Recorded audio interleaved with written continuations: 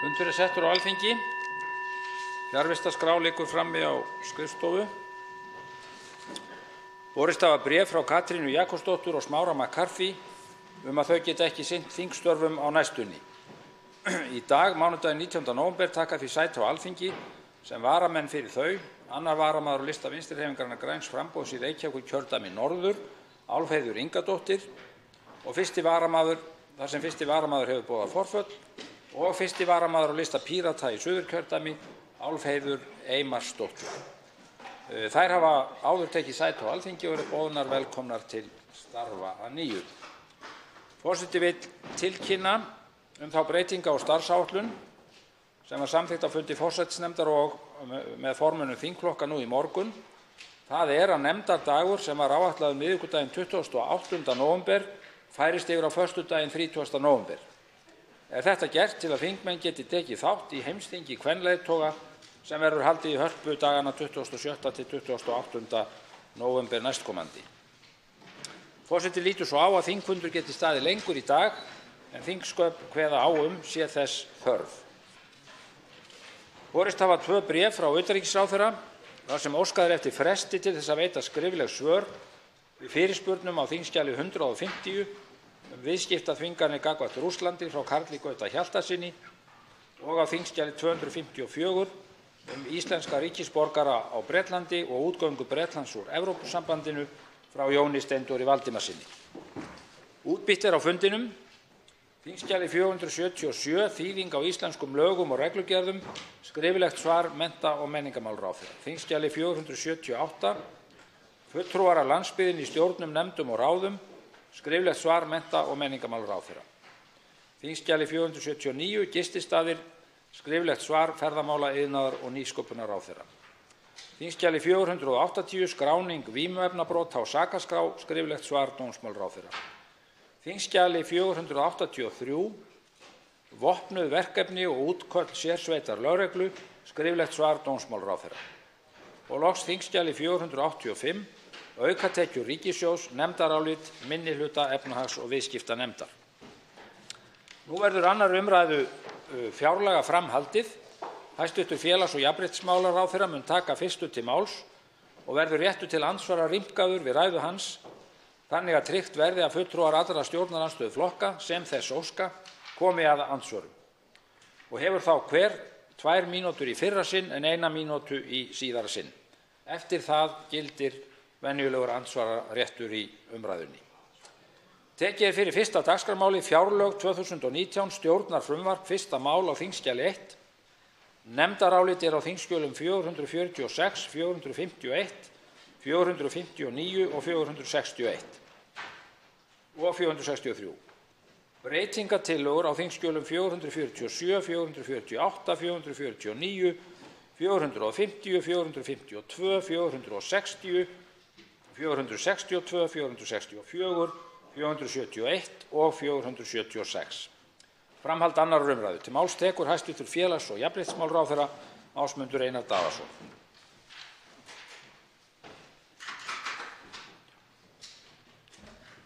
Virðulegur forseti, ég vil þakka fyrir þann sveigjanleika sem að þingið hefur sýnt hérna og ánægður að fá að koma hérna og taka þátt í þessari umræðu þar sem ég gat ekki verið viðstaddur 2. umræðu fjárlög síðastliðinn fimmtudag og hef alltaf lagt áherslu á það að í öllum málum sem við vinnum að í félagsmálaráðuneytinu að það sé sem best samráð við þingið og að hvenær sem sé hægt að koma hér til samtals og samráðs við þingmenn þau mál sem við erum að vinna að.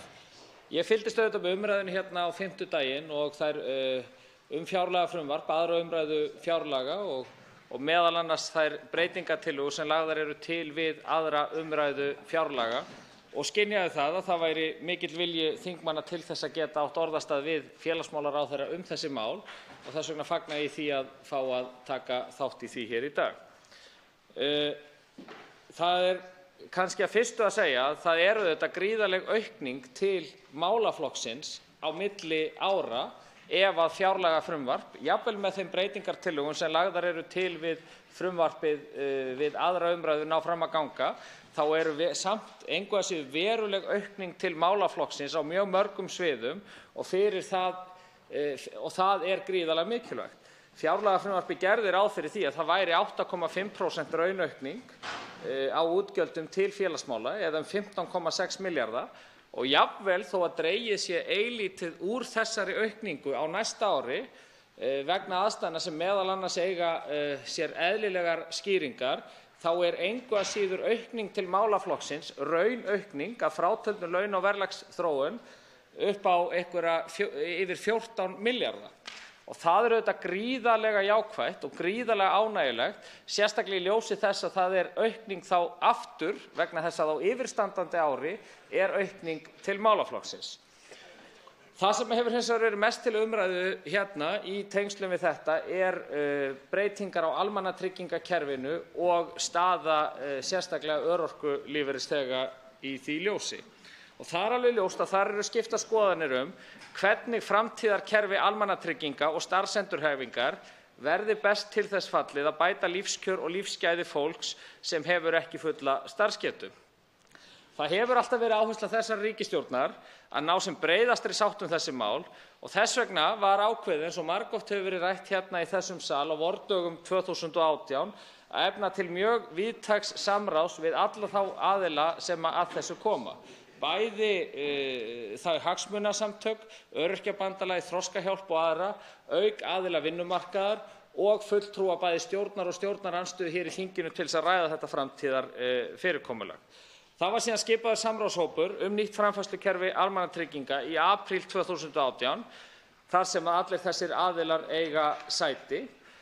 Og sú vinna hefur tekið lengri tíma heldur en að ráðgert var og það hefur meðal annars komið fram hér í samtali meðal annars við velferðarnefnd að frumvarp starfsgetumat, það var ráðgert að það væri á dagskrá í október en það náðist því miður ekki.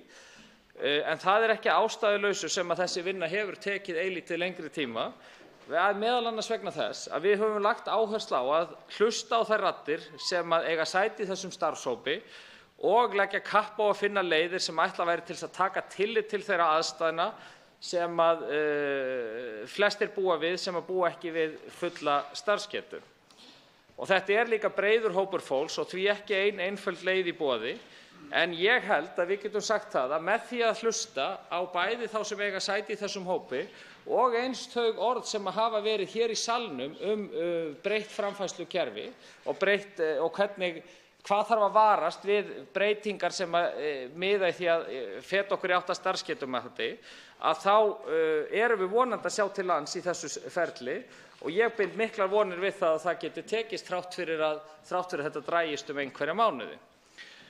En eins og ég sagði, þá liggur fyrir að innleiðing á nýju kerfi muni taka lengri tíma en áætlað var í upphafi, þannig að eiginleg innleiðing á nýju mats- og framfærslukerfi mun ekki geta hafist fyrr en á árinu 2020 en ekki 2019 eins og ráðgert var og það hefur meðal annars komið fram í óundirbúnum fyrirspurnum hér í þinginu sem ég hef svarað frá þingmönnum og það líka vegna þess að það hefur verið ákall það frá öllum aðilum að fara hægar í þessar breytingar, undirbúa þær vel, svo að við gerum ekki sömu mistök og margar nágranna og vitnað hefur verið til hjá nágrannaþjóðum okkar í þessu efni.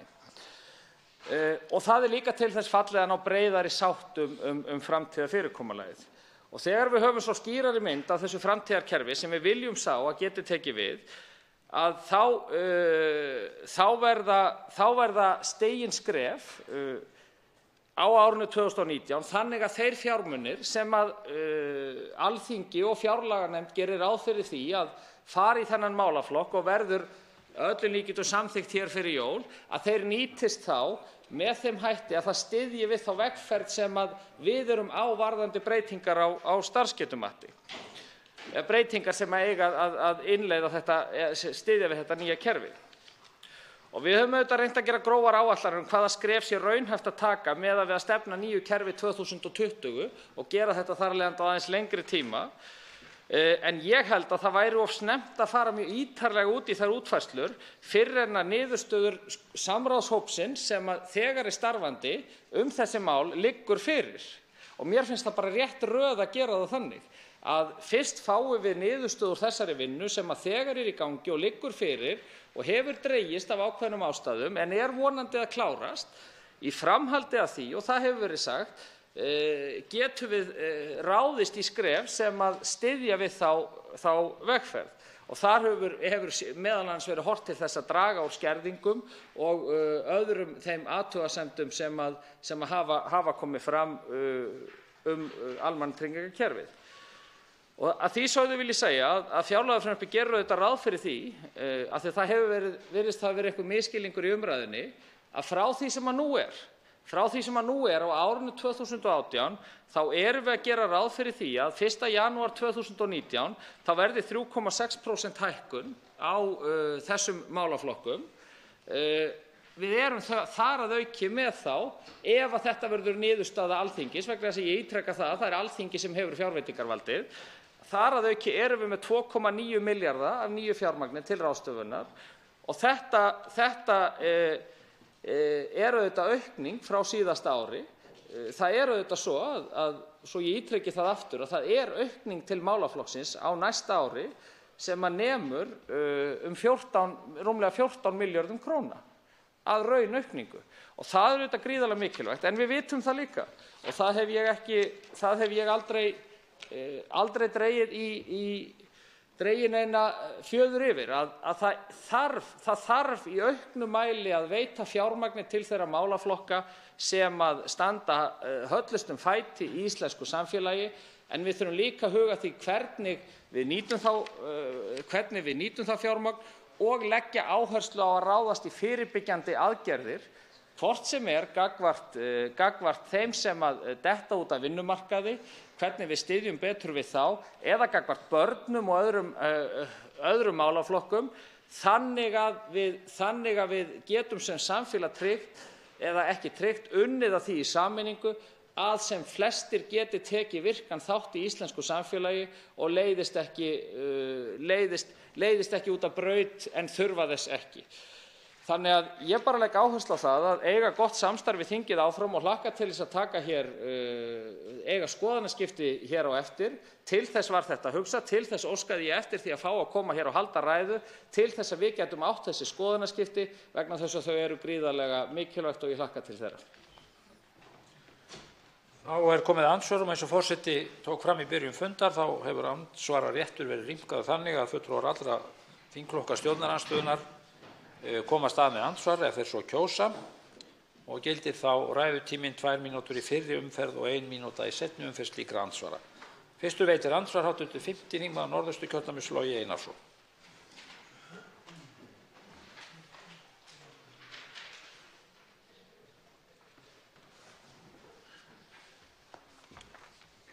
Herra forseti, ég þakka hæstv. Ráðherra fyrir að koma hingað og gera grein fyrir máli sínu. Það er alveg sama hvernig á það er litið, alveg sama hvernig við orðum þetta, að hin stóra og blauta tuska framan í þennan hóp var auðvitað sú að það var dregið úr framlögum til þessa hóps fyrirhuguðum breytingum 11.000 milljónir milli umræða og það er nokkuð einstætt í þingsögunni held ég. Að ríkisstjórnin sjálf ákveði að hrekjast frá fjárlögum sem að byggðu á mjög veikum forsendum. Mig langar bara að spyrja hæstv. Ráðherra beint, af því að nú er meiri hlutinn á öllum niðurskurðaraðgerðum milli umræða á hans ráðuneyti. Var virkilega ekki hægt að finna breiðari bögg heldur en þennan hóp til að klípa af á sama tíma og það er verið að lækka veiðigjöld? Hefur hæstv. Ráðherra aftur tekið upp umræðu í ríkisstjórninni þá að bregðast við með að fara í hátekjuskatt? Er hann búinn að gefast upp á því eftir eina ferðina til útlanda? Og svo langar mig að spyrja vegna þess að það skiptir dálítið máli. Er verið að nota þennan niðurskurð núna milli umræða til þess að setja öryrkja í skrúfstykki, setja þau í vanda í samstarfshópnum og hóta þeim að ef þeir sætti sig ekki við það sem að þeim er rétt, þá fáið þið ekkert? Nú svarar hæstv. Félags- og jafnréttismálaráðherra Ásmundur Einar Daðason andsvari.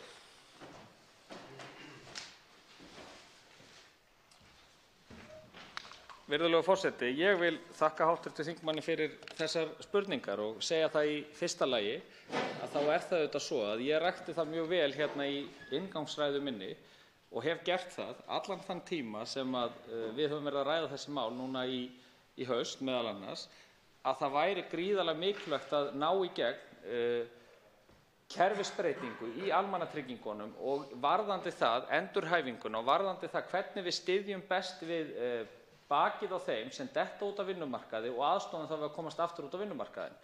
Ástæðan meðal annars svo, við höfum rakið það hér, að ef við náum ekki breytingu þarna á, að þá verða auðvitað gert ráð fyrir gríðarlegri aukningu á næstu árum af þeim sem að fara nýir og örorku. Þessu höfum við haft áhyggjur af.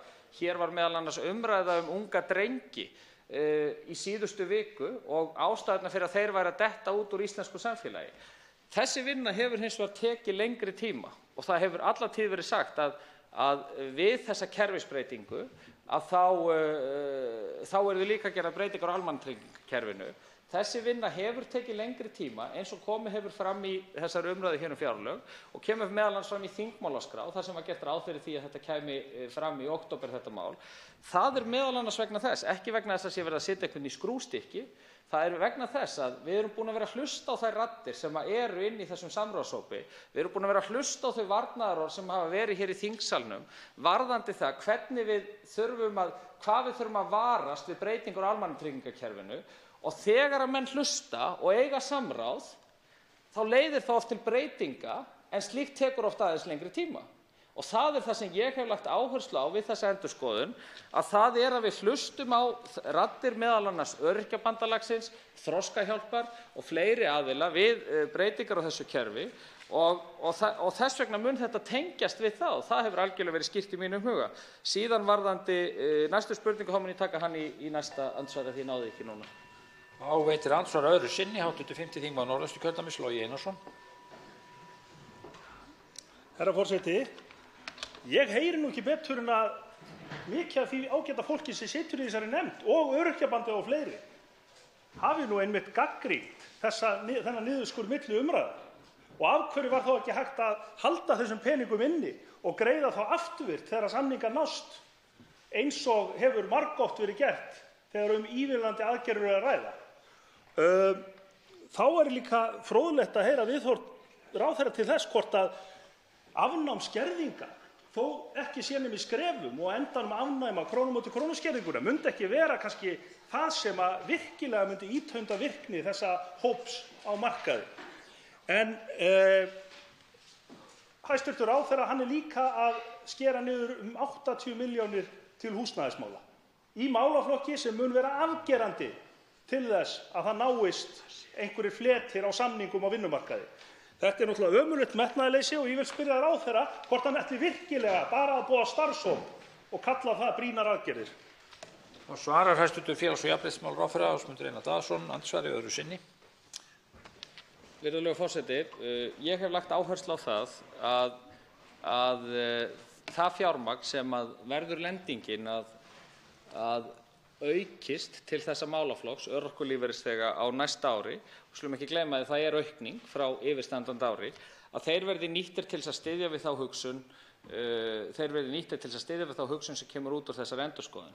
Og þar verði meðal annars og sérstaklega horft til skerðinga í því ljósi. Það eitt af því sem verður þar til umfjöllunar. Varðandi síðan húsnæðismálin, að lækkun sem meðal annars til húsaleigubóta, að það almenn hagræðingarkrafa þar á sem að milli umræðna, en þó hækkun milli ára í öllum tilfellum í þeirri gagnrýni sem að verið hefur höfð uppi, hvort sem húsnæðismálin eða örorkulífeyrisþega, þá boðuð hækkun á næsta ári. Það sem hefur verið með húsaleigubæturnar, að þar höfum við ekki verið að ná að nýta það fjármagn sem áætlað hefur verið til þess liðar á hverju einasta ári vegna þess að það þarf að gera annaðhvort efnislegar breytingar á uppbyggingu húsaleigubótanna eða kynna það betur og þetta meðal annars til endurskoðunar núna í samstarfi við aðila vinnumarkaðarins hvernig húsnæðisstuðningurinn nýtist betur þannig að það þurfi ekki að skila honum í árslok. Þá veitir næsta andsvar hv. 8. þingmaður Norðvesturkjördæmis Sigurður Páll Jónsson.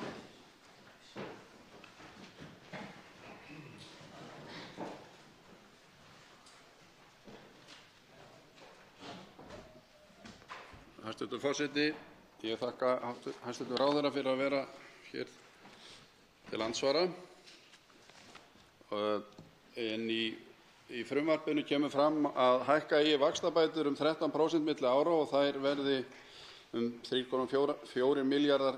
Þá verði það sett í þennan málaflokk. Engu að síður hér að ræða sögulega lága upphæð að ræða. Hin mikla hækkun á húsnæðisverði undanfarin ár hefur étið upp vaxtabæturnar. Einn helsti skerðingarþáttur vaxtabóta hækkun á verðmæti eignar.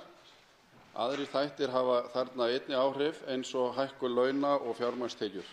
Frá árinu 2010 hafa vaxtabætur lækkað rúm 8 milljarða króna og þeim fjölskyldum sem eiga rétt á þeim hafa fækkað rúm 30.000.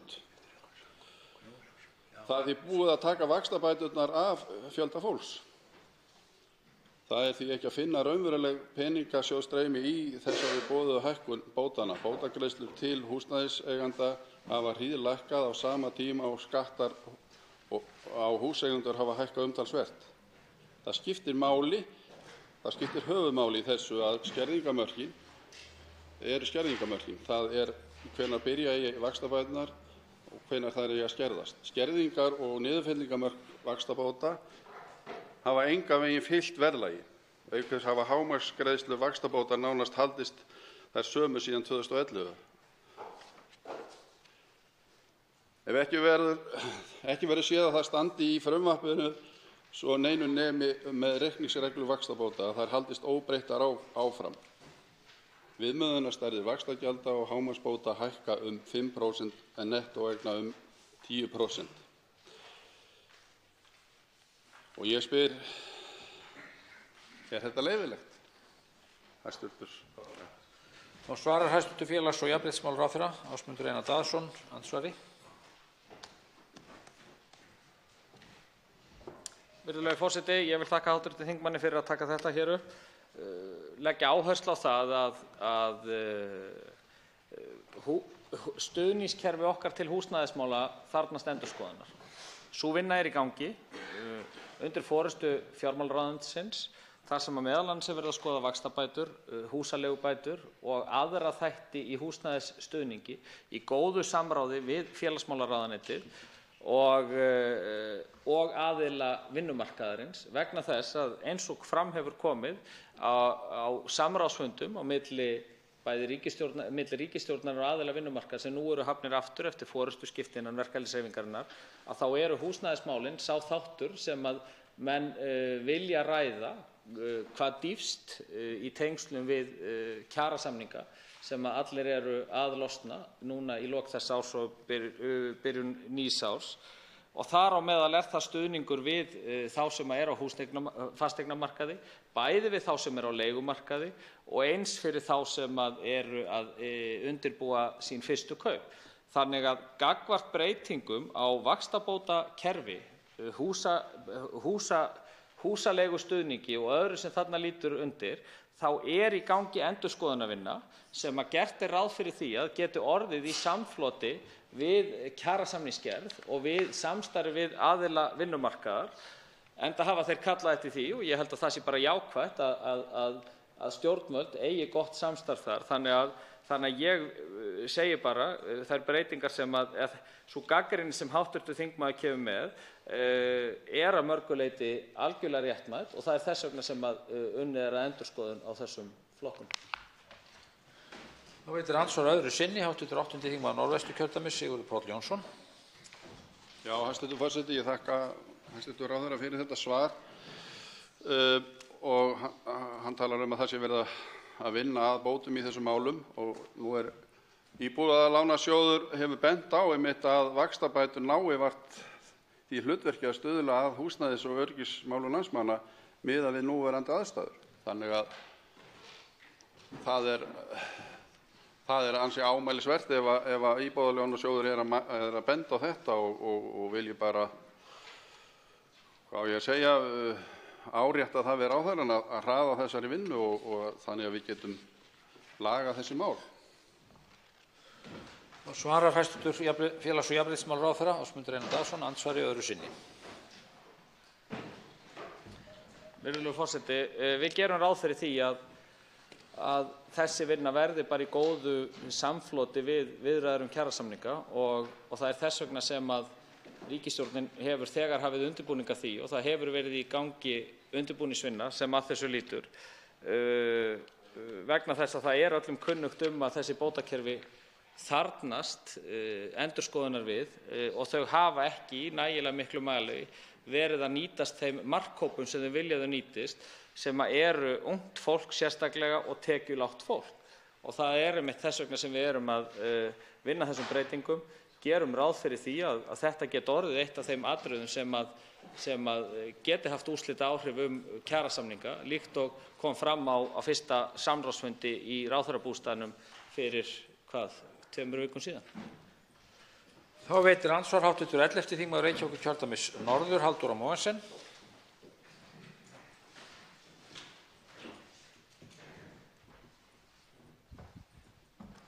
Forseti, ég ætla aðeins að langa til þess að ræða þessar afnám krónu á móti krónu skerðinga.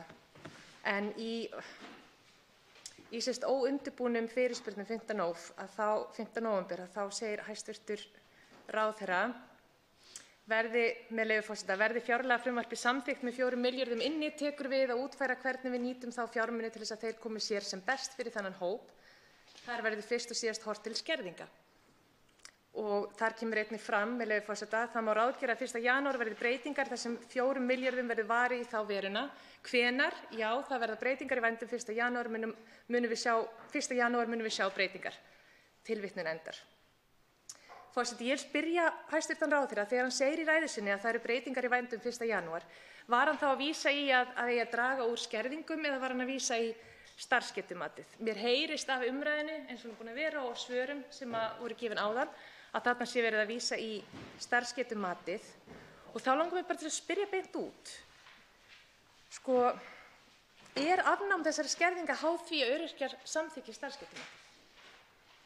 Og hvers vegna? Hvers vegna er það svo? Hvað er það sem að ráðherra og núverandi ríkisstjórn hafa áhyggjur af varðandi það að afnema þessar skerðingar? Er það gríðarlegur kostnaður? Hvað nákvæmlega er það? Er búið að skoða hvað við fáum tilbaka? Hvaða sparnaður verður á því?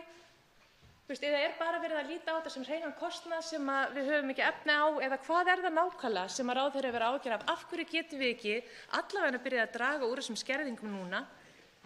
Frekar heldur en út af því að öryrkjar hafa sagt það lengi að þetta er algjörlega ótengt.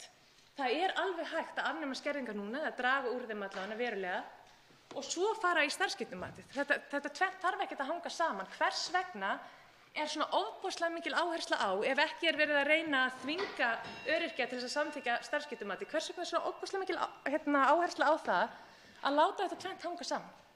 Þá svarar andsvari hæstv. Félags- og jafnréttismálaráðherra Ásmundur Einar Daðason. Virðulegur forseti, ég ætla að taka þetta tvíþætt. Í fyrsta lagi er það auðvitað svo að með frumvarpinu sem er verið að samþykkja hér á Alþingi, ef að frumvarpið verður samþykkt, vegna þess að það er Alþingi sem hefur lokaorðið varðandi fjárveitingar til alla málaflokka, að þá er gert ráð fyrir því að bætur komi til með að hækka 3,6% frá og með 1. janúar. Þannig að það liggur algjörlega ljóst fyrir að bætur munu hækka frá og með 1. janúar 3,6%. Síðan varðandi það hvernig við gerum breytingar á almannatryggingakerfinu, þá er það algjörlega skýrt að við myndun þessar ríkisstjórnar og var líka í stjórnarsáttmála síðustu ríkisstjórnar að við ættum að innleiða, það verið unnið að því að innleiða starfsgetumat til þess meðal annars að koma í veg fyrir þá þróun sem að verið hefur, þar sem að meðal annars ungt fólk að detta út af vinnumarkaði sem að við ættum alls ekki að vera að missa út af vinnumarkaði. Það er þess vegna sem við erum að gera breytingar á þessu kerfi og það er þess vegna sem þetta hefur verið tengt saman. Það er gert ráð fyrir því með við úttekt sem gerð var af KPMG og ég veit að hefur verið kynnt allavega fyrir fjárlaganefnd og örugglega líka fyrir velferðarnefnd háttvirtri, að aukning til málaflokksins, ef ekkert væri að gert og við næðum ekki að gera breytingar, yrði úr rúmlega 40 milljörðum í 90 milljarða á árafjölda sem eru bara nokkur ár fram í tímann. Þannig að þetta auðvitað gríðarlega alvarleg þróun og þetta að gera það að verkum að ef að þetta heldur áfram með þessum hætti, þá munum við innan ríkissjóður mun hafa mjög lítið svigrúm til þess að auka til þeirra hópa sem að sannarlega þurfa á aukningum að halda. Og það þess vegna sem að ríkisstjórnin hefur lagt ríka áherslu á það að innleiða nýtt almannatryggingakerfi samhliða því sem við innleiðum nýtt starfsendurhæfingarkerfi sem að miðar að því að aðstoða þetta fólk við það að komast aftur út á vinnumarkaðinn. Og það þess vegna sem að þetta tengist saman með þessum hætti. Það ekki til þess að setja skrúu á neinn eða skrústykki á neinn. En það höfum verið að hlusta á þær raddir sem hafa komið upp varðandi það hvað þarf að hafa varast við breytt kerfi. Þá veitir andsvara öðru sinni, hv. 11. þingmaður Reykjavíkurkjördæmis norður, Halldóra Mogensen. Forseti, ég þakka þessi svör. Mér skilst, ef ég skil þetta rétt, og ráðherra getur það bara sagt til ef ég skil þetta vitlaust, að þarna sé verið að tala það að ástæðan fyrir starfsgetumatinu áður eru áhyggjurnar séu þær að fólk sé ekki að fara aftur út á vinnumarkaðinn og þar af leiðandi verður þetta allt of dýrt. Og þá verið að segja það að með því að afnema skerðingar að það eitt og sér ekki nægilega mikið að virka sem hvati fyrir fólk til þess að fara út á vinnumarkaðinn, heldur þurfi líka að vera svipan sem að mögulega þá starfsgetumatið. Ég allavega skil það þannig að það ekki út af því að í sjálfu sér, það eitt og sér að afnema þessar skerðingar mun skapa þann hvata sem til þarf til þess að fólk fari út á vinnumarkaðinn og mun skapa þá auknu velferð sem gerir það að verkum að fólk fer af mögulega og vonandi af örorkubótum. En ég spyr, hefur hæstv. ráðherra sest niður með fjármálaráðherra og heilbrigðisráðherra og reikna út aukinn heilbrigðiskostnað sem gæti orðið að því að halda öryrkjum áfram í fátæktargildrunni og með því að fresta nauðsynlegri innspýtingu í húsnæðismál til að skapa hér mannúðlegri húsnæðismarkað. Verið að skoða heildrænt hvaða víxlverkanir eru á milli kerfa við það að fresta þessum betrumbótum og þessum réttindum örorkulífeyrisþega og fleiri? Þá svarar andsvara öðru sinni, hæstv. félags- og jafnréttismálaráðherra Ásmundur Einar Daðason. Virðulegur forseti, ég hef lagt áherslu á það að við breytingar á almannatryggingakerfinu og við breytingar sem lúta að hugmyndum breytta starfsendurhæfingu, virkni og starfsgetumat, þá hef ég lagt áherslu á það að þar sé hlustað á þau varnaðarorð sem hafa verið uppi. Það að hlusta, það tekur oft tíma vegna þess að þá verða allir að fá tækifæri til að segja sína skoðun. Það hefði verið ofsalega auðvelt að koma bara með frumvarp starfsgetumat á fyrstu dögum þingsins núna í haust. En það hefði ekki orðið til þess að við værum að hlusta á þau varnaðarorð, við værum að reyna að finna lausn sem að fleiri geta fellt sig við vegna þess að það á að vera sameiginlegt verkefni okkar.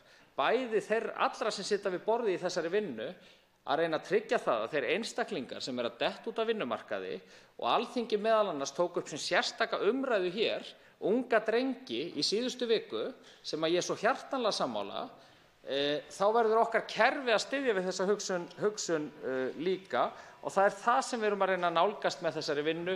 Það að ná fram breytingum, samfélagsbreytingum sem aðstoða þessa einstaklinga aftur út á vinnumarkaði. Þá veitir andsvar hv. 8. þingmaður Reykjavíkurkjördæmis suður, Inga Sæland. Virðulegi forseti, ég vil þakka hæstv. velferðar- og jafnréttarráðherra fyrir að vera hér með okkur í dag. Ég nú á svipaðri línu og hv. þingmaður Halldóra Mogensen. Mig langar samt að byrja á því að nefna það að þeir 4 milljarðar sem áður höfðu verið eyrnamerktir og öryrkjar halda, að það hefði átt að vera fyrir þá og þess vegna hafi verið að lækka til þeirra aukna framfærslu 1 milljarð núna. Það rangt. Það stóð aldrei til að hæstv. ríkisstjórn að setja hérna einustu krónu í að bæta kjör öryrkja. Ekki eina krónu, vegna þess að þau 3,4% sem nú gert ráð fyrir í fjárlagafrumvarpinu og í breytingartillögu ríkisstjórnar á að hækka í 3,6%, það í rauninni bara leiðrétting, lögbundin leiðrétting sem til á að koma 1. janúar ár hvert. Það engin kjarabót fyrir öryrkja, svo einfalt það. Þannig að ég segi ekkert annað en það til þess að bæta aðeins betur. Það til eitt starfsgetumat fyrir öryrkja og það öryrkinn sjálfur. Aðeins eitt starfsgetumat öryrkinn sjálfur. Og með því að gefa honum kost á því að reyna að hífa sig upp úr þessari manngerðu, rammgerðu fátæktargildru sem endalaust verið að festa hann í, betur og betur að sitjandi stjórnvöldum hverju sinni, með því að leyfa þeim að fara út að vinna og gefa almennilegan aðlögunartíma, þá munum við uppskera mörgu sinnum fleiri krónur inn í okkar sameiginlega ríkissjóð heldur en okkur myndi nokkuð tíma óra fyrir. Fyrir utan það að við þyrftum ekki að horfa upp á þessa 90 milljarða sem hugsanlega verði settir í almannatryggingakerfið árið 2030 ef áfram heldur sem horfir. Og ég spyr hæstv. Ráðherra, hvað til ráða, hæstv. Ráðherra? Ætlið þið virkilega að halda áfram að hamast í þessu starfsgetumati með fulltrúum aðilum sem í rauninni hafa ekkert örorku að segja og enginn þeirra öryrki nota bene. Svo ég sletti nú, ég biðst afsökunar á því. Enginn þeirra öryrki. Við segjum öryrkjar ekkert okkur án okkar. Þá svarar hæstv. félags- og jafnréttismálaráðherra Ásmundur Einar Daðason andsvari. Virðulegur forseti, ég vil þakka hv. þingmanni Ingu Sæland fyrir hennar spurningar. Við höfum oft rætt þetta mál áður. Ég vil ítreka það að frá núgildandi fjárlögum að þá 3,6% aukning frá og með 1. janúar. Það eru líka 2,9 milljarðar nýir inn í kerfið sem að munu sannarlega nýtast þessum hóp, 2.900 milljónir, en það á eftir að útfæra það til hvaða þátta innan almannatryggingakerfisins þessir fjármunir renna og ætlunin að það verði gert samhliða niðurstöðu úr þessari vinnu sem að þegar hefur verið í gangi. Og ég vil segja það að því að hv. þingmaður vitnar til þess að það eigi ekki að gera breytingar á svona kerfum nema hafa menn við borðið sem að þar ræðir, ekkert okkur án okkar. Þá vil ég segja það að það einmitt þess vegna sem að við höfum verið höfum unnið að þessu samráði sem að hefur verið í gangi og hv. þingmaður Guðmundur Ingi Kristinsson hefur verið í þessari vinnu fyrir hönd stjórnarandstöðunnar. Þegar að niðurstaða kemur úr þessu sem að vonandi verður bara á næstu vikum að þá munum við vinna áætlanir það hvernig almannatryggingakerfið þarf að þróast með. Ég vil líka segja það að því að við erum að tala af hverju þarf að gera þetta hér, og ég get ekki þreyst á þessu vegna þess að hér í síðustu viku var umræða unga drengi og mig langar að velta því upp hér.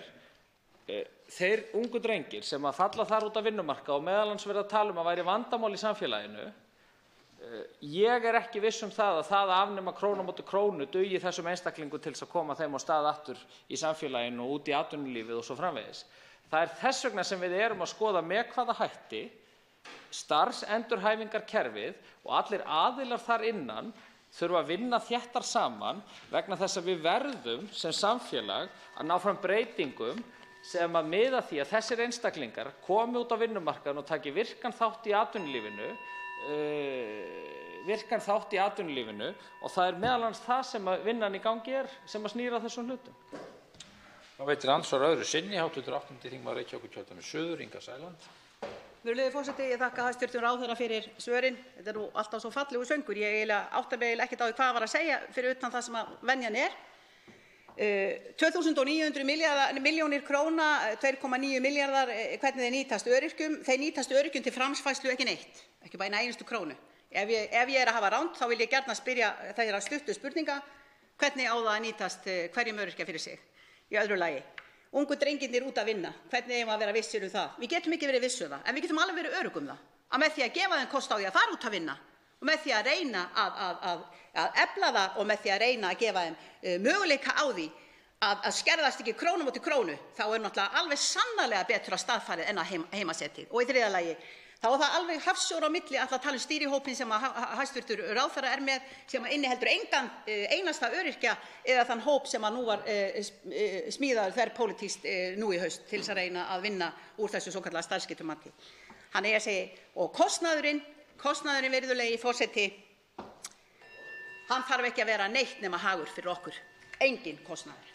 Þá svarar andsvar öðru sinni hæstv. félags- og jafnréttismálaráðherra Ásmundur Einar Daðason.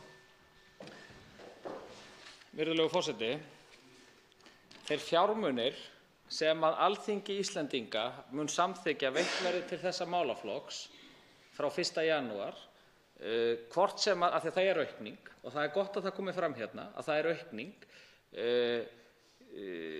2,9 milljarðar, 2.900 milljónir. Í hvað? Þeir fjármunir munu að sjálfsögðu nýtast til öryrkja. Ég veit ekki hvað á að nota þá annað í.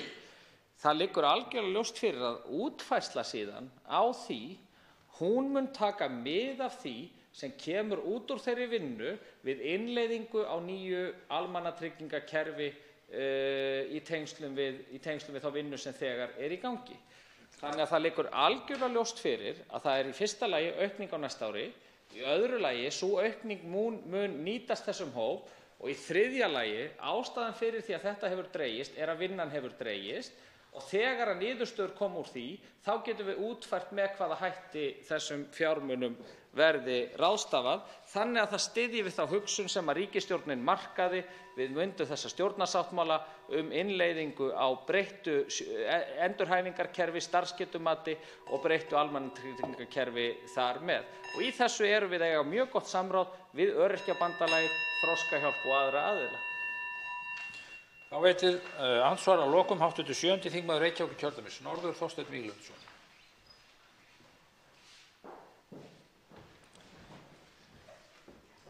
Herra forseti, ég ætla ekki að gera lítið úr góðum ásetningi hæstv. Ráðherra í þessum mikilvæga málaflokki, en ég verð að viðurkenna að ég er orðinn dálítið áttavilltur í yfirlýsingum ráðherra í þessu.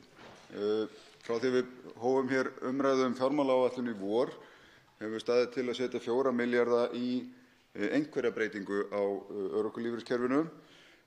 Þetta eitthvað sem ekki var hægt að útskýra nánar hvað væri eða hvað myndi kosta kom svo aftur hér inn í fjárlagaumræðuna í haust sem þessir 4 milljarðar en áfram í eitthvað sem væri ótilgreint en kæmi mögulega til framkvæmda einhvern tímann á næsta ári. Og núna er búið að skera þetta eitthvað niður í 2,9 milljarða sem áfram á að koma til framkvæmda einhvern tímann á næsta ári en það er enn ekki hægt að svara neinu til það hvað það eigi að vera eða hvernig það eigi að útfæra. Og ég veit að þetta stenst nú ekki neitt sérstaklega vel þau vinnubrögð okkar í lögum opinber fjármál að við höfum skýrt skilgreint í hvað útgjöld ríkisins áætluð á næsta ári séu að fara. Þess vegna finnst mér eitthvað með blasa við að hæstv. Ráðherra hafi einfaldlega bara verið skorinn niður með þessa 4 milljarða því hann vissi ekki í hvað þeir ættu að fara. Og þess vegna spyr ég, hefði ekki verið lofalagið í raun og veru að aðgreina þetta, að aðskilja þetta tvennt og segja bara einfaldlega hefjumst þá bara handa við að afnema krónu á móti krónu skerðinguna. Það er hægt að stíga fyrsta skrefið fyrir þá 4 milljarða sem áformaðir voru í þessar breytingar og svo er hægt að spinna það að tvinna saman við áformaðar kerfisbreytingar þegar að það liggja fyrir og eru útfærðar. Og við hljótum auðvitað að sýna þolinmæði gagnvart því en vissulega stóð til að við værum með frumvarp hér í höndunum í október og það liggur fyrir í svörum hæstv. Ráðherra að þeirri vinnu er ekki lokið þannig að það er allt eins líklegt að við fáum slíkt frumvarp ekkert í hendurnar fyrir annað haust. Þannig að ég spyr hæstv. Ráðherra af hverju í ósköpunum væri einfaldlega ekki hægt þá bara einfalda verkefnið og hefjast handa við að afnema krónu á móti krónu skerðingu. Svarar hæstv. félags- og jafnréttismálaráðherra Ásmundur Einar Daðason andsvari. Virðulegi forseti, ég vil þakka hv. þingmanni Þorsteini Víglundsyni fyrir þetta og segja að þarna búum við svo vel að í rauninni vera að vinna eftir sömu stefnu og þegar að hv. þingmaður var hæstv. félagsmálaráðherra. Það sem hefur hins vegar verið lögð áhersla á er miklu dýpra og viðameira samráð við alla helstu hagsmunaaðila í þessu vegna þess að það hefur verið mjög neikvæð orðræða starfsgetumat, afleiðingar þess, árangur þess í nágrannalöndum okkar og við höfum verið að reyna að leggja áherslu á það að reyna að fá einhverja samfellu í það, sameiginlega niðurstöðu sem að getur verið hagfelldari fyrir þá einstaklinga sem að þurfa að nýta sér þetta kerfi. Þingmaðurinn spyr hvers vegna þetta sé spyrðað svona saman. Það er einfaldlega vegna þess að við höfum lagt upp í þá vegferð og ég held að fyrri ríkisstjórn hafi verið á sömu vegferð að gera breytingar á almannatryggingakerfinu samhliða því sem að við innleiðum nýtt kerfi almannatrygginga og starfsgetumatskerfi, starfsendurhæfingarkerfi og virknikerfi og þessi vinna verði að falla saman og hún verði að vera unnin samhliða. Það er það sem hefur verið lagt upp með og við höfum ekki niðurstöðu úr þessari vinnu ennþá. Hún hefur dregist, meðal annars vegna þess að samráð tekur tíma. Þannig að við höfum ekki niðurstöður í það heldur hvaða fjármunir nákvæmlega þurfi í þetta verkefni. Við höfum heldur ekki niðurstöðu það hvernig væri best að ráðstafa þessu fjármagni sem við þó höfum, þannig að það styðji sem best við þá heildarhugsun sem eigi að taka við þegar að nýtt kerfi taki við. Þannig að ég vil bara segja það að þegar að hv. þingmaður og hæstv. Ráðherra að þá erum við að vinna svona nokkurn veginn eftir sömu stefnu og þar var í gangi og munum gera það áfram vegna þess að við ætlum að ljúka þessari vinnu. Þá veitir andsvar öðru sinni hv. 7. þingmaður Reykjavíkurkjördæmis norður, Þorsteinn Víglundsson. Herra forseti, það er alveg rétt að margt sem sýnist hæstv. Ráðherra vera að vinna eftir er mjög kunnulegt og lá fyrir raun og veru í félagsmálaráðuneytinu fyrir rúmu ári síðan, allar megin útlínur þess sem átt að vinna eftir og hæstv. Ráðherra verður bara fyrirgefa mér að mér þykir þá ekki sérlega hratt hafa unnist undan í þessari endurskoðun því að það er alveg ljóst að það er ekkert verið að byrja á upphafsreit. Það var mjög mikil og gagnleg vinna sem var búið að vinna í tíð ríkisstjórnarinnar þar á undan, þáverandi hæstv. Félagsmálaráðherra Eyglóar Harðardóttur. Þannig að það er búið að verja hér þó nokkrum mannárum í endurskoðun á þessu kerfi. Og þess vegna verði ég að viðurkenna, mér er farið að lengja nokkuð eftir niðurstöðu þess, en það er alveg ljóst og það hefur komið skýrt fram meðal annars í þeim gestum sem komið hafa fyrir fjárlaganefnd að það væri ekkert því til fyrirstöðu. Að einfaldlega greina þarna á milli. Það er alveg ljóst og hefur verið niðurstaða, það er þverpólitísk samstaða um það hér í þessum sal, það hefur verið niðurstaða allra sem að þessu hafa komið, að eitt stærsta vandamálið í núverandi örorkulífeyriskerfi væri króna á móti krónuskerðingi. Margar aðrar lagfæringar sem þarf að gera á því líka, en úr því að hæstv. Ráðherra vissi ekki hvað hann ætti að gera við 4 milljarðana, þá hefði mjög hægur leikur verið og vafalítið hægt að afla því stuðnings hér í þessum sal að byrja á því að afnema króna á móti krónuskerðingu. Þá svarar andsvar öðru sinni hæstv. félags- og jafnréttismálaráðherra Ásmundur Einar Daðason. Virðulegur forseti,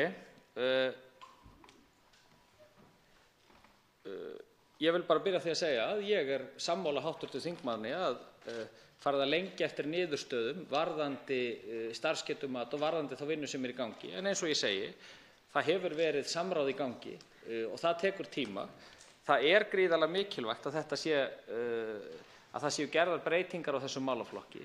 Ríkisstjórnin þessi, líkt og fyrir ríkisstjórn, vegna þess að þingmaðurinn leiðrétti mig ekki hvað það snerti, hefur lagt áherslu á það að það sé samhliða gerðar breytingar á almannatryggingakerfinu, samhliða því sem við ráðumst að þeirri áskorun sem er að koma því fólki til virkni sem er í dag að lenda inn á örorku en ætti ekki að gera það og ítreka umræðuna sem var hér í síðustu viku varðandi unga drengi.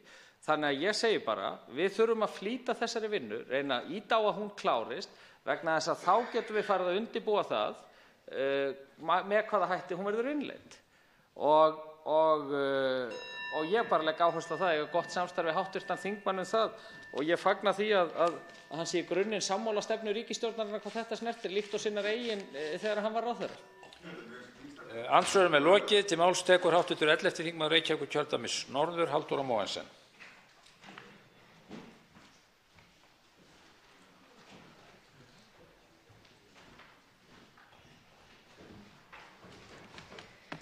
Forseti, ég ætla að byrja gagnrýni mína á fjárlögum og með gagnrýni þá meina ég bara að rýna til gagns á því að tala heildræna stjórnsýslu. En heildræn stjórnsýsla er hugtak sem lýsir því þegar mismunandi aðilar í stjórnsýslunni vinna saman að sameiginlegu markmiði. Það væri bæði eðlilegt og æskilegt ef fjárlagagerð væri unnin í slíkri heildrænni nálgun, en því miður er ekki að sjá þessa nálgun í fjárlagagerð. Þeir fjármunir sem við setjum í okkar sameiginlegu kerfi ber að líta á sem fjárfestingu.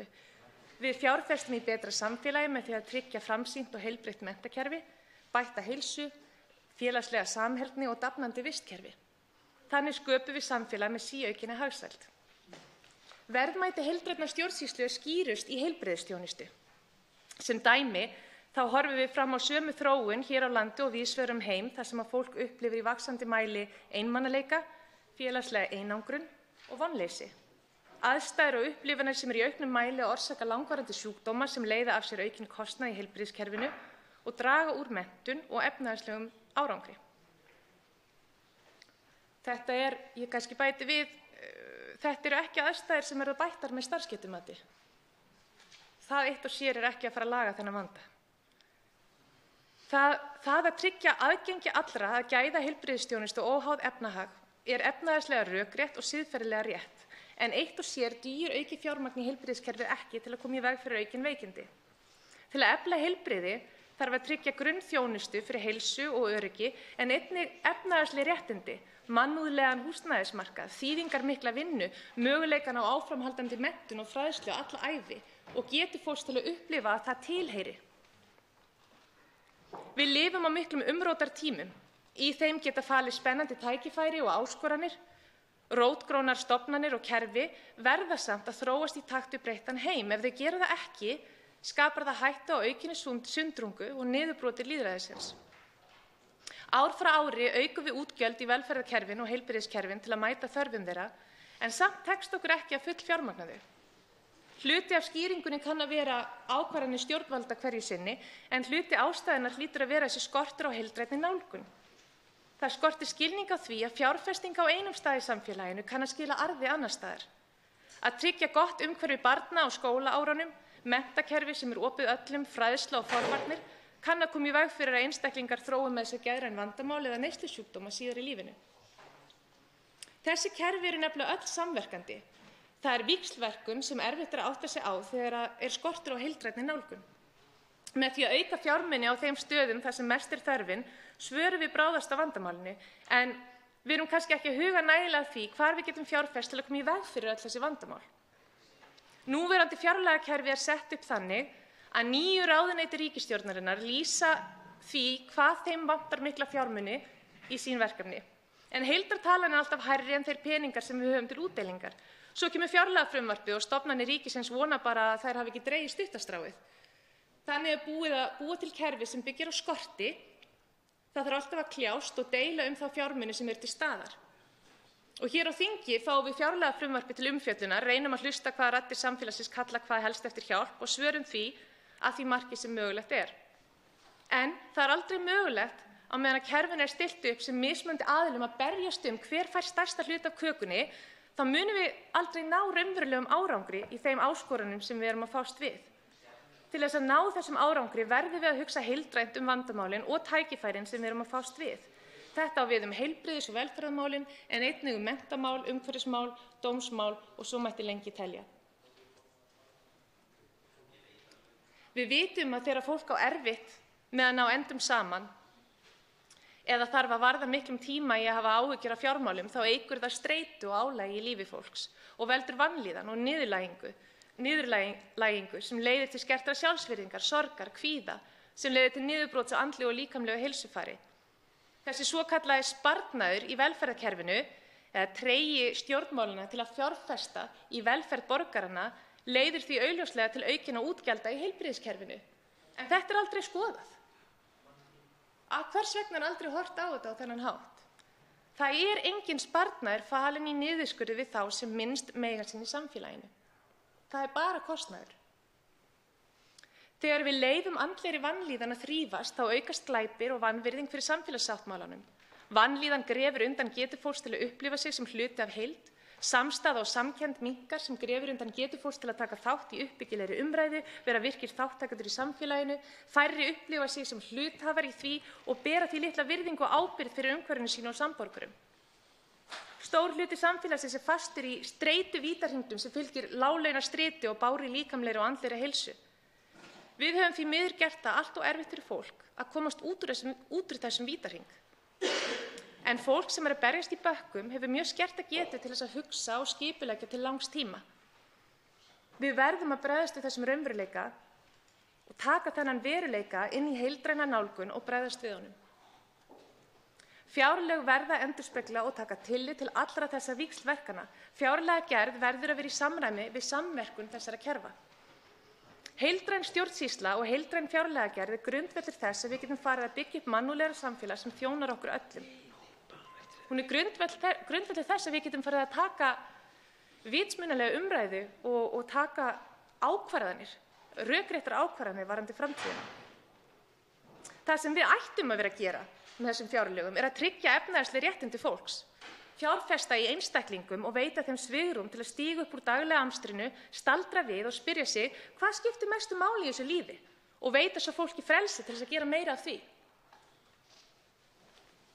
Hækkum persónuafsláttinn, styttum vinnuvikuna, afnemum skerðingar, lengjum fæðingarorlofi og tryggjum að börn einstæðra foreldra fái jafn mikinn tíma með foreldri sínu og börn sem hafa báða foreldra. Þetta skiptir líka máli. Stærsta forvörnin felst í því að styðja við og hlúa að einstaklingum og fjölskyldum. Börn eiga ekki að þurfa að lifa við skort vegna erfiðleika foreldra.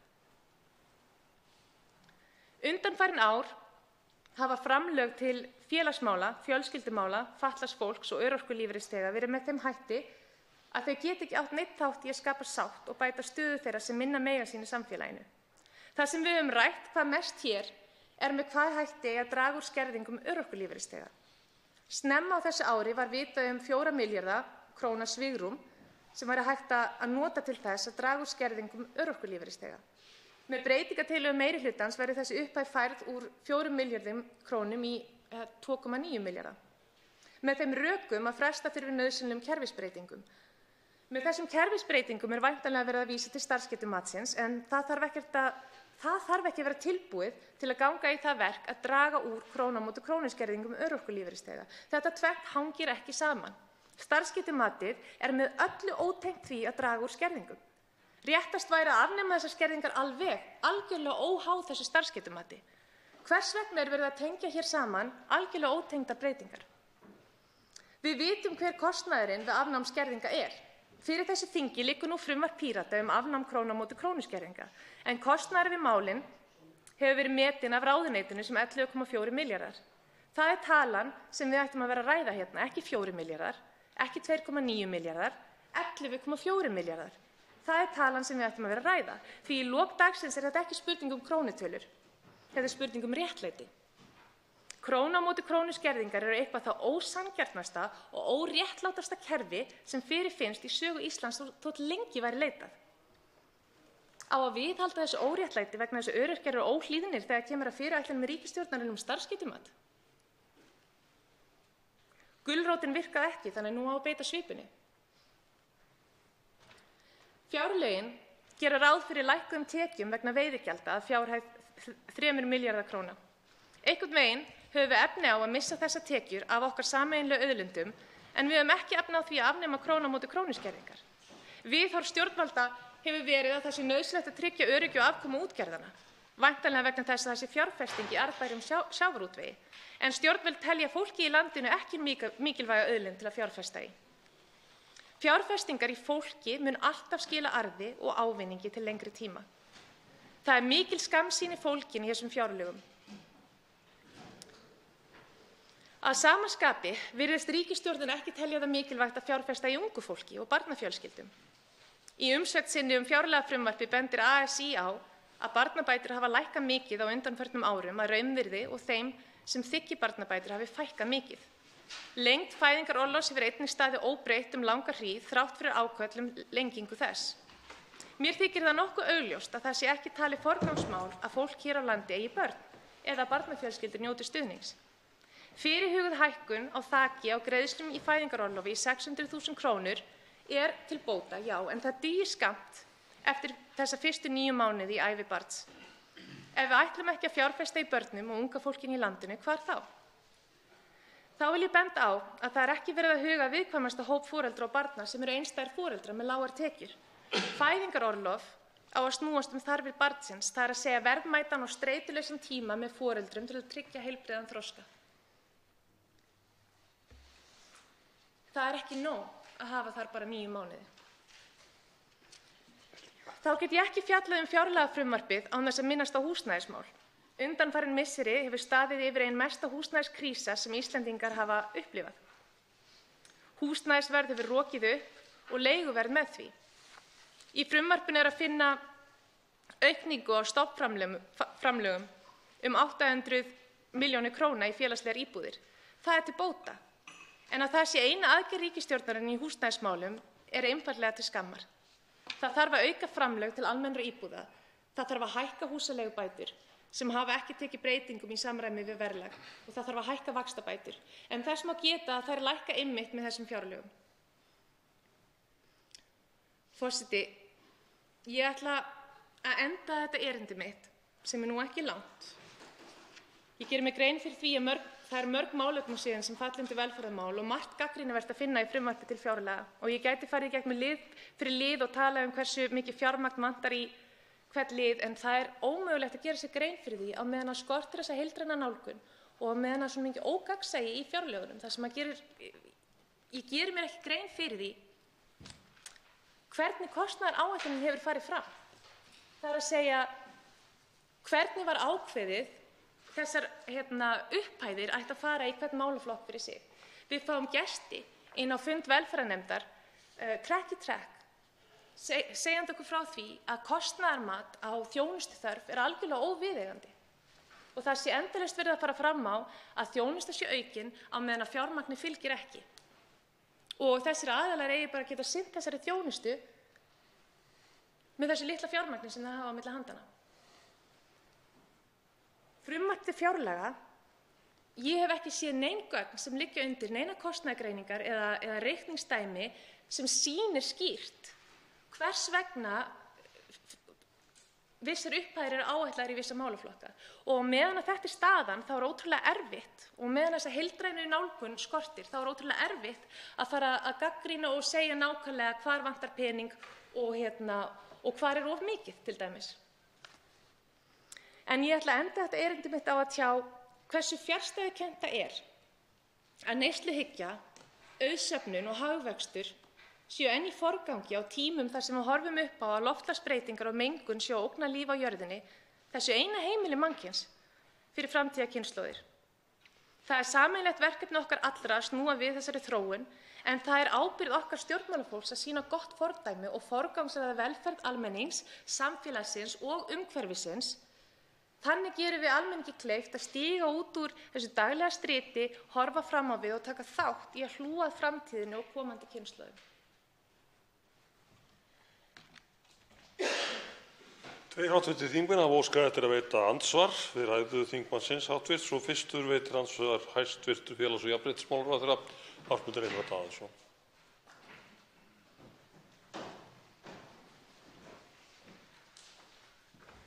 Virðulegur forseti, ég vil þakka hv. formanni velferðarnefndar fyrir hennar ræðu sem var margt athyglisverð og margt sem ég þar sammála, en eitt og annað sem mig langar líka að koma aðeins betur inn á. Mig langar að spyrja hv. þingmann fyrst aðeins út í,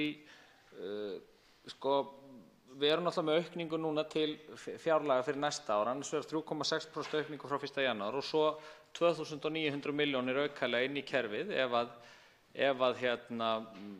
verður samþykkt fjárlagafrumvarp hérna á Alþingi. Við höfum verið að tala ákveðna hópa í samfélaginu og hér í síðustu viku var meðal annars umræða unga drengi, unga karlmenn sem bara einhverra hluta vegna í íslensku samfélagi að detta út af vinnumarkaði, eru ekki að finna sig í þeirri samfélagsgerð sem við erum búin að skapa. Og ég veit að hennar flokkur, og hún gerði það í ræðu sinni, lagði ríka áherslu á skerðingar og krónu á móti krónu og það sem að þessu snýr. En telur þingmaðurinn að þetta dugi eitt og sér? Hvernig getum við nálgast þennan hóp fólk sem að falla út af vinnumarkaði og fólk sem að við viljum ekki að lendi á örorkubótum frá kannski 30 ára aldri til 67 ára? Hvernig eigum við að nálgast þennan hóp varðandi endurhæfingu, varðandi stuðning, varðandi fleiri þætti? Síðan langaði mig að spyrja hv. þingmann út í húsnæðismálin, af því að þar höfum við verið að vinna og erum að vinna meðal annars með aðilum vinnumarkaðarins. að þegar þingmaðurinn kom verulega inn á húsaleigubætur, vaxtabætur og fleiri þætti sem að þyrfti aðstöðu fólks á leigumarkaði. Mig langaði að spyrja varðandi framboðsvandann, vegna þess að því hefur verið haldið mjög stíft fram að það sé líka verulegur framboðsvandi á húsnæði. Hvernig sér þingmaðurinn fyrir sér að við getum gert breytingar á því? Hv. 11. þingmaður Reykjavíkurkjördæmis norður, Halldóra Mogensen, svarar andsvari. Forseti, já, ég þakka hæstv. Ráðherra fyrir andsvarið. Tel ég að afnám krónu móti krónu skerðinga sé allt sem til þarf til þess að aðstoða þetta fólk? Nei. Þetta er náttúrulega hluti af þessu, eins og ég talaði í ræðunni minni, að þetta er vaxandi vandamál víðs vegar um heim, sérstaklega í hinum vestræna heimi. Þegar fólk eru að upplifa sig, það er þessi einmanaleiki, félagslega einangrun og vonleysi. Og það sem ég tel að við þurfum að gera er að við þurfum að fara að byggja gólf undir þetta fólk. En það sem til staðar núna með þessum skerðingum er þak sem fólk festir sig undir og kemst ekki upp úr. Og þegar ég tala að við þurfum að tryggja efnahagsleg réttindi, þá snýr það efnahagslegu frelsi og hluti af því er að fólk upplifi það að það hafi gólf til þess að standa á, þetta öryggisnet sem grípur það, og það hafi svo valum á sínum hraða að fara út á vinnumarkaðinn og pröfa sig áfram. Og ef það gengur illa þá veit að það er eitthvað þarna til staðar til þess að grípa það. Það er öryggistilfinningin sem við þurfum að skapa fyrir þennan hóp sem er augljóslega í erfiðleikum með að fóta sig í samfélaginu eins og það er í dag.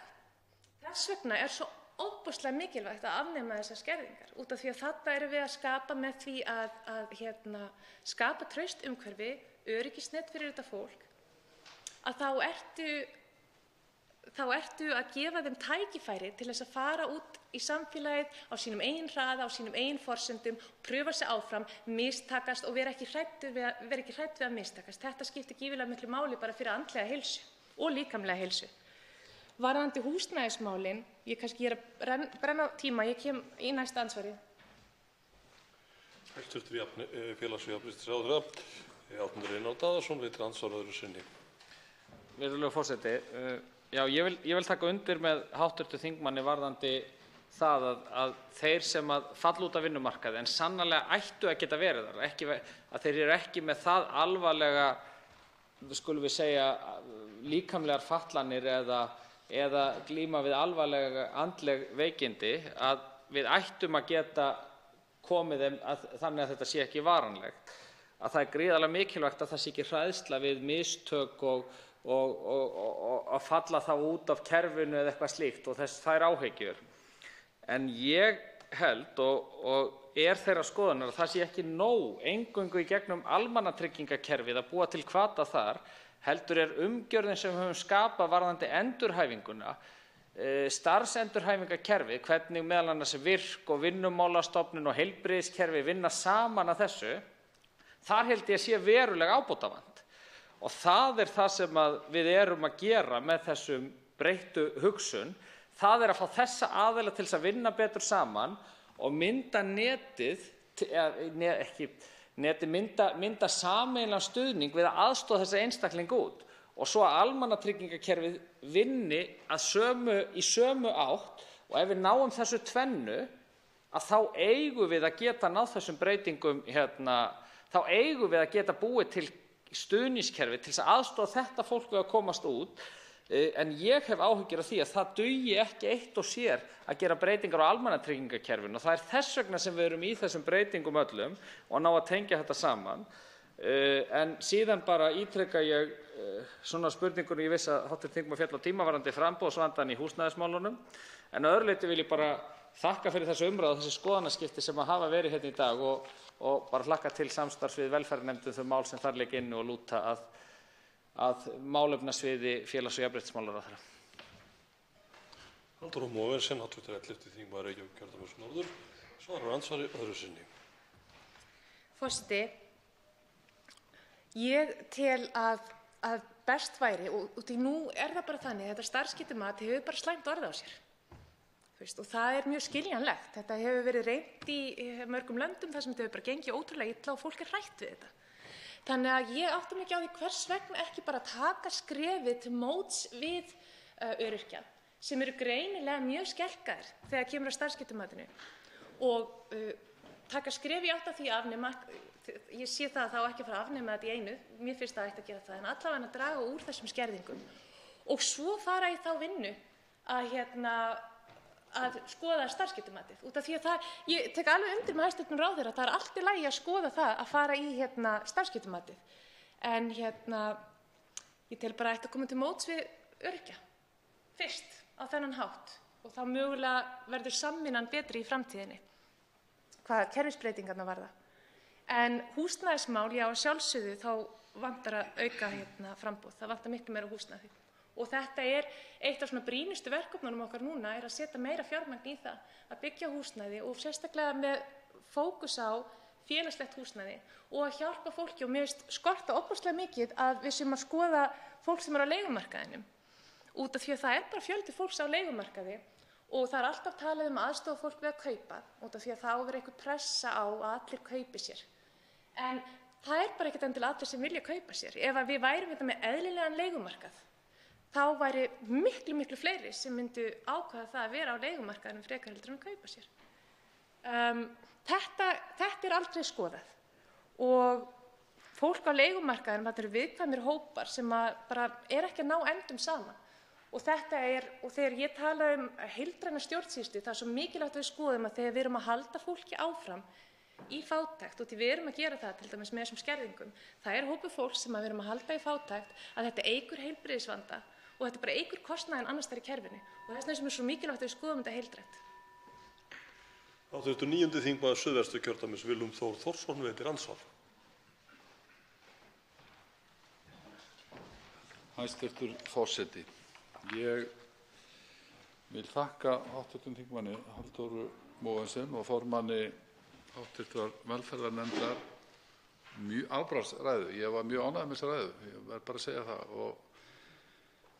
Þannig ég er nú eiginlega meira hér að taka undir fyrst og fremst tvo þætti í hennar ræðu. Það er fyrst að við eigum að horfa á þá fjármuni sem við leggjum í þessi stóru kerfi okkar, heilbrigðiskerfi, velferðarkerfi, sem auðvitað með heildrænni nálgun eins og hv. þingmaður kemur inn á, en sem fjárfestingu til framtíðar eins og menntakerfið. Ég er sammála hv. þingmanni þar. Það hefur mikið verið kallað eftir heildrænni stefnumótun í heilbrigðiskerfinu og það kom mjög berlega í ljós á heilbrigðisþingi núna sem var haldið í upphafi mánaðar.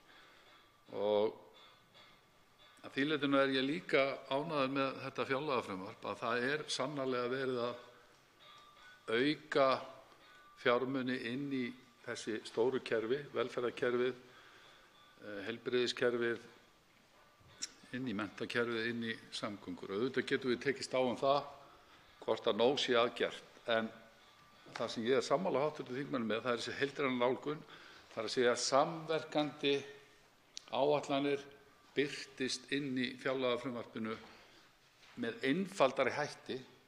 Í fyrsta lagi þurfum við að ná utan um þetta, að sjá bara svipað og við sjáum að samgönguáætlanir í fyrsta skipti fjármögnuð. Það er jákvætt. En við þurfum að sjá þetta í fleiri áætlunum, að það birtist í fjárlagafrumvarpinu, þessi samverkun. Og hitt sem ég vil nefna og kema því seinna andsvari er varðandi framsetningu á fjárlagafrumvarpinu. Hv. 11. þingmaður Reykjavíkurkjördæmis norður Halldóra Mogensen svarar andsvari. Forseti, það var nú engin spurning þarna. Já, bara svona, þetta er umræða. En sko, það er margt, það er margt til bóta í þessu frumvarpi til fjárlaga og gott að það er verið að auka fjármagn í málaflokka. En eins og ég tala í ræðunni minni að þá er erfitt að átta sig á því hvernig víxlverkunin er á milli kerfa. Þú veist, hvað það þýðir þegar við erum að draga fjármagn úr einum stað, hvernig mun það auka kostnað á öðrum stað. Og svo er bara til þess að ég taki aðeins úr nefndaráliti frá seinni minnihluta fjárlaganefndar með leyfi forseta. Í frumvarpi til fjárlaga er alvarlegur skortur á gagnsæi fjárheimilda. Það er svo til ómögulegt að komast að því af hverju bundin útgjöld við útgjaldasvigrúm aukast þær fjárhæðir sem tilgreindar eru í hverju málefnasviði. Einhverjar undirtekningar má finna en það er þá aðallega því að það er ekkert útgjaldasvigrúm í málefnasviðinu. Það þarf ekki að útskýra mikið ef ekkert breytist. Tilvitnun lýkur. Þetta er dálítið vandamálið þegar kemur að þessu fjárlagafrumvarpi og bara fjárlagafrumvarpinu sem kom seinast líka, er það að við kölluðum eftir í velferðarnefnd manni á þeim tíma, við kölluðum eftir gögnum til þess að fá útskýringu á hvernig reikningsdæmið lítur út. Hvernig er áætlað þessar upphæðir í málefnasvið, á hvaða forsendum er ákveðið að þetta málefnasvið fær þessu upphæð og eitthvað annað eitthvað aðra upphæð. Og við kölluðum eftir þessum gögnum og við höfum bara aldrei fengið þessi gögn. Þannig að það er ótrúlega erfitt átt að segja. Það er svona eitthvað ógagnsæi í þessu sem að gerir manni erfitt að meta hversu gott þetta er í raun og veru og hvaða áhrif þetta mun hafa til langs tíma. Willum Þór Þórsson, 29. þingmaður Suðvesturkjördæmis, andsvar öðru sinni. Hæstv. Forseti, ég þakka hv. þingmanni þetta samtal vegna þess að ég skildi ekki eftir spurningu. Spurningin hefði auðvitað mátt vera þessi, hvernig hv. þingmaður sæi fyrir sér aukna áherslu á forvarnir. Ég hef mikið talað þetta skipulagt barna-, unglinga- og æskulýðsstarf, það sé dýrmætt, en við verðum að horfa held ég á forvarnir í svona breiðari skilningi. Hvaða úrræði við höfum fyrir þá sem eru einhverra hluta vegna í einhvers konar frávikshegðun, meðferðarúrræði á ýmsan hátt, hvernig við aðstoðum fólk inn í menntakerfinu og svo framvegis. Og ég held að hv. þingmaður hafi verið að ræða hvernig við lítum á útgjöld til þessara mála til þess að hindra það að það lendi á heilbrigðiskerfinu seinna meir. Og það eru við hv. þingmaður sammála. Varðandi formið sem ég ætlaði að koma hér að seinna, þá er það svo að hv. þingmaður og samflokksmaður hv. þingmanns, Björn Leví Gunnarsson, hv. þingmaður, er með sömu í raun og veru gagnrýni í sínu minnihlutaáliti og meirihluti hv. fjárlaganefndar. En það er þannig að stofnanir setja inn áætlanir inn í öll ráðuneyti hvar ábyrgðin gagnvart málefnasviðunum liggur og áætla hver útgjöldin fyrir næsta ár verða. Úr þessu vinna ráðuneytin og síðan verður til frumvarp og við erum með fylgirit með frumvarpi sem sýnir hvernig þetta dreifist niður á stofnanir. Við höfum kallað eftir ítarlegri upplýsingum inn í og skýrari inn í fylgiritið og köllum eftir því og jafnframt þetta sem heitir útgjaldabrú. Það sést ágætlega myndrænt í fjárlagafrumvarpinu en það þarf frekari skýringar við. Ég tek bara undir með hv. þingmanni í því en bið hv. þingmann að koma aðeins að hennar skoðunum á forvarnarmálum hér í seinna andsvari. Hv. 11. þingmaður Reykjavíkurkjördæmis norður, Halldóra Mogensen, svarar andsvari öðru sinni. Forseti, já, ég er alveg til að grípa boltann varðandi forvarnirnar. Þær eru gífurlega mikilvægar og í raun og veru þá kannski nýt ég bara tækifæri til þess að fagna þeirri vinnu sem að hæstv. Jafnréttis- og félagsmálaráðherra hefur farið í gang með varðandi að endurskoða bara barnaverndarmálaflokkinn eins og hann leggur sig. Og þar er einmitt mikil, og ég sit í þeirri nefnd, í þeirri þingmannanefnd, og þar er mikil áhersla lögð á forvarnir og hvernig við getum komið í veg fyrir að vandamál komi upp seinna. Og það hefur einmitt með það að gera, stór hluti af þessi er fjölskyldur, barnafjölskyldur, og að foreldrar eða börn hafi þennan mikilvæga tíma með foreldrum sínum sem er gífurlega, bara vísindin sýna okkur að þetta er gífurlega mikilvægur tími fyrir þroska barnsins. Þess vegna er eitt mikilvægasta skref í forvörnum sem við getum tekið til dæmis að styðja við barnshafandi mæður, að þær séu að ekki að lifa, það sé ekki mikil streita eða álag á þær konur og þær séu ekki að lifa í mikilli fátækt og við séum að halda utan þessar konur og styðja við þær og svo þegar barnið kemur í heiminn að við séum að tryggja það að það séu að börnin hafa þessa 12 mánuði með foreldrunum sínum sem eru gífurlega mikilvægir og í raun og veru væri mikilvægt að hafa það lengra heldur en 12 mánuði en 12 mánuði eru gott skref í áttina að því út af því að við gleymum oft í þessu samfélagi, bara í þessu neysluhyggju samfélagi sem við búum í, er að þetta snýst ekkert allt vinnumarkaðinn og það allt of mikil áhersla finnst mér lögð á það að koma fólki á vinnumarkaðinn. Þegar í raun og veru snýst þetta velferð barnanna okkar, í hvernig umhverfi þau alast upp í þessi stuðningur þarna og þá fáum við heilbrigðari einstaklinga út í samfélagið sem bara ótrúlega dýrmætt fyrir samfélagið allt. Andsvörum lokið. Til máls tekur hv. 12. þingmaður Suðvesturkjördæmis Guðmundur Ingi Kristinsson.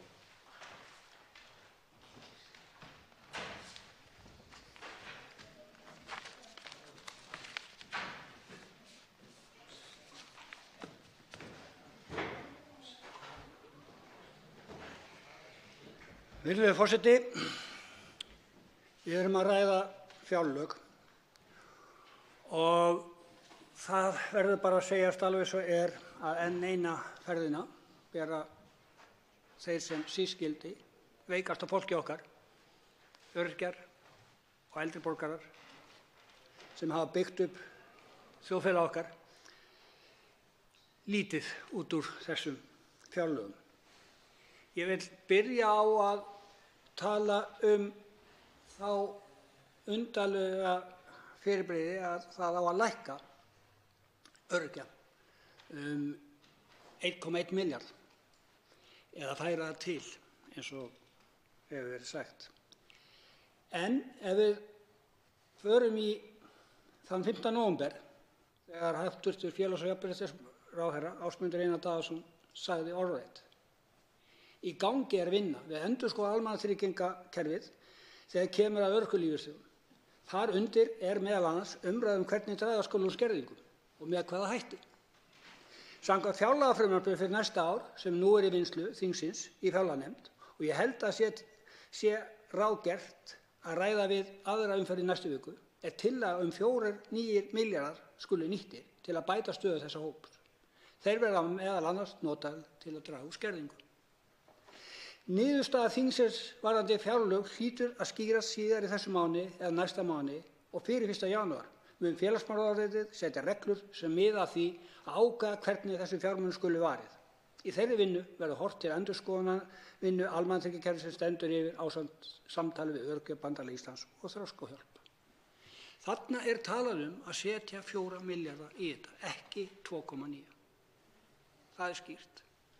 Og þess vegna það eiginlega óskiljanlegt að þetta skuli vera þannig og það sem líka kannski merkilegast í þessu samhengi að þessi 4 milljarðar eftir því sem mjög best veit ekki nema 1/3 af því sem til þarf til þess að koma út krónu móti krónuskerðingunni.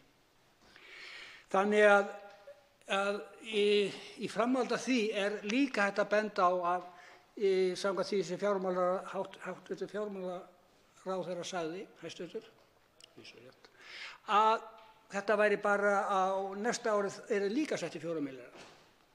Þannig að mér sýnist og ég bara get ekki séð og ég búinn að reyna að sjá hvernig í ósköpunum þeir ætla að fullfjármagna krónu móti krónuskerðinguna út og það sem ég heyrði líka var það sagt hjá fjármálaráðherra að það yrði gert í áföngum. Þá fær maður hroll. Leið og þetta nafn nefnt, þá vitum við það, öryrkjar og eldri borgarar, að við fáum afganga ef einhverjir verða. Það skýringin á því þegar þeir fara að tala eitthvað í áföngum. Ég vil líka fara orðrétt með og fara í ræðu hæstv. forsætisráðherra Katrínar Jakobsdóttur. Hún flutti það ekki sem forsætisráðherra heldur við þingsetningu í september 2017 og ég vil eiginlega bara taka undir allt það sem hún segir þar en það sem mér óskiljanlegt það af hverju í ósköpunum sú áhersla nær ekki í gegn þessi fjármál. Kæru landsmenn, ranglæti hvar sem það finnst í samfélaginu ógn við réttlætið, segir hún orðrétt og heldur áfram. Þess vegna megum við aldrei slaka á í baráttu okkar fyrir réttlátu samfélagi. Að bíða með réttlæti jafngildir því að neita fólki réttlætið, eins og Martin Luther King orðaði það í frægu bréfi. Stjórnmálamenn mega aldrei vísa í ríkjandi kerfi til að rökstyðja bið eftir réttlæti. Stjórnmálamenn þurfa að vera reiðbúnir að beita sér stöðugt fyrir réttlætinu og breyta kerfinu ef það þarf til. Annars hætta sú að traust á fólki á hinu lýðræðislegu samfélagi dvíni og þá ábyrgð þurfum við öll að axla. Stjórnvöld eiga ekki að biðja fátækt fólk á Íslandi að bíða eftir réttlæti. Núverandi áætlanir þeirra ríkisstjórnar sem nú situr gerir ráð fyrir því að öryrkjar og aldraðir eigi að halda áfram að hokra og búa við skammaleg kjör. Það á að bjóða atvinnulausu fólki með fullan bótarétt upp á 217.000 krónur. Í dag eru þetta 270.000 krónur á mánuði.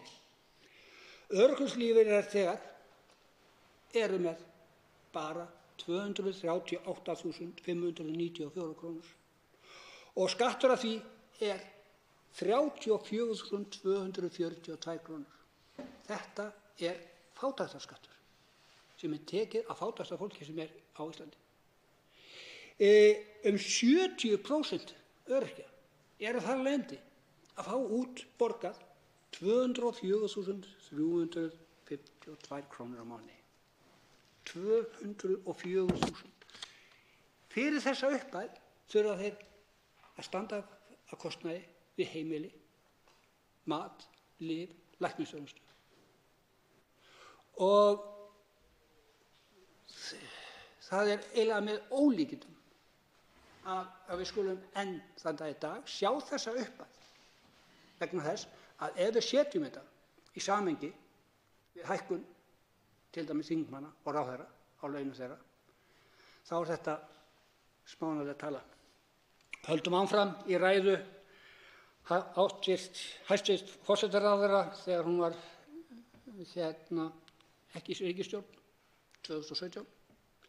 Lægstu laun á Íslandi standa enn í 280.000 krónum. Þau duga ekki til framfærslu og fólk á lægstu launum er beðið að vera þakklátt fyrir 20.000 krónur. Því hlutfallslega sé það nú ekki lítið. Því miður þarf að bíða aðeins með réttlætið fyrir þig. Er viðkvæðið, en allt stendur þetta til bóta. Þegar þetta fátæka fólk er beðið að bíða eftir réttlætinu er verið að neita því réttlæti. Þetta sá hún orðrétt. Öryrkjar næstu áramót í boði þessar ríkisstjórnar og bara 9.000 krónur hækkun og það fyrir skatt. Þeir mega bíða eftir réttlætinu núna. Og áfram ætla ég að vitna í orðrétt í ræðu hæstv. Forsætisráðherra. Kæru landsmenn, ég hef áhyggjur af því að þrátt fyrir efnahagslegan uppgang vanti upp á þennan sameiginlega skilning á því hvað felst í samfélagi. Ég hef áhyggjur af því að of margir séu beðnir að bíða eftir réttlæti.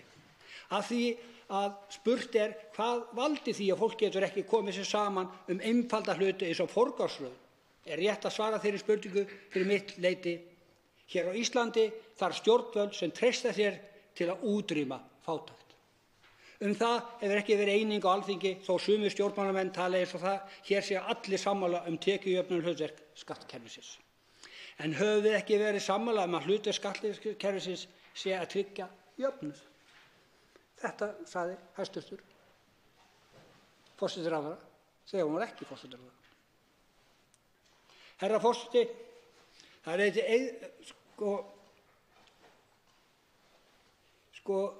síðan í umræðu við mig í óundirbúins fyrirspurnatíma segir hún orðrétt: Herra forseti, það er ekki boðlegt að tala hér ríkisstjórn neiti að tala fátækt, hlusti ekki á umræðu fátækt, beinlínis haggi niður umræðu fátækt.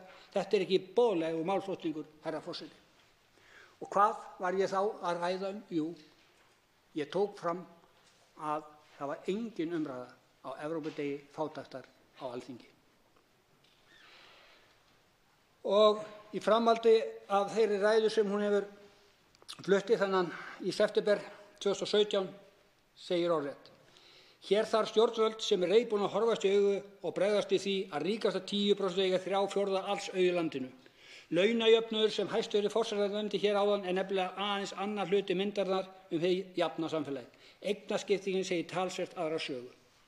Vaxandi misskipting auðsins sprettur beinlínis af pólitísku ákvörðunum sem hingað til hafa verið þær að ekki megi skattleggja auðinn, ekki megi skattleggja fjármagnseigendur eins og venjulegt launafólk, Ekki megi setja sérstaka hátekjuþrep á verulega háar tekjur eins og þær eru til að mynda og skila sér í kaupgreiðslum sem margir þingmenn flytja gjarnan vandlækningaræður en heykja svo á að taka í gegnum skattkerfið.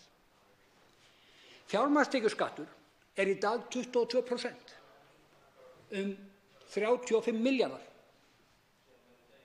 Á sama tíma eru fátækir einstaklingar skattaðir 37%. Ef við myndum tvöfalda fjármagnstekjuskattinn og setja hann bara í 42%, þá væri ríkissjóður að fá 35 milljarða lágmarki og með þessum 35 milljörðum væri hætta að skatta fátækt undir 300.000 krónum. Allar tekjur undir 300.000 krónur eru skatt- og skerðingarlausar. Nei, og hitt sem ennþá furðulegra, að þessir lægstu í þjóðfélaginu, veika fólki og gamla fólki okkar, sem að borga 37% skatt, að borga stærstu hluta sína í útsvar. En fjármagnseigendur, þeir borga ekki útsvar. Þeir fá bara að nota þjónustu sveitarfélaga í boði þeirra sem eru á lægstu launum og bótum. Þeir borga þeir þá útsvarið.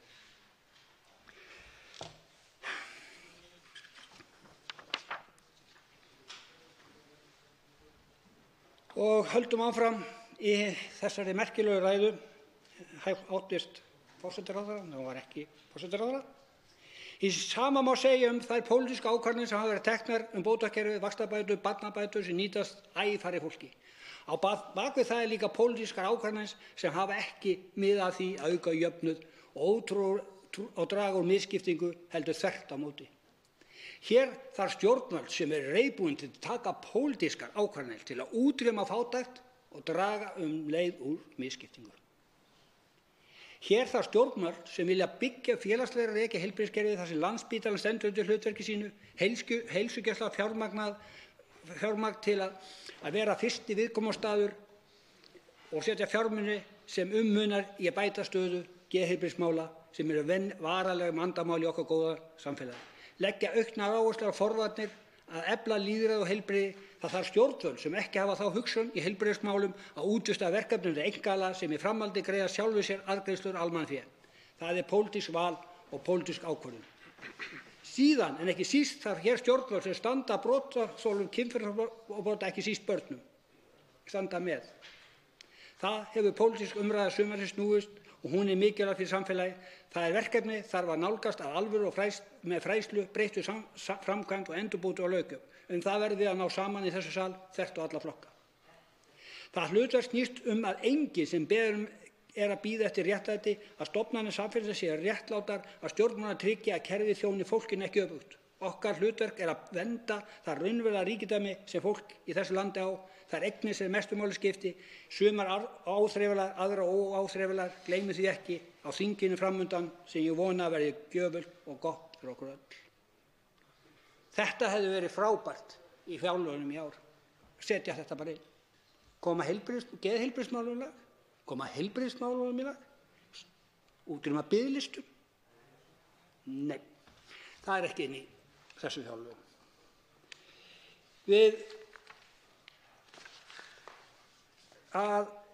Annað í þessu sem er svolítið furðulegt við meðferð í þessu fjárlögum er umsögn frá Öryrkjabandalagi Íslands.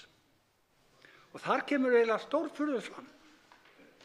Þar segir orðrétt, með leyfi forseta: Öryrkjabandalagi Íslands sendir hér með umsögn frumvarp til fjárlaga fyrir árið 2019. Þrátt fyrir að fá aldrei umsagnarbeiðni þar vekur talsverða furðu okkar. Öryrkjabandalagi Íslands fær aldrei umsagnarbeiðni fjárlög, sem greinilega kemur ekkert fjárlögin við. Öryrkjabandalagi Íslands.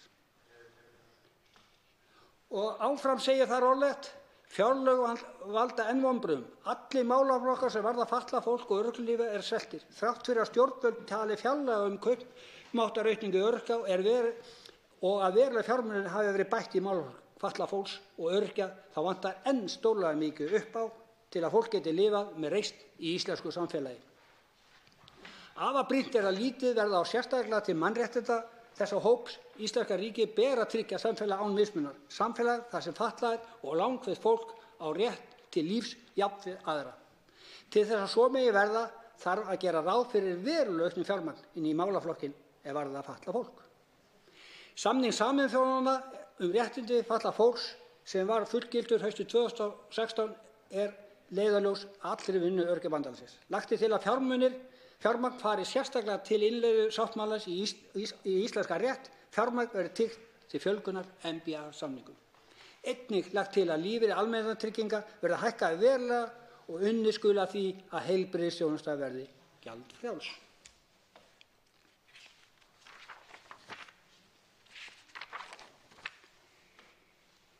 Heilbrigðisþjónusta þarf að stórbæta. Aðgengi að sálfræðingum og heilsugæslustöðvum allt land skammarlega lítið. Og sálfræðiþjónusta dýr fyrir flesta og ekki einu sinni í boði. Það þarf að bæta stórlega geðheilbrigðisþjónustu og þar líka inni fyrir aldraða og námsmenn.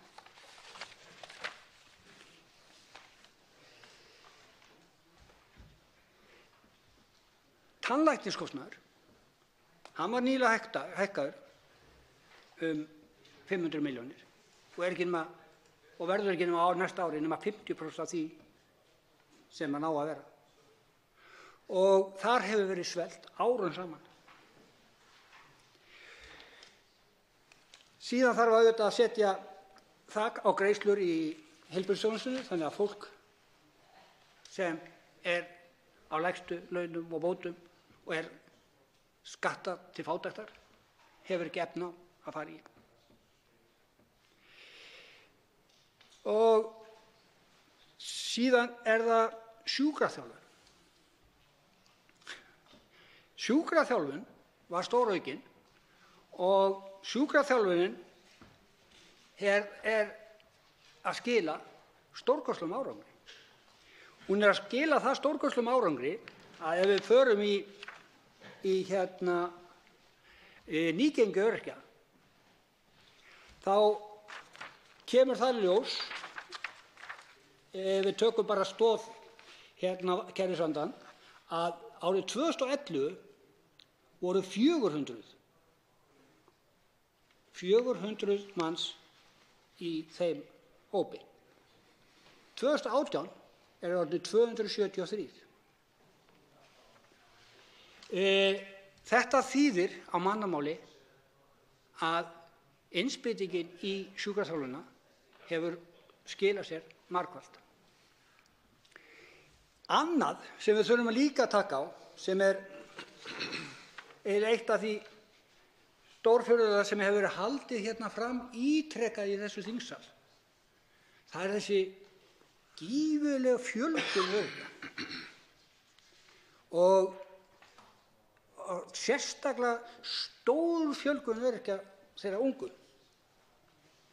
En ef við rýnum í tölurnar, bara rýnum í tölurnar hvernig skiptingin eftir aldurshópflokkum í málefnum öryrkja. Og hvað kemur þá í ljós? Jú, 67% allra öryrkja eru 50 ára til 67 ára. Af því auðvitað eins og allir vita að þegar þú verður 67 ára þá verður þú heilbrigður í boði ríkisins og hættir að vera öryrki. Og allir standa upp í hjólastólnum og labba á stað. Eða hvað? En tökum hitt. Þessa rosalega fjölgun ungra öryrkja. Þetta hlýtur að vera alveg hrikalegt vandamál. En þegar við rýnum þessar tölur, hvenær tími þeirra sem verða fyrir geðrænum áföllum? Jú, það er á aldrinu 20 til 26 ára. Eða á bilinu sennilega stærsti hlutinn er á bilinu 20 til 29 ára. Ef við tökum bara aldurshópinn 20 til 24 ára, þá er það bara 2,8%. Og ef við tökum aldurshópinn 25 til 29 ára, þá er það 3,5%. Við erum að tala þarna um 6,3% af heildarfjölda öryrkja. Og það er engin vandi í þessu samhengi, ef við ætlum að tala um prósentur, að í þessu tilfelli að þá er, ef við tölum um að það sé alveg stóla fjölgun öryrkjum, 10%. 10%. Hvað erum við þá að tala um stóran hóp? Í þessum aldurshópi. Og það, eftir því sem ég best séð, eru bara örfáar einstaklingar í heildina. Og þar af leiðandi er þetta ekki stóru vandamál, nema við gerum það að stóru vandamáli. Vandamálið liggur aftur á móti hjá þeim sem ráða, hjá ríkinu. Ríkið er að framleiða öryrkja. Ríkið er með þeirri kaldhæðni að gefa þessu fólki ekki tækifæri á geðheilbrigðisþjónustu, að ráðast á félagasamtök sem Hugarafl og geðteymi, að hefta aðgang að sálfræðingum, að búa til öryrkja. En hvað gerir ríkið eftir að þeir hafa metið einstakling með geðræn vandamál öryrkja? Hvað gera þær? Hvernig fylgja þær eftir? Gera þær eitthvað? Ekki neitt. Þeir mega bara fara heim og gleymast. Þeir kallaðir viðtal? Nei. Eitthvað pælt í þeim? Nei. Og svo skilur ríkið ekkert í. Af hverju þeir gera ekkert?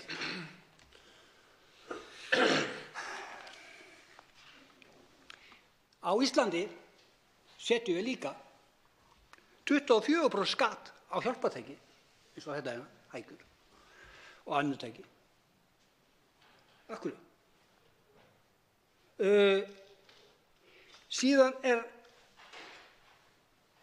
annað í þessu að það er þessi ótrúlega þröngsýna skilningur Sjúkrasamlaga Íslands á ýmsum hlutum.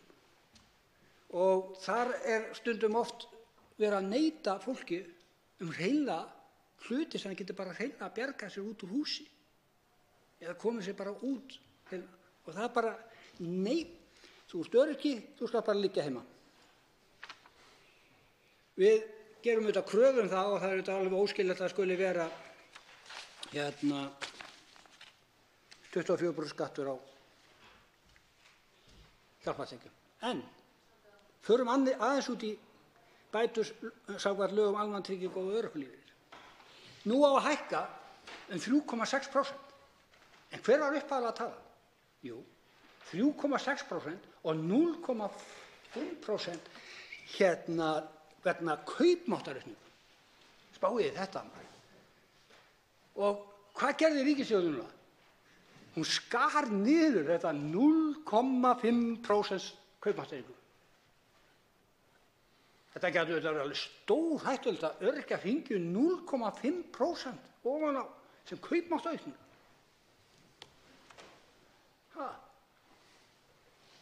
Þetta er 2000 kall. Nei, innan við það. Þetta er 1000 kall. Við getum nú farið að gera eitthvað hrikalegt af sér. En í því samhengi væri að benda á það. Hver hefur kaupmáttaraukningin verið hjá öðrum? 6%. 6%. Og því ósköpunum fá þá öryrkjar ekki 6%. Það er vegna þess að þeir fara aldrei eftir launaskriði eins og þeir eiga að gera. Það fara eftir neysluvísitölu. Við föllum undir, öryrkjar falla undir neysluvörur, ekki laun eins og allir aðrir. Virðulegur forseti, ef að ríkisstjórnin hefði ætlað virkilega að sýna eitthvað þá hefði hún ekki tekið þessa 0,5%. Ekki farið í 3,6 heldur farið í 4,1. En það þarf að finna breiðu böggin og það þarf að skera niður og þá eru þetta öryrkjar og eldri borgarar þar undir.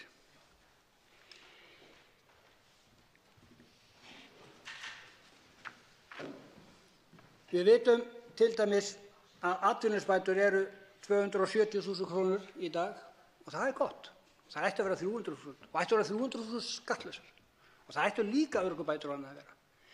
En atvinnuleysisbæturnar hafa hækkað stórlega umfram örorkubætur þó að yfirleitt hafa örorkubæturnar verið á svipuðum róli eða aðeins yfir atvinnuleysisbótum. En öryrkjar þurfa ekkert á því að halda. Þeir hafa það svo gott. Og við skulum tala hækkanir á lágmarkslaunum, heildarlaunum og heildartekjur öryrkja.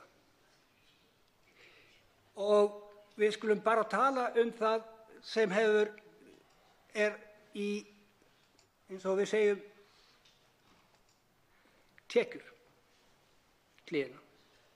Og þar hafa öryrkjar hækkað minnst.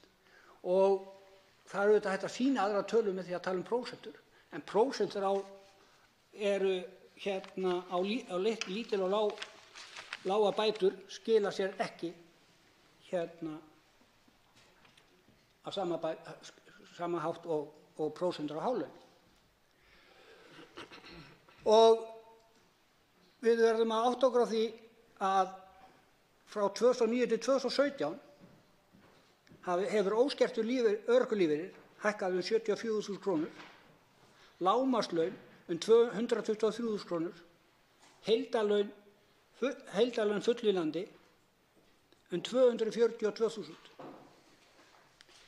Og við verðum líka að setja þetta í því samhengi að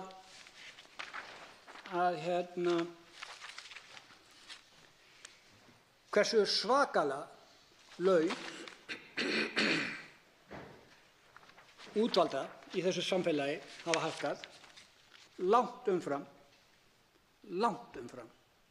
eldri borgara og öryrkja. Og við höfum talað mikið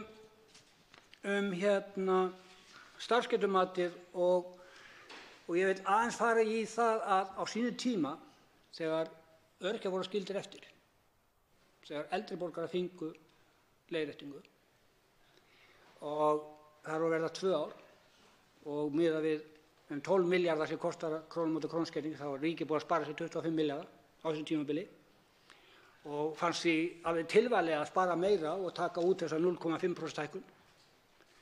Þetta launaskrið, það gæti verið svolítið hættulegt að láta öryrkjana fá svona mikið. En hvað skeði á sínum tíma þegar Pétur Blöndal Lending gerði þessar breytingar? Hverjir voru skildir eftir af eldri borgurum? Og þar er nefnilega hinn ljóti leikur var það að kerfisbreytingin skilaði ákveðnum hóp eldri borgara ekki krónu. Þeir fá nákvæmlega sömu krónutölu og öryrkjar í dag, eða 204.000 krónur. Og hvaða eldri borgarar voru þetta sem voru skildir eftir? Jú, það voru þeir eldri borgarar sem voru með enga lífeyrissjóð. Og hverjir í þeirra hópi voru ekki með neitt lífeyrissjóð? Og það voru aðalega konur. Og það hlýtur að vera alveg stórfurðulegt að í þessu samhengi að þeir sem voru búin að vera heima, hugsa börnin, hugsa heimilið, var bara refsað, fengu ekki neitt. Og ef þetta á að gera við öryrkjann líka við kerfisbreytingu, skilja einhvern ákveðinn hóp eftir, hann fær ekki neitt, þá gengur kerfisbreytingin aldrei upp. Við verðum að læra þessum mistökum. Vegna þess að það eina sem kom út úr þessu var það líka að þeir sem voru með lífeyrissjóð, til og með 25.000 krónur, Þeir fengu 15.765 krónur í hækkun eftir skatt og borguðu þar af leiðandi 9.000 krónur í skatt af þessum 25.000 krónum. En ef þeir fóru í 50 skatti, ef þessir eldri borgarar fóru í 50 skatti í lífeyrissjóð, hvernig kom það út? Jú, hvað skilaði 25 skall í viðbót? Hann skilaði 7.000 krónur, heilum. Og setjum þetta í samhengi við fjármagnstekjuskattinn. Hvað erum við konið þarna í skattheimtu? 73%. Hvað erum við að innheimta í fjármagnstekjum? 22%. Hverjir eiga fjármagnstekjurnar? Stærsti hluti af ríkasta fólkinu. Hverjir eru það sem eru að fá út úr 25.000 krónum af lífeyrissjóðunum sínum 7.000 kall? Þeir sem verst standa í íslensku þjóðfélagi.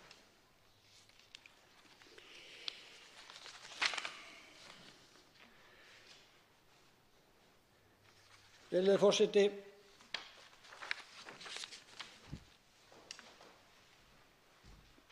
þessi fjárlög eru á margan hátt stórfurðuleg og ég gæti farið yfir stór hluta af þessu undarlegu en ég þarf auðvitað að grípa inn í fleiri mál sem varða þessa. Við verðum að benda líka á að það undarlegt í þessu samhengi að til dæmis niðurskurður hjá velferðarþjónustu. Þar stór á að skera niður enn eina ferðina og það á að skera niður fyrir árin 2018 til 2021. Þar eru gífurlegir biðlistar eftir þjónustu og samtökin velferðarþjónustu hafa gert kröfu það að væri eitthvað gert í því samhengi og einnig annað sem ég hef áhyggjur á í fjárlagafrumvarpinu sem hefur verið eiginlega einhvern veginn farið fyrir borð það í samhengi við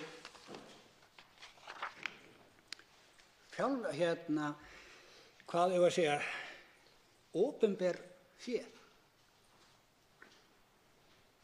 Við erum að skera niður núna eða það vantar yfir 100 réttir rúmlega 100 milljónir í til dæmis SÁ til að þeir fái það sem þeir vilja til að hjálpa þeim sem eru við dauðastýr. En á sama tíma ætlum við að fjölga aðstoðarmönnum þingmanna svipaða upphæð. Við erum að láta 100 milljóna til þingflokka en við erum að skera niður þar sem veikasta fólkið og þar sem þörfin mest. Við erum að setja milljarða í að bora fjall á móti Akureyri, langt milljarða fram úr kostnaðaráætlun. Og ef við rýnum í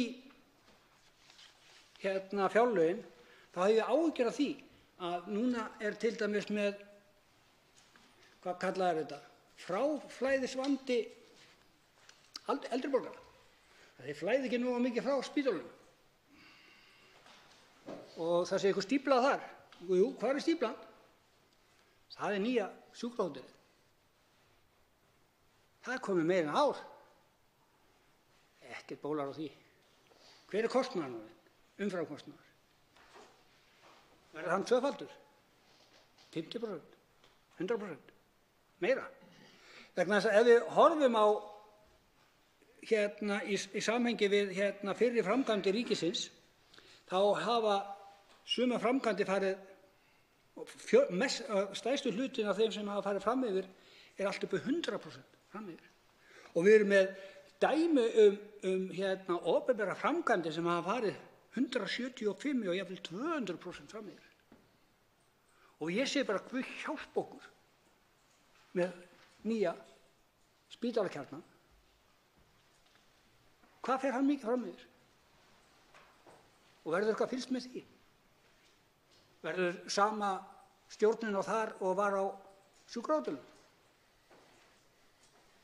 Ég get ekki ímyndað mér að það, ég hef ekki séð mér sko sér neitt það að það á að passa betur upp á Kjarnan heldur en sjúkrahótel.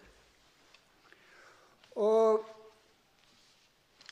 síðan það annað sem alveg stórfurða sem kom í umræðu núna daginn og það var hjá hæstv. Fjármálaráðherra, Bjarna Benediktssyni. Þær fullyrðingar hans að það öryrkjar væri með hefðu hækkað svo rosalega mikið og kjör þeirra væri svo rosalega flott að þeir væri konir með fleiri 100.000 á mánuði. Ég held að nefnilega þarna hafa hann bara sagt rangt frá vegna þess að hann hefur örugglega verið að meina okkur þingmenn. Vegna þess að það alveg pottþétt að það voru ekki öryrkjar. Eins og ég sagði hérna fyrr, þeir eru bara 70% af þeim að fá 204.000 og stór hópur að fá miklu minna. Það er stór hópur þarna úti sem hefur ekki náð fullu réttindum vegna einhvers hluta, fær bara brot af þeim réttindum, kannski 50% af þeim réttindum sem þau eiga. Og ef það þá 50% af þeim réttindum sem af þessum 204.000 krónur, þá sjáum við það að það eru 102.000 krónur. Og ég bara spyr, treystir sér ykkur til að lifa á 102.000 krónur? Nei. Og hvað á þá viðkomandi að gera? Ja, fara á bæinn. En borga bæinn eitthvað ef viðkomandi á maka sem hefur einhverja tekjur? Nei. Þannig að við erum að segja við ákveðinn hóp fólks, sérstaklega þar sem ég hef tekið eftir í því að þessum hópi eru sérstaklega konur. Ég veit ekki af hverju hver ríkisstjórn og annarri vill og af hverju heyrist ekki meira í þingkvænum þetta. Að konur rísi upp, þeim til varnar. Þetta eru mæður sem búin að ala upp börnin hérna. Og það allt í lagi. Þær eiga ekkert að fá betri kjör. Það má skerða þær alveg niður í trók. Og enginn rís upp og segir, heyrðu, við skulum bara hætta þessu. Stoppum þetta núna og gerum eitthvað. Komum á kerfi þar sem allir eru jafnir. Komum á kerfi þar sem enginn fær undir 300.000 krónur. Skatta- og skerðingarlaust. Það er ekki hægt að lifa á minna. Við vitum að 232.000 krónur sem velferðarráðuneytið, eða 223.000 krónur sem velferðarráðuneytið segir að það verður að fá lágmarki útborgað til þess að lifa fyrir utan húsnæðiskostnað. En hvað í boði ríkisins í dag? 204. Þarna vantar 20.000 kall upp á. Og hvað á viðkomandi að gera sem með yfir 100.000 krónur í húsaleigu eða 200.000? Hann getur ekki lifað. Þess vegna fólk farið að búa niður í Laugardal í hjólhýsum.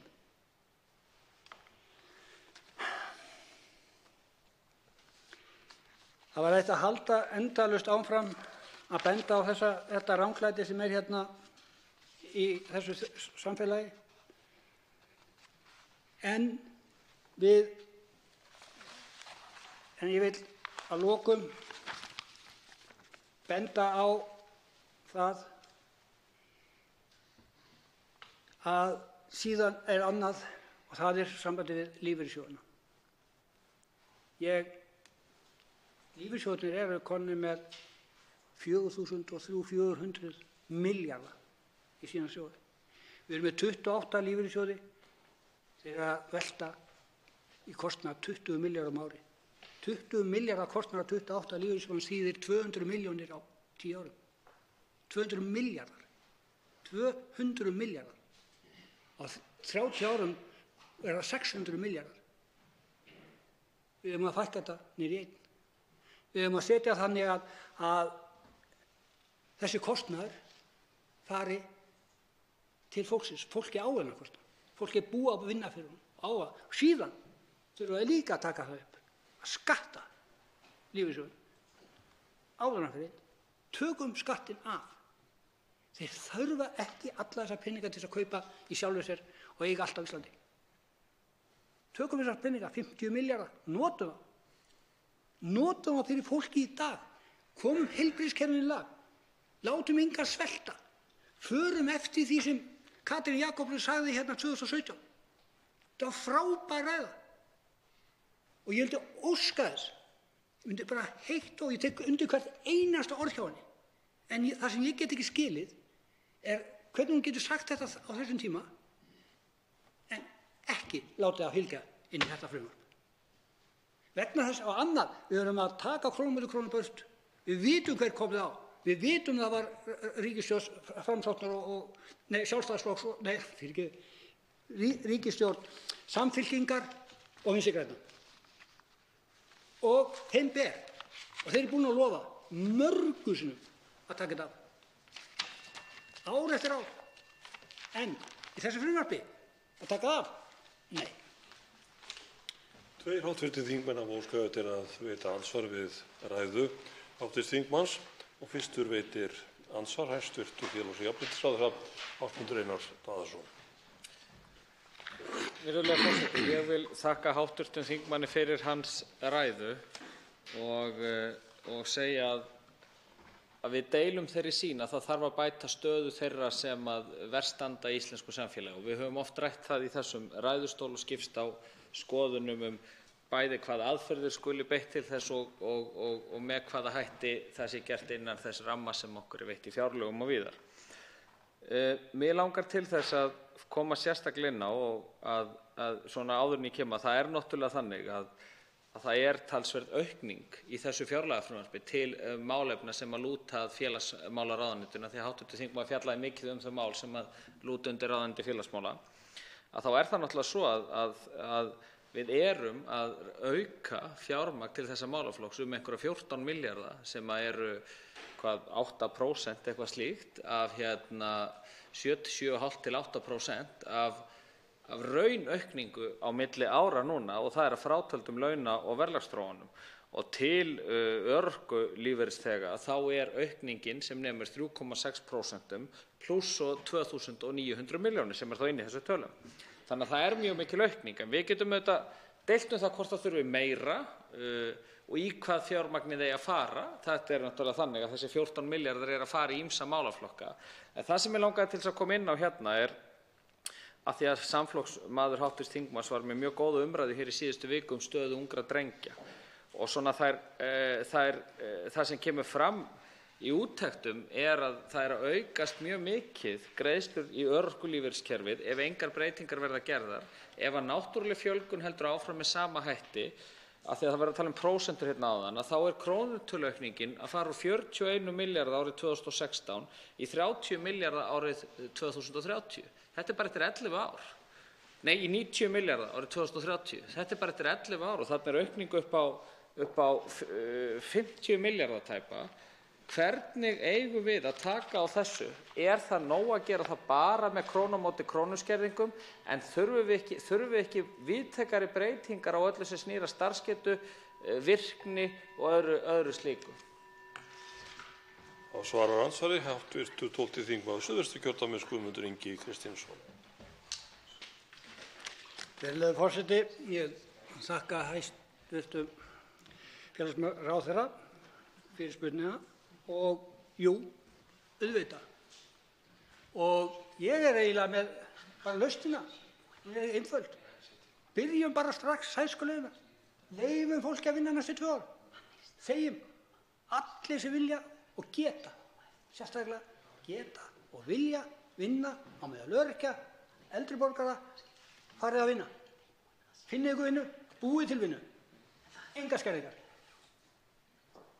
33% skilur sér ekki inn hjá sænska kerfinu þegar þeir gerðu þetta. Og akkur ætti að vera eitthvað öðruvísi hjá okkur. Vegna þess að við erum að tala starfsgetumat, en það eru á 400 manns á biðlista eftir hlutastöðu hjá Vinnumálastofnun. Og ég meina starfsgetumat fyrir þá hverja? Hvar þau að fá vinnuna? Hjá ríkinu. Ríkið auglýsir ekki eftir fólki með skerta starfsgetu. Hjá bæjarfélögunum. Þau auglýsa ekki eftir fólki með skerta starfsgetu. Samtök atvinnulífsins. Nei, þeir vilja bara 50% bætur fyrir þetta á lið og farið bara út að vinna og guð og gjaldinn. Þannig að ég segi fyrir mitt leyti, það er lausnin. Og við verðum líka annað sem við verðum að átta okkur á og sem við gleymist í þessu samhengi, að stærstu hópurinn af þeim öryrkjum sem eru frá 50 til 67 ára. Og þessi hópur á eftir að fjölga. Þetta er sá hópur sem á eftir að fjölga mest. Og þess vegna verðum við að passa og það sýnir okkur líka, sem sýnir, og hann hlýtur að sammála með hæstv. Ráðherra, það sýnir hversu sjúkraþjálfun þegar þeir gáfu hana eftir og auku greiðslur í hana, hvað hún er að skila ofboðslega hratt inn minnkun á stórgeðsvandamálum. Og þetta er mjög ódýrlaust og ég sé fyrir mitt leyti, ég var ekkert hérna í dag ef ég hefði ekki farið í gegnum sjúkraþjálfun. Það er bara eins ósköp einfalt. Þannig að þarna erum við að deila hlutum sem við eigum að sjá þarna árangur og eigum einbeitt að græða. Hæstv. Félagsmála- og jafnréttisráðherra Ásmundur Einar Daðason veitir andsvar öðru sinni. Virðulegur forseti, já, ég er ánægður að ég og hv. þingmaður erum sammála um þetta vegna þess að þetta er grundvallaratriði að við verðum í auknum mæli að finna leiðir bæði til þess að fjölga hlutastörfum hér og fjölga störfum sem eru fjölbreytt hlutastörf og þessi skilningur á því að einstaklingar með einhvers konar skerta starfsgetu, þeir geta verið mjög ólíkir, eiginlega jafn ólíkir og þeir eru margir. Síðan er það líka svo að við verðum að auka fjármagn til þeirra þátta sem eru fyrirbyggjandi og meðal annars er þess vegna að auka fjármagn núna til vinnusamninga öryrkja á næsta ári til þess að einmitt að geta fjölga störfum sem að þarna koma inn vegna þess að það er þannig að við erum að tala um að auka fjárveitingar til hóps sem að sannarlega þarf á því að halda en á meðan að þær greiningar sem við erum með fyrir framan okkur og sýna fram á að aukning á fjármagni til þessa málaflokks fari úr 40 milljörðum upp í 90 milljarða og aukist þar leiðandi tæpa 50 milljarða ef ekkert verður að gert. Það er þess vegna sem við þurfum að taka vinnuna við að skoða með hvaða hætti við getum gert breytingar á kerfinu þannig að einstaklingar sem að falli út af vinnumarkaði en ættu ekki að gera það, hvernig við getum aukið stuðninginn við þá. Það verður að gera samhliða þessu til þess að við sjáum fram með þá. Mér langaði líka að spyrja að því að hv. þingmaður hefur talað mjög mikið um krónu á móti krónu. Sá hópur sem að verið er að tala um og var meðal sérstöku umræðum hérna í síðustu viku voru ungir drengir. Ég tel að með því að afnema krónu á móti krónu, það eitt og sér myndi ekki ná þeim ungu drengjum á stað. Hvaða aðgerðir þurfum við að ráðast í til þess að gera þá, erum við ekki að gera það hluta til með því sem við erum að gera og ég held að ég og hv. þingmaður séum meira sammála heldur en svona fyrirsagnir oft í fjölmiðlum gefa tilefni til. En að öðru leyti vil ég bara þakka honum fyrir góða ræðu og það er margt sem við erum sammála þó okkur greini á kannski leiðir og annað slíkt. Hv. 12. þingmaður Suðvesturkjördæmis Guðmundur Ingi Kristinsson svarar andsvari öðru sinni. Virðulegur forseti, ég þakka þessa fyrirspurn og ég er ljúft að svarinu. Komum á strax miðstöð endurhæfingar, náms og vinnuviðurnar. Köllum þessa einstaklinga inn, metum það, gerum eitthvað. Látum þá, við erum ekki að bíða eftir einhverju kerfi. Þið getið gert þetta strax í dag. Við erum með Vinnumálastofnun, það þarf ekki nema deild þar inn til að reyna að virkja hlutina, gera eitthvað, ekki láta, starfsgetum við getum búið að rífast um það í hvað, 20 ár, 30 ár. Við getum rífast um það næstu 20-30 árin, en það er spurning að gera eitthvað. Og síðan er annað að það, þessu krónu á móti krónu skerðing, akkur er ósköpunum að hanga inni með krónu á móti krónu skerðing. Akkur ekki tökum það ekki bara út, það er allir búin að lofa þessu. Hvað er hindrunin?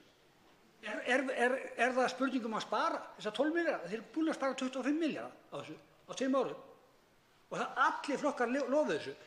Tökum þetta út núna, ekki á morgun, núna. Vegna þess að leið og við tökum þetta út, tökum sænskuleiðina, segjum bara fólk, skapið ykkur störf, búið þau til, farið í nám, þið megið gera hvað sem er án þess að detta út af bótum. Án þess að nokkuð tíma detta út af bótum. Þá erum við konur á stað með fólk sem er alveg tilbúið. Þá vilja allir. Ég hef enga trú að þeir sem geta, það er fullt af fólki sem getur ekki unnið. Það er skelfilegt. En það vilja allir geta unnið. veitir andsvar hv.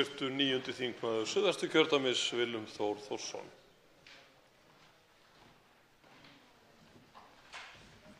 Hæstv. forseti. Ég þakka hv. þingmanni Guðmundi Inga Kristinssyni prýðisræðu og það svona flest af því sem ég ætlaði að koma hér inn á í andsvari kom fram í ágætis andsvörum við hæstv. ráðherra Ásmund Einar Daðason. Ég ætla þó að draga hér fram að því að mér fannst hv. þingmaður gera það mjög vel að draga fram hvernig við getum brugðist við vanda og nýgengi örorku. Þá erum við bara að horfa á tölurnar í kerfinu og þróun útgjalda út frá fjárlögum. Að þessa ánægjulegu staðreynd sem að við erum að horfa til með það að gera fleirum kleift að leita í sjúkraþjálfun sem hefur náð hér markverðum árangri þegar kemur að stoðkerfisvanda. Nú er það þannig að skráð í byrjun árs 2018 þessu ári eru 75% metnir 21.000 rúmlega. Hátt í 70 eða rúmlega 60% af þessu vegna stoðkerfisvandamála og geðrænna vandamála. Og það tengist þessari umræðu sem var hér daginn að við höfum hreinlega bara gleymt drengjunum okkar vegna þess að nýgengi í örorkunni mikið til á því sviði að ungir menn með einhvers konar vandamál á þessu sviði. Við getum náð þessum árangri í gegnum sjúkraþjálfun og að hluta til vegna þess að við höfum verið og þessi ríkisstjórn hæstvirt verið að lækka greiðsluþátttökuna. Hvernig getum við náð árangri gagnvart hinum þættinum, svona viðlíka? Þá svarar andsvari hv. 12. þingmaður Suðvesturkjördæmis Guðmundur Ingi Kristinsson. Virðulegur forseti, ég þakka hv. þingmanni fyrir þessa fyrirspurn vegna þess að þetta nefnilega grunnurinn. Við erum búin að sjá árangur af því að gefa fleiri tækifæri til að komast í sjúkraþjálfun. Og það sem þetta sýnir þetta líka hversu ofboðslega þetta var sniðugt að mörgu leyti líka það biðlistar eftir að komast í sjúkraþjálfun. Það gífurlegir biðlistar eftir að komast í sjúkraþjálfun. Og síðan þetta áhyggjur þar líka inni að nýútskrifaðir sjúkraþjálfarar ekki og það eiginlega áhyggjur af því að þeir ekki nógu margir til að í framtíðinni að dekka þá sem að detta út vegna aldurs. Þannig að við þurfum að líka taka þar á. En við þurfum líka að taka þessa sýn á drengina okkar. Við verðum og alla þá sem eru þarna inni í þessari örorkugildru með geðrænvandamál vegna þess að það auðvitað stórfurðulegt að viðkomandi sem úrskurðaður með geðrænvandamál, hann hefur kannski tíma einu sinni í mánuði hjá geðlækni og það verið að vinna með hann í samhengi við það. En stærsti aðilinn, Tryggingastofnun, ríkið, gerir ekki neitt. Það ekki verið að reyna að virka, kalla á hann, virka, fá hann til að vita hvort þau vilji koma, búa til einhverja gulrætur, reyna að virka það. Það ekkert. Það kemur ekki stafu frá ríkinu eða Tryggingastofnun eða neinum opinber aðila til þessa viðkomanda og segir bíddu, við höfum áhyggjur af þér, ertu ekki til í að koma í nám, ertu ekki til í að koma í að reyna að vita hvort þú getur ráðið vinnu eitthvað. Ekkert. Það heyrist ekki mús frá ríkinu. Og þarna þetta eigum við einmitt að breyta. Þarna okkar nálgun að það auðvitað ákveðið ofbeldi falið því að láta einhvern eiga sig, gleyma honum. Hv. 9. þingmaður Suðvesturkjördæmis Willum Þór Þórsson veitir andsvar öðru sinni. Hæstv. forseti, ég þakka hv. þingmanni svarið og ég deili algjörlega þessari skoðun og hv. þingmaður dró það mjög vel fram í ræðu sinni hvað hægt að gera og hvernig hægt að ná árangri og ég held nú reyndar því miður að við höfum kannski ekki endilega horft á þetta sem forvarnarúrræði þegar við fórum af stað með því að lækka greiðsluþátttökuna og gera fólki þannig kleift að sækja í auknum mæli í sjúkraþjálfun.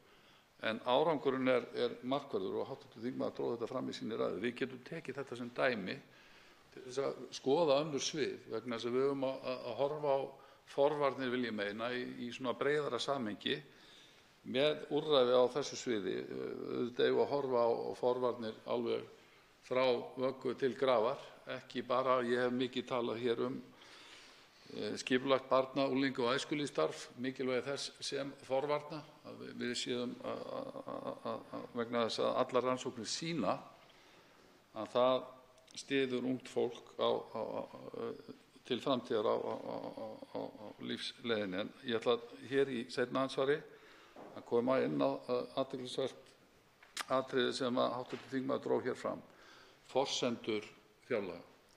Þar í frumvarpinu gert ráð fyrir 2,9% verðbólgu og svo sett inn 0,5%, þannig að það eru 0,5% launaþróun, þannig að það eru 3,4%. Nú komin ný verðbólguspá, við erum svolítið í fyrsta skipti að upplifa það að hún versnar á milli júní og nóvember, það hefur ekki gerst undanfarin ár. Á sama tíma Seðlabankinn búinn að lækka hér, að hækka vexti, þannig að við setjum 3,6 sem sannarlega hækkun, en værum við ekki bara svolítið að segja að við höfum enga trú á peningastefnu, að við ætluðum að fara eitthvað hærra með þetta heldur en það? Hv. 12. þingmaður Suðvesturkjördæmis, Guðmundur Ingi Kristinsson, svarar andsvari öðruvísi. Virðulegur forseti, ég þakka hv. þingmanni fyrir þessa fyrirspurn, en við erum átt okkur á því að þetta er svo lágt. Við erum að tala svo lítinn pening. Þetta ekkert í neinu samhengi við það sem þingmenn og aðrir hafa fengið og það afturvirkt. Við erum að tala smáir. Við erum að tala einhverja 7.000–8.000 krónur og það bara ekki, það löngu búið að taka þetta af öryrkjum. Það löngu búið að taka þetta eldri borgurum. Með öllum verðbólguhækkunum og allt annað sem hefur komið löngu búin að taka þetta. Og þar á leiðandi þetta svo lágt. Og þess vegna það alveg óskiljanlegt að við skulum ekki bara drífa í því í hvelli án þess að hugsa okkur eina mínútum að taka krónu móti krónu, koma hlutunum bara í lag. Við getum gert það og það myndi greiða leið fyrir alla samninga. Ég alveg með á hreinu. Þetta hefur nefnilega það öfuga áhrif að reyna alltaf að einhvern veginn lemja niður og þvinga einhver starfsgetum að eitthvað. Við höfum bara að gleyma því. Við höfum bara að koma hlutunum á og svo breyta líka eins og með sjúkraþjálfarana, hvernig það virkar. Þetta þarf að gera við geðlækna, geðteymi og það þarf að búa til einhverja miðstöð sem sér þetta og auka aðgengi. Ég alveg með á hreinu að við gerum það, þá erum við búin að losa þetta vandamál. En ef við ætlum að halda áfram að tala alltaf í hringi og gera þetta eins og við höfum alltaf, þá verður þetta 90 milljarðar eins og var með í framtíðinni. Sem betur fer getum við breytt framtíðinni. Við getum breytt og getum gert það strax og ef við bara tökum okkur saman, tökum burtu krónu móti krónu, setjumst niður, þá eru allir sáttir. Og þá ég með á hreinu að við leysum þetta mál. Alveg leið. En leið og þeir fara að klípa 0,5%. Ég meina, þetta svo litlar upphæðir og hækka persónuafslátt 533 krónur. Ef þið hafst 5.000 kall, þá hefði við að skila, en 530 nei. Andsvörum lokið. Til máls tekur hv. 7. þingmaður Norðvesturkjördæmis, Guðjón S. Brjánsson.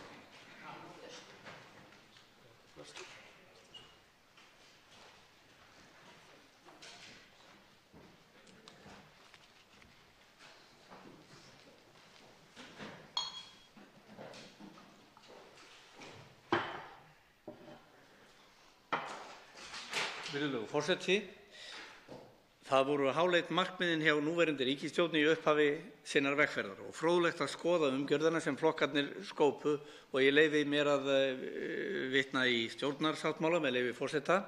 Í nýrri ríkisstjórn munu flokkar sem spanna hið pólitíska litróf allt frá vinstri til hægri freista þess að slá nýjan tón, einhenda sér í þau lykilverkefni sem koma Íslandi í fremstu röð og búa þannig hnútana að hér verði gott að lifa og starfa fyrir unga sem aldna. Hvernig skyldi hljóðið vera í öldruðum eða í forsvarsmönnum menntakerfisins, öryrkjum? Ég tala nú ekki þá sem starfa í heilbrigðisþjónustu. Finnst þeim, hvað hafa þeir á tilfinningunni? Er unnið að því að koma landinu í fremstu röð velferðarsamfélaga? Tja, ég er ekki viss. Ég held að það renni á ýmsa tvær grímur.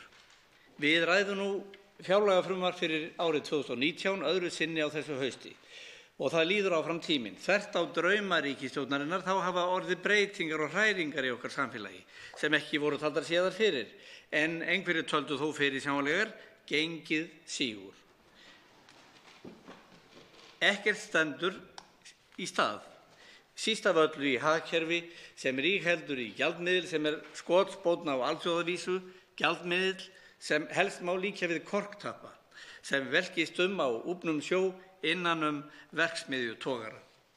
Ríkisstjórnin boðaði í upphafi stórsókn á flestum sviðum. Almenningur setti sig í stellingar en stórsóknin lætur á sér standa. Almenningur bíður enn og það verðist hörfað fremur en sótt. Þeir sem hafa bestu möguleikana, þeir sem eru þegar í álnum, halda áfram að hreiðra sig og efnast. Sem dæmi tóku 10% landsmanna til sín tæpan helming þeirra hreinu eigna sem til urðu á Íslandi árið 2016. Heildartekjur með fjármagnstekjum hjá hæstu 5% landsmanna var tæpur fjórðungur af heildartekjum landsmanna. Öryrkjum á hinn bóginn er gefinn ádráttur leiðréttingar á sínum kjörum sem eru svo dregnar til baka að það er slegið úr og í. Það sama heldur áfram. Ísland er langneðst allra Norðurlanda á lista Oxfam þegar kemur að aðgerðum gegn ójöfnuði. Við þessu verður að bregðast og við treystum á félagslega hugsandi öfl í ríkisstjórninni að taka í bremsurnar ef þau þá eru á vaktinni. Sú fjármálastefna sem fylgt hefur verið á Íslandi á undanförnum árum hefur leitt af sér aukin útgjöld ríkisins. Á sama tíma og án þess að stjórnvöld hafi hugað að styrkingu tekjustofna.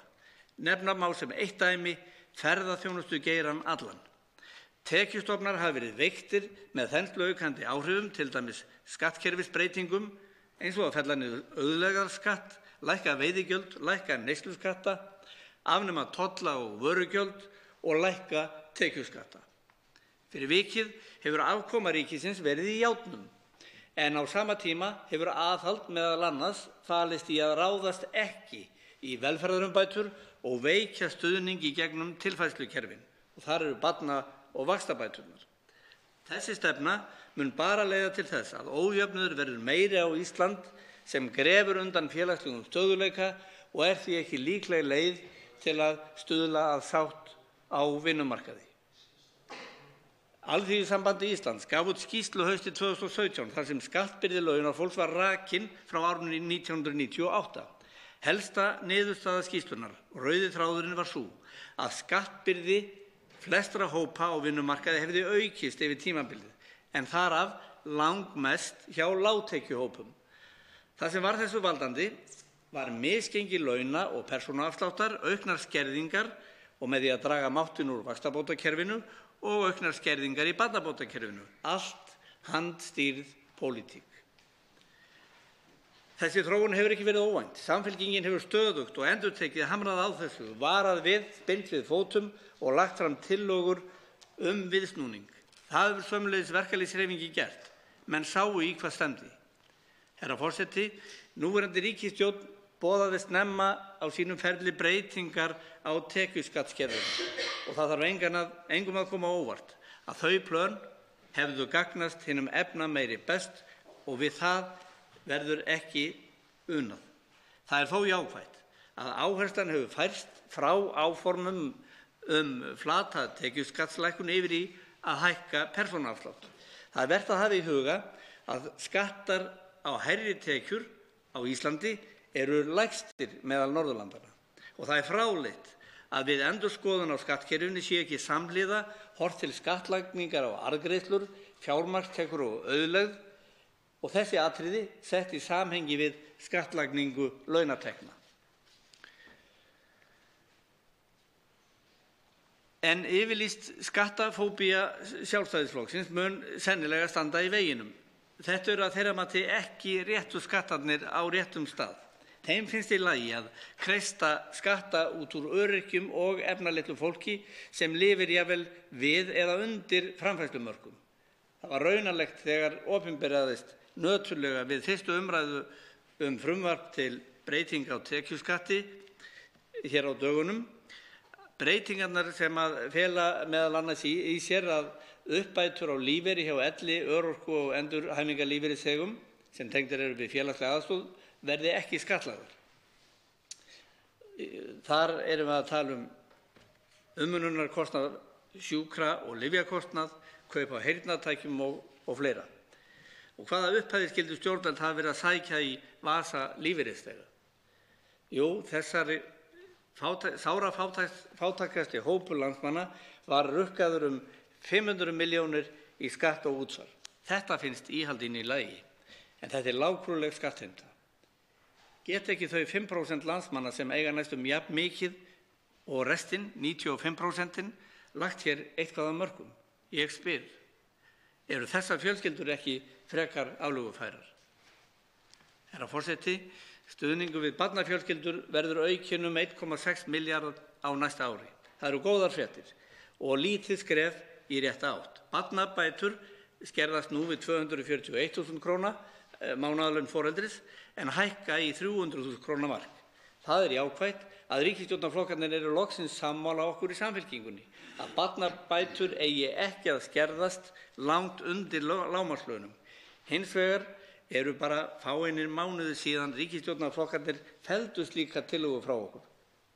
Hjón sem hafa miðgildi launa fá hins vegar engar barnabætur, hjón sem hafa 618.000 kr. Spurt á hvaða vegferð þessi ríkisstjórn? Hver samfélagspólitíkin? Við þurfum á öllu okkar að halda til að ná að fjölga Íslendingum. Við þurfum að leggja okkur í líma og það dugar ekki til. Stjórnvöld sýna sáralitla viðleitni í þá átt að koma til móts við ungar fjölskyldur sem vilja stofna heimili og eignast börn. Eftir fyrirhugaðar hækkun eru barnabætur svipaðar að raunvirði og árið 2013 og 8% lægri en árið 2010. Þrátt fyrir fyrirhugaðar breytingar á barnabótum það til dæmis álit BHM sem við tökum undir að barnabætur séu ekkert annað en fátækrastyrkur og þannig á það ekki að vera. Samfylkingin leggur því fram breytingartillögu þar sem barnabætur verða auknar 2 milljarða kr. sem tvöföldun miðað við það sem ríkisstjórnarflokkarnir líta á sem ásættanlegt sé að bæta nú í kerfið. Húsnæðismálin eitt helsta baráttumál verkalýðshreyfingarinnar sem og atvinnulífsins og þessir aðilar hafa lýst því yfir að þessi mál séu hugsanlega lykillinn að því að samkomulag náist í komandi kjarasamningum. Alþýðusambandið hefur á undanförnum árum bent á þann alvarlega vanda sem ríkir á húsnæðismarkaði og undir það tekur Samfylkingin í orði og í verki.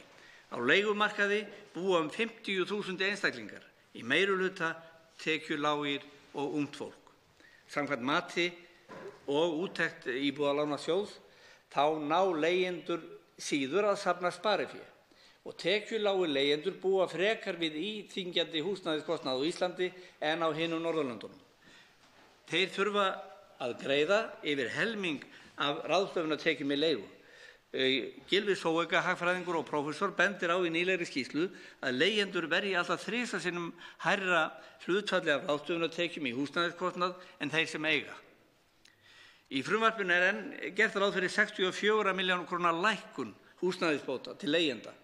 Leigjendur sitja því eftir, í ómögulegri aðstöðu til að kaupa fasteign, fastir í fátækragildurum á óstöðugum leigumarkaði og búa langt fram eftir aldri í jafnvel foreldrahúsum, sumum foreldrum auðvitað til gleði og ánægju en öðrum til ama eins og gengur. Í frumvarpinu eru stofnframlög til bygginga almennra íbúða aukin 800 milljónir á milli áranna. Þetta viðleitnin til að standa við yfirlýsingu byggingu 2300 almennra íbúða á árunum 2016 til 2019 sem gefin var út í tengslum við kjarasamninga árið 2015. Þetta dugar engan veginn til að standa undir uppbyggingu á þeim fjölda íbúða sem lofað var, meðal annars vegna vaxandi og stöðugt hækkandi byggingukostnað. ASÍ telur að fjölga þurfi íbúðum í almenna íbúðakerfinu mun hraðar en áform eða að minnstakosti 1000 á ári næstu árin til að mæta uppsafnaðri þörf, mæta slæmum aðstæðum lágtekjufólks á leigumarkaði og slá á þenslu á húsnæðismarkaði. Undir þetta tekur Samfylkingin enn og aftur og hefur reyndar ítrekað áréttað þessa nauðsyn með þingsályktunartillögum. Stjórnvöld þurfa að koma að uppbyggingu í það minnsta 5.000 leiguíbúða á næstu árum til að finna leigumarkaði sem rekinn án hagnaðarsjónarmiða fótfestu. Í þessum leggjum við til breytingartillögu að bætt verði inn 2 milljörðum króna í stofnframlög til almennra íbúða. Vaxtabætur halda áfram að lækka. Á næsta ári 600 milljónir króna eða 15%. Helmingur þeirra sem ætti að vera þarna inni dottinn út úr vaxtabótakerfinu. Svo mjög hafa viðmiðunarfjárhæðir og eignamörk rýrnað án þess að nokkuð hafi verið aðhafst. Stuðningur í gegnum vaxtabótakerfi hefur rýrnað að raungildi 70% frá árinu 2013 og heimilum sem fengu vaxtabætur fækkað 19.000 á þessu tímabili. Tekjulágt barnafólk sem á lítið eigið fé í sínu húsnæði fær í dag lítinn sem engan stuðning í gegnum vaxtabótakerfið. Það ekki tilviljun eða lögmál náttúrunnar sem þarna á ferðinni. Þetta meðvituð og markviss pólitík.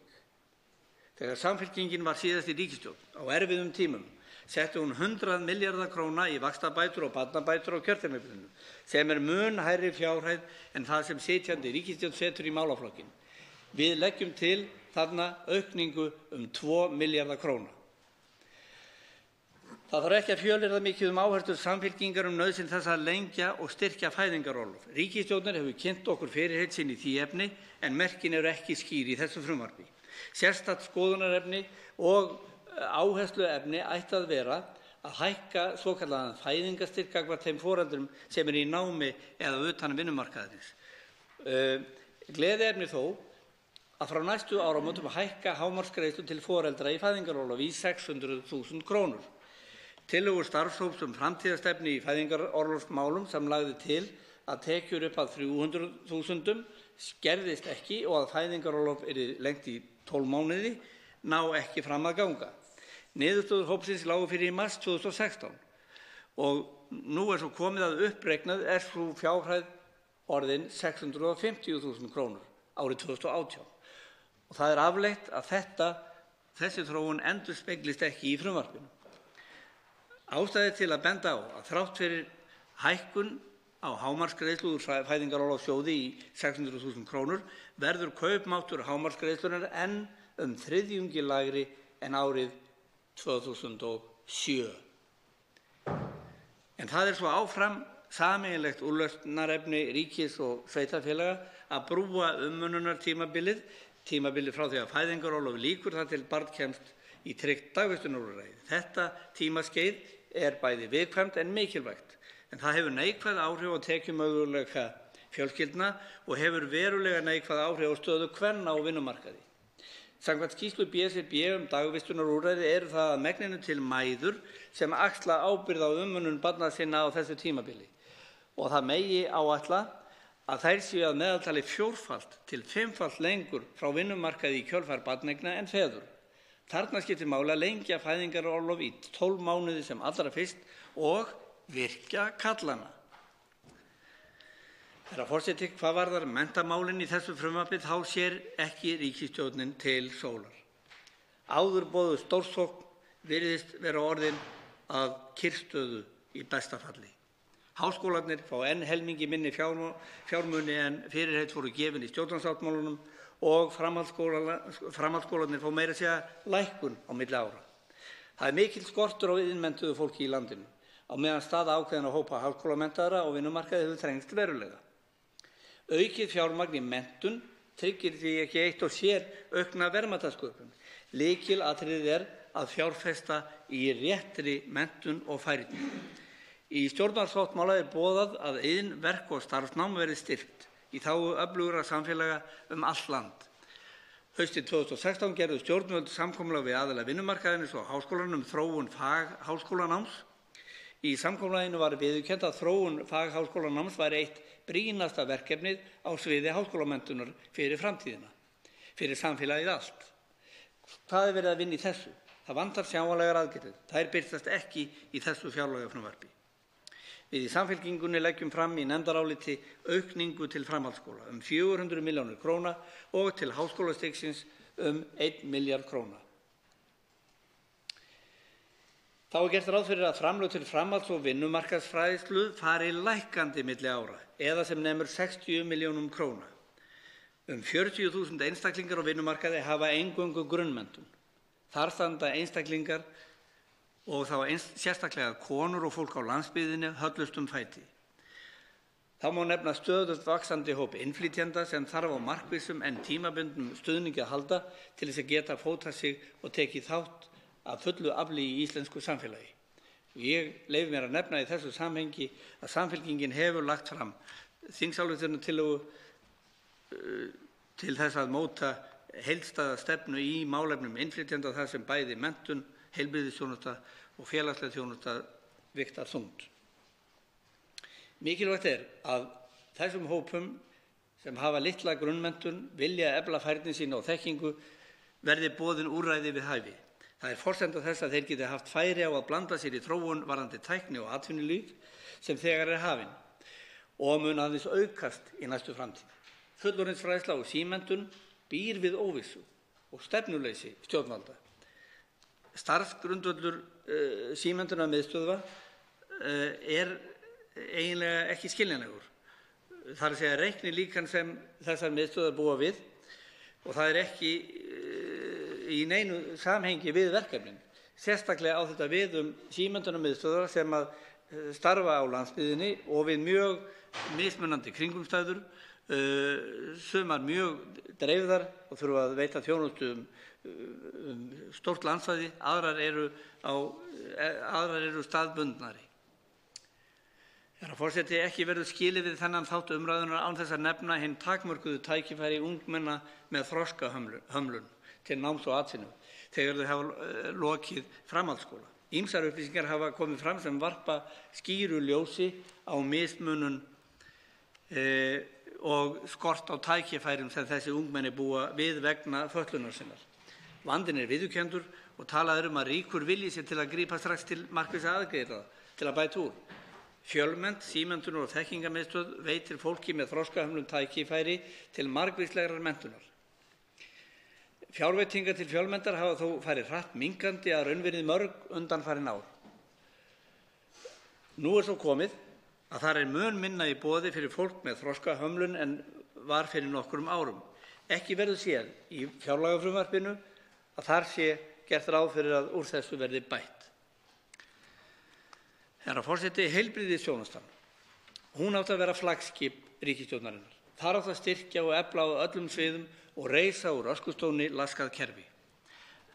Að ýmsu er unnið og vonandi miðar okkur í áttina. Langstærstur hluti aukningar á fjármunum til heilbrigðismála í þessu frumvarpi að frátöldum launa- og verðlagshækkunum má rekja til framkvæmda við nýjan Landspítala eða 60% af upphæðinni og þó er dregið í land að nokkru leyti varðandi framlag til hans og þeir peningar lagðir til hliðar. Eða hvað? Gufuð er upp. Hringinn í kringum landið eru heilbrigðisstofnanir í ófullnægjandi húsnæði sem er að grotna niður eða kallar á viðhald og endurbætur og ef þessir peningar eru handbærir væri tækifæri til þess að verja þeim í þörf verkefni. Það er hægt að nefna hringinn í kringum landið, Akranes, Stykkishólm, Patreksfjörð, Tálknafjörð, Sauðárkrók, heilsugæsluna á Akureyri sem er í leiguhúsnæði, Austurland og Suðurland að ógleymdum Suðurnesjum. Til þessa er ekki litið í fjárlagafrumvarpi ríkisstjórnarinnar. Heilbrigðisstofnanir á landsbyggðinni hafa átt í erfiðleikum með að rækja hlutverk sitt á undanförnum árum. Hafa skorið niður starfsemi sína, einfaldað þjónustuna til muna og búa við læknaskort svo dæmi sé tekið allar, meira og minna. Sumar þeirra eru einfaldlega mannaðar frá einni viku til annarar með farandþjónustu sem er slæmur kostur til lengri tíma.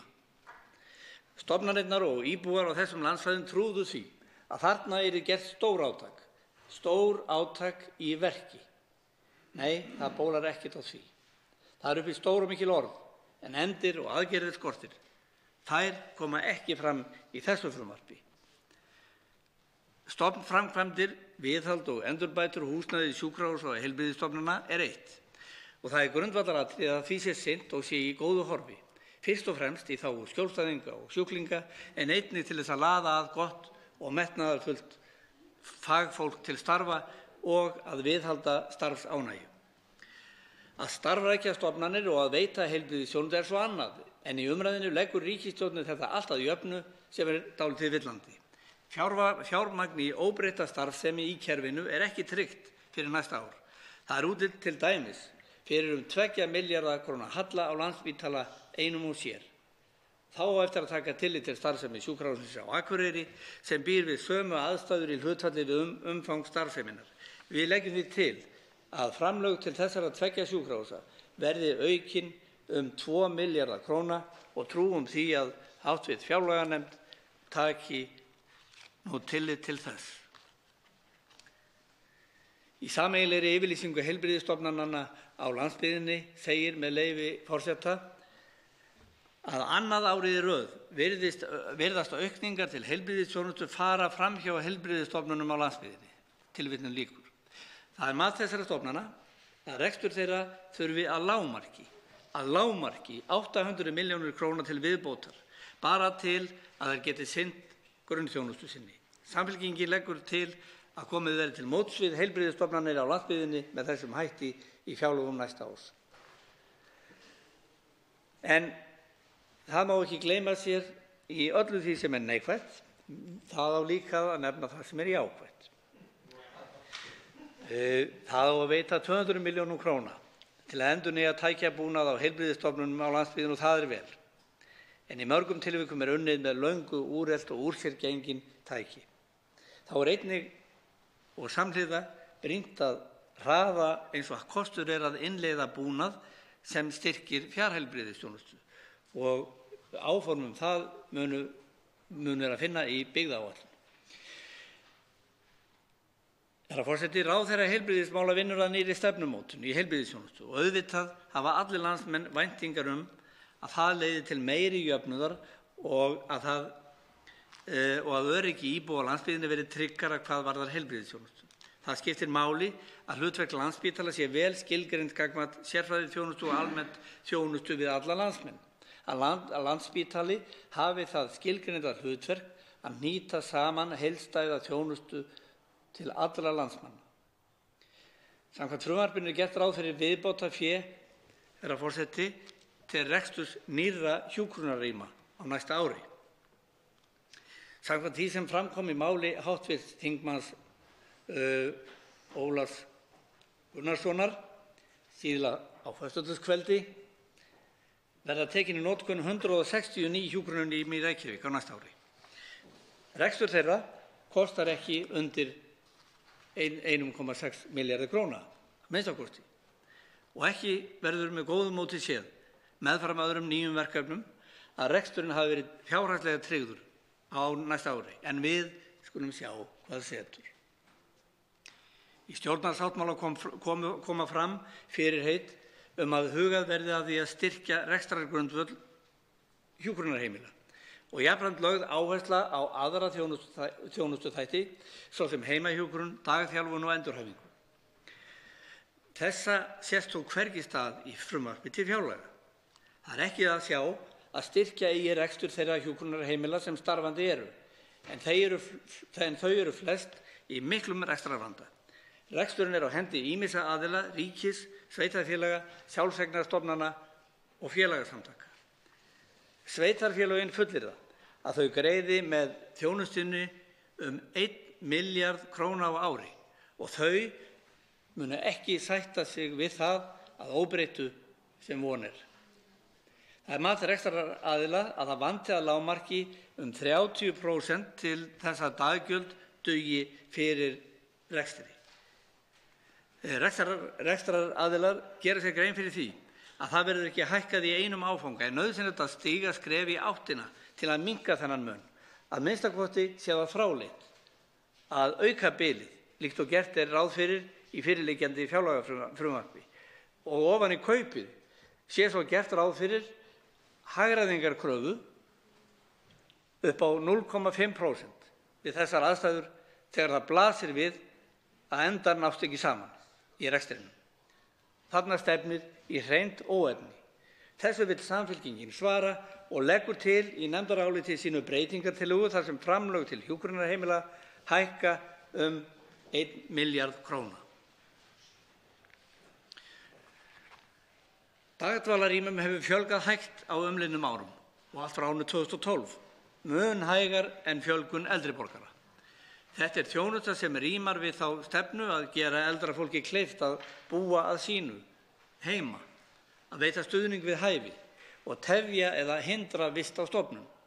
Mikil eftirspurn er eftir þessari þjónustu og sveitarfélögum hefur ítrekað verið synjað fjölgun dagdvalarrýma til að mæta eftirspurn. Afar brýnt er að fjölga dagdvalarrýmum ekki síst fyrir hópa sem standa mjög höllum fæti og eru jafnvel í umsjá aðstandenda, til dæmis nefni ég hér fólk sem kennir heilabilunar, Alzheimer-sjúklinga. Tryggja þarf enn betur að þróunin sé að lágmarki í samræmi við reiknaða þörf og í þessu sambandi má ekki gleyma þörfinni fyrir stuðning til aðstandenda sem eru iðulega undir miklu og langvarandi álagi sem leiðir jafnvel til alvarlegs heilsuvanda hjá þeim sjálfum. Virðulegur forseti, áfram er gert ráð fyrir að framlengja heimild til að nýta fé úr framkvæmdasjóði aldraðra til reksturs hjúkrunarrýma sem er andstætt hlutverki hans. Það er mikið umhugsunarefni hvort þessu þurfi ekki að ljúka hið fyrsta. Þetta bitnar að sjálfsögðu á því skilgreinda hlutverki sem sjóðunum er ætlað að sinna. Það er að byggja upp og styrkja aðstöðu og efla umgjörð þjónustu við eldri borgara almennt. Þau skilgreindu verkefni sitja á meðan á hakanum.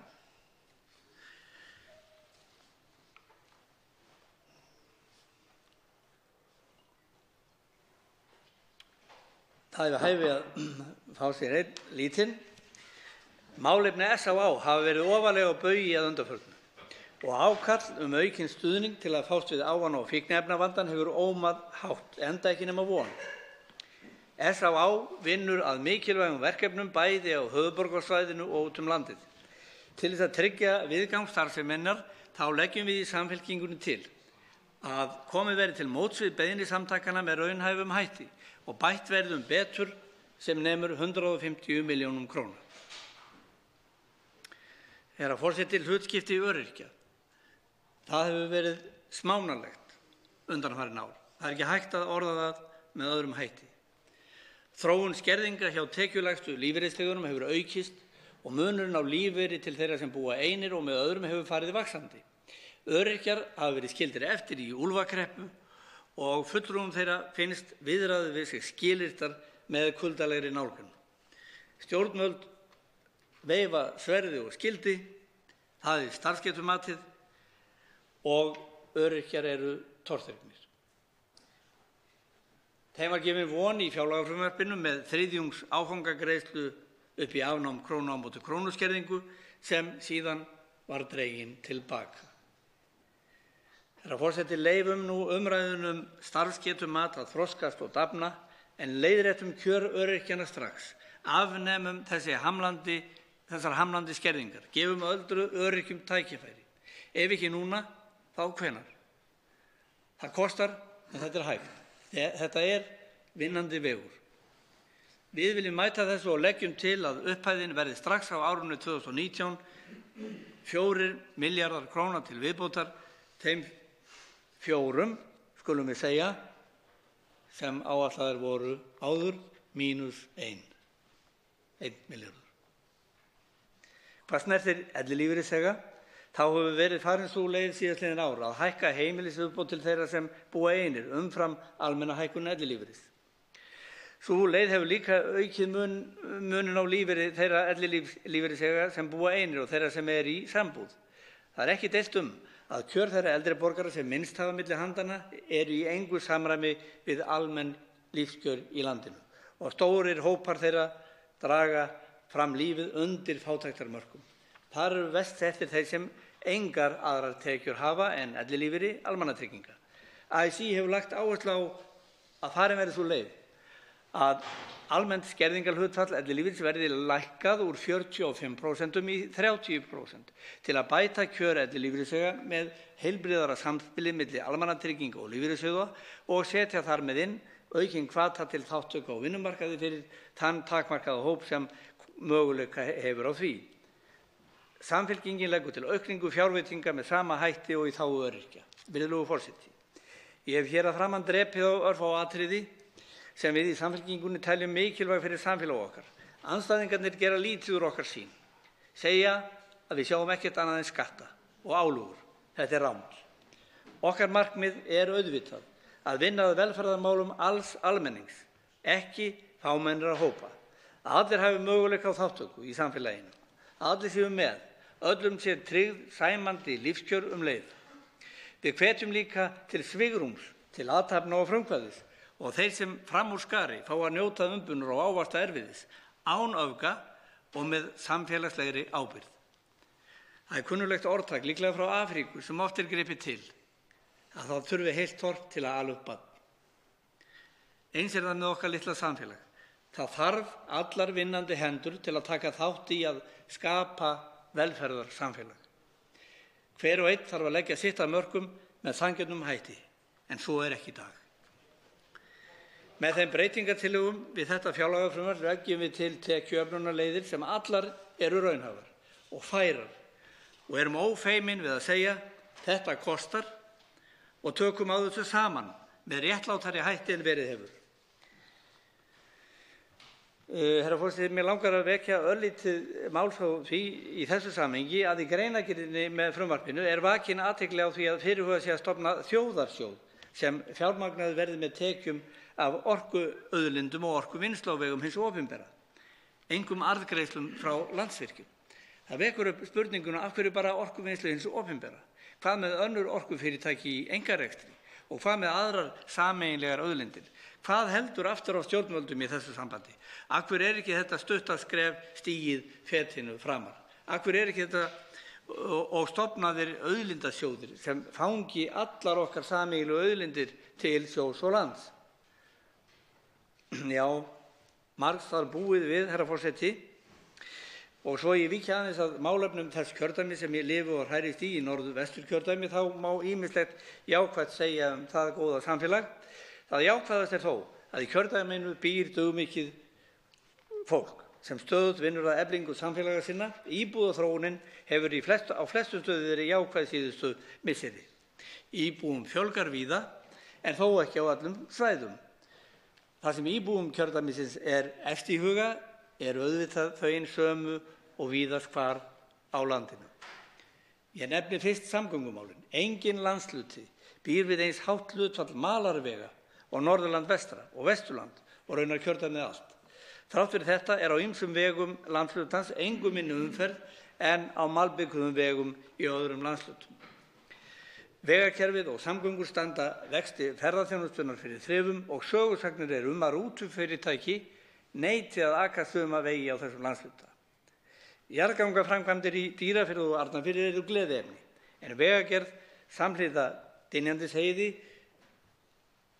verður að koma til samhliða þessum miklu framkvæmdum við jarðgöng, en samkvæmt núverandi áætlun er ekki gert ráð fyrir að vegir verði komnir í ásættanlega torfærin árið 2026 og í kaffiskúrum tala menn nú lengsta botnlanga sögunar. Nánast engin framlög hafa verið til stofn- og tengivega í kjördæminu hvorki sunnanmegin eða norðan síðasta áratuginn og eru vegir víðast hvar komnir að þolmörkum. Dæmi um það er vegurinn Vatnsnes sem talsvert hefur verið til umfjöllunar og sömuleiðis Skagastrandarvegur. Varðandi búsetuskilyrði þá nefna íbúarnir einkum 3 atriði sem þeir eru óánægðir með, þar á meðal trónir ofarlega vegakerfið. Landshlutasamtökin hafa ítrekað áréttað og ályktað samgöngumálin, verið samstiga forgangsröðun en fengið litla áheyrn. Það eru einungis áætlaðar 550 milljónir í nýframkvæmdir á Vesturlandi á næstu 4 árum. Vegur Uxahryggi bíður, vegur Skógarströnd sömuleiðis og mikilvæg varaleið Laxárdalsheiði bíður. Samtök sveitarfélaga á Vesturlandi krefjast þess að ríflegar fjárveitingar fari í tengivegi og telja að það þurfi að minnsta kosti 1.500 milljónir árlega á landsvísu og fara fram á 700 milljóna króna hækkun á fjárveitingum til tengivega árinu 2019. Íbúar fagna hins vegar áformum vegabætur á Kjalarnesi og horfa vonaraugum lagningu Sundabrautar. Herra forseti, Akraneskaupstaður hefur tekið forystu meðal sveitarfélaga sem eru á atvinnu- og búsetusvæði Suðvesturlands utan Reykjavíkur í uppbyggingu nýrra og fjölbreyttra íbúðavalkosta. 33 leiguíbúðir eru í byggingu í bænum í samvinnu við byggingafélagið Bjarg og þær verða tilbúnar mitt næsta ár. Þá er búið að skipuleggja nýtt íbúðasvæði á reitnum sem Sementsverksmiðja ríkisins stóð, þar sem Sementsverksmiðja ríkisins stóð í hjarta bæjarins. Verksmiðjan komst í eigu kaupstaðarins árið 2013 og bærinn tók þar með yfir 55.000 fermetra lóð og mannvirki sem voru yfir 20.000 fermetrar. Niðurrif mannvirkja á svæðinu er langt komið og í undirbúningi fyrirkomulag á sölu, lóða og byggingu alltaf 368 íbúða.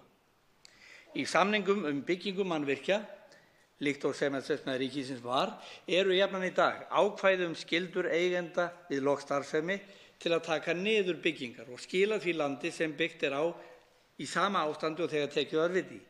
Ekki hefur verið komið til móts við þá eðlilegu kröfu bæjaryfirvalda að ríkið taki þátt í þessum kostnaði. Niðurrifið kostar líklega hátt í 300 milljónir króna eitt og sér. Þennan kostnað hefur Akraneskaupstaður borið einn. Faxabraut er skilgreindur sem þjóðvegur í þéttbýli og liggur neðan við Sementsbrautina og í sjávarmálinu og er megin stofnleið flutninga að Akraneshöfn. Ljóst er að fyrirhuguð uppbygging í hjarta Akraneskaupstaðar getur ekki gengið eftir án nauðsynlegrar eflingar sjóvarna og hækkunar Faxabrautar. Þá eru menn framtíðina í huga, hlýnandi veðurfar, hækkandi sjávar. Akraneskaupstaður óskar því eftir að ríkið tryggi þá fjármuni sem þarf sem er á þessu stigi mettir 510 milljónir króna. Það er rétt að árétta í þessu sambandi og í tengslu við alla þá umræðu sem á sér stað erfiðleika á húsnæðismarkaði að fermetraverð á íbúðarhúsnæði leigu og kaupum á Akranesi er 20–40% lægra en á höfuðborgarsvæðinu. Uppbygging á Akranesi gæti því hjálpað til við að leysa úr brýnum húsnæðisvanda og draga úr þensluáhrifum í húsnæðismálum á höfuðborgarsvæðinu. Þetta á að vera hvatning til stjórnvalda að leggja málinu kröftuglega lið. Herra forseti, þetta eru metnaðarfull og brýn áform sem Akraneskaupstaður hefur á prjónunum. Í ljósi þeirrar sérstöku aðstæðna sem þarna eru uppi, hins mikla húsnæðisvanda sem landshlutinn stendur frammi fyrir og þeirra umhverfisvænu tóna sem þarna eru slegnir, þá skora ég á stjórnvöld, virðulegan þingheim og ríkisstjórn að bregðast við og koma til móts við þetta viðamikla verkefni. Ég hef nú rakið í nokkrum atriðum þau efni sem brenna á okkar fólki, almenningi í landinu, íbúum í Norðvesturkjördæmi og jafnaðarmannaflokki Íslands, Samfylkingunni. Stiklað hefur verið á stóru í ljósi umfangs málaflokka og leyfi ég mér að vísa til nefndarálits 1. minnihluta nánari útfærslur. Virðulegur forseti, eins og ég drap á í upphafi, lagði núverandi ríkisstjórn mikla áherslu á umbótastarf á flestum sviðum, hafa sigur í hverri raun, gera hlutina líka öðruvísi. Það er ekki sanngjarnt að gera lítið úr þeim verkefnum sem sett hafa verið af stað. En betur má gera á ýmsum sviðum með annars konar forgangi og ríkari viðleitni til að afla aukinna tekna og skapa svigrúm bæði til þess að gera betur, búa til framkvæmda tækifæri og búa sig undir hægari, svalari tíma í hagkerfinu. Það var mikið talað stórsókn hér og stórsókn þar í upphafi vegferðarinnar. En það er minna hjalað þetta nú í seinni tíð. Þú komst í hlaðið á hvítum hesti, orti Davíð Stefánsson frá Fagraskógi. Og þar bregður fyrir hendingunni ég heyri álengdar hófadyninn. Herra forseti, mér sem ég heyri álengdar óminn frá ríkisstjórninni breytast úr hrópum stórsókn á öllum sviðum niður í lágstemdan kór sem kyrjar við erum í því að vinna stóra varnarsigra. Svo háttar til að 3 hv. þingmenn hafa óskað eftir að veita andsvar og því ræðutíminn styttur í 1 mínútu í síðari umferð. Fyrstur til að veita andsvar hv. 7. þingmaður Norðausturkjördæmis, Bjarkey Olsen Gunnarsdóttir. Já, herra forseti, ég þakka þingmanninum fyrir yfirgripsmikla ræðu og þó ég sé nú honum að mörgu leyti sammála þá ég líklega frekar mikið ósammála honum þegar kemur að því að tala þessi fjárlög niður eins og mér finnst Samfylkingin því miður vera að gera. Hann kom auðvitað inn á það að eitthvað gott væri nú, hægt að finna þarna og ég vil nú eiginlega játa það hér fyrir hv. þingmanni að 90 milljarða viðbót í tveimur fjárlögum telst nokkuð gott, held ég. Það meira heldur en að þingflokkur hv. þingmanns lofaði í kosningunum og það líka meira heldur en minn þingflokkur lofaði fyrir kosningarnar að setja í kerfið á þeim árum sem fram undan eru, það er að segja næstu 4 árum. Ég man ekki til þess að neinn annar flokkur hafi lofað slíkum fjármunum. Þannig að ég vil nú bara ítreka það, hv. þingmaður, að það hér verið að bæta í nærfellt alla málaflokka gríðarlegum fjármunum. Við erum að setja í umhverfismálin að raungildi 1,5 milljarð. Ég saknaði þess hjá hv. þingmanni.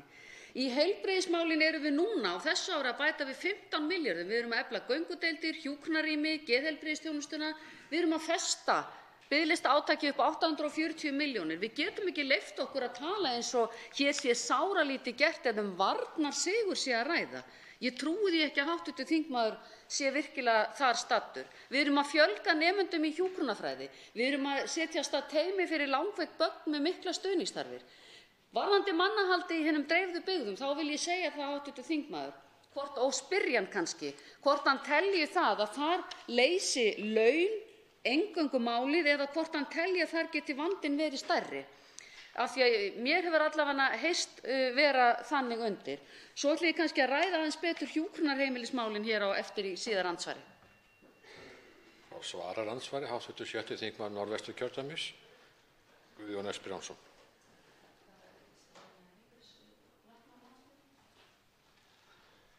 Herra forseti, ég þakka hv. þingmanni Bjarkey Olsen Gunnarsdóttur fyrir það að veita mér andsvar og setja ofan yfir mig. Það nú í lagi. Auðvitað höfum við lifað sérstaklega gjöfulan tíma á undanfarin ár, undanfarin misseri og þó það nú væri að við legðum til samfélagsins í samræmi við það. Við höfum haft bæði auknar tekjur og verið búið við þær aðstæður að það hafa komið inn í okkar sjóði inngangsfjármunir sem hafa verið nýttir til þess að bæta okkar hag. Og ég auðvitað náði nú ekki að fanga þó að tíminn væri rýmri en oft áður öll atriði og það ber auðvitað að nefna ýmislegt annað og ég fagna sérstaklega átakinu í geðheilbrigðismálunum eða sálfræðiþjónustunni bæði á heilsugæslustöðvunum og sem mun nýtast íbúum á landsbyggðinni jafnt sem öðrum og jafnvel nemendum líka sem í framhaldsskólum en það áhyggjuefni að við veitum góða þjónustu þar. Varðandi vanda í heilbrigðisþjónustunni og hvort að þetta séu eingöngu eða langmest og langfremst launavandi, þá ég nú ekki sannfærður það. En þetta það sem auðvitað ber hæst í umræðunni. En það eru fleiri atriði sem þarf að taka tillit til en það nú þarna eins og á mörgum sviðum að landsbyggðin fer þarna halloka og menn hafa eins og hv. þingmaður veit fjallað einhverjar úrlausnir á því sviði meðal annars einhverjar ívilnanir.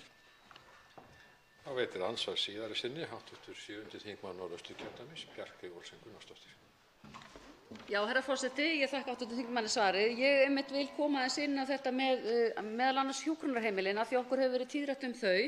Að það náttúrulega hefur komið fram hér í umræðunni eins og hv. þingmaður nefndi að sum þeirra verða tekin í notkun síðar á árinu og þess vegna kannski þarf ekki eins mikið í rekstur þeirra í upphafi. En mig langar að spyrja hann eftir því, vegna þess að það hefur komið fram í skýrslu Ríkisendurskoðunar og eftirfylgniskýrslu síðast árið 2015, þar sem að þarf að skilgreina lykilupplýsingar rekstur og starfsemi hjúkrunarheimila, af því það virðist vera svo að stærðin skilar ekki endilega hagkvæmni. Það er, og ekki heldur nýjustu byggingarnar og annað slíkt, þannig að það er eitthvað sem við þurfum að fara ofan í að mínu mati og fjárlaganefnd meirihluti hennar leggur áherslu á það. Þannig að ég spyr hv. þingmann hvort hann geti verið með sammála um það að í staðinn fyrir að við bara setjum fjármuni út í eitthvað sem við vitum ekki alveg hvernig bara hvort við eigum ekki að taka niðurstöðu þessa sem er verið að skoða þetta beiðni Ríkisendurskoðunar. En svo vil ég líka segja að aðhaldskrafan, hún er tekin algjörlega í burtu með framlagið sem hér kemur fram í nefndaráliti meirihlutans varðandi hjúkrunarheimilin. Algjörlega. Svarar andsvari síðara sinni hv. 7. þingmaður Norðvesturkjördæmis, Guðjón S. Brjánsson. Herra forseti, ég þakka hv. þingmanni fyrir andsvarið. Og gleðilegt ef þetta er rétt að aðhaldskrafan er tekin burt, en það er það áhyggjuefni þegar við erum að fara að taka í notkun ný hjúkrunarrými í Reykjavík eða hvar sem er, að það eru ekki margir ginnkeyptir fyrir því að taka að sér þennan rekstur við þessar aðstæður og vonandi tekst það. Það er óumdeilt að þarna er mikill vandi. En stóri vandinn okkar í heilbrigðisþjónustu og það er alveg ótrúlegt miðað við það hvað verið miklum peningum í þetta kerfi að það skuli ekki vera kostnaðarmetið, kostnaðargreint. Við vitum ekkert hvað hlutirnir kosta eða lítið. Við skulum ekki segja, við skulum ekki taka of djúpt í árinni. En við komum ekki inn á bílaverkstæði án þess að vita að við getum fengið nokkurn veginn að vita hvað kostar að gera við bílinn okkar. Þetta er ekki svona í heilbrigðiskerfinu og þarna þurfum við að taka, þetta er einu stóru vandinn. Þá veitir andsvar hv. 9. þingmaður Suðvesturkjördæmis, Willum Þór Þórsson. Hæstv. forseti, ég þakka hv. þingmanni yfirgripsmikla ræðu. Hv. þingmaður endaði á ræðu sína á að tala 900 milljarða hávaði og ég er ekki hissa á því að hv. þingmaður finni fyrir því. Einhver rödd hvíslaði innra með hv. þingmanni jafnframt að stjórnarliðar færu hér og myndu gagnrýna tekjuöflunarleiðir. Og ég ætla að gera það hér vegna þess að þær eru í þeim tilgangi einum að hverfa inn í þennan hófatinn og auka hér einhvers staðar á útgjöld. Og ég spyr bara, hvað ætlar hv. þingmaður að segja við, til dæmis ef við tökum veiðigjaldið, við útgerðir, hundruðir útgerða út allt land sem ekki standa undir hækkun á veiðigjaldi. Svo er veiðigjaldið afkomutengt. Þannig ef að betur árar í sjávarútvegi sem við skulum vona, að þá hækka veiðigjöldin. Þannig ég átta mig ekki alveg á þessum tillögum varðandi veiðigjöldin. Hv. þingmaður talar mikið jöfnuð og ég deili þeirri skoðun. Framsóknarflokkurinn er félagshyggjuflokkur og jöfnuður er, eins og hæstv. forsætisráðherra kom inn á í ræðu, ógn við lýðræði, ógn við hagsæld, ógn við frið. Ég tek undir það allt og það var afar góð ræða. Ég vil spyrja hv. þingmann, hversu mikill jöfnuður er æskilegur? Hvernig eigum við að mæla? Á hvað eigum við að horfa? Og hvaða kerfum eigum við að beita til þess að ná fram auknum jöfnuði? Ég deili ekki þeirri skoðun sem hv. þingmaður sagði að hér væri ekki góð lífskjör, hér væri ekki jöfnuður og hér væri ekki réttlæti. Ef við skoðum það bara svona í alþjóðlegum samanburði, þá búum við í afar góðu samfélagi.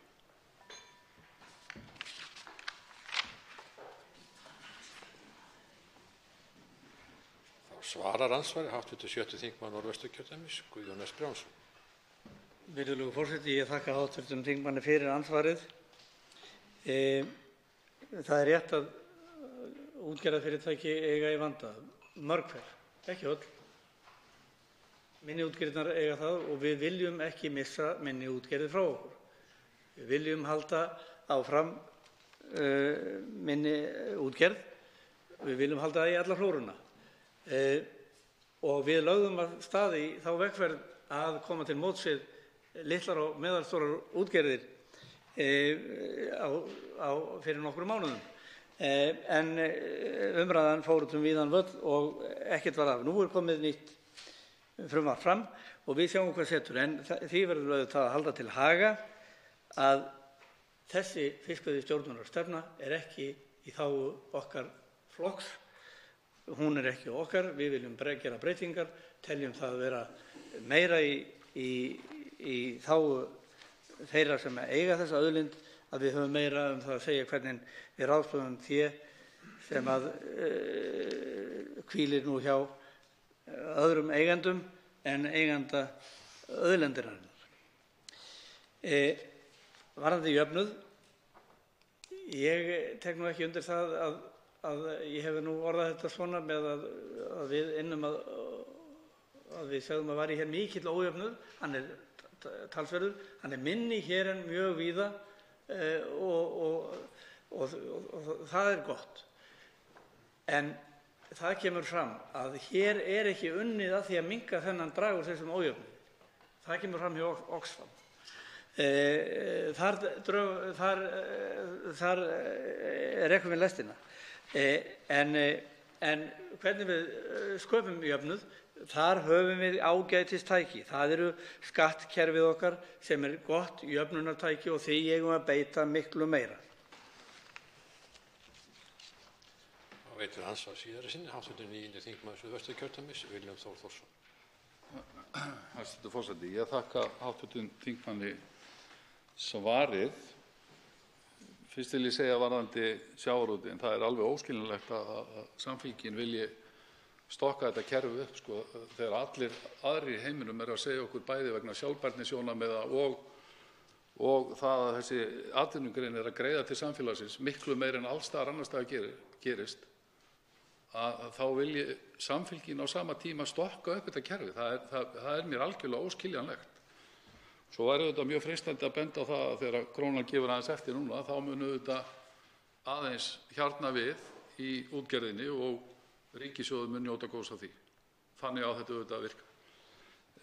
Ég vil aðeins varðandi jöfnuðinn. Já, það staðreynd að tekjujöfnuður 2016, eins og hann mældur, mestur hér á Íslandi innan OECD. Og það auðvitað mjög jákvætt.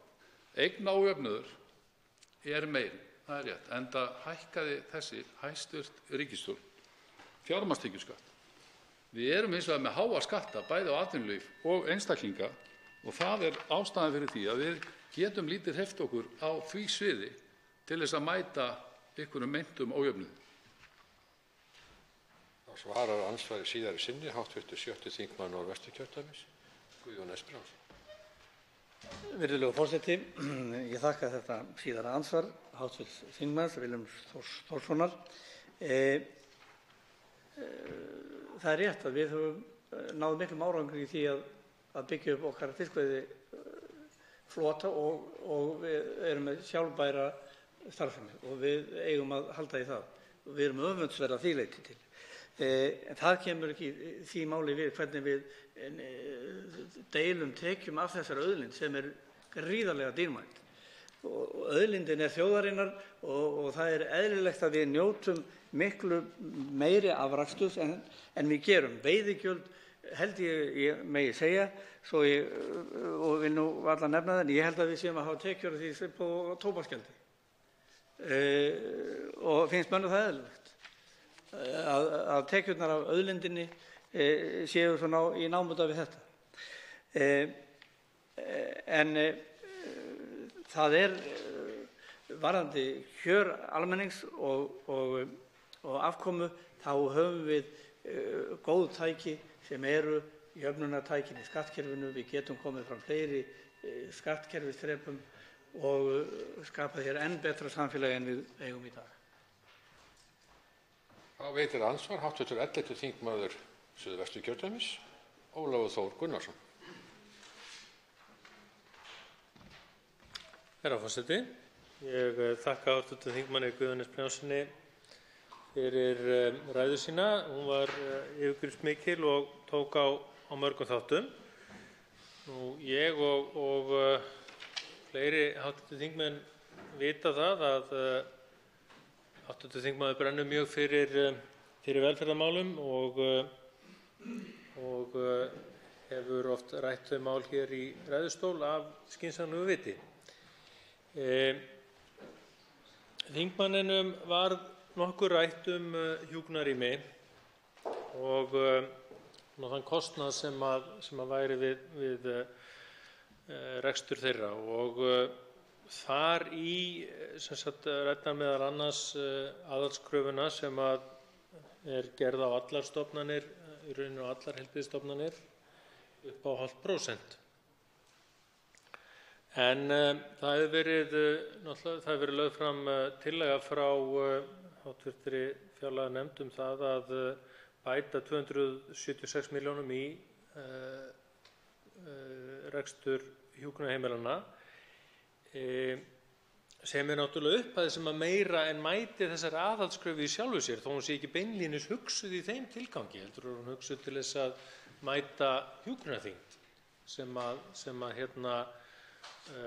má svo sem segja að höggvi í þann sama knérun. En það sem kannski var lykillinn í því sem hv. þingmaður sagði í þessu samhengi var hins vegar þetta, að matið og kostnaðargreiningin á því sem ríkið er að kaupa í þjónustu hjúkrunarheimilanna liggur kannski ekki nægilega vel fyrir, en hv. þingmanni til hugreistingar get ég upplýst hann að nú er þegar í vinnu í heilbrigðisráðuneytinu í samræmi við stjórnarsáttmálann vinna við að endurmeta rekstrargrunn hjúkrunarheimilanna og ég tel að þessi hliðrun hjá hv. fjárlaganefnd sé fyrsta skrefið í þá átt. Þá svarar andsvari hv. 6. þingmaður Norðvesturkjördæmis, Guðjón S. Brjánsson. Já, herra forseti, ég þakka hv. þingmanni Ólafi Þór Gunnarssyni fyrir andsvarið og þetta innskot og þessar upplýsingar. Kostnaðarmat, það er mikil eftirspurn eftir því.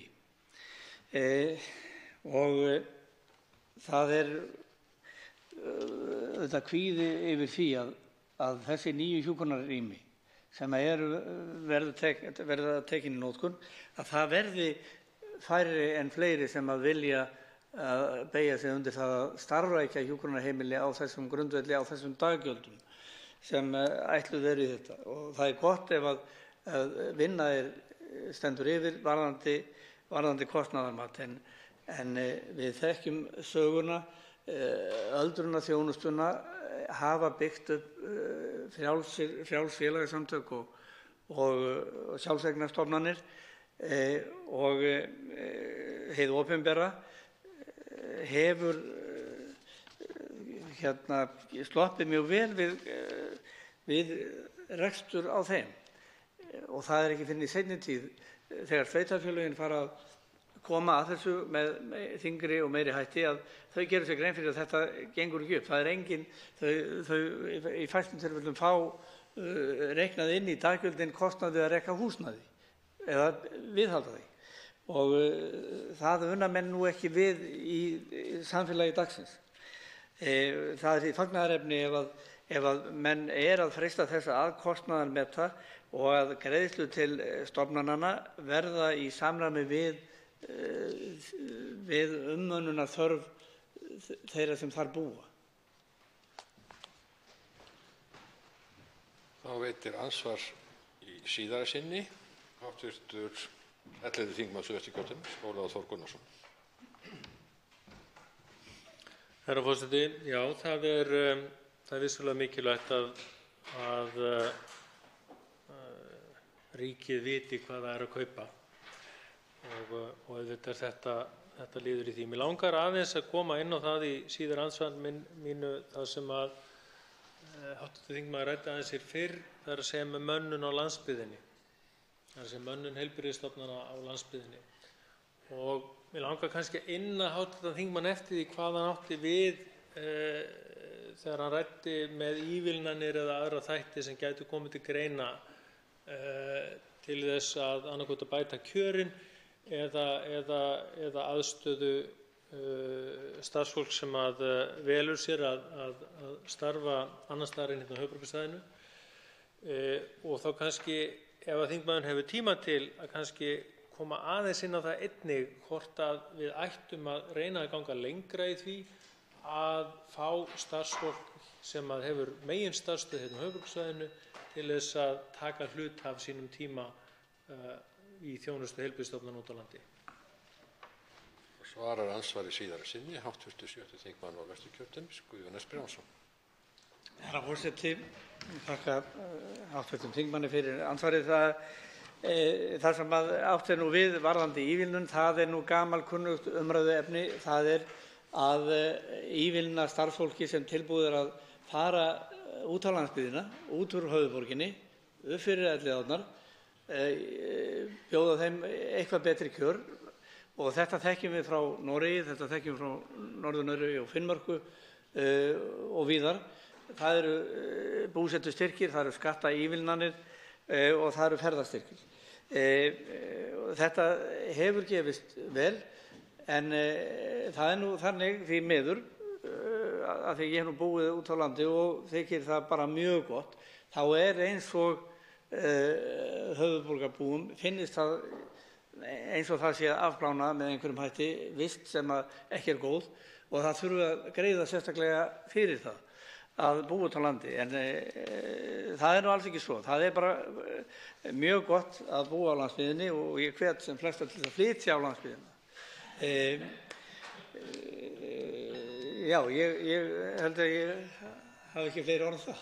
Bili. Þá andsvörun lokið. Til máls tekur hv. 8. þingmaður Reykjavíkurkjördæmis suður, Inga Sæland. Virðulegi forseti, við ræðum hér aðra umræðu fjárlagafrumvarps ríkisstjórnarinnar, annað fjárlagafrumvarpið sem þessi stjórn leggur fram. Ég hafði nú eiginlega vonast til þess að sjá eitthvað bitastætt hér í ljósi allra þessara yfirlýsinga hvað hér hafi það allir rosalega gott og hvað við skorum hátt í meðaltalinu, hvað hagsældin hér mikil. En svo ekki. Það í rauninni ekki gert ráð fyrir því að bæta kjör þeirra sem höllustum fæti standa, minnihlutahópa eins og öryrkja, eina einustu krón. Mig langar til þess að byrja á því að ræða Flokk fólksins. Þau áherslumál sem við höfum lagt fram, frumvörp, þingsályktanir sem allar á sömu bókina lagðar. Við erum að berjast af hugsjón gegn fátækt á Íslandi. Við til dæmis erum með frumvarp. Ég náttúrulega ekki með neina ræðu eins og venjulega, þannig að ég þarf bara að hafa punkta. Punktarnir mínir eins og hér. 300.000 króna lágmarksframfærslu skatta- og skerðingarlaust. Það skemmst frá því að segja að hæstv. Fjármálaráðherra var inntur eftir því hvað þessi aðgerð myndi kosta að koma lægstu launum þeirra sem bágast eru staddir upp í 300.000 krónur skatta- og skerðingarlaust. Og svarið var svo afspyrnu fáránlegt að liggur við ég geti varla sagt það.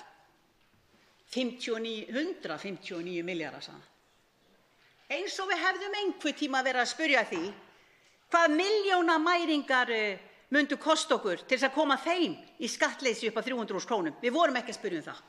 Við erum ekki málsvari milljarðamæringa. Við erum það bara alls ekki. Og það sem meira að það var öflug greinargerð sem fylgdi frumvarpinu okkar skattleysi að 300.000 krónum fyrir þá sem hafa lökust launin. Í staðreyndin jú sú að það eru tugir þúsunda Íslendinga sem að fá útborgað á bilinu 205.000 til 242.000 krónur. 300.000 krónur skatta- og skerðingarlaust.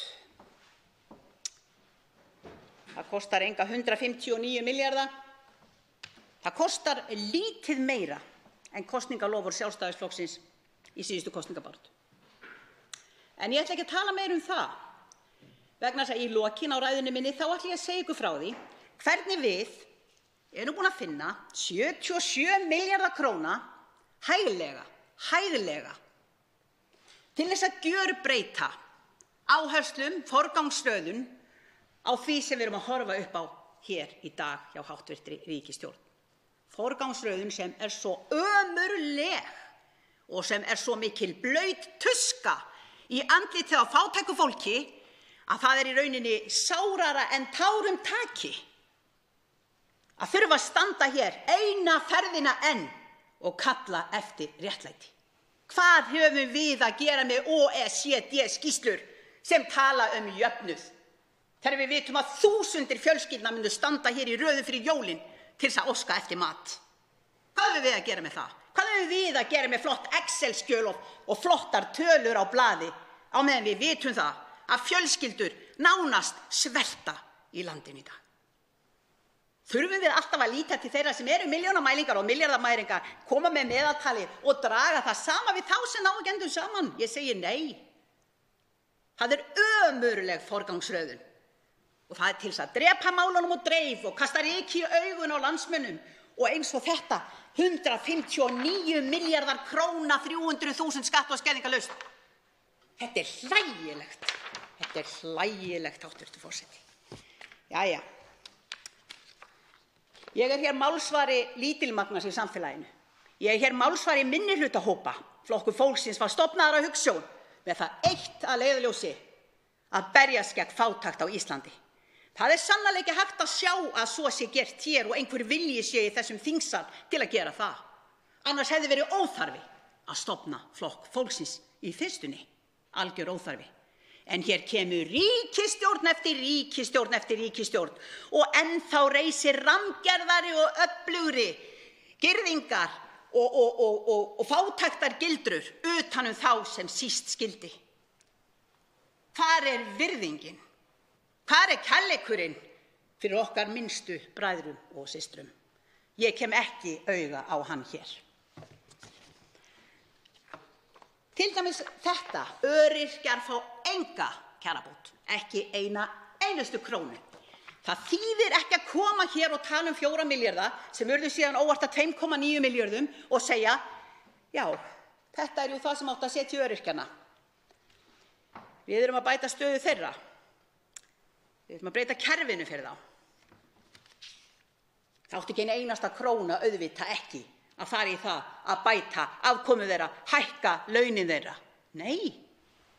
Hins vegar verið að státa 3,4% í fjárlagafrumvarpinu tekið fram, gert ráð fyrir 3,4% leiðréttingu á afkomu öryrkjanna áramótin. Takið eftir, leiðréttingu.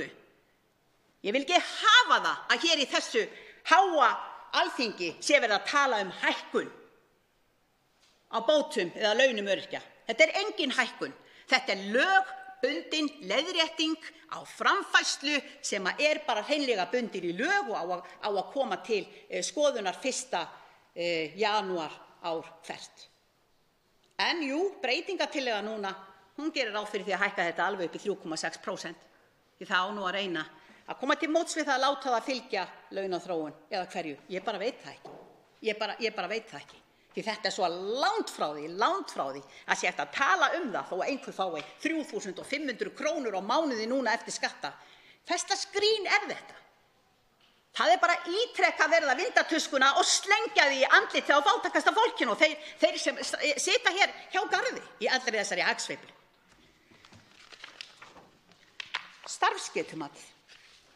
Tölum starfsgetumatið. Og ég get ekki talað starfsgetumatið öðruvísi en að láta það takast í hendur við krónu móti krónuskerðingar. Krónu móti krónuskerðingar sem ég held nú að sé heimsmet. Ég held það ekki, ég veit það. Króna á móti krónuskerðing á öryrkjur heimsmet. Fátækasta fólkið, þessi eini minnihlutahópur á öllu landinu og sennilega öllum heiminum, sætir slíkri skerðingu. Þetta nú ekki bara mannréttindabrot, þetta lögbrot. Og enda get ég heitið því þar sem ég stend hér og nú að það verður látið reyna á krónu á móti krónu skerðingu fyrir dómstólum. Því það getur ekki verið mögulegt að sé hægt að sýna annað eins ofbeldi gagnvart einum minnihlutahópi eins og þessa blessaða krónu á móti krónu skerðingu. Starfsgetumatið, já, hvað það nú? Þangað eiga peningarnir að fara, þangað fara milljarðarnir. Ég veit náttúrulega ekkert hvað það kostar að vera búin að koma með þessa stýrihópa eins og stýrihópinn sem búin að vera að vinna að þessu málefni og í rauninni veit ég ekkert hvað hann að gera. Ég veit heldur ekki hvað hann kostar, ekki hugmynd það. En eitthvað kostar hann. Á sama tíma hef ég bent ítrekkað á það að hið eina rétta og sanna starfsgetumat kemur eðli málsins samkvæmt frá öryrkjanum sjálfum. Það einhverjir sérfræðingar út í bæ sem að reyna að koma með flott og fínt Excel-skjal sem geta betur sagt okkur heldur við sjálf hversu megnug við erum á vinnumarkaði. Og við skulum ekki gleyma því að það eru á 400 öryrkjar með skerta starfsgetu sem eru að biðja hlutastörf, sem eru inni hjá Vinnumálastofnun að biðja hlutastörf. Vitið þið hvað?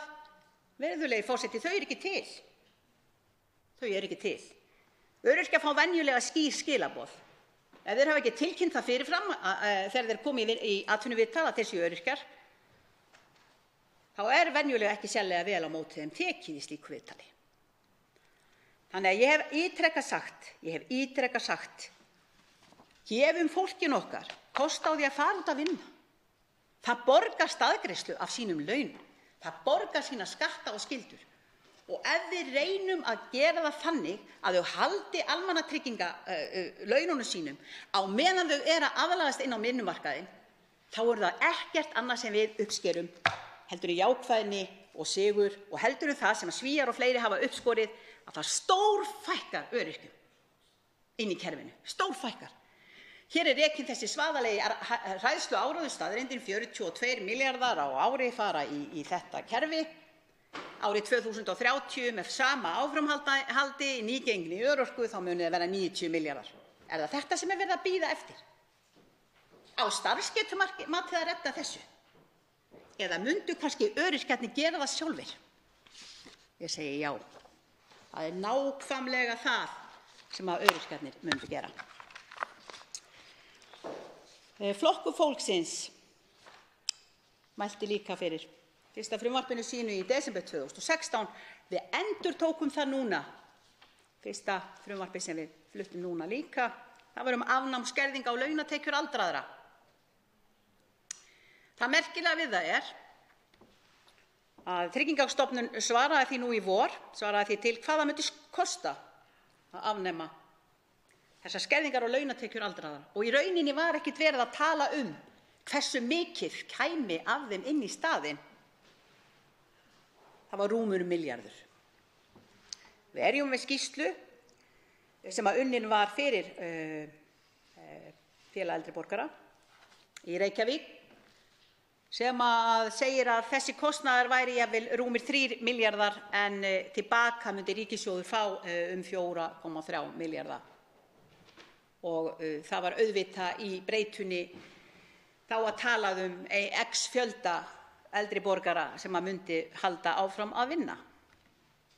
Ef að Tryggingastofnun hefur nú rétt fyrir sér, sem að við ættum nú að gera ráð fyrir að hún geri, þá myndi ríkissjóður hvorki meira né minna en hagnast yfir 3 milljarða króna á ári með það lýðheilsumál að leyfa eldri borgurum sem treysta sér til að halda áfram að vinna í stað þess að sitja heima fastir í þessari rammgerðu fátæktargildru sem verið að smíða utan þá enn og aftur.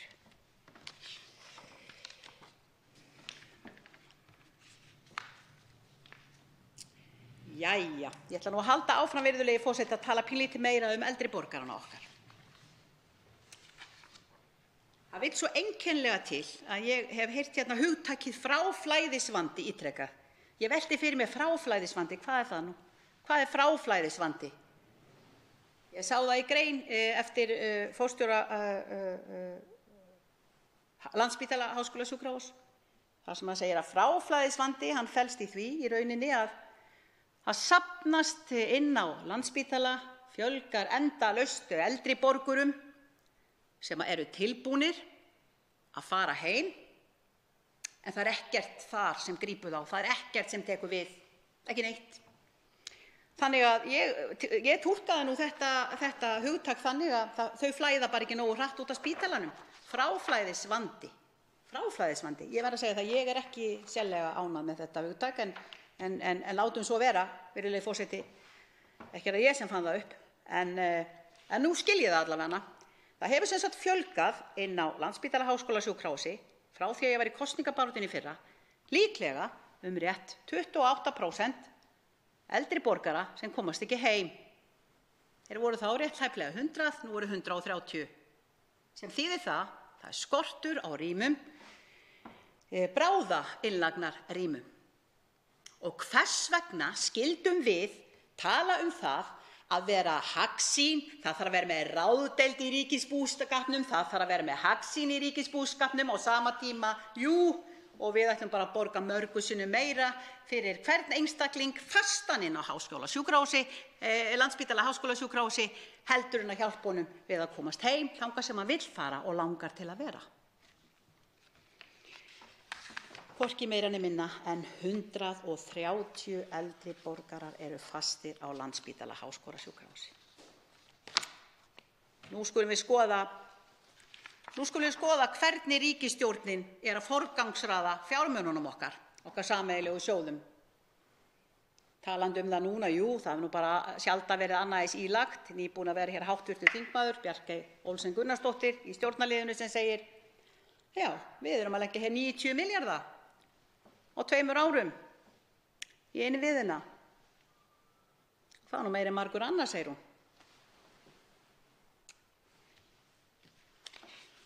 Við skulum tala hér forgangsröðun. Það á að lækka skatta, örlítið pingulítið. Það á að lækka á það mikið að réttu rúm prósent. Talað að ég fylgja vísitölu og alls konar útreikningar sem ég geti enga veginn haft tíma til að reyna að útlista fyrir ykkur, virðulegi forseti, því ég skil þá ekki einu sinni sjálf. En eina sem ég skil það er þetta: það kostar ríkissjóð 14 milljarða króna og þeir sem höllustum fæti standa og fá nú þessa rausnarlegu lækkun, það dugar ekki fyrir hálfri pizzu á mánuði. Er þetta að hjálpa fátæku fólki á Íslandi í dag? Ég segi nei. Heyrðu, það virðulegi forseti, 7 milljarðar vegna lækkunar bankaskattsins. Það var að lækka bankaskattinn 63%. Eins og bankarnir séu í vanda. Ekki hef ég heyrt það. Þetta eru stofnanir sem eru nú ekki sérlega hátt skrifaðar af fólkinu í landinu. Ekki sérlega, og ég ætla ekki að fara dýpra í það því þá náttúrulega missi ég mig á flug og það vil ég helst ekki gera fyrst ég nú í þessu virðulega ræðupúlti. 4,3 milljarða króna lækkun veiðigjalda. Það auðveldasti hlutur í heimi þegar við að tala að afkomu tengja veiðigjöldin. Að fara með þau eins og við höfum gert hingað til þegar við erum að gefa fram og gefa upp til skatts. 100.000 skattaskýrslna, 240-50.000 skattaskýrslna á hverju einasta ári. Það vefst nú ekki fyrir ríkisskattstjóra að skattleggja okkur hvert og eitt okkar, sérstaklega samkvæmt okkar tekjum. En það virðist vefjast fyrir því, þó svo að þessi gríðarlega samþjöppun hafi átt sér stað í útgerðinni, þá virðist það vefjast fyrir þeim að afkomu tengja hverja og eina útgerð fyrir sig. Því það alveg rétt að lítil og sérstaklega smábátar og þeir sem að koma nýr inn í greinina, þeir eiga í vök að verjast. En við þurfum ekki að lækka veiðigjöldin 4,3 milljarða sem að nýtist ekki síst þeim sem að eru milljarðamæringar fyrir og greiða sér milljarða og milljarða ofan út úr auðlindinu okkar í arð á hverju einasta ári.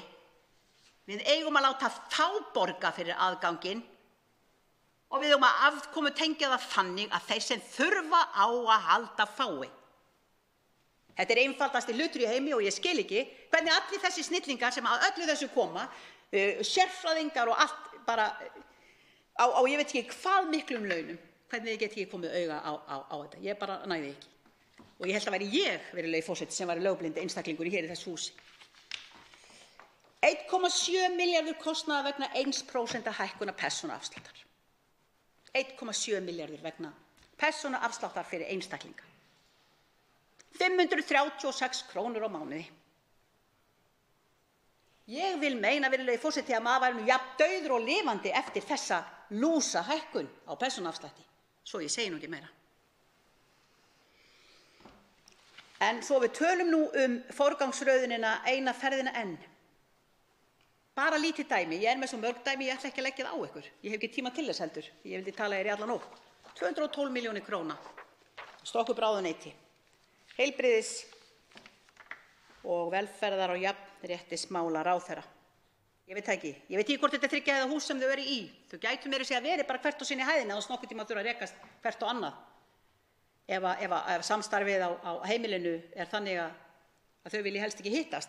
En að vera með forgangsröðun upp á þetta, virðulegi forseti, hér sagði hæstv. Forsætisráðherra daginn að áætlaður kostnaður væri 70 milljónir króna.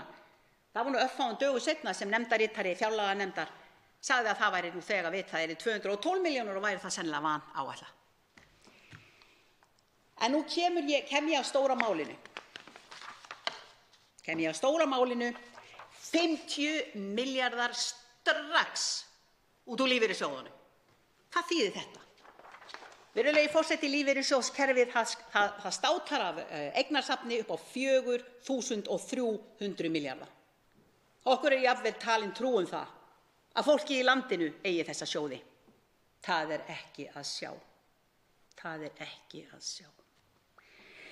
Hvernig ætlum við að fara að því? Þannig mál með vexti að lífeyrissjóðirnir eru með undanþágu. Þeir eru með heimild frá lögum og halda eftir staðgreiðslunni af iðgjöldunum og lífeyrisgreiðslunum sem við greiðum inn í þá, halda þeim eftir, þó við séum náttúrulega búin að borga það, þá fá þeir að halda því eftir og gamla með það alveg þar til þeir greiða okkur út úr sjóðunum. Það er að segja ef við erum ekki löngu dauð áður en kemur að því að við fáum greitt út úr sjóðunum. Því hvað verður þá það sem við höfum greitt í þá? Það hverfur í hítina. Lífeyrissjóðskerfið er þannig byggt upp að það er ekki eins og börnin okkar eða makar fái það sem við höfum greitt. Nei, brot. Og við höldum áfram að horfa framhjá því hvernig í rauninni lífeyrissjóðskerfið er að kokgleypa allt samfélagið. Við erum í samkeppni við okkur sjálf. Þeir eiga nánast í öllum fyrirtækjum í landinu, nánast eins og að leggur sig. Við förum ekki út í markað eða búð og verslum neitt nema það sem við verðum að horfast í augu við það að lífeyrissjóðirnir, þeir eiga svo mikið í þessu. Þeir eru með skylduraunávöxtun á 3,5% á ári. Þeir verða að ávaxta sig. Í raun og veru þá er það nú einfaldlega þannig að með því að afnema þessa undanþágu sem ég var að tala þá getur lífeyrissjóður strax á stundinni. Og ég sagði 50 milljarða af því að ég er svona ofboðslega hófleg. En ég var með fyrirspurn á upplýsingasvið Alþingis einmitt stöðu lífeyrissjóðanna og hvað í rauninni er í gangi þar. Innflæði í þessa sjóði sem eru við 250 milljarðar á ári. 250 milljarðar á ári. Þetta er eins og foss af peningum sem flæðir inn í þetta kerfi. Og sjálfsagt megnið af honum kemur frá fátækasta fólkinu, fátækustu launþegunum. En hvað það? Það kemur í ljós að sennilega væri þetta 120 milljarðar sem að væri staðgreiðslu skylt af þessu fé. Og þegar betur var að gá þá væri það sennilega 50 til 70 milljarðar sem að við mundum fá, en ekki þessi 70 til 80 milljarðar segi ég, en ekki þessi 50 sem ég er að tala hér og nú, því ég er svo hófleg. Ég Ég er að tala gamlar tölur, ekki eftir þetta breyttist núna 6% og 6% borgað af okkur inn í þessa sjóði hverjum einasta mánuði og náttúrulega allt árið kring. Þegar ég er að tala þetta, í sambandi við forgangsröðun fjármuna, þá er það aldrei á neinum tímapunkti sem að ég hef ekki verið algjörlega sannfærð það að við þurfum að sýna ráðdeild og hagsæld, vera skynsöm í okkar búskap, og ég er ekki að kalla á neinar einustu krónu í frekari útgjöld ríkissjóðs vegna þess að við höfum ekki efni á því og ég veit það sjálf. Vegna þess að það er búið að forgangsraða hlutunum rangt. Flokkur fólksins setur ævinlega fólkið í fyrsta sæti. Allt annað eðli málsins samkvæmt á að koma á eftir. Við förum ekki fram á meira en að grunnþarfir fólksins í landinu séu virtar. Fæði, klæði, húsnæði fyrir alla. Er virkilega nóg að tala meðaltal? Er virkilega nóg að tala hvað við skorum hátt hjá OECD? Er hægt að tala jöfnuð þegar við vitum það að menn einni með 6 milljónir á mánuði? Það eru tugir þúsunda að fá útborgað langt undir 300.000 krónum. Og að leggja þetta saman og deila í með tveimur. Það er skammalegt. Það er villandi og það er ósatt að gera það og sýnir ekki raunverulega stöðu þeirra sem eru að basla og draga fram lífið. Hugsið ykkur, ég er komin í 77 milljarða króna, bara með þessu, 77 milljarða króna. Það er allt í lagi eins og þegar ég var að benda á þessa litlu tölu sem að sennilega öllum þykir rosalega lítil í stóra samhenginu. 212 milljónir er það þegar komið í að flytja og skipta upp þessu ráðuneyti. Væri ekki hægt að gera það aðeins seinna? Getum við ekki nota peningana í eitthvað annað og þarfara? Getum við ekki sett fólki í fyrsta sæti? Hvers vegna erum við kjörinninga? Við erum kjörinninga til þess að vinna að heill og hagsæld allra í landinu. Við erum ekki kjörin hingað til að vera hagsmunaaðilar fyrir einn eða neinn.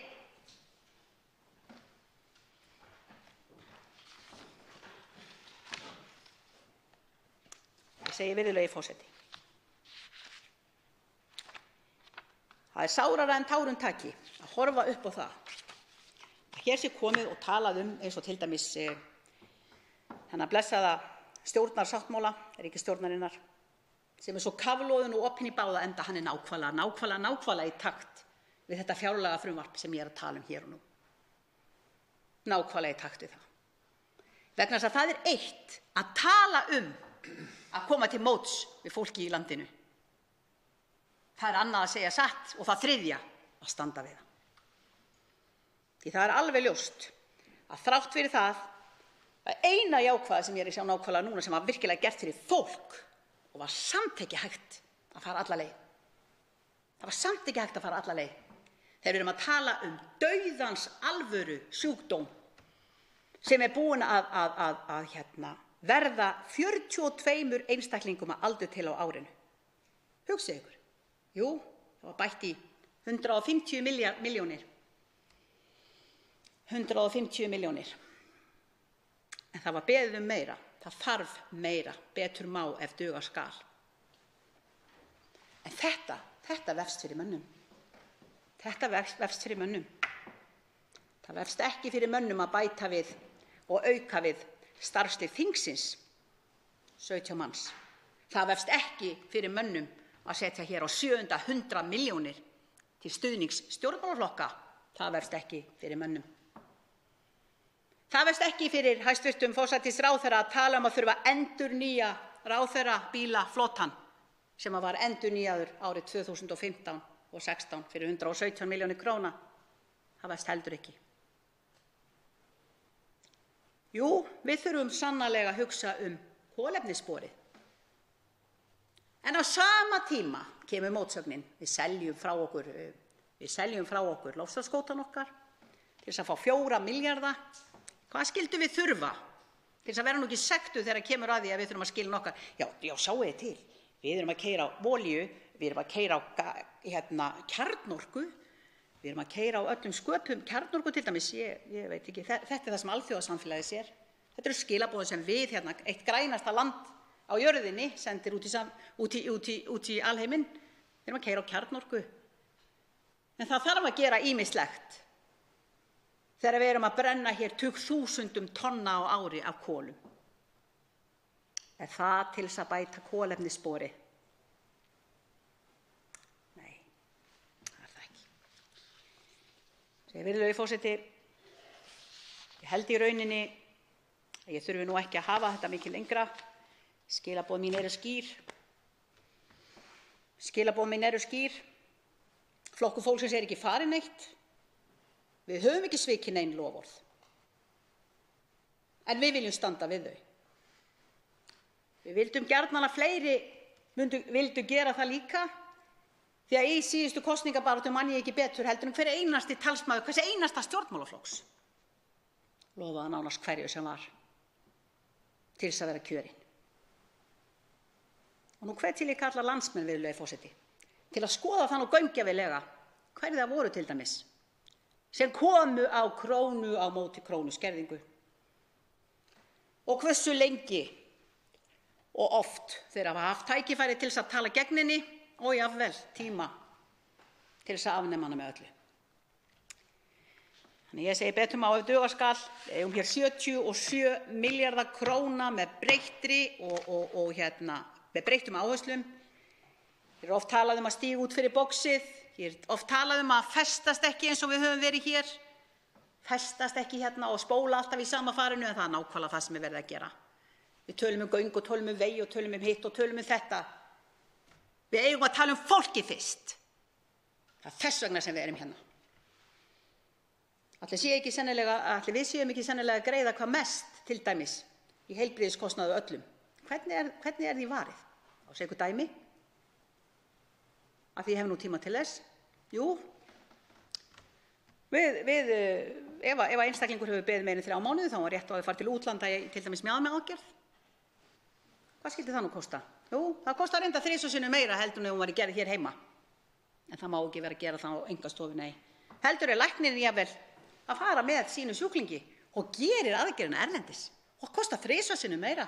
Hann getur gert 3 aðgerðir fyrir sama pening hérna heima.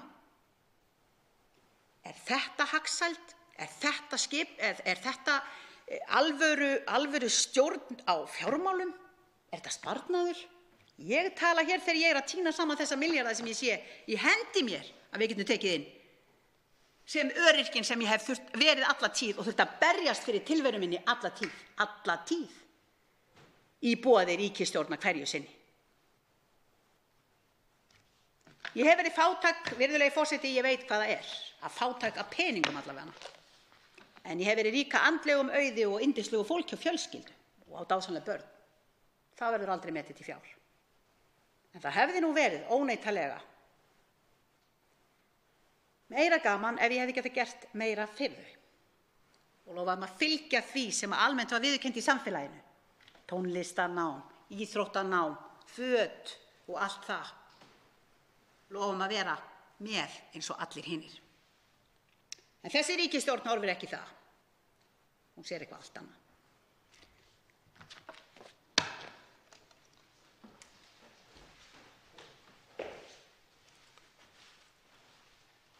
Til máls tekur hv. 10. þingmaður Norðausturkjördæmis, Albertína Friðbjörg Elíasdóttir.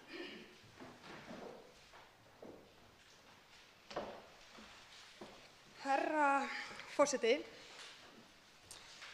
það er sannarlega margt í þessum fjárlögum sem vert er að gefa gaum. Margt sem að sannarlega mætti gera betur og augljóslega mætti forgangsröðunin vera að mörgu leyti önnur en hún er, þó auðvitað sé ýmislegt annað sem er gott svo að allra sanngirni sé gætt. Hv. þingmaður Reykjavíkurkjördæmis suður, Ágúst Ólafur Ágústsson, fór vel yfir það í sinni ræðu hér á fimmtudaginn að í fjárlögum og fjármálaáætlun erum við í raun að móta hvernig samfélag það sé sem við viljum búa í. Hvernig samfélag viljum við að Ísland sé? Viljum við búa í samfélagi þar sem íbúarnir sitja ekki allir við sama borð? Viljum við búa í samfélagi þar sem þeir sem minna mega sín refsað æ ofan í æ þegar þau reyna að lyfta sér upp úr erfiðleikum sínum eins og staðreyndin með bæði öryrkja og eldri borgara? En það ljóst að fjárlagafrumvarpið felur ekki í sér þá framtíðarsýn sem Íslendingar hafa verið að kalla eftir margir hverjir.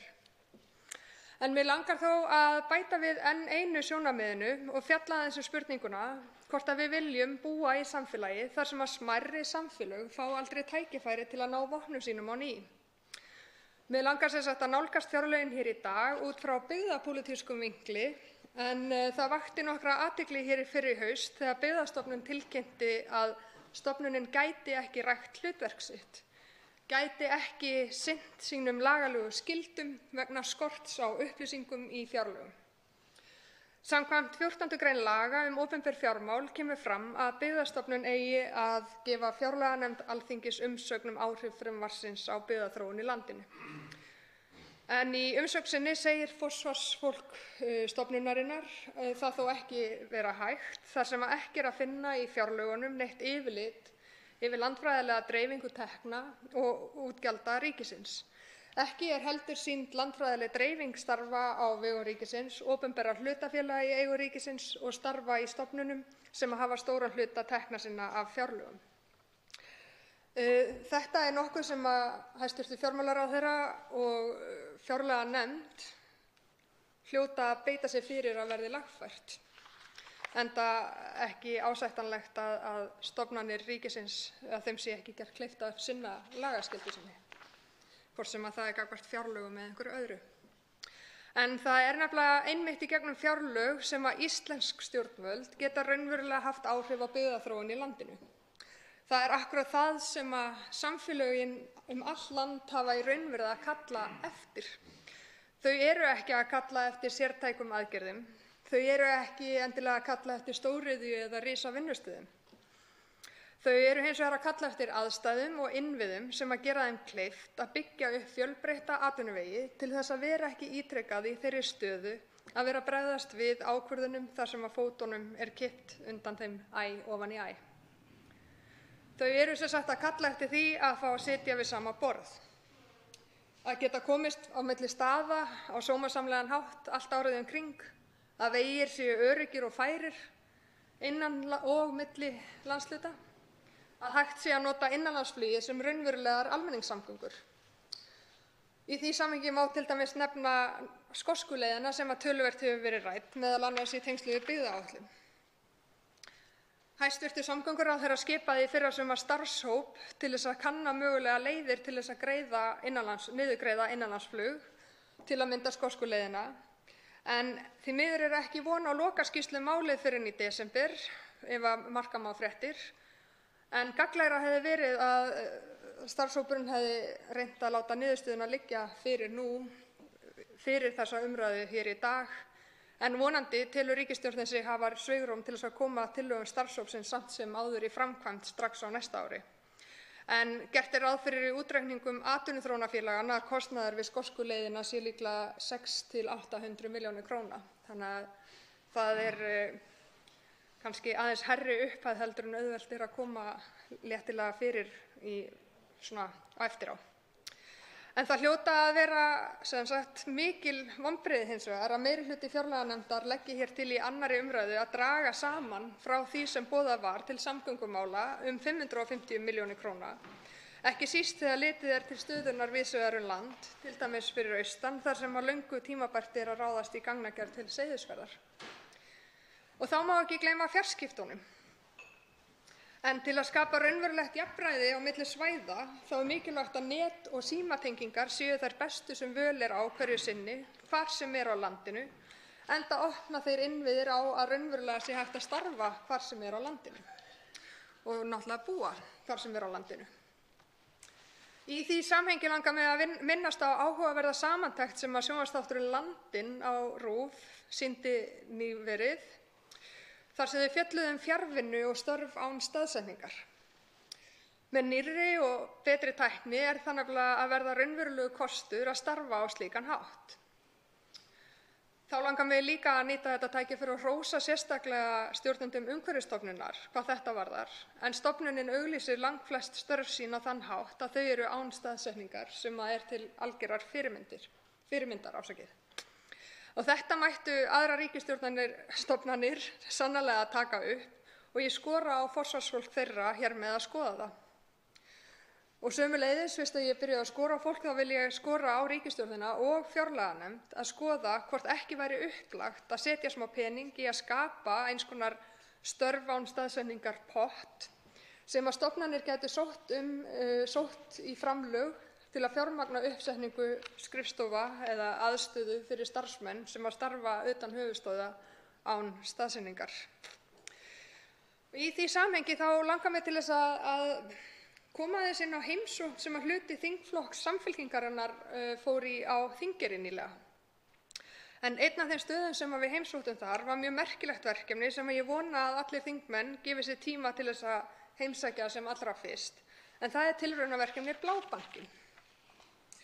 Blábankinn þróunarmiðstöð á Þingeyri og samstarf bæði einka og opinberra aðila. Í dag starfa þar 2 starfsmenn í einu stöðugildi en verkefnið sem reynir eftir mesta megni að skapa tekjur út frá eigin verkefnum nýtur góðs stuðnings frá Samgöngu- og Sveitarstjórnarráðuneytinu og Ísafjarðarbæ. Árangurinn af verkefninu eftir fyrsta árið sannarlega hvetjandi en þar hafa, samkvæmt ársskýrslu Blábankans, með leyfi forseta, 70 skapandi einstaklingar unnið 900 daga sem utan þeirra stunda sem unnar eru fyrir Blábankann beint. Það hafa verið haldnir 87 viðburðir með 1300 þátttökendum. Samstarf verið átt 8 þróunarverkefni og 5 samningar verið gerðir þjónustu við Þingeyringa. Það var áhugavert að heyra þá staðreynd að þegar Blábankinn tók til starfa á Þingeyri þá vann engin íbúa þar dæmigert skrifstofustarf á Þingeyri. En Blábankinn opnaði þarna samvinnurými með ljósleiðaratengingu sem var auðvitað algjört lykilatriði og býður nú upp á sveigjanlegt skrifstofurými sem hver og einn getur fengið leigt. En markvisst hefur þó verið unnið að því að laða að frumkvöðla, einyrkja og skapandi fólk. Margir af þeim einstaklingum sem hafa komið og dvalið á Þingeyri hafa tekið virkan þátt í samfélaginu, meðal annars boðið upp á fyrirlestra og tekið þátt í hugmyndavinnu þróun á svæðinu. Þannig hefur þetta verkefni sannarlega burði að vera árangursrík fjárfesting í því að skapa fjölbreyttara atvinnulíf og með tímanum skapandi vistkerfi á staðnum. En því miður það þannig að með breyttu samfélagi, og það var svolítið áhugavert að átta sig á því í þessu samtali sem við áttum þarna, að á undanförnum árum hefur mörgum af þeim stofnunum sem áður virkuðu sem eins konar samfélagsmiðstöðvar, staðir þar sem fólk átti samskipti og hittist á förnum vegi og átti samtöl við nágranna sína, eins og til dæmis bankinn og versluninn og fleira, þeim hefur öllum verið lokað. Og það í ofanálag þannig að í raun eru nær allar ákvarðanir varða samfélag og atvinnulíf á Þingeyri teknar utan byggðarlagsins. Stærstu fyrirtækjunum stjórnað annars staðar frá og gott sem öll stjórnsýsla á sér stað annars staðar. Þetta hefur neikvæð áhrif á frumkvæði, hæfni og tengsl samfélagsins til þess að móta sín eigin örlög út frá eigin sérstöðu og aðstæðum, eins og segir á heimasíðu Blábankans.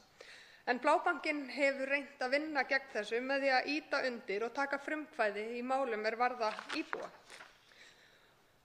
Þá vert að nefna að fulltrúi Byggðastofnunar, starfsmaður brothættra byggða, einmitt með skrifstofu í Blábankanum og vinna þessi 2 verkefni virkilega vel saman. En af hverju ég að eyða tíma háttvirtra þingmanna í að fara yfir þetta hér? Jú, því að ég held að það sé mikilvægara en nokkru sinni fyrr að við styðjum við byggðirnar okkar og hafa fjölmargir staðir á landinu sýnt því áhuga á að taka upp Blábankaverkefni hjá sér. Ég tel mikilvægt að hv. þingmenn og ráðherrar kynni sér þetta verkefni og styðji við áframhaldandi uppbyggingu þess bæði á Þingeyri og víðar landið. Herra forseti, ég á mér draum. Það er enda kannski útópía. Þar sem að allir íbúar landsins búa við traustar og góðar samgöngur, trausta nærþjónustu eins og til að mynda heilsugæslu. En þar verði ég að nefna mikil vonbrigði við því að ekki sé komið til móts við heilbrigðisstofnanir utan höfuðborgarsvæðisins sem að telja sig þurfa 400 milljónir króna til þess að geta sinnt grunnþjónustu. Og þar endurtek ég til þess að geta sinnt grunnþjónustu. Þá er mikilvægt að skoða sérstaklega eins og Eyþing, samband sveitarfélaga í Eyjafirði og Þingeyjarsýslum, bendir á í umsögn sinni að sérfræðiþjónusta lækna sé dreift landið en einskorðist ekki við höfuðborgarsvæðið. Þá er sérstaklega mikilvægt að enn betur sé stutt við sjúkrahúsið á Akureyri og brýnt að hefja byggingu legudeildar við sjúkrahúsið á Akureyri hið fyrsta, sem og að tryggja fjármagn til spítalans til að tryggja þjónustu við sjúklinga með fjölþættan vanda. Herra forseti, það er fjölmargt í þessum fjárlögum sem ég myndi vilja koma hér inn á, en nú í lokin ætla ég að halda mig fyrst og fremst á málefnasviði atvinnuveganefndar, enda er það nokkuð vítt og eins og ég hef nefnt áður hér í þessum ræðustól, þá þrátt fyrir að vera ef til vill ekki útgjaldafrekustu málaflokkanir, þá eru þeir samt sem áður býsna mikilvægir, enda standa þeir undir stórum hluta tekjuöflunar ríkisins. Unnið er að stefnumótun í stórum málaflokkum sem undir nefndina heyra eins og við þekkjum, svo sem orkustefnu, nýsköpunarstefnu, klasastefnu og langtímastefnu ferðaþjónustu. Vinna við sumar af þessum stefnum er hafin og ljóst að klára á sumar þeirra á næsta ári, á árinu 2019. Það eru ekki að sjá við yfirferð á fjárlögum að þessi vinna og verkefni endurspeglist í fjárlögum þeim sem við erum með hér til umfjöllunar eða almennilegt svigrúm sé skapað til að hrinda breytingum af stað. Málefnasvið atvinnuveganefndar skipta lykilmáli fyrir efnahagslegan stöðugleika í landinu, stöðugleika sem er mikilvægur fyrir hagkerfið, heimilin og fyrirtækin. En með áframhaldandi stöðugleika má auka samkeppnishæfni atvinnulífsins, auka verðmætasköpun og framleiðni þess. Það vekur sérstakar áhyggjur mínar að dregið er úr framlögum til nýsköpunar, samkeppni og þekkingargreina. Það ber þó að virða að á síðustu árum hafa Rannís og þá einkum Tækniþróunarsjóður verið styrkt mikið sem er mikilvægt. Og þá er auðvitað mikilvægt að meta árangurinn af starfsemi Tækniþróunarsjóðs og móta aukið hlutverk hans eins og kemur fram eins og verið er að gera, sem og að meta umhverfi nýsköpunar með gerð nýrrar nýsköpunarstefnu sem ég hlakka mikið til að sjá verða til. En þetta verður þó allt að skoðast í samhengi við það sem er í gangi í heiminum. Það er gert ráð fyrir að þessi vinna fari fram á alllöngum tíma eða á árunum 2018 til 2022, en ljóst er að fjórða iðnbyltingin er hins vegar í fullum gangi á meðan við erum að endurskoða og velta fyrir okkur hlutunum. Í því samhengi vil ég vekja sérstaka athygli á því sem Austurbrú nefnir í umsögn sinni, sem er mikilvægi þess að horft sé sérstaklega til þjónustustofnana við landið þegar fjárveitingar, þar segja við landið allt, þegar fjárveitingar eru ákveðnar og tryggt verði að stofnanir þær nýti fjárveitingar til að sinna sannarlega þeirri þjónustu sem að þeim er gert að tryggja landa allt, en nýti ekki tækifæri þegar það gefst til þess að leggja niður stöður utan Reykjavíkur, eins og við höfum allt of mörg dæmi um. Herra forseti, þó að þetta málefnasvið láti ef til vill ekki mikið yfir sér, þá er það hins vegar gríðar mikilvægt til framtíðar landsins og ætti að styrkja enn frekar. Í þessu samhengi vil ég benda á mikilvægi þess að horft verði til þess við áframhaldandi uppbyggingu menntakerfisins, en þar þarf meðal annars að tryggja aðsókn að iðn- og verknámi aukist á næstu árum, en mikilvægt er að verkleg þekking og kunnátta sé betur samtvinnu við alla menntun ef að Ísland ætlar sér raunverulega að taka áframhaldandi forystu. Herra forseti, í sáttmála núverandi ríkisstjórnar stendur landbúnaðarmál að Ísland eigi að vera leiðandi í framleiðslu á heilnæmum landbúnaðarafurðum og að leggja eigi áherslu á nýsköpun og vöruþróun til þess að stuðla að byggðafestu, auka verðmætasköpun og nýta tækifæri sem byggjast á áhuga á matarmenningu með sjálfbærni og gæði að leiðarljósi, sem auðvitað hið besta mál. Fyrirliggjandi fjárlög hljóta þó að valda landbúnaðargeiranum nokkrum vonbrigðum, en ekki gert ráð fyrir aukningu til málefnasviðsins, heldur gert ráð fyrir töluverðum niðurskurði bæði til stjórnunar landbúnaðarmála og til rannsókna, þróunar og nýsköpunar í landbúnaðarmálum. Þessi niðurskurður hlýtur að teljast óheppilegur en sjaldan hafa verið jafn mörg sóknarfæri í íslenskri matvælaframleiðslu, ekki síst vegna mikillar fjölgunar ferðamanna á síðustu árum og því leitt að ekki eiga að styðja við tækifæri til uppbyggingar með myndarlegri hætti. Í fjármálaáætlun ríkisstjórnar kemur fram að horfa eigi til heilnæmrar matvælaframleiðslu og aukinnar verðmætasköpunar innan greinarinnar, sem og að huga að því að minnka losun gróðurhúsalofttegunda vegna starfsemi hennar, sem auðvitað mjög jákvætt. Sömuleiðis eru sett fram metnaðarfull markmið um aukna nýsköpun í virðiskeðju matvælaframleiðslu og meðal annars að koma á fót öflugum sjóði sem að styrki nýsköpunar og þróunarverkefni í matvælaframleiðslu. Ekki þó að sjá að þessi metnaðarfullu markmið séu fjármögnuð miðað við skert framlög til málaflokksins og staðfesta þessi fjárlög sem við ræðum hér það. En það eru fáar atvinnugreinar jafn mikilvægar fyrir Íslendinga og landbúnaður og þess vegna mikilvægt að styðja vel við landbúnaðinn, til að mynda með því að endurskoða búvörusamninga með það að markmiði að bæta kjör og aðstæður bænda, en sömuleiðis að tryggja neytendum sanngjarnt verð og sem best gæði. Á sama hátt held ég að það hafi sjaldan verið jafn mikilvægt að horfa til aukinnar nýsköpunar í greininni og má það meðal annars nefna mál sem ég hef komið inn á hér áður, sem eru tækifærin sem að felast í að nýta lághitann okkar og orkuna betur til framleiðslu á alls kyns grænmeti og ávöxtum. Af hverju erum við til að mynda ekki að rækta alls kyns graskærstegundir sem eru ræktaðar jafnvel í Alaska, og ég vil nú meina að aðstæður hér séu betri til slíks. Af hverju erum við ekki að niðurgreiða framleiðslu fleiri tegunda til þess að minnka þörfina fyrir innflutning og minnka tilheyrandi kolefnisspor? Með aukinni uppbyggingu garðyrkjuframleiðslu ættum við auðveldlega að geta framleitt allt það grænmeti sem að Íslendingar þurfa og jafnvel rúmlega það. Ég hefði því viljað sjá nokkuð aukið framlög til Landbúnaðarháskóla Íslands til þess að ýta undir rannsóknir og nýsköpun á möguleikum til framleiðslu grænmetis og ávaxta. Við ættum líka að vera að horfa til meiri hvata til aukinnar framleiðslu og aukinnar niðurgreiðslu raforku til garðyrkjubænda. Og við ættum að vera að horfa til aukinnar nýtingar á orkunni okkar og hliðarstraumum orkuframleiðslu okkar til þess að auka alls kyns íslenska framleiðslu. Það er staðreynd að stórauka þarf matvælaframleiðslu í heiminum og þar hljótum við að bera nokkra ábyrgð.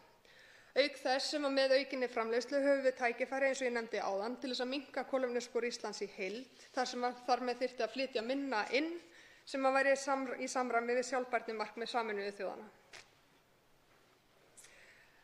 Herra forseti, nú þegar ferðaþjónustan er orðin stærsta atvinnugrein landsins, leggur það enn meiri pressu á það að stoðkerfi greinarinnar, á uppbyggingu stoðkerfi greinarinnar og uppbyggingu innviða meira en nokkru sinni fyrr.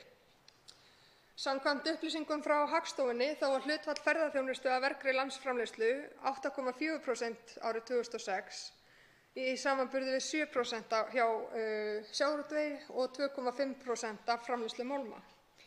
Þannig áætlar Hagstofan að heildarútflutningstekjur af erlendum ferðamönnum hafi verið 463 milljarðar króna árið 2016 eða 39% af heildarútflutningstekjum landsins, sem er meira en sjávarútvegur og álafurðir skiluðu samanlagt. Þá störfuðu á árinu 2017 rúmlega 27.000 manns við ferðaþjónustu. Það er því ljóst að greinin er orðin mjög mikilvæg fyrir efnahag landsins og raunar svo fyrirferðarmikil í efnahagslífinu að töluverðar líkur eru á að sveiflur í henni hafi áhrif langt út fyrir ferðaþjónustuna sjálfa. Möguleg áhrif væru náttúrulega aukinn kostnaður, til dæmis vegna atvinnuleysis, ef að illa fer í greininni, versnandi viðskiptajöfnuður, minni skattgreiðslur og útlánatöp banka. Við sjáum þess merki á þessu ári að hægt hefur verulega á aukningu ferðamanna á Íslandi og því miður einkum eftir því sem að fjær dregur suðvesturhorninu.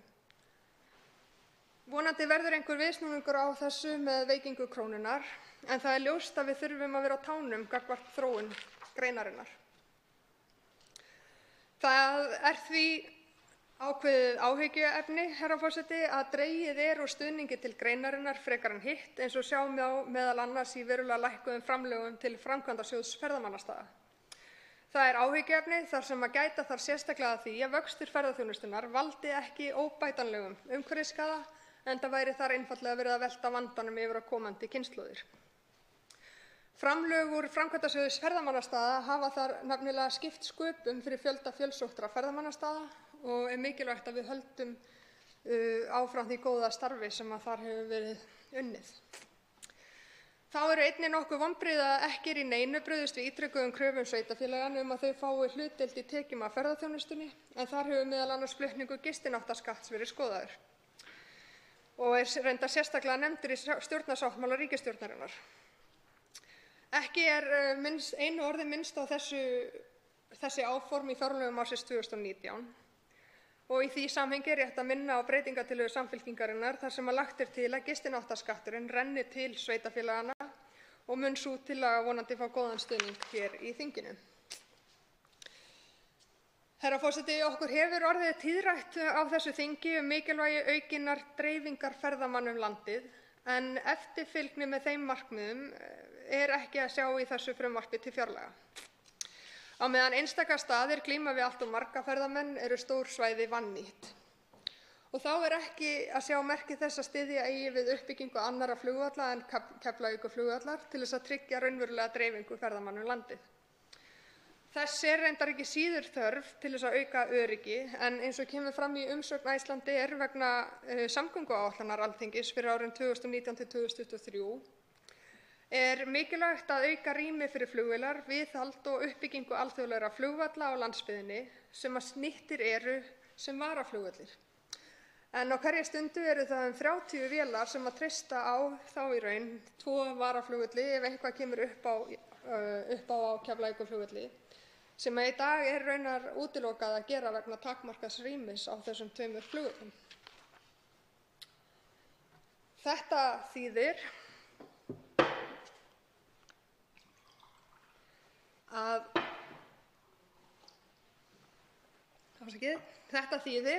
ljóst er að við ákveðnar aðstæður getur veruleg hætta skapast og því mikilvægt að brugðist við þessari stöðu sem fyrst. En hvorki er merki það að sjá, hvorki í samgönguáætlun sem nú er til umfjöllunar hér í þinginu, né í fjárlögum þeim sem við ræðum hér nú. Herra forseti, það er mikið ákall eftir uppbyggingu innviða og þjónustu við landsmenn og er ljóst að mikilvægt er að svara því kalli sem greinilega er íbúum landsins ofarlega í huga. Þá má benda á að með fjárfestingum í mikilvægum innviðum eins og til að mynda bættum samgöngumannvirkjum og sterkara raforkukerfi til að mynda, þá er ekki síður verið að greiða niður skuldir. Það er mikilvægt að gleyma því ekki að með því að sinna ekki uppbyggingu og endurbótum á innviðum, þá er þar mikil skuldasöfnun þar sem að vextinir eru mun hærri en æskilegt er. Í þessum afborgunum höfum við sannarlega ekki staðið við okkar og löngu komið að skuldadögum. Þannig snýst þetta í raun aukið öryggi, aukin lífsgæði og nauðsynlega fjárfestingu til að byggja undir hagvöxt framtíðar sem að hlýtur að vera forgangsverkefni stjórnvalda, hvar í flokki sem þau standa. Í því samhengi vil ég minna á breytingartillögu Samfylkingarinnar að standa mun betur að samgönguáætlun og auka framlög í hana 2 milljarða. Herra forseti, hér að allra síðustu vil ég koma lítillega inn á áætluð orkuskipti og loftslagsmál. Það er auðvitað vert að fagna mjög auknu framlagi til loftslagsmála þó ég sé enn þeirrar skoðunar að hægt væri að gera enn betur, sérstaklega þegar horft er til stóraukins hlutverks opinberra aðila í áætluðum orkuskiptum og loftslagsmálum. Samkvæmt markmiðum Parísarsamkomulagsins er gert ráð fyrir 13% hlutfalli endurnýjanlegra orkugjafa í samgöngum fyrir árið 2023. Það er því ljóst að hætta verður á háum sektargreiðslum þegar loftslagsmarkmiðin verða samþykkt nokkuð sem verður umtalsvert dýrara fyrir íslenskt samfélag þegar uppi er staðið heldur en að einfaldlega standa við sitt og gera betur í dag. Í því samhengi má nefna enn og aftur mikilvægi þess að strax verði gefið enn meira í uppbyggingu innviða. Sömuleiðis má nefna tækifærin sem gætu falist í uppbyggingu aukinnar nýtingar orkuauðlindar, eins og til dæmis með því að horfa í auknum mæli til fjölbreyttari kosta, eins og vindorku, þar sem mikil framþróun hefur orðið á undanförnum árum, og tækifæri fyrir Ísland að nýta til þess að tryggja enn meiri stöðugleika í raforkuöflun.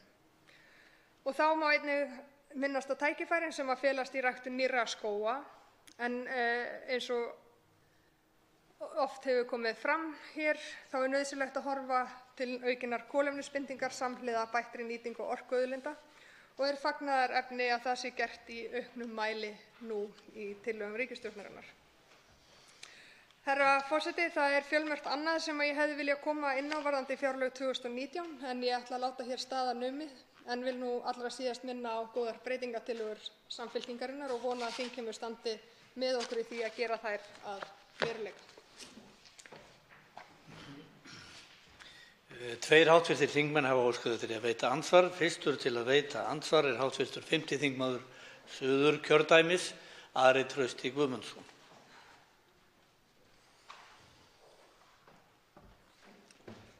Herra forseti, við landsbyggðarmenn þingmenn við deilum draumum öflugar byggðir, það er alveg klárt mál. En ég er ekki eins viss að það takist að uppfylla það alla á fyrstu 11-12 mánuðum ríkisstjórnarinnar.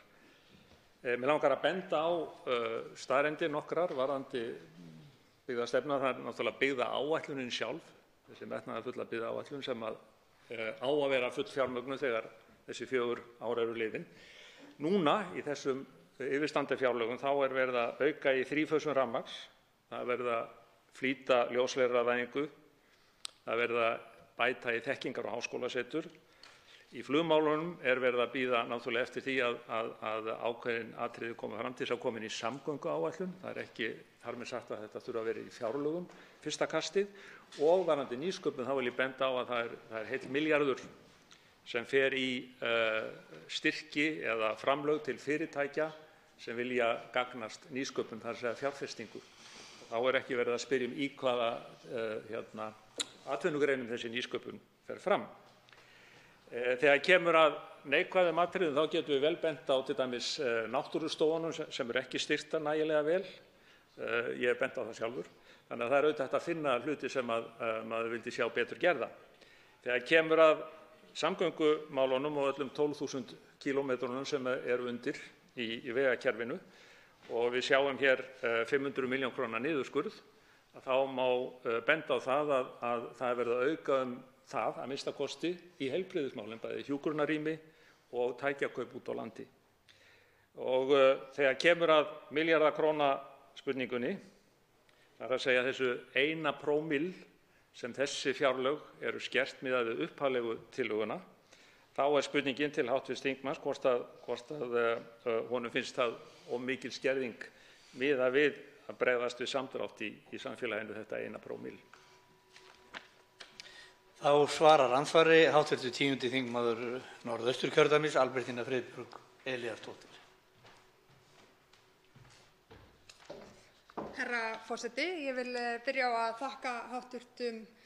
þingmanni Ara Trausta Guðmundssoni fyrir andsvarið og gefa mér tækifæri til þess að koma aðeins inn á þetta akkúrat. Staðreyndin er sú að byggðirnar, og ég held að hv. þingmaður sé sammála mér það, að byggðir landsins hafa svolítið setið eftir. Og ég get bara talað get nefnt til dæmis Austfirðina og Vestfirðina. Svo við tökum Vestfirðina sem dæmi, þá biðu Vestfirðingar spenntir eftir því að fá símapeningana á sínum tíma sem áttu að bjarga samgöngum á Vestfirðum. Síðan varð hrun og þá var það var ekki hægt að nota afsakið út af því að það var svo mikil þensla í samfélaginu og þar með mátti ekki vera að bæta í verkefni á vegum ríkisins. Síðan þegar loksins var minnkaði þenslan og það varð hrun, þá var ekki hægt að gera það út af það voru ekki til neinir peningar. Í dag erum við á toppi hagsveiflunnar og þess vegna hlýt ég að spyrja, ef ekki núna, hvenær þá? Út af því að það er alveg ljóst að reynsla sýnir að við erum ekki að fara að bregðast við þegar og ef, ég er ekki að boða hérna hrun, ef að næsta hrun verður. Og þess vegna hlýt ég að kalla eftir því og geri það án þess að hika að við horfum meira til byggðanna. Þú spyrð hérna hvort að ég sjái eftir þessum 500 milljónum í samgöngumál sem að fara að því að þú nefnir í heilbrigðismál, tækjakaup á landsbyggðinni og hjúkrunarheimili. Já, ég sé alveg pingu eftir því og það líka í tillögum okkar, breytingatillögum okkar sem eru líka fullfjármagnaðar. Þar er verið að gera betur og svo verði ég líka, út af þú talar þessar 500 milljónir, á sama tíma eru heilbrigðisstofnanir út á landi að biðja 400 milljónir til þess að standa undir grunnþjónustu, ég endurtek grunnþjónustu. Ég hefði þá viljað kannski sjá þær fara þangað, en ég held að við hefðum allan að geta gert betur. Þá veitir andsvar öðru sinni hv. 5. þingmaður Suðurkjördæmis, Ari Trausti Guðmundsson. Herra forseti, ég er ósammála hv. þingmanum það að við séum á toppi hafsveiflunnar, við erum á leiðinni niður eftir því sem ég best veit. En þegar kemur að þessu 1 prómilli sem að samdrátturinn hljóðar upp á, þá þarf að taka það einhvers staðar. Og jú, við getum deilt hvort að ég að taka 500 milljónir af í samgöngum eða hvort að ég að setja það í heilbrigðismál eða hvað annað. En ég ætla að koma að ferðaþjónustunni. 2,3 milljarðar eru í liðnum undir ferðaþjónustunni, 9% aukningu upp á 200 milljónir. Og í hvað fer þetta nú? Þetta fer í meðal annars 80 milljónir í landvörsluaukna og það fara 354 milljónir í svokallaða landsáætlun til verndar náttúru og menningarminja. Þannig að þó að það sé niðurskurður í einum sjóði, þá er verið að bæta í annan vegna þess að það er að færa peninga á milli því að þeir notast betur á einum stað en öðrum. Þegar kemur svo að loftslagsmálunum, þá hef ég haldið því fram að ríkisvaldið er ekki aðaleikandinn í raun og veru í loftslagsmálunum, í aðgerðunum í loftslagsmálunum. Það eru atvinnuvegirnir, það eru sveitarfélögin, það eru fyrirtækin og það eru við sjálf. Stjórnvöld liðka fyrir og styrkja vissulega, en þegar kemur að sjálfum aðgerðunum, þá snýr þetta alveg jafn og ennú frekar að þeim sem eru leikarar í samfélaginu umfram stjórnvöld. Og ég ætla nú að spyrja hv. þingmann hvort hann sé nú ekki sammála mér í því.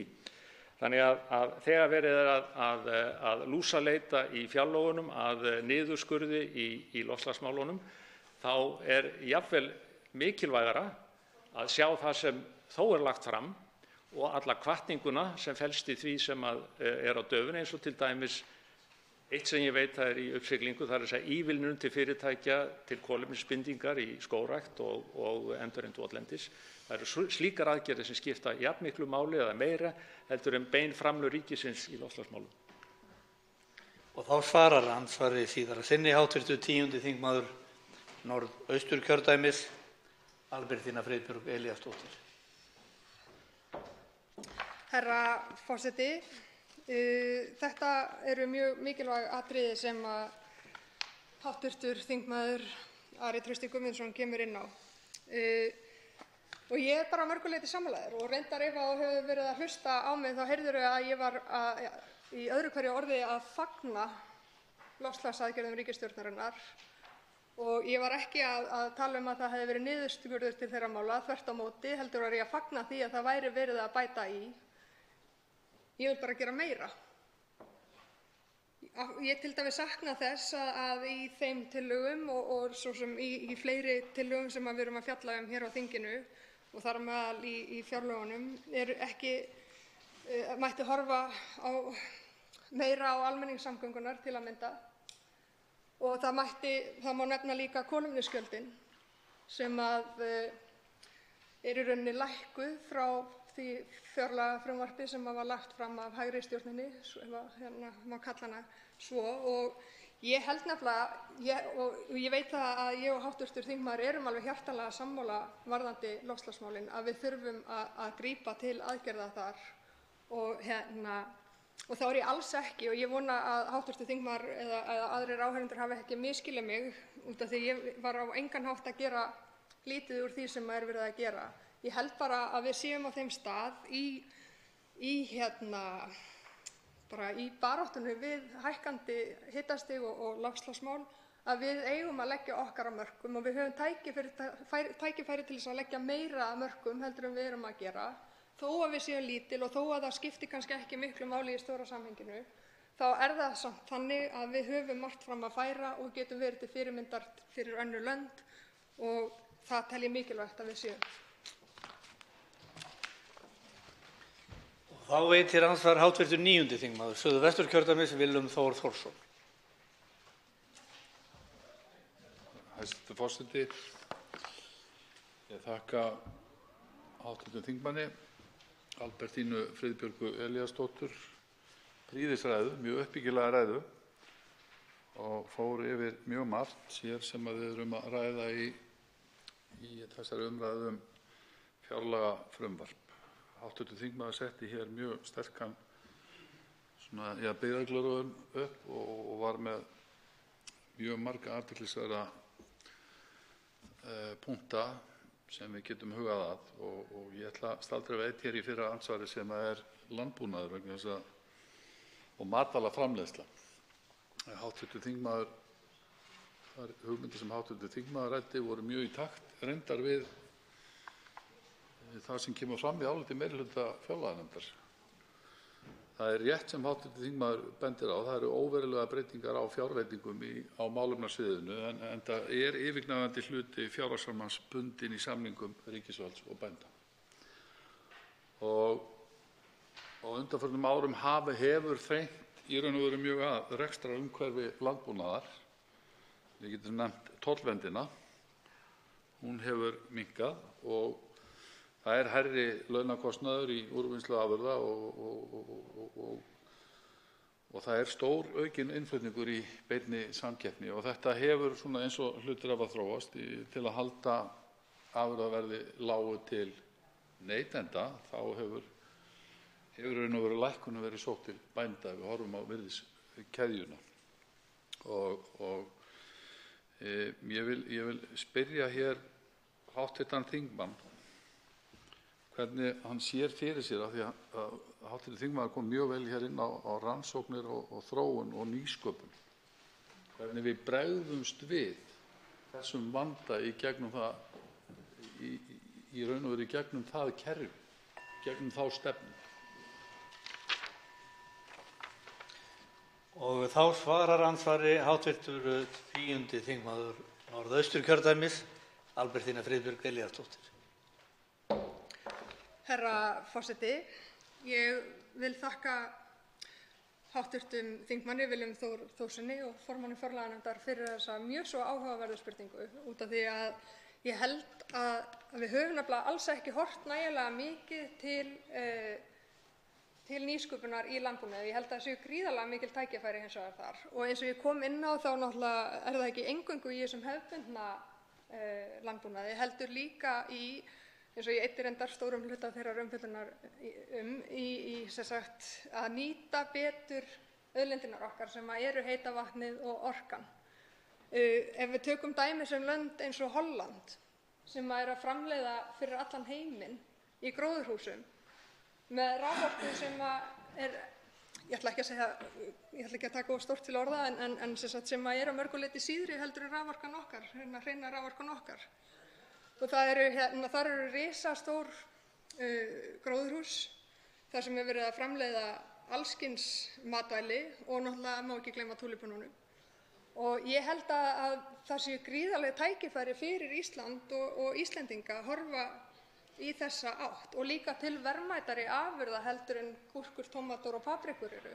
Og við höfum mjög skemmtilegt og flott dæmi einmitt á Egilsstöðum þar sem verið að rækta núna wasabi með góðum árangri sem einmitt tegund, rót sem alveg sérstaklega vel til þess fallin að vera ræktuð á Íslandi og kílóverðið af því mjög hátt og það myrkur og fullt af vatni og við höfum nóg af hvoru tveggja. Mér finnst þetta alveg sérstaklega gott dæmi hvernig nýsköpun í landbúnaði getur skilað bara mjög miklu til íslensks bæði samfélags og efnahags. Þá veitir andsvar síðara sinni hv. 9. þingmaður Suðvesturkjördæmis, Willum Þór Þórsson. Hæstv. forseti. Ég vil þakka hv. þingmanni svarið og deili áhuga á skoðunum á þessum þætti sem eru rannsóknir, þróun, nýsköpun og þegar kemur að matvælaframleiðslu og ég ætla að fá hér með leyfi forseta að lesa bara upp hér úr meirihlutaálitinu þar sem meirihlutinn leggur til við undirbúning fjármálaáætlunar og næstu fjárlagagerðar verði hugað að sókn til aukinnar verðmætasköpunar í matvælaframleiðslu m.a. með markvissu samstarfi þeirra stofnana ríkisins sem starfa á sviði landbúnaðar, matvæla, rannsókna og þróunar. Þannig að við deilum hér svo sannarlega skoðun hv. þingmanns sem og hv. þingmaður gerði mjög vel grein fyrir í sinni ræðu. Ég vil ítreka það og hv. þingmaður kom jafnframt inn á það að við ættum að nýta hér sjóði á þessu sviði og meirihlutinn gerir hér að tillögu sinni og vil vekja hér athygli á og það kemur fram í nefndaráliti á blaðsíðu 33 breytingartillaga þar sem gerð er tillaga 30 millj. kr. tímabundið framlag til Landbúnaðar Háskóla Íslands vegna aukinna rannsókna sem keyptar verða af atvinnuvega- og nýsköpunarráðuneyti einmitt í þessum tilgangi og hv. þingmaður kom inn á í sinni ræðu. Ég vil síðan spyrja hv. þingmann þessu tengt af því að það er mikilvægt að við samnýtum þekkingu, rannsóknarstofnanir, menntastofnanir og tengjum þetta saman alls staðar og til þess að nýta auðlindir með sem skilvirkustum hætti allt land í þessa veru og það fé sem við látum í þetta starf á að speglast í fjárlögum og frumvarpi. Ég tel að klasamyndun sé svar. Ég vil spyrja hv. þingmann í þeim starfshópi sem hv. þingmaður tekur þátt í, hver er áherslan á klasastarf í þessum hópi? Og þá svarar andsvari síðara sinni hv. 10. þingmaður Norðausturkjördæmis, Albertína Friðbjörg Elíasdóttir. Herra forseti, ég þakka hv. þingmanni aftur fyrir góða spurningu. Svarið er kannski að við horfum ekki nægilega mikið til klasasamstarfs en það er ennþá tími til þess að breyta því. Og ég er alveg hjartanlega sammála hv. þingmanni að klasasamstarf er eitthvað sem við höfum sannarlega að horfa til og ekki síst vegna þess bæði þess lærdóms sem getur falist í samstarfi, að læra af reynslu annarra og vonandi forðast mistök annarra ekki síst og líka út af því að sérstaklega út af við þá skiptir máli að fyrirtæki hafi tækifæri til þess að vinna saman og koma íslenskum afurðum og íslenskri framleiðslu á framfæri sem mér finnst mjög spennandi dæmi. Hv. þingmaður talaði einnig mikilvægi þess tillögu meirihluta fjárlaganefndar 30 millj. kr. aukningu til Landbúnaðarháskólans sem er mjög gott og hv. þingmaður talaði einnig aukið samstarf stofnana á þessu sviði og í því samhengi langar mig til þess að nefna tækifæri sem gætu falist meðal annars í auknu samstarfi Landbúnaðarháskólans, Háskólans á Akureyri og Háskólans á Hólum sem allir hafa byggt upp nokkra sérþekkingu á þessu sviði og má þar nefna tilraunir háskólans varðandi bætta nýtingu á í rauninni umfram afurðum eða afurðum sem ekki eru nýttar í dag sem eru gríðarlega spennandi og ég veit að í Landbúnaðarháskólanum er síðan þekking á ræktun og öðru sem væri gríðarlega mikilvæg inn í það samstarf og ég held að það væri hægt að búa til rosalega skemmtilega dýnamík með einmitt auknu samstarfi stofnana en því miður gengur það stundum svolítið illa virðist vera, sérstaklega ef að stofnunar eru í Reykjavík með fullri virðingu fyrir Reykvíkingum, þá virðist oft gleymast að það eru líka stofnanir og líka þekking út á landi sem er vert að nýta og mikilvægt að nýta. Andsvörum er lokið. Til máls tekur hv. 4. þingmaður Suðvesturkjördæmis, Guðmundur Andri Thorsson.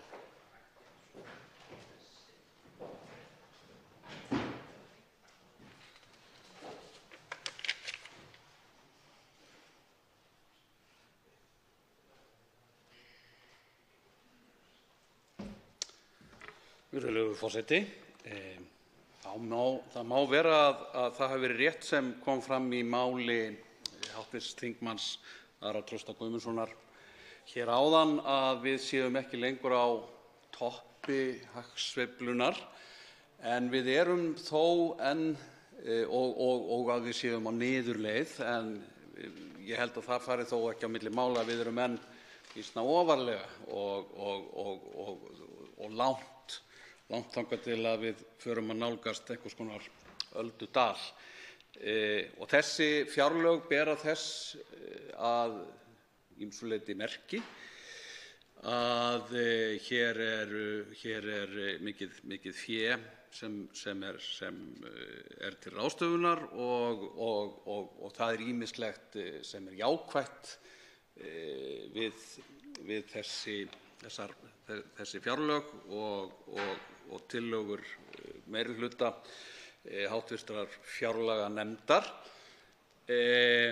svo sem til dæmis við sjáum þar ákveðna lofsverða viðleitni í loftslagsmálum og eins í varðandi eflingu íslenskrar tungu, svo dæmi sé tekið, en ég vona þó að mér verði virt það til betri vegar, þó að ég í ræðu minni staldri fremur við það sem mér þykir betur mega fara í þessu frumvarpi og þessum tillögum og geri þá jafnframt grein fyrir því sem að Samfylkingin hefur fram að færa. Samfylkingin leggur til 17 breytingartillögur við fjárlagafrumvarpið upp á rúmar 24 milljarða króna og eru þessar tillögur að öllu leyti fjármagnaðar. Þá gerir Samfylkingin ráð fyrir hærri afgangi á ríkissjóði á næsta ári heldur en ríkisstjórnarflokkarnir gera ráð fyrir. Það er stundum talað eins og tillöguflutningur af þessu tagi sé yfirborðsmennska og tóm látalæti og eingöngu til þess ætlaður að láta ríkisstjórnarflokka hverju sinni líta illa út þegar þeir fella hvert þjóðþrifamálið á fætur öðrum, en tillöguflokkana þá að sama skapi líta vel út. Þetta held ég, herra forseti, að sé að nokkurra leyti ofmælt. Ég get að minnsta kosti staðhæft það að Samfylkingin leggur sínar tillögur fram í góðri trú og vonast til þess að fá þær samþykktar, ef ekki allar, sem æskilegt væri, þá að minnsta kosti einhverjar.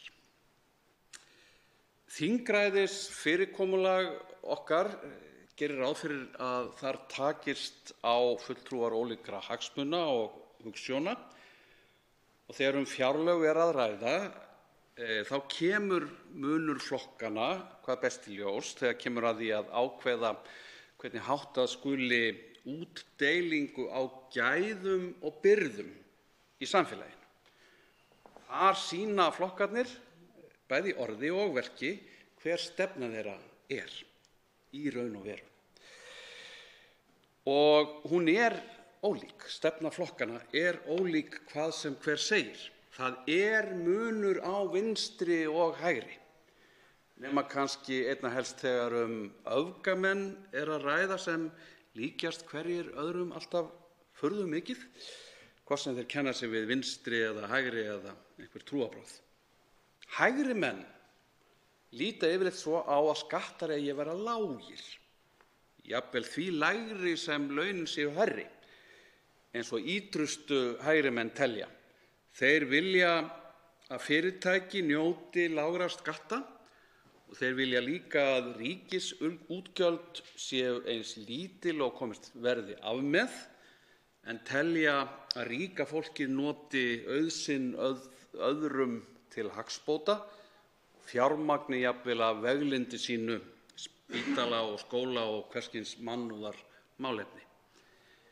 Vinstri menn telja á hinn bóginn að ekki sé á vísan að róa með það og benda á stórfelld undanskot til aflanda máli sínu til stuðnings þegar ríka fólki treystir sér ekki einu sinni til að taka þátt í að fjármagna þó þá samneyslu sem það nýtur sjálft góðs af. Vinstri menn líta svo á að samfélagið verði að hafa viss úrræði til að jafna ólík kjör fólks sem eru iðulega komin til vegna þess að tækifærin eru ójöfn, skiptingin er ranglát og þessum tækjum verði þá að beita markvisst og af sanngirni en líka í vissu hófi. Vinstri menn telja líka að sum verkefni þurfi að leysa á samfélagslega vísu. Þar eigi gróðasjónarmiðin ekki við, ekki síst á sviði heilsugæslu og skólamála. Umræðan veiðigjöldin sem núverandi ríkisstjórn ætlar að lækka 3 milljarða leiðir vel í ljós þennan mun. Vinstri menn segja sem svo að vel geti verið að minni útgerðir ráði ekki við að greiða þjóðinni, almenningi, þar sem við teljum vera sanngjarnt gjald fyrir afnot af sameiginlegri auðlind okkar allra og þá verði að leita leiða til þess að hjálpa þeim við að ráða við þau rekstrarskilyrði.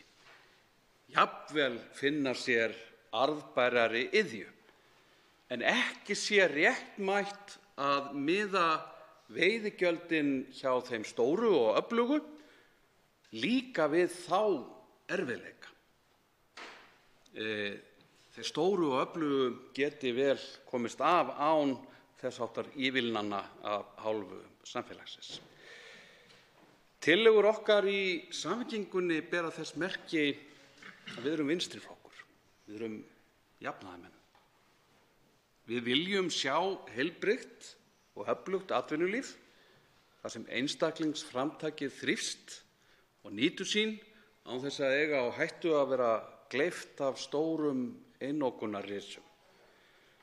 Við viljum líka að þetta atvinnulíf greiði eðlilega skatta til samfélagsins sem verði þá notaðir í almannaþágu, bæði til að létta undir með fólki sem þarf á hjálp að halda og fjárfesti í þekkingu til að hjálpa okkur að verða samkeppnisfært og fjölbreytt og lifandi samfélag þar sem fólk getur nýtt krafta sína og tíma í annað en skuldabasl og hangs í umferðarteppum á vondum vegum með vondu slitlagi eða á biðlistum eftir bót meina sinna. Við teljum ekki nóg að gert í fjárlagafrumvarpinu við að byggja upp innviðina sem vanræktir voru svo átakanlega á bóluárunum þegar ofsafengin auðhyggja réði ferð við stjórn landsmálanna og náðist ekki að byggja upp á þeim 4 árum sem vinstrimönnum gáfust til að stjórna landinu af strandstað þjóðarskútunar. Tillögur okkar miðast við það að gera líf fólksins í landinu ögn bærilegra. Tillögur okkar eru þessar og nú ætla ég að bruna í gegnum tillögur Samfylkingarinnar, þessar 17 tillögur. Við viljum að gistináttagjald upp á 1,3 milljarð renni til sveitarfélaga sem þurfa sárlega á peningum að halda við að byggja upp innviði vegna stórkostlegrar fjölgunar ferðamanna. Við viljum að 4 milljarðar verði látnir renna til málefna aldraðra í stað 2,1 milljarðs eins og ríkisstjórnin gerir ráð fyrir.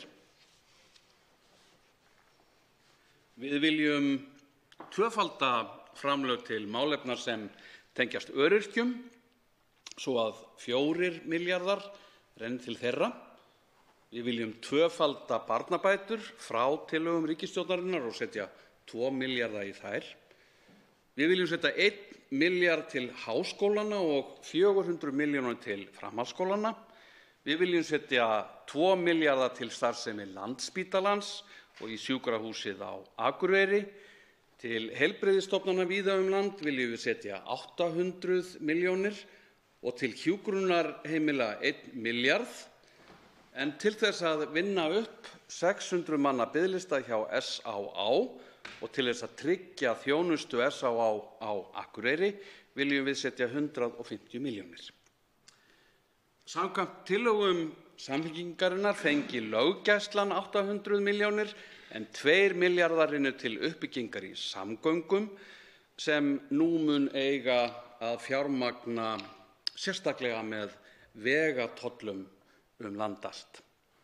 Í húsnæðismál viljum við setja 2 milljarða og í vaxtabætur aðra 2 milljarða. Við stingum upp á 400 milljón króna framlagi í þróunarsamvinnu og gerum tillögu sjónvarpssjóð upp á 300 milljónir króna. Og því ég nú að þylja þetta hér allt upp til þess að árétta það að allt eru þetta raunveruleg úrlausnarefni sem fara ekkert burt þó þau séu ekki fjármögnuð. Þarna á bakvið raunverulegt fólk með raunveruleg vandamál og allt eru þetta raunhæfar tillögur og þeim fylgja öllum raunhæfar leiðir til að fjármagna þær. Sumar af fjármögnunartillögum okkar eru vissulega ekki stórvægilegar en blasa eiginlega við. Til dæmis að lagður verði aftur á sykurskattur. Samkvæmt eindregnum tilmælum lýðheilsufræðinga sem myndi gefa okkur milljarð í ríkissjóð. En ásamt veiðigjöldunum hefur sykurskatturinn jafnan verið íslenskum hægrimönnum alveg sérstakur þyrnir í augum. Enda eru íslenskir hægrimenn annálaðir nammi grísir. Við teljum að það séu vannýtt tekjuúrræði í fjárlagafrumvarpinu. Við viljum að fjármagnstekjuskattur verði hækkaður, tekjutengdur auðlegðarskattur. Við viljum að leita verði leiða til að auka tekjur ríkissjóðs af þeim gríðarlega fjölda erlendra ferðamanna sem hingað kemur. Við viljum að kolefnisgjald verði enn hækkað og jafnist á við það sem hin framsækna ríkisstjórn Bjarna Benediktssonar hafði áform og við viljum sjá hærri auðlindagjöld. En eins og kunnugt þá stendur til að létta greiðslum af útgerðarfyrirtækjum. Í fjárlagafrumvarpi ríkisstjórnarinnar eins og það kemur nú frá háttvirtri fjárlaganefnd annað hljóð í strokknum. Eins og frægt þá fá öryrkjar nú lækkun milli umræðna upp á heilan 1,1 milljarð. Eiginlega sér maður næstum fyrir sér háttvirta fulltrúa meirihlutans rýna af alefli í frumvarpið í leita af einhverjum málaflokkum þar sem fólk sé ofhaldið og staldra við öryrkja. Þetta fólk ekki að fá of mikið? Fá mál ríkir jafnmikil eindrægni og nauðsyn þess að afnema hið óréttláta fyrirkomulag sem kennt við krónu á móti krónu. En samt afnám þess ófjármagnað. Húsnæðisstuðningur fær 91 milljón króna niðurskurð í breytingartillögum meirihluta háttvirtrar fjárlaganefndar þrátt fyrir litla sem enga viðbót þegar frumvarpið var lagt fram og þrátt fyrir það að fleiri landsmenn séu að gera sér grein fyrir því að húsnæðismálin eru eitt stærsta hagsmunamál almennings. Húsnæðismál eru mannréttindamál og þrátt fyrir að verkalýðshreyfingin hafi sett þessi mál sérstaklega á oddinn í komandi kjarasamningum. Sá einfaldi réttur hverrar fjölskyldu að eiga sér heimili en þurfa ekki að vera á hrakhólum árum og áratugum saman eða í skuldaánauð lánastofnana með því lánafyrirkomulagi sem hér tíðkast. Breiðu bökin þau finnast víðar. Þannig milli umræðna skorið niður 30 milljónir vegna útlendingamála. Þannig að Útlendingastofnun fær ekki þá fjármuni sem hún þarf til að afgreiða sómasamlega þær umsóknir sem til hennar berast. Eru þó umsækjendur látnir greiða 35.000 króna gjald sem rennur sem sé í ríkissjóð til ýmissa verkefna og má segja að þetta séu þá þau einu komugjöld sem okkur Íslendingum hefur tekist að koma okkur saman Annar málaflokkur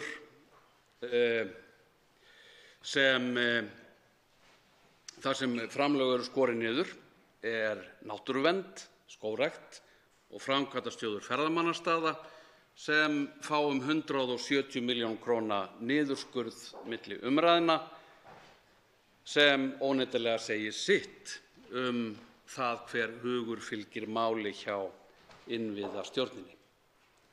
Hið sama upp á teningnum hjá hjúkrunarheimilum sem sent hafa frá sér eindregin varnaðarorð að það stefni í þrot að óbreyttu.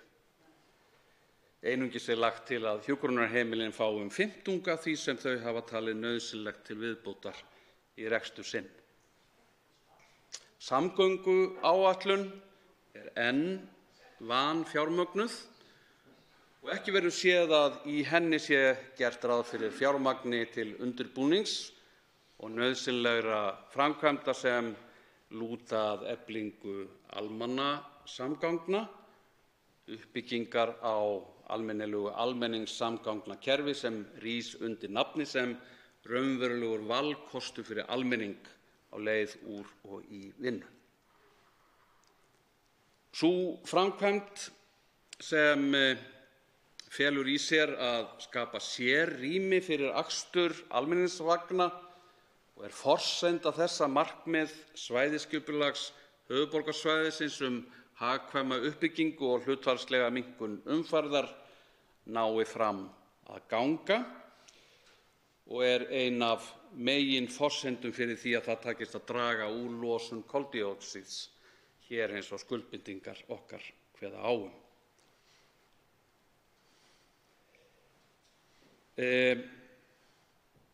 Í mennta- og menningarmálum vissulega fagnaðarefni, eins og fyrr segir, að stór átak skuli standa fyrir dyrum varðandi varðveislu íslenskrar tungu og hluti af því eru aðgerðir til stuðnings bókaútgáfu sem vonandi eiga eftir að gefa góða raun. Ég held hins vegar, virðulegi forseti, að samhliða þessu metnaðarfulla átaki þurfum við kannski öll að velta fyrir okkur hvort við séum á réttri braut í íslenskukennslu og lestrarkennslu í grunnskólum, hvort áherslur þar á hraðlestur og villugildrur hafi gefið góða raun eða séu vel til þess fallnar að efla með íslenskum börnum og ungmennum ást á íslenskri tungu eða löngun til að iðka hana. Við fáum væntanlega tækifæri til að ræða þessi mál betur þegar fram kemur boðuð þingsályktunartillaga hæstv. Menntamálaráðherra eflingu íslenskrar tungu og þá eigum við líka eftir að sjá hvernig ráðherrann hæstvirtur hyggst efla einkarekna fjölmiðla þó ástæða sé til að ítreka að mjög misráðið væri að veikja Ríkisútvarpið sem einn besti vettvangur sem við eigum fyrir lifandi umræðu á lifandi tungumáli.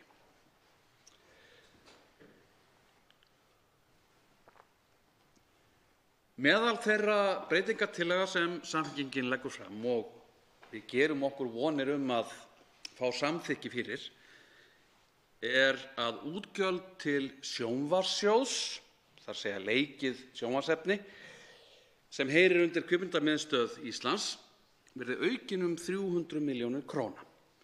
Ég get naumast ímyndað mér betri fjárfestingu en þessa. Hún vel til málræktar fallin, það segir sig eiginlega sjálft. Hún gerir líka fjölmörgum vel menntuðum einstaklingum á þessu sviði kleift að stunda og þróa færni sína og list og síðast en ekki síst, öflugri sjónvarpsþáttagerð stuðlar að því að við getum gert það sem hverju menningarsamfélagi er nauðsynlegt. Það er að horfa á okkur sjálf og samfélag okkar í þeim spegli sem kvikmynduð saga getur verið þegar vel tekst til. Við getum vitnað til Ragnars Reykháfs, Bibbu á Brávallagötu eða Georgs Bjarnfreðasonar þegar við viljum tjá okkur einhvern tiltekinn sérstakan en leið dæmigerðan framgangsmáta í íslensku samfélagi. Við þurfum miklu fleiri slíka karaktera ef vel á að vera. Mig langar í þessu sambandi að fá að vitna til þess sem sá ágæti og virti kvikmyndaleikstjóri Ragnar Bragason, sem við þekkjum meðal annars frá Fangaseríunni og sem leikstjóra vaktaþáttanna, skrifar þessa tillögu á Facebook síðu sína í morgun með leyfi forseta. Ragnar skrifar: Stuðningur hins opinbera við leikið íslenskt sjónvarpsefni sem aldrei fyrr hefur verið jafn eftirsóknarvert og í hávegum haft alþjóðlega er smánarlegur og mikill flöskuháls. Gríðarleg gróska er í bransanum og margar efnilegar þáttaraðir í burðarliðnum sem hljóta ekki brautargengi vegna fjárskorts héðan. En eins og fólk veit, þá er framlag frá Íslandi frumforsenda þess að hægt sé að sækja styrki úr sjóðum erlendis. Eins og staðan er, þá úthlutar Kvikmyndasjóður grátlega litlu til leikins sjónvarpsefnis, eða 150 milljónum árlega, sem er aðeins örlítið brot af kostnaði. Sem dæmi þá munum við, aðstandendur fanga, ekki geta farið í tökur á næstu þáttaröð, þó svo handrit sé löngu klárt og ekkert annað til fyrirstöðu fyrr en 2020. Það er bagalegt að geta ekki fylgt hraðar eftir velgengni bæði hérlendis og erlendis.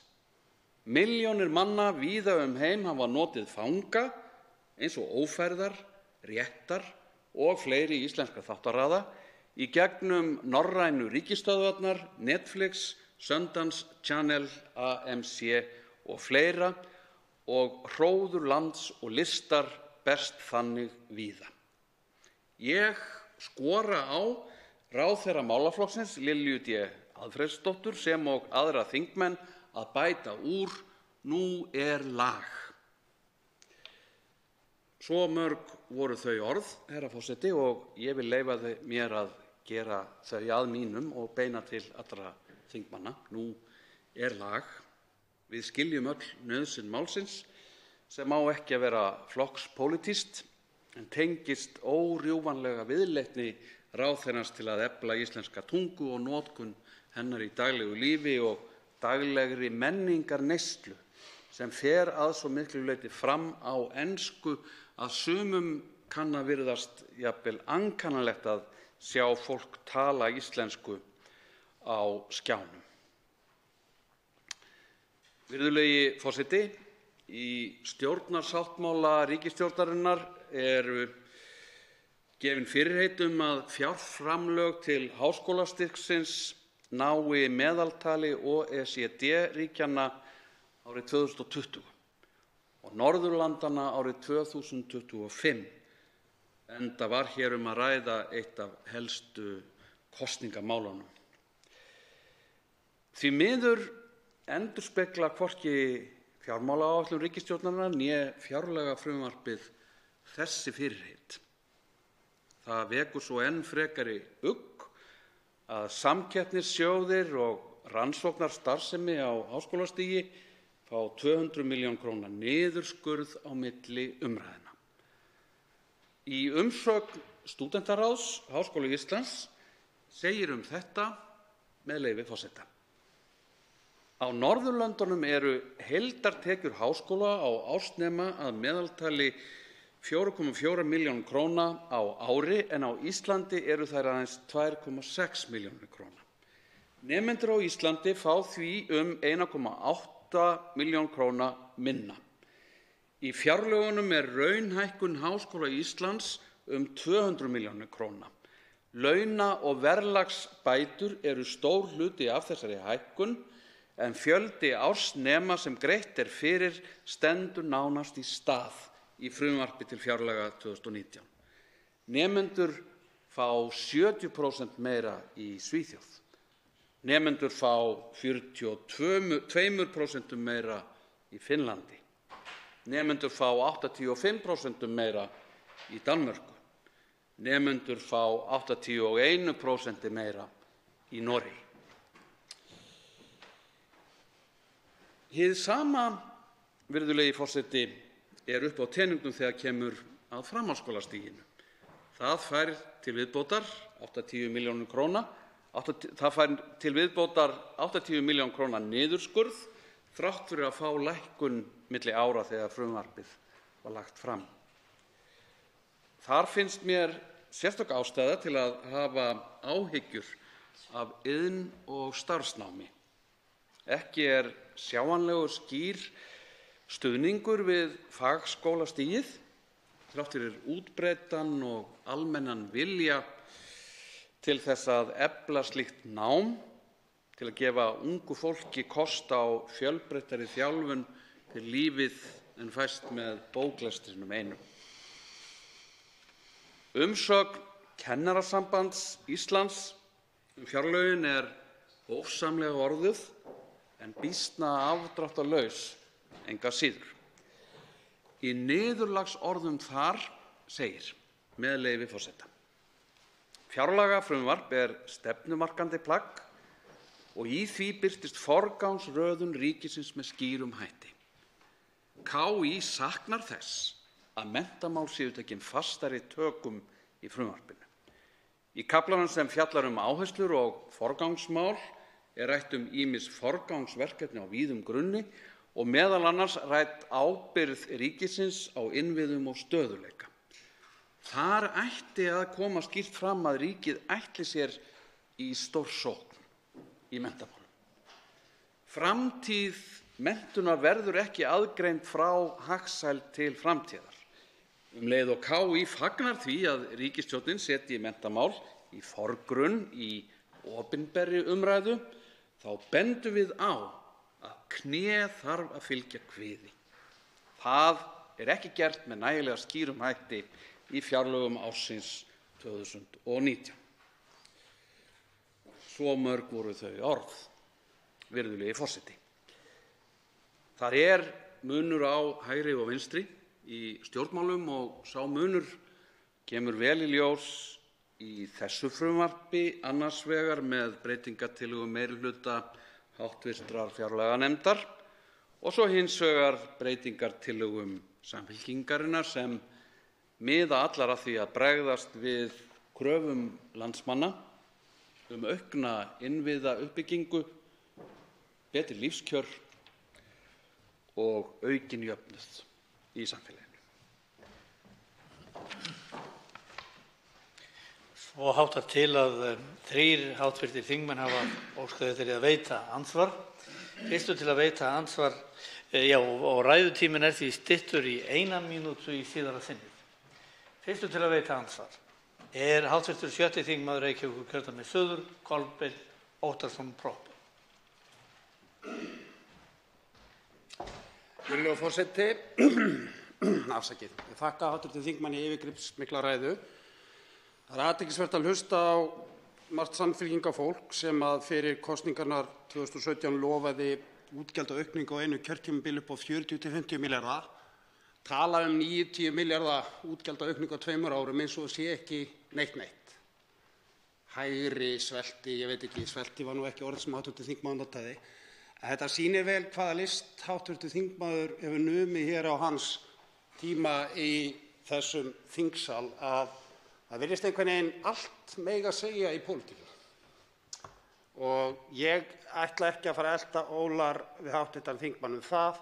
né heldur að leyfa sér það sem ég ætla nú bara að leyfa mér að kalla hérna ósvífni, að láta eins og við í stjórnarmeirihlutanum höfum leitað sérstaklega uppi öryrkja til að við getum örugglega klekkt á þeim. Hv. þingmaður verður að velja sín orð sjálfur, ég vel mín, en þetta er pólitík sem mér hugnast ekki. Ég ætla hins vegar að leyfa mér að eiga orðastað við hv. þingmann eitt sem hann kom inn á, það er að segja veiðigjöld, því að mér fannst athyglisvert margt sem hv. þingmaður sagði þau.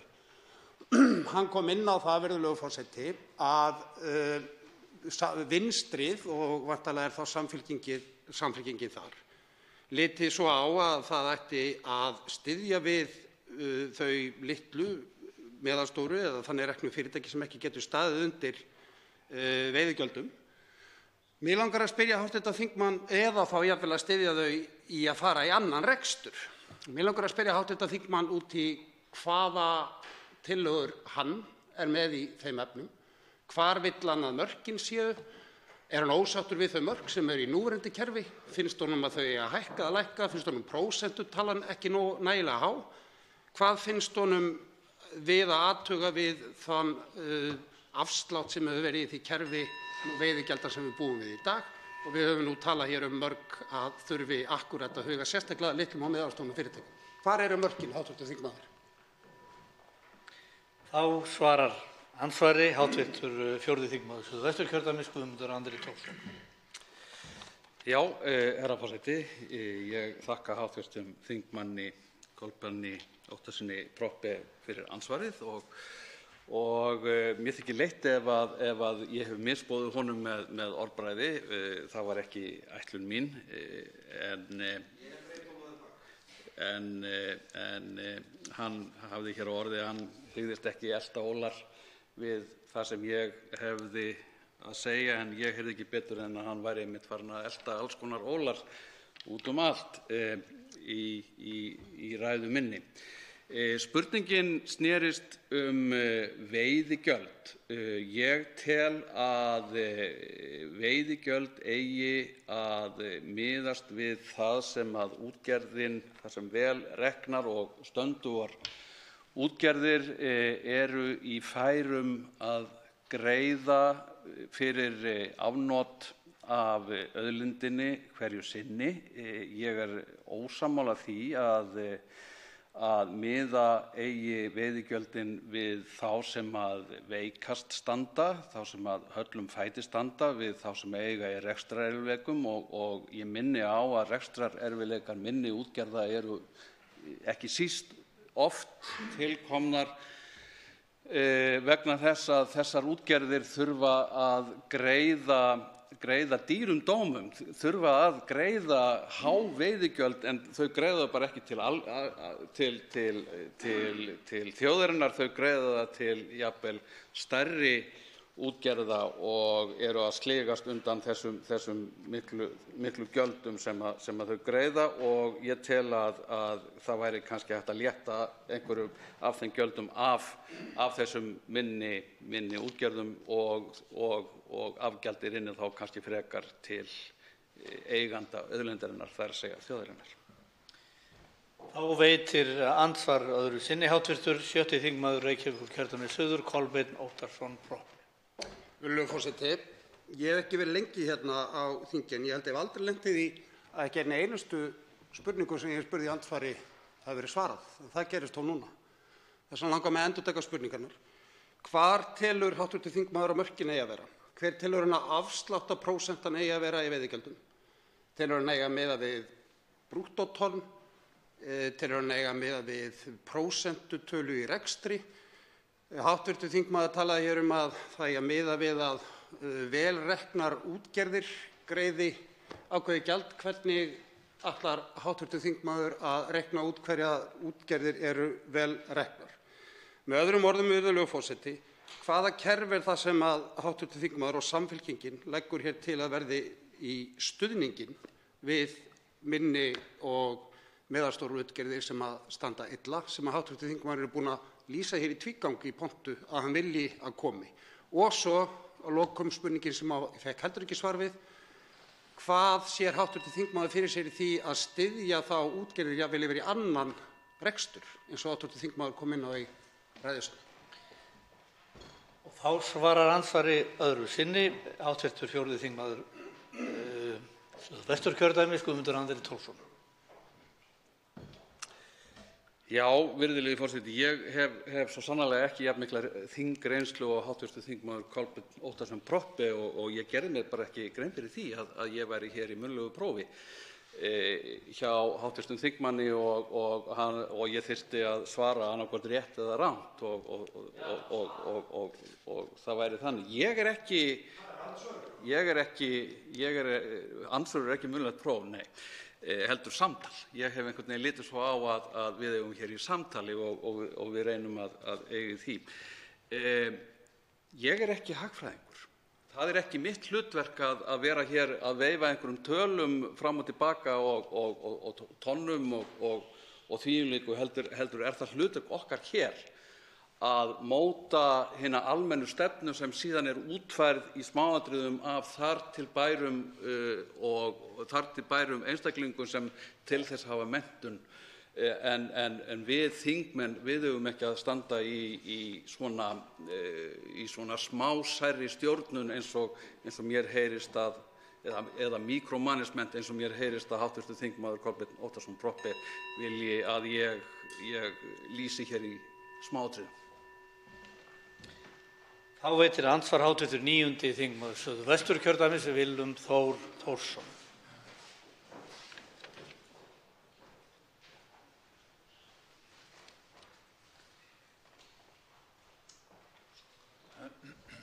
Hæstv. forseti, ég þakka hv. þingmanni Guðmundi Andra Thorssyni fyrir hans ræðu hér og fór hér yfir vítt og breitt og aðallega tillögur Samfylkingar og svona svolítið munun á vinstri og hægri. Allt í góðu með það. Ég ætla að staldra við hér þegar hv. þingmaður segir svona lætur liggja því að fjárlaganefnd hafi legið yfir frumvarpinu með það í huga að taka af þeim sem minna mega sín. Ég verð bara að gera verulega athugasemd við þetta vegna þess að þetta er ljótur leikur. Þetta er skollaleikur í pólitík gagnvart nákvæmlega hópi sem er ekkert ofsællar sínu, sem er bara ekki við hæfi vegna þess að misskilningurinn fyrir þennan hópið annan sem hefur ekki þær sömu forsendur og við að liggja yfir tölum og forsendum og frumvarpi og bregðast við og taka við ráðstöfunum öðrum sem þarf að gera á svona frumvarpi. Misskilningurinn verður miklu verri heldur en þessi leikur sem hv. þingmaður virðist mér vera sé að leika með kollegum sínum í Samfylkingunni vegna þess að það er látið að því liggja að bætur sem greiddar út mánaðarlega séu að lækka. Það bara verður að koma því á framfæri og þess vegna kom ég hér upp að það er ekki að gerast. Frá því frumvarpið var lagt fram í 1. umræðu og núna í 2. umræðu hafa forsendur efnahagsspár breyst þannig að þær munu að hækka í samræmi við 69. grein laga almannatryggingar og bætur. Og það er bara mikilvægt að það liggi fyrir. Síðan hefur engin önnur ríkisstjórn en hæstv. ríkisstjórn Katrínar Jakobsdóttur stigið jafn sterkt skref í afnema vont krónu á móti krónu kerfi með því að naglfesta 4 milljarða fyrir þennan hóp. Þá svarar andsvari hv. 4. þingmaður Suðvesturkjördæmis, Guðmundur Andri Thorsson. Já, virðulegi forseti, það er engu að síður svo að það má vera að ýmsir öryrkjar hafi misskilið þann fréttaflutning sem hefur verið uppi af þessu. En það er nú engu að síður svo að frá 1. umræðu og til 2. umræðu þá var lækkað framlag til þessara mála 1,1 milljarð og hvað sem það hafa ýmsar skýringar verið gefnar á því. bæði látið liggja því að þetta hafi verið einhvers konar að ræða einhvers konar tafir á starfi nefnda eða aðrar skýringar en engu að síður þá liggur það fyrir að það hefur á sér stað þarna lækkun á milli umræðna og það er nokkuð óvenjulegt og það er ekki tilbúningur minn eða annarra þingmanna Samfylkingarinnar. Þá veitir andsvar öðru sinni hv. 9. þingmaður Suðvesturkjördæmis, Willum Þór Þórsson. Hæstv. forseti. Þakka hv. þingmanni svarið. Fjárhæðin til þessa hóps stendur. Hún verður ekki tekin af þessum hópi og ekki lækkuð eitt né neitt.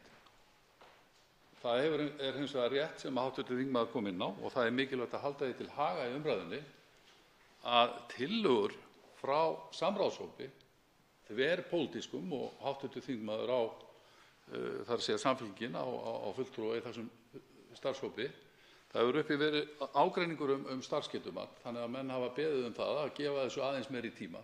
Það gerir það að verkum þegar við erum að fást við fjárlög á einu ári, fjárheimildir, að þessi vinna tefst. Ég hefði fagnað því eins og hv. þingmaður að geta greitt þetta allt út og helst, en það sem mikilvægast er að þetta verði kerfisumbætur sem nýtist inn í framtíðin. Og þess vegna er mikilvægt að vanda sig, tefjist 1 mánuð eða 2 og hoppa yfir áramót. Það er ekki lykilatriðið og það er bara mjög mikilvægt að þessi hópur fái að vita að við ætlum að breyta þessu kerfi. Þá svarar andsvari síðara sinni hv. 4. þingmaður Suðvesturkjördæmis, Guðmundur Andri Thorsson. Já, virðulegi forseti, ég þakka hv. þingmanni Willum Þór Þórssyni andsvarið hið síðara. Það hefði mátt haga þessum greiðslum þannig að þær væru afturvirkar, þannig að það hefði kannski ekki þurft að láta þetta koma svona óheppilega út, vegna þess að ég ítreka það, þetta er mjög óheppilegt hvernig þetta lítur út í augum öryrkja og ég ítreka það líka að það er ekki tilbúningur okkar að það hafi á sér stað lækkun þarna milli tveggja umræðna, heldur er það einfaldlega staðreynd.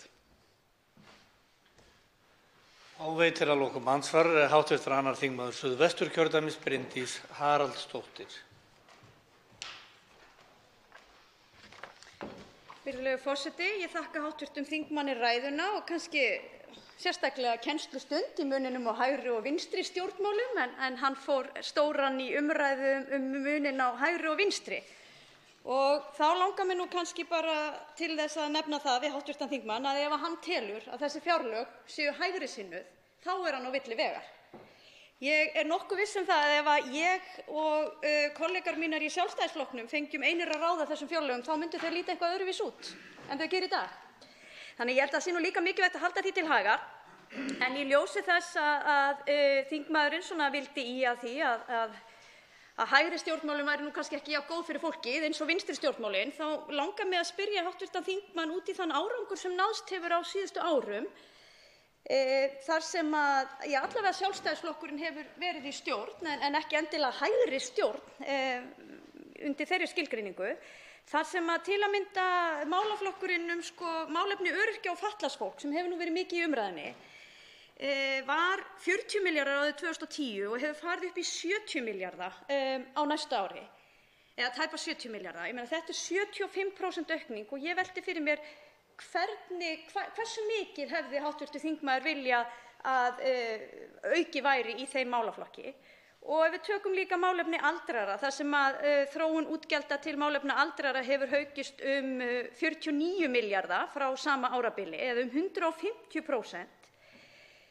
Nú eru þetta verulegar aukningar og ég hreinlega velti fyrir mér hversu lengi ríkisstjórn gæti staðið undir aukningum í þessum mæli sem hér hefur verið gert á síðustu árum. Og þá langar mig nú að ræða sérstaklega málefni fatlaðra og málefni öryrkja og það ágætlega farið yfir það hérna í áliti meirihluta fjárlaganefndar þá þróun sem verið hefur í fjölda nýgöngu í öryrkjum.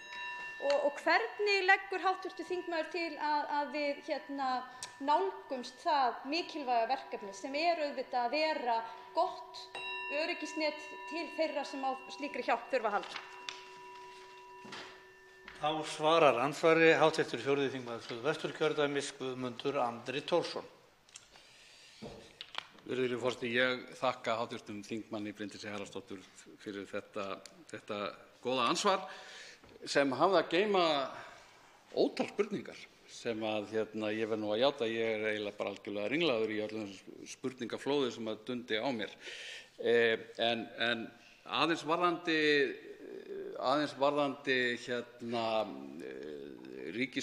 undanfarnar ríkisstjórnir og framlög undanfarinna ríkisstjórna til velferðarmála þá held ég að ég verði þó að minna á það að sjaldan hafa ytri skilyrði í íslenskum þjóðarbúskap verið jafn hagfelld eins og þessar ríkisstjórnir hafa notið.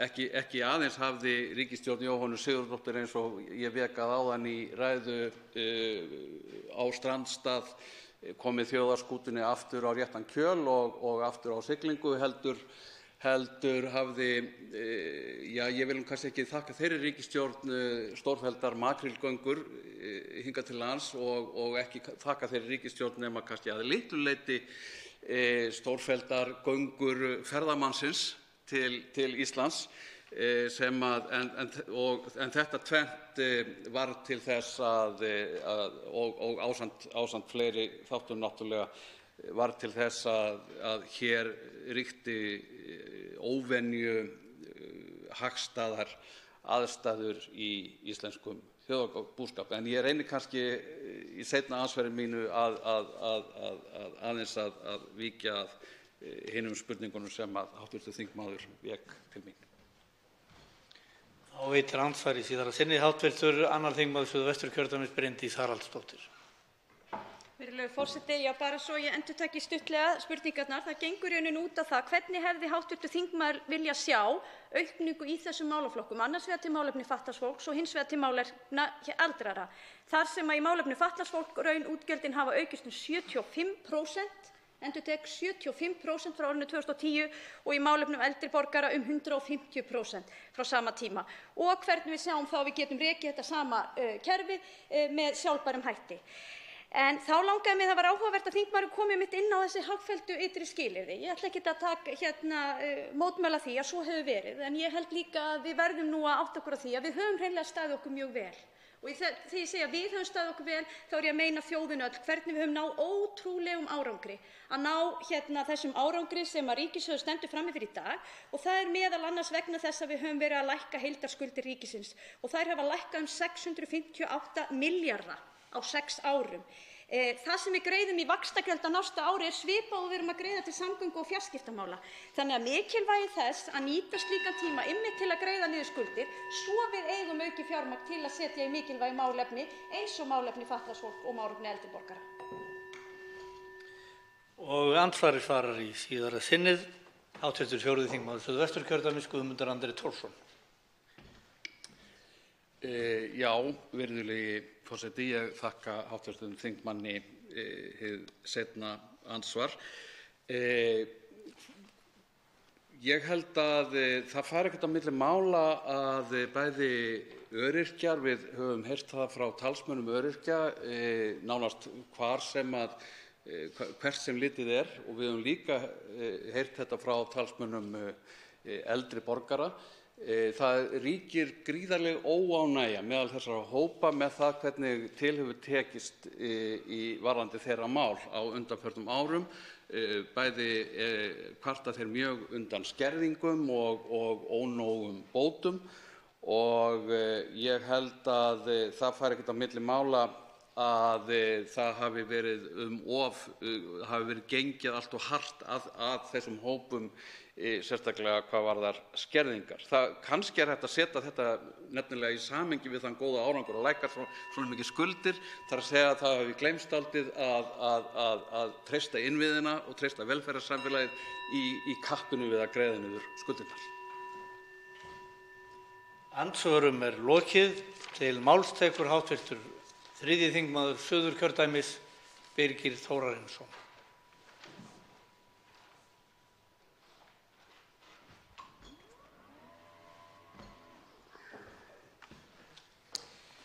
Herra forseti, ég ætla að víkja hér að fyrst málefnum landbúnaðarins og því sem fram kemur í fjárlagafrumvarpinu tengdum landbúnaðinum. Það verður að segjast eins og að fjárlagafrumvarpið ekki sérlega glæsilegt þegar kemur að málefnum landbúnaðarins og það miður. Og verður að líka segjast eins og að það blasir við að ríkisstjórnin sérstaklega áhugalaus íslenska landbúnað og svo eftir tekið. Hún hefur ekki fært landbúnaðinum þann stuðning sem honum nauðsynlegur og hann á skilið. Nú gerist það í meðförum þingsins hér við aðra umræðu að enn skorið niður fjárframlög til landbúnaðarins heilar 108 milljónir króna til stjórnun landbúnaðarmála og auk þess skorið niður 25 milljónir króna til nýsköpunar innan landbúnaðarins. Og þetta að sjálfsögðu ákaflega dapurlegt. Þess má geta að nú nýverið hættu stjórnvöld við ráðningu skrifstofustjóra og skrifstofu matvæla og landbúnaðar í atvinnuvegaráðuneytinu, þannig að þetta svona allt á sömu bókina lært, lítill áhugi ríkisstjórnarinnar á landbúnaðinum. En hins vegar hafa ríkisstjórnarflokkarnir hver í sínu horni samþykkt ályktanir mikilvægi landbúnaðarins. Og ef við tökum dæmi þá verður ekki séð að ályktun Framsóknarflokksins að tryggja sanngjörn starfsskilyrði landbúnaðarins sé í hávegum höfð þegar opnaði fyrir aukinn innflutning á landbúnaðarvörum. Og það sama við Sjálfstæðisflokkinn sem talaði fyrir því fyrir síðustu kosningar að viðhalda styrk íslenska landbúnaðar. Á sama tíma vilja þeir ekki hrófla við tollasamningi sem grefur undan landbúnaðinum. Og ef við ræðum aðeins í þessu samhengi tollasamningi með Evrópusambandið, þá hann mjög óhagstæður íslensku landbúnaði. Og ég hef sagt það hér áður úr þessum ræðustól að tollasamningurinn á að færa íslenskum bændum sömu möguleika í Evrópu og Evrópusambandið fær hér á landi. En það gerir samningurinn ekki. Ég tel það nauðsynlegt og Miðflokkurinn hefur flutt breytingartillögu þess efnis að þessum samningi verði sagt upp vegna brostinna forsenda, en úrsögn Bretlands úr Evrópusambandinu gerir það að verkum að okkar stærsta og besta markaðssvæði hverfur úr samningnum á næsta ári og það verður því að semja upp á nýtt við Evrópusambandið tollkvóta á landbúnaðarvörum. En það nauðsynlegt, herra forseti, að ráðast í mótvægisaðgerðir til að draga úr neikvæðum áhrifum samningsins á íslenska landbúnaðarframleiðslu. Og í því sambandi kem ég að fjárlagafrumvarpinu. En það ekki að finna neinar fjárheimildir í frumvarpinu til þess að standa undir mótvægisaðgerðum. Engin stuðningur til handa bænda til þess að mæta verulega aukinni samkeppni frá Evrópusambandinu og því ójafnvægi sem ríkir milli samningsaðila Íslandi í óhag. Staða sauðfjárbænda og loðdýrabænda erfið og það brýnt að ríkisvaldið mæti þessum erfiðleikum þessara greina. En því miður þá hefur ríkisstjórnin enga framtíðarsýn fyrir þessar greinar og endurspeglast það í fjárlagafrumvarpinu en engar fjárheimildir eru ætlaðar til að mæta þessum vanda. Fjármálaáætlun ríkisstjórnarinnar 2019 til 2023 undirstrikar áhugaleysi flokkanna á landbúnaðinum og minnumst þess á 100 ára afmæli fullveldis að öflugur landbúnaður, íslensk matvælaframleiðsla og matvælaöryggi undirstaða fullveldis, þróttmiklar byggðar og mannlífs í landinu. Herra forseti, ég ætla næst að víkja aðeins að heilbrigðismálum og þá einkum niðurskurði til hjúkrunar- og dvalarheimila sem birtist okkur í þessu fjárlagafrumvarpi. Hækkun framlaga til heilbrigðismála milli 2018 og 2019 nemur 12,6 milljörðum króna að frátöldum launa- og verðlagshækkun. Stór hluti af því fer í framkvæmdir við nýjan Landspítala en áætlað að verja 7,2 milljörðum króna til þeirra á næsta ári. Reyndar hefur ríkisstjórnin boðað það að það verði hægt aðeins á þessum framkvæmdum. En engu að síður hér háar upphæðir að ræða og Miðflokkurinn hefur margsinnis bent á að bygging nýja þjóðarsjúkrahússins við Hringbraut sé óskynsamleg framkvæmd af mörgum ástæðum. Flokkurinn hefur lagt áherslu á að byggt verði nýtt og glæsilegt þjóðarsjúkrahús á nýjum stað og gerð verði fagleg og óháð staðarvalsgreining á nýju sjúkrahúsi og hefur flokkurinn flutt þingsályktunartillögu þess efnis. Heilbrigðisstofnanir á landsbyggðinni þurfa enn að glíma við rekstrarvanda vegna þess að fjárveitingar fylgja ekki íbúafjölgun og vegna aukins álags vegna ferðamanna og á þetta sérstaklega við Heilbrigðisstofnun Suðurnesja og einnig má nefna Heilbrigðisstofnun Suðurlands, sérstaklega þegar kemur að ferðamönnum. En viðvarandi rekstrarhalli hjá þessum stofnunum vegna vanáætlunar í fjárveitingum gerir stöðuna enn verri. Brýn þörf auk þess fyrir auknum fjárveitingum til tækjakaupa eins og hjá Heilbrigðisstofnun Vesturlands og að styrkja þjónustu heilsugæslunnar á Akureyri.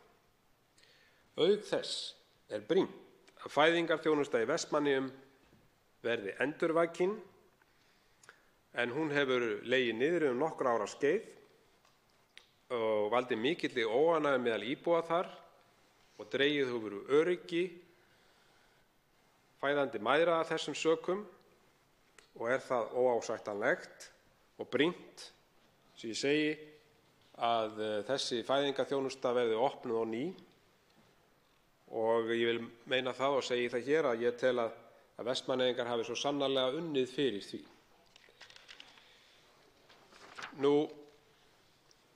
Hjúkrunarheimilin gegna mikilvægu og vaxandi hlutverki í heilbrigðiskerfi þjóðarinnar. Skortur á hjúkrunarheimilum hefur í för með sér að aldraðir einstaklingar ílengjast á sjúkrastofnunum og það eru mun dýrari úrræði heldur en dvalarheimilin eða hjúkrunarheimilin. Forsenda lausnar á þessum vanda að heimilunum verði sköpuð raunhæf rekstrarskilyrði. Stórsókn í uppbyggingu hjúkrunarheimila sem ríkisstjórnin boðar í stjórnarsáttmálanum verður að segjast eins og að eru hrein öfugmæli þegar horft á rekstrargrunn hjúkrunarheimila í landinu sem stjórnvöld bera ábyrgð á. Og enn skorið niður hvað þennan málaflokk varðar og nýjasta breytingartillagan frá meirihlutanum, ríkisstjórnarflokkunum, hljóðar upp á niðurskurð upp á 680 milljónir. Þrátt fyrir fögur fyrirheit í frumvarpinu eru málefnasviðin hjúkrunarrými og endurhæfing og málefnasviðið lýðheilsa, forvarnir og eftirlit einu svið heilbrigðisþjónustunnar sem fá á sig aðhaldskröfu. Rekstur margra hjúkrunarheimila er afar erfiður og það hafa þau verið rekin með halla langt skeið. Hallareksturinn má rekja til þess að kröfulýsing sem hjúkrunarheimilunum er ætlað að starfa eftir er í litlu samræmi við þann tekjuramma sem þeim er markaður með daggjöldum. Í stjórnarsáttmála ríkisstjórnarinnar eru fögur fyrirheit að hugað verði að því að styrkja rekstrargrundvöll hjúkrunarheimila og jafnframt lögð áhersla á aðra þjónustuþætti svo sem heimahjúkrun, dagþjálfun og endurhæfingu. Ekki verður séð að fyrir liggi auknar fjárheimildir til heimahjúkrunar, dagþjálfunar og endurhæfingu. Og það verður líka að segjast eins og er að þessi þáttur er afar mikilvægur vegna þess að hann seinkar því að aldraðir þurfa að fara inn á hjúkrunarheimili og dregur það með álagi á þær stofnanir og biðlistar verða ekki með þeim hætti eins og þeir eru í dag. Aukning fjárframlaga til hjúkrunar og dvalar og dagdvalarrýma sem á eingöngu að ráðstafa til nýrra rýma, byggingu þeirra og rekstrar virðist einnig vera vanreiknuð eins og bent er á í umsögn Samtaka fyrirtækja í velferðarþjónustu við fjárlagafrumvarpið og auk þess fjármálaáætlunina fyrir árin 2019 til 2023. Það er því alveg ljóst, herra forseti, að það er brýnt að efla heimaþjónustu, heimahjúkrun og auka heilsueflingu aldraðra. Það hefur fjölgað á biðlistum eftir hjúkrunarrými og hefur embætti landlæknis lýst yfir þungum áhyggjum af stöðunni. Og biðtíminn hefur auk þess lengst. Í september biðu að meðaltali 411 manns eftir hjúkrunarrými. Fjölgun á biðlistum á landsvísu nemur 20% og þeir sem bíða heima finna oft fyrir miklu óöryggi og vanlíðan. Þeir sem bíða á sjúkrahúsi finnst þeir jafnvel vera fyrir öðrum og vera hornreka. Þetta hefur veruleg áhrif á lífsgæði fólks. Miðflokkurinn leggur áherslu og ríka áherslu á að mæta þessum vanda. Skilvirkasta og fljótlegasta leiðin að mati landlæknis til þess að bæta stöðuna er að efla heimaþjónustu, heimahjúkrun og heilsueflingu aldraðra.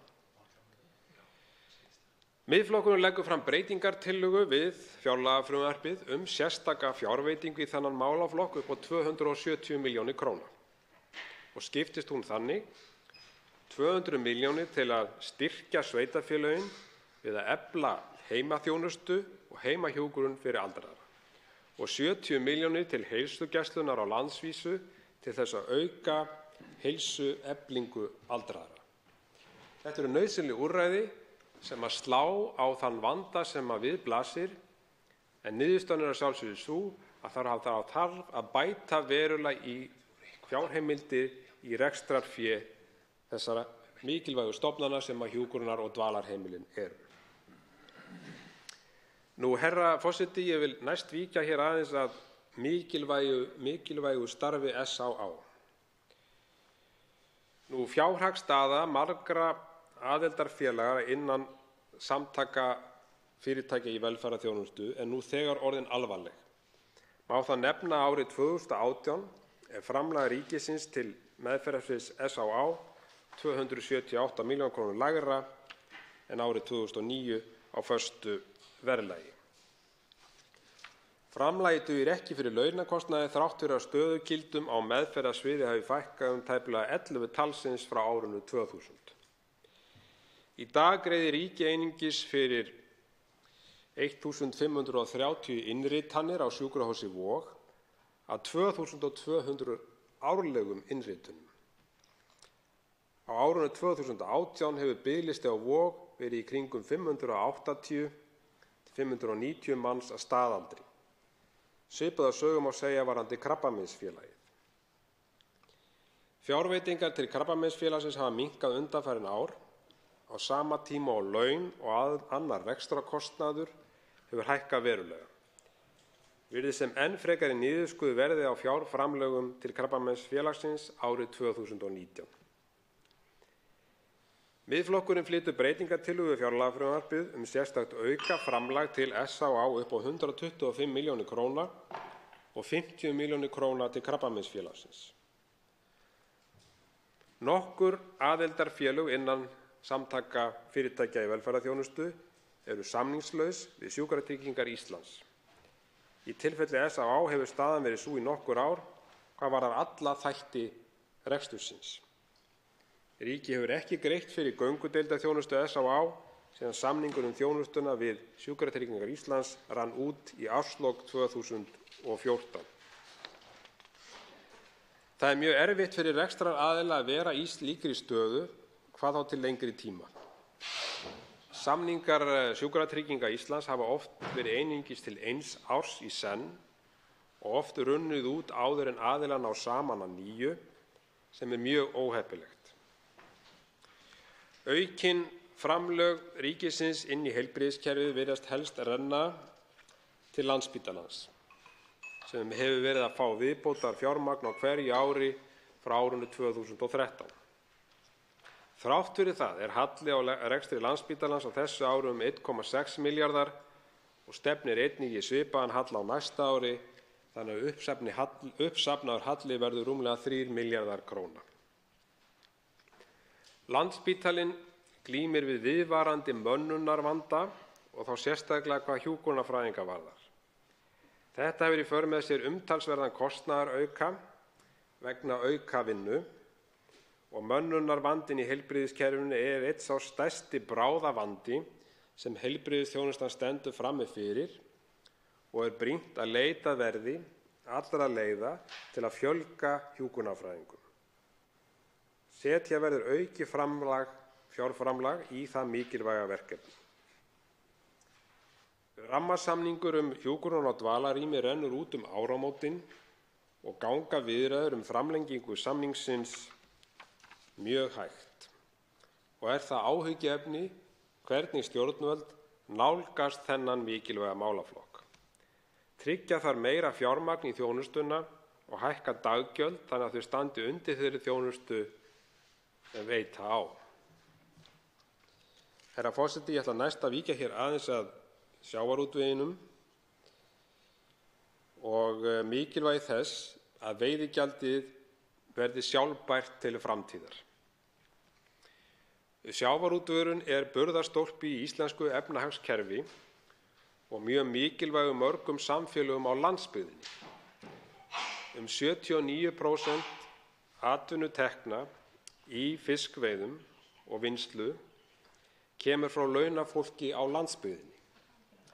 Árið 2016 var hlutdeild atvinnutekna sem rekja má til sjávarútvegs 29% á Vestfjörðum, 20% á Austfjörðum, 18% á Vesturlandi, 15% á Suðurnesjum og 14% á Norðurlandi.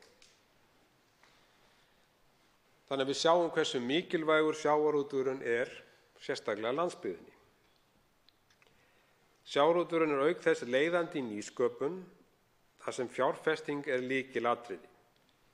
Mikilvægt er að stjórnvöld tryggi góð rekstrarskilyrði greinarinnar og horfi ekki fram hjá þeim miklu útflutningshagsmunum sem eru í sjávarútvegi. Veiðigjaldafrumvarpið horfir til bestu ára greinarinnar. Nauðsynlegt er að stilla það af til framtíðar. Mikilvægt er að viðhalda fjölbreytileika í greininni og gjaldtakan þarf að taka mið af því.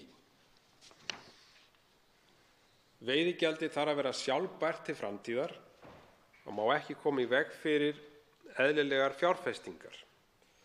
Íslensk sjávarútvegsfyrirtæki keyptu afurðir af íslenskum tækni- og þjónustufyrirtækjum fyrir tæpa 50 milljarða á árinu 2016 og munar minna. Þessu má ekki gleyma í umræðinu sjávarútveginn.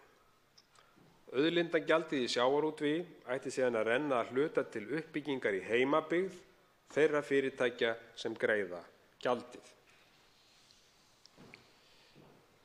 Ég ætla næst að víkja hér aðeins að gjaldskrá hækkunum hins opinbera sem birtast okkur í þessu fjárlagafrumvarpi eða í bandorminum svonefnda. Það fastur liður eins og venjulega í tengslum við fjárlagafrumvarpið að það eru gerðar breytingar á ýmsum lögum vegna fjárlaga. Til einföldunar þá þetta nefnt gjaldskrárhækkanir og taka iðulega gildi áramót. Þessar hækkanir hafa að sjálfsögðu verðlagsáhrif, hækka vísitölu neysluverðs, hækka lán landsmanna og kynda undir verðbólgu. Inn í komandi kjaraviðræður þetta að sjálfsögðu óskynsamleg ráðstöfun og vil ég hvetja stjórnvöld til að falla frá þessum áformum og Miðflokkurinn hefur lagt áherslu á það í sínum málflutningi vegna þess að þetta kemur til með að hafa, eins og áður segir, áhrif út í samfélagið og sérstaklega nú þegar erfiðar kjaraviðræður eru framundan. Þetta gæti haft jákvæð áhrif, það er að segja, að draga þessar verðlags- og gjaldskrárhækkanir til baka, til dæmis með því að Seðlabankinn gæti jafnvel dregið nýlega stýrivaxtahækkun til baka og er þá til mikils að vinna. Ríkisvaldið á að taka virkan þátt í þeirri viðleitni að draga úr hækkun verðlags og efna ekki til hækkana umfram það sem algjörlega nauðsynlegt getur talist.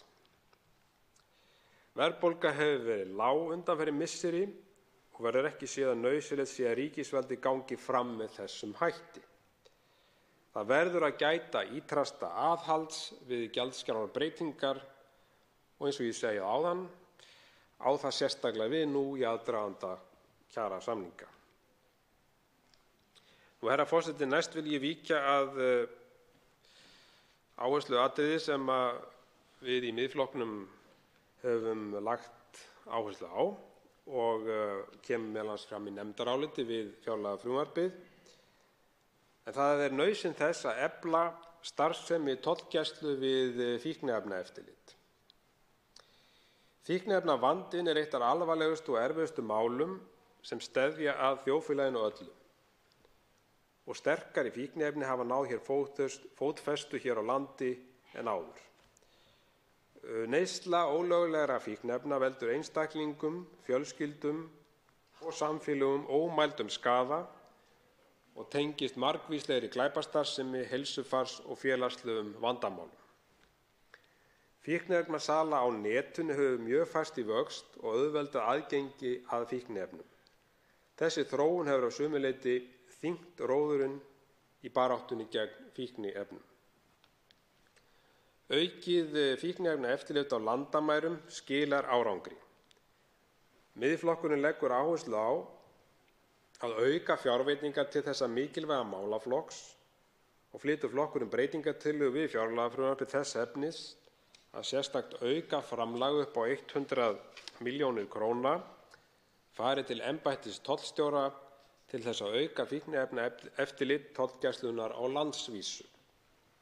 Og skiptist fjárveitingin þannig 60 milljónir til þess að fjölga 5 stöðugildi á Keflavíkurflugvelli, en þó er gert ráð fyrir færanleika þessara stöðugilda, 2 þjálfaðir fíkniefnahundar, 2 bifreiðar fyrir fíkniefnahunda og síðan 8 milljónir fyrir þessa bifreiðar sérstaklega. 2 milljónir fyrir fíkniefnahunda eins og ég nefndi og síðan tæpa 30 milljónir í tækjabúnað sem brýnt er að endurnýja og nota ávallt bestu fáanlegu tækni í þessum efnum.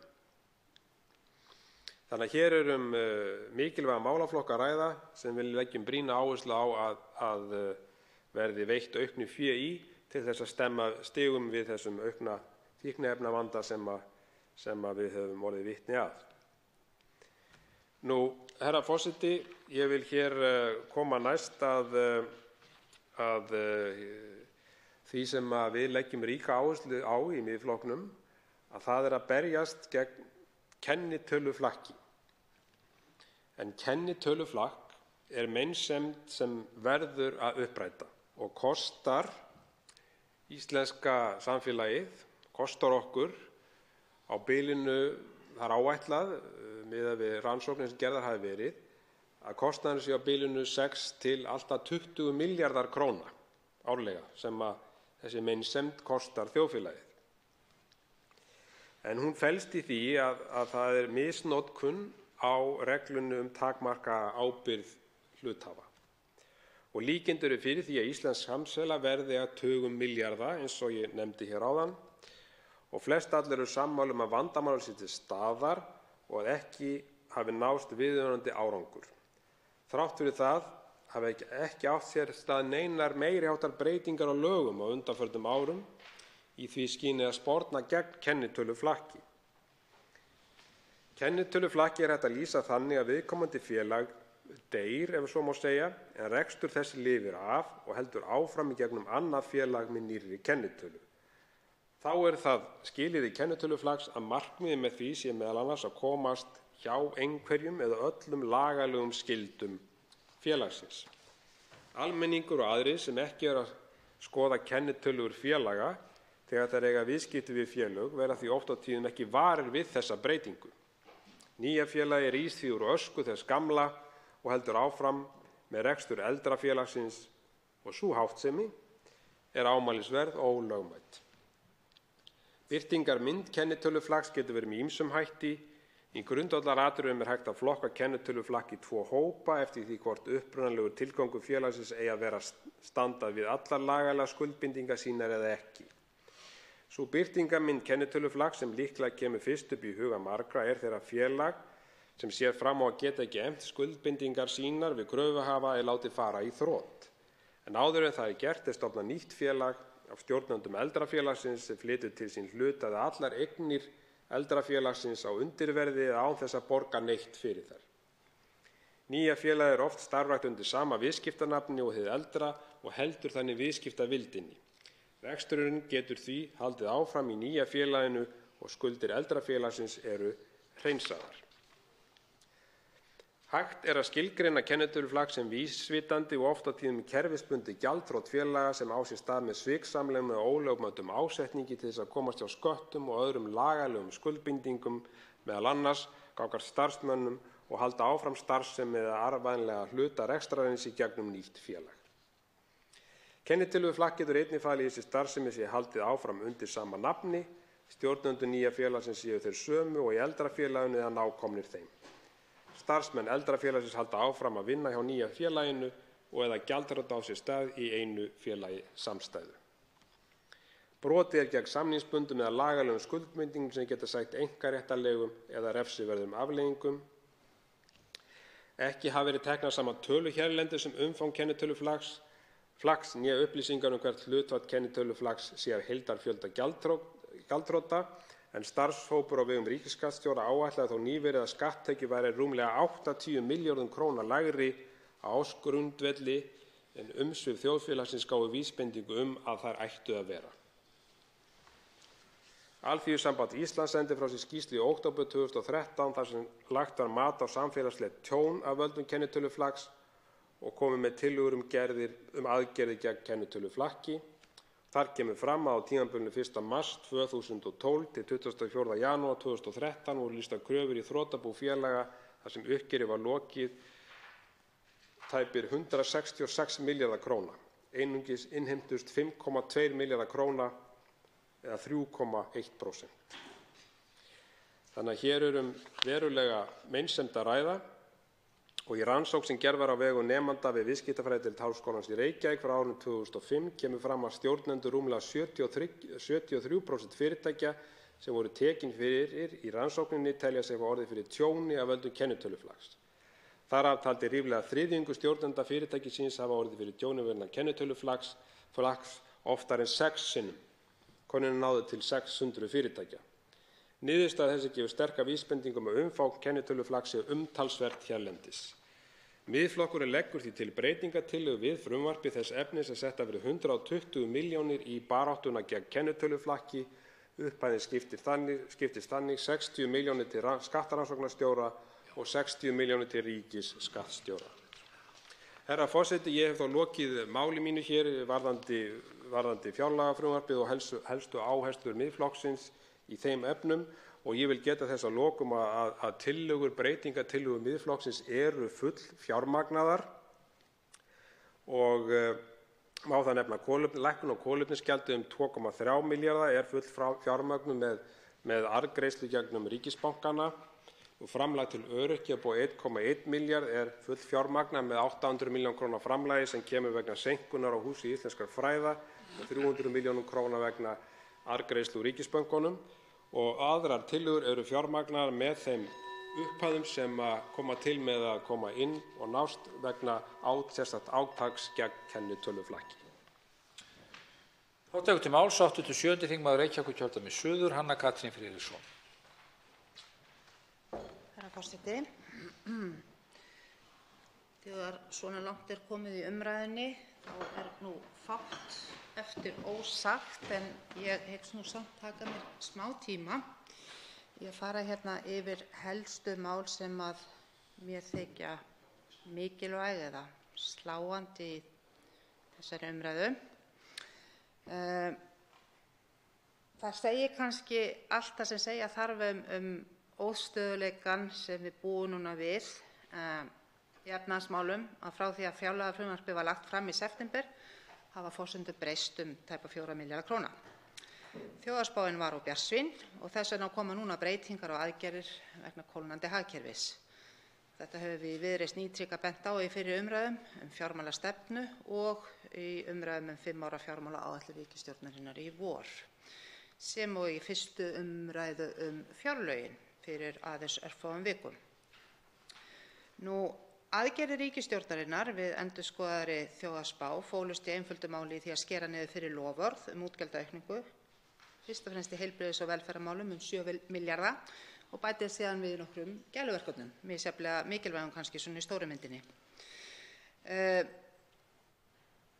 Þegar við í Viðreisn vöruðum við að það réði för í fyrstu útgáfu of mikil bjartsýni varðandi efnahagshorfur, töluðum við að það væri nær að halda útgjaldaaukningunni í skefjum og beita frekar aga og skilvirkni til að nýta fjármuni ríkisins sem best. Það væri líklega eiginlega eftir meiru að slægjast þar með almannahagsmuni í huga. Við vöruðum við því að ríkisstjórnin féll í þá gryfju að nota útgjaldaaukningu sem helsta mælikvarða á störf sín án nauðsynlegra framtíðarsýnar í hverjum málaflokki fyrir sig, stefnumótun og forgangsröðun verkefna. En það var ekki hlustað í vor, það var ekki hlustað í september og því eru viðbrögð ríkisstjórnarinnar nú við versnandi horfum í ríkisrekstri eðlilega þessi niðurskurður útgjalda frá því frumvarpi sem var kynnt miðjan september.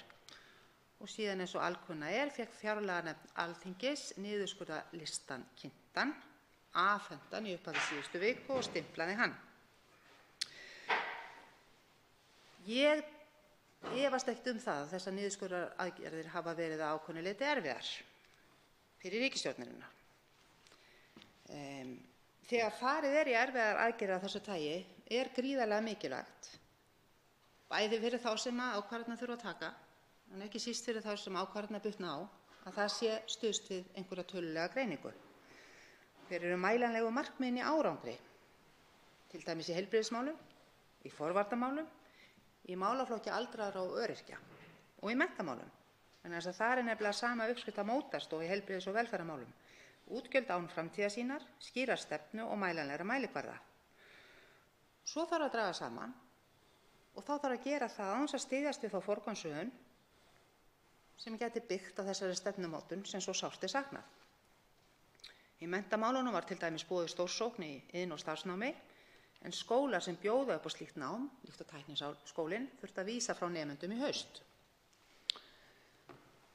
Varðandi velferðarmálin er fyrst og fremst sláandi að sjá niðurskurð 1,1 milljarð króna af þeim 4 milljörðum sem áttu að fara í að bæta kjör öryrkja. Niðurskurð sem til er komin fyrst og fremst, ef marka má orð þeirra sem ráða för, vegna ákvörðunarfælni viðkomandi ráðherra það í hvað átt hann vildi fara. Þó blasir það við að það að afnema krónu á móti krónu skerðingu, sem allir virðast sammála þessi mikilvægt forgangsverk. Það kostar 10 milljarða króna og með þessum fjármunum hefði verið hægt að fara á stað í fyrsta áfanga. Ég held að ýmsa sem það mál snertir hefði munað þessa mánuði sem hægt að leggja fyrir á stað, en nú sagt að ætlunin sé. Síðan eru settar 20 milljónir í Bjarkarhlíð sem miðstöð fyrir þolendur ofbeldis. Þær 20 milljónir eiga að tryggja áframhald starfseminnar.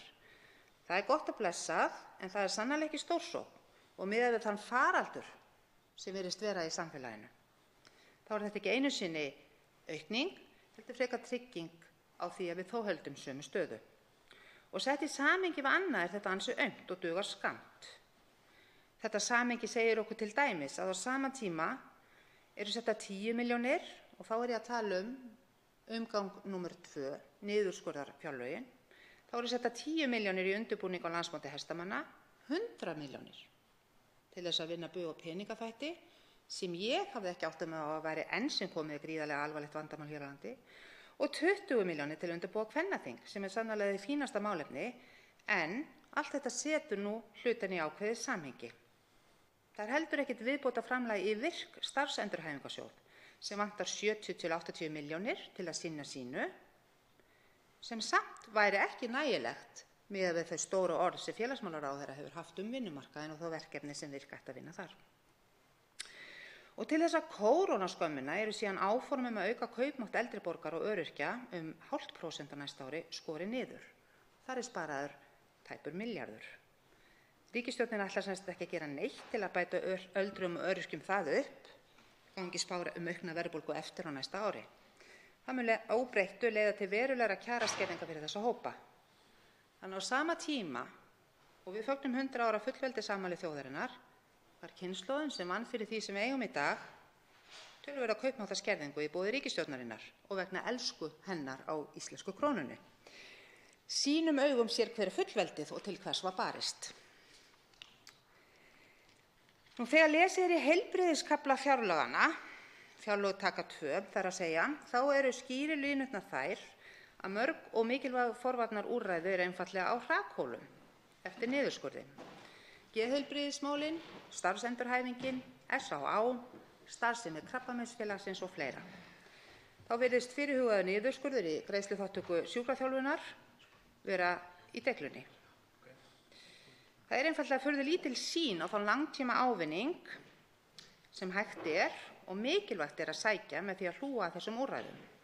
Kannski liggur svarið í því að hér eru oft og tíðum að ræða einkarekin úrræði, en eins og alkunna eiga þau ekki upp á pallborð ríkisstjórnarinnar. Þau eru raunar í útrýmingarhættu.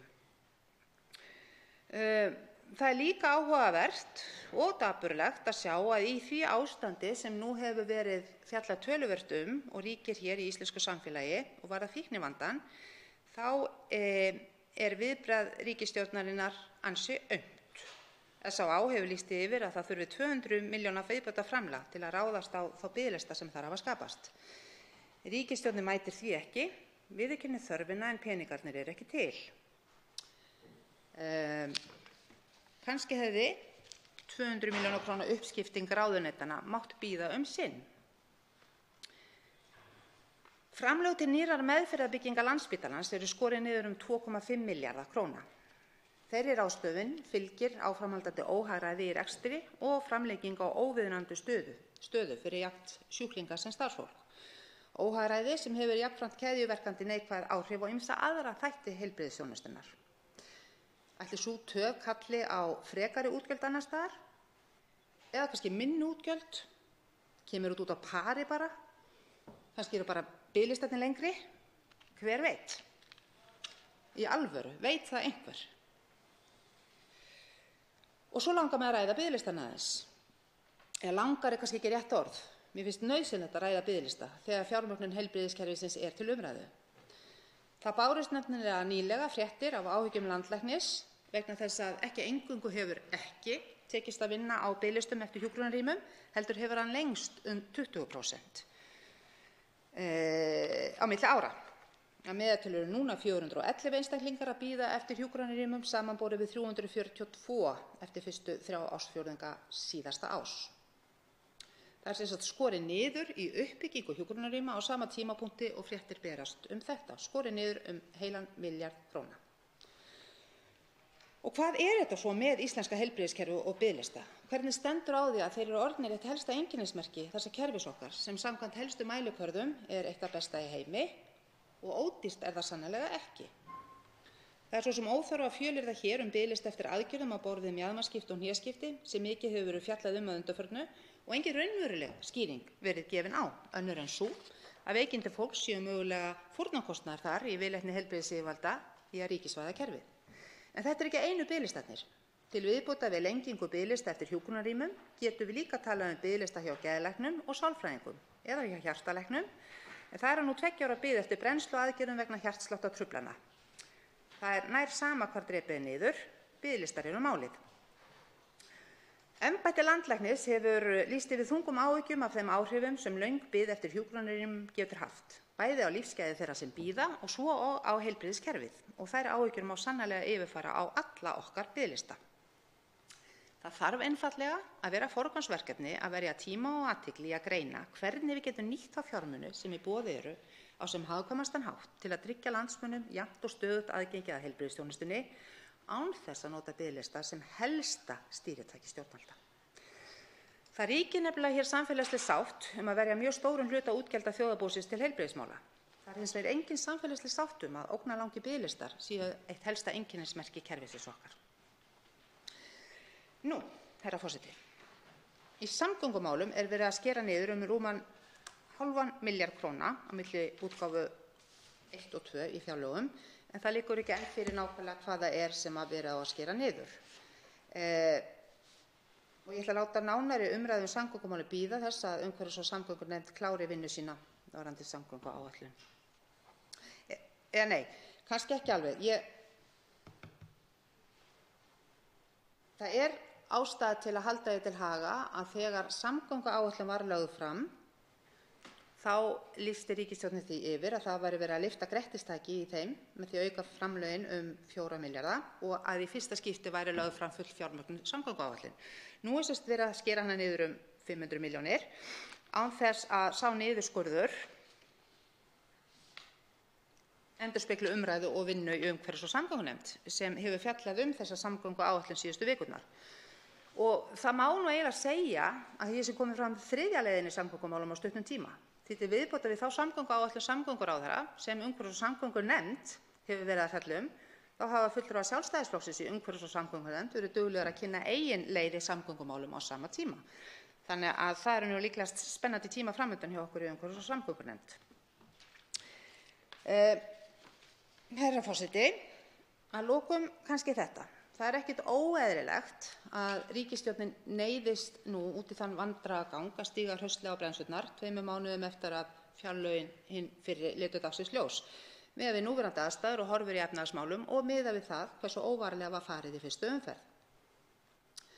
Staðreyndin nefnilega sú að þó að mér hafi verið tíðrætt hér ómarkvissan niðurskurð á milli þessara 2 útgefnu fjárlaga ríkisstjórnarinnar, og ég segi ómarkvissan þó vissulega hafi rauði þráðurinn verið niðurskurður í velferðarþjónustunni, það kannski ekki svo sérstakt í ljósi þess hvað útgjaldafrekur sá geiri þá hérna að ræða mjög mikla útgjaldaaukningu á blaði miðað við efnahagslegar forsendur af því það enn mikil óvissa í kortunum. Og ég held að nýjum og niðurskornum fjárlögum fylgi engar sviðsmyndagreiningar svo þingheimur viti að minnsta kosti, þannig að það ekki ólíklegt að við eigum eftir að kljást við enn frekari afleiðingar af efnahagsþróun á næstunni. Mér langar létt að klára með því að tala að við erum nú að fara í gegnum þessa vinnu með fjárlagastefnu, fjármálastefnu ætla ég nú að segja, herra forseti, fjármálaáætlun og svo fjárlög samkvæmt lögum opinber fjárlög í fyrsta skipti ótrufluð af óvæntum kosningum. Þegar lagt á stað þessa vegferð þá var því heitið að fjáraukinn myndi þar með eða fjáraukalög heyra sögunni til og við værum þess í stað með svokallaðan varasjóð ríkisstjórnar til að mæta óvæntum útgjöldum og allt er þetta í nafni aukins gegnsæis. Og nú erum við á þriðja ári í framkvæmd á þessum lögum. Staðreyndin er náttúrulega sú að varasjóður ársins var nýttur í samgöngumál að minnsta kosti að hálfu strax í upphafi árs. Við fengum hjá ríkisstjórninni fjáraukalög síðustu áramót og nú, ef ég skil málin betur þegar ég hlusta á ansi ævintýralega umræðu stöðu Íslandspósts, verið að boða hálfs milljarðs króna útgjöld þar fyrir Íslandspóst í fjáraukann og ef ég skil það rétt. Þannig að við virðumst vera að horfa hér inn á það að hafandi engar óvæntar kosningar til þess að afsaka það að við förum út og suður og náum ekki að halda okkur innan ramma opinberra fjárlaga með þessi mál, þá séum við að nota varasjóðinn í ekki svo mjög óvænt útgjöld og nota svo fjáraukann í útgjöld sem komu merkilegt nokk mörgum á óvart og það er það að Íslandspóstur er að sigla í strand. Þetta er allt ansi áhugavert.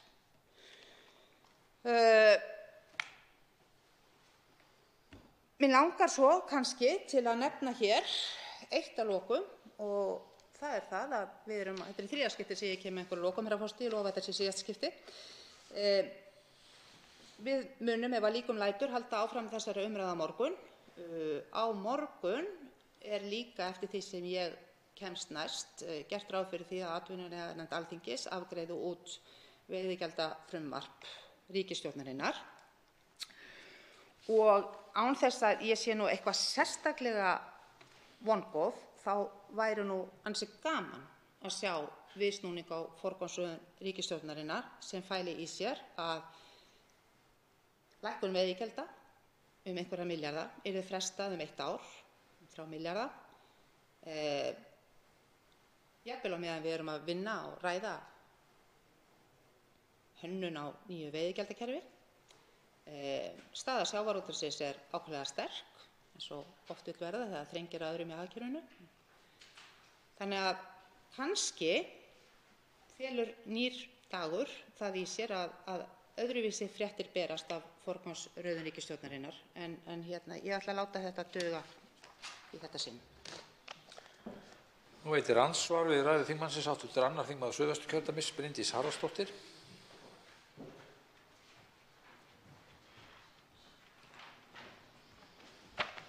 Já, virðulegur forseti, ég þakka hv. þingmanni ræðuna. Það voru nokkur atriði sem ég hjó eftir og langar að spyrja hv. þingmann frekar út í. Fyrst kannski lýtur að málaflokki fatlaðs fólks og öryrkja sem hefur nú verið mikið hér til umræðu og margoft tekið fram hversu mikið er verið að auka í þeim málaflokki og hversu mikið hefur verið aukið í á síðustu árum. En þróun þess útgjaldaliðar eru 30 milljarðar raunaukning eða 75% frá árinu 2010, fer úr 40 í 70 milljarða tæpa fyrir næsta ár. Ég held að ég hafi heyrt rétt hjá hv. þingmanni eitthvað í það að ráðherra gæti ekki ákveðið hvernig ætti að nálgast málið. Ég hygg að hv. þingmaður þekki vel það verklag sem í gangi en það er vinnuhópur á störfum sem er að undirbúa tillögur endurbætur á örorkumatskerfinu og nýtt framfærslukerfi.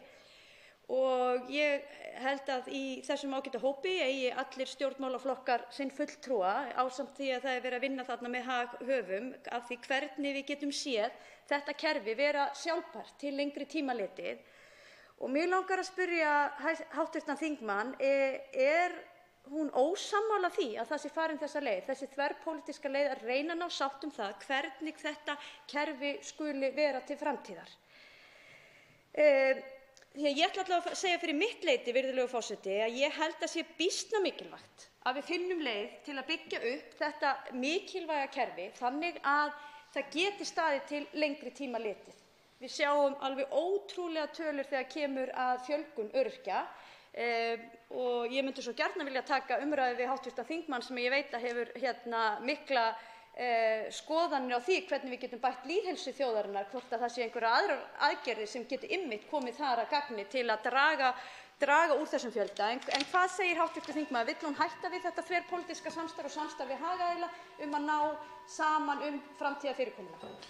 Svarar hv. 7. þingmaður Reykjavíkurkjördæmis suður, Hanna Katrín Friðriksson, andsvari.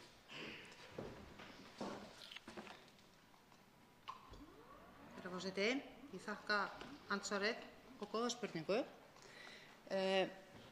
Einfalda svarið alls ekki. En jafn mikilvæg svo áhersla á að það þarf ekki að setja allt á hold frekar en ég gerir ráð fyrir að ríkisstjórnin hafi ætlað að gera með því að leggja þessa 4 milljarða til þrátt fyrir að niðurstaðan væri ekki fengin.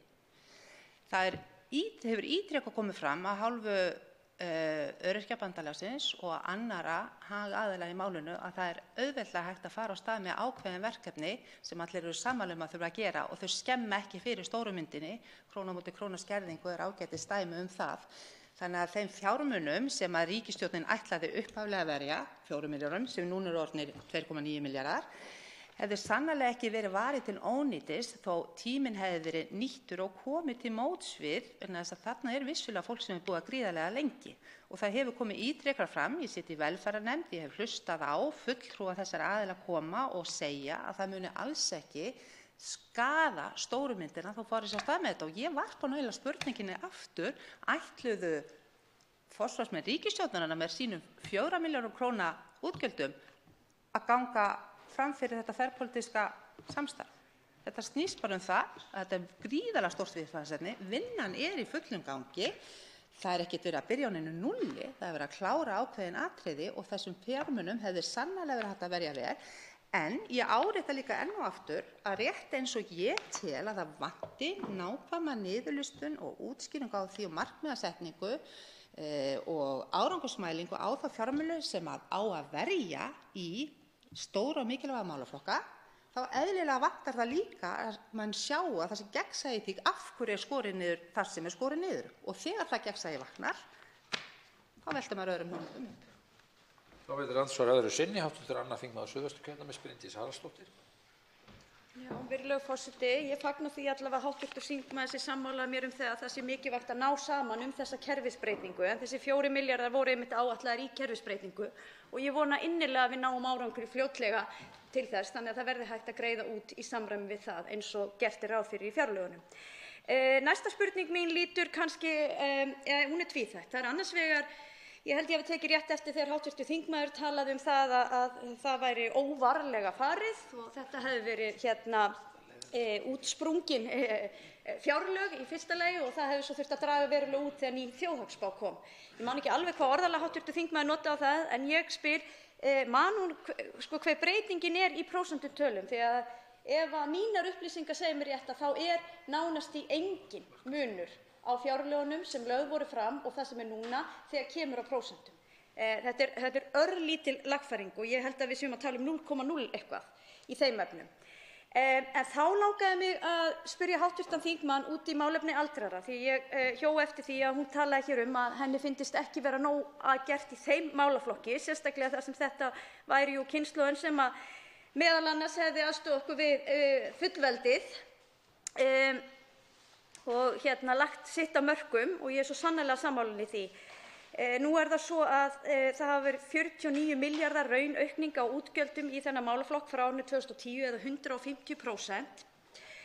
Á 3 árum frá árinu 2016 þá nemur hækkunin 30,5 milljörðum eða 60% og það langt umfram öll önnur málefnasvið. Á sama tíma þessum hópi þar að fjölga í honum 7% en útgjöldin að hækka 60%. Hvaða tillögur hefur hv. þingmaður í þeim efnum? Ég heyrði hér að hún nefndi krónuna í því sambandi. Eru það raunverulega tillögur þingmannsins að það sé fyrst og fremst ástæða til þess að ganga í Evrópusambandið og þá ættu eldri borgarar að hafa það hér mun betur en þeir hafa í dag? Svarar andsvar öðru sinni, hv. 7. þingmaður Reykjavíkurkjördæmis suður, Hanna Katrín Friðriksson. Herra forseti, þakka hv. þingmanni fyrir frábæra hugmynd. En svo ég byrji nú á seinni hlutanum, þá var það sem ég skammaðist út í var þetta þegar verið er að taka burt þessa 0,5% fyrirhugaða kaupmáttaraukningu. Kemur ekki öðrum útgjöldum til aldraðra við og ég er alveg sammála því að í þann flokk fara miklir fjármunir, stór hluti ríkisútgjalda, þó ekki sé nóg gert þar frekar en víðar. Það nú bara veruleiki stjórnmálanna. En það að taka burt þessa kaupmáttaraukningu sem ekki var nú há fyrir 0,5% þegar verðbólguspáin er á uppleið, það fannst mér ekki mjög stórmannlegt. Ég verð að viðurkenna að ég starfa nú ekki hraðar hérna í toppstykkinu akkúrat núna en svo ég er búin að gleyma fyrir spurningunni sem að kannski hv. þingmaður getur. Já, í prósentum. Nei, veistu það, ég bara man það ekki, ég er bara að horfa á milljarðana hér akkúrat núna, þannig ég er nú ekki með það. En eins og ég kom inn á í upphafi ræðu minnar, þá var það eitthvað 7 milljarða niðurskurður sem vissulega var rökstuddur með þessari þjóðhagsspá og síðan koma nokkur verkefni inn á milli sem að koma upp í staðinn og ég nefndi einhver þeirra niðurskurðurinn sem fyrst og fremst í velferðarkerfinu en síðan einhver uppbót, þannig ég held að þetta séu 4 milljarðar. Prósentuna er ég ekki með á hreinu. Andsvörum er lokið. Til máls tekur hv. 8. þingmaður Suðvesturkjördæmis Jón Þór Ólafsson.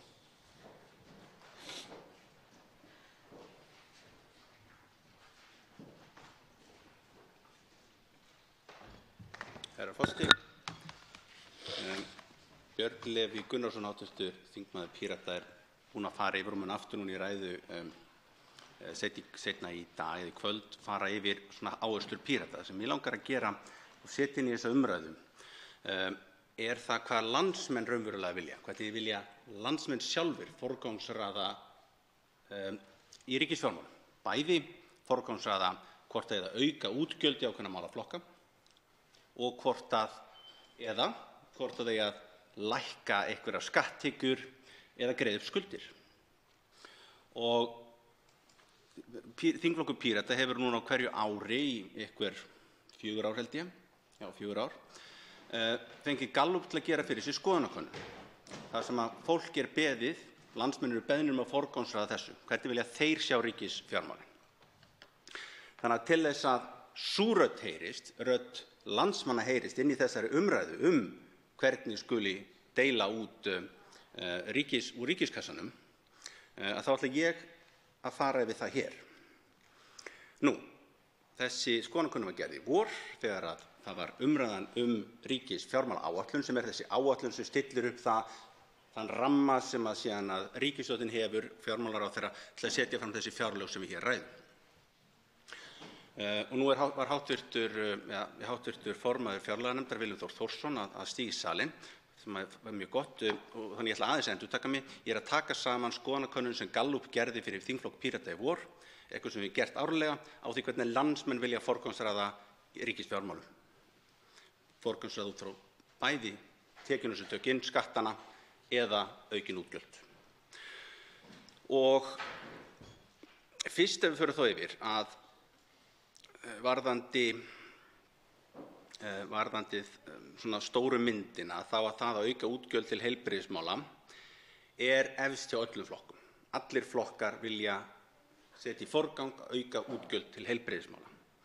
Það er með forgangseinkunn 76, hefur lækkað lítillega milli ára, en eins og ég segi, efst hjá öllum. Á meðan að allar skattalækkanir, allar lækkanir á auðlindagjöldum og niðurgreiðsla skulda nær saman aðeins í forgangseinkunna 46 og hefur lækkað lítillega einn. Þannig að það er alveg ljóst, landsmenn vilja frekar auka útgjöld til heilbrigðismála og það forgangseinkunn 76 heldur en að lækka alla skatta og greiða niður skuldir, sem hefur ekki nema forgangseinkunna 46. Þetta kemur alveg skýrt fram. Hver vilji landsmanna er það, hvað það varðar. Vilji landsmanna til þess að í næsta málaflokki sem eru samgöngumál, það er hástökkvarinn í þessari breytingu frá skoðanakönnun frá í fyrra. Þessu árið þá stökkva samgöngumálin upp í forgangseinkunnina, hoppa alveg einhverja 9 punkta og rétt upp yfir menntamálin eða upp í kringum 39 í forgangseinkunnum.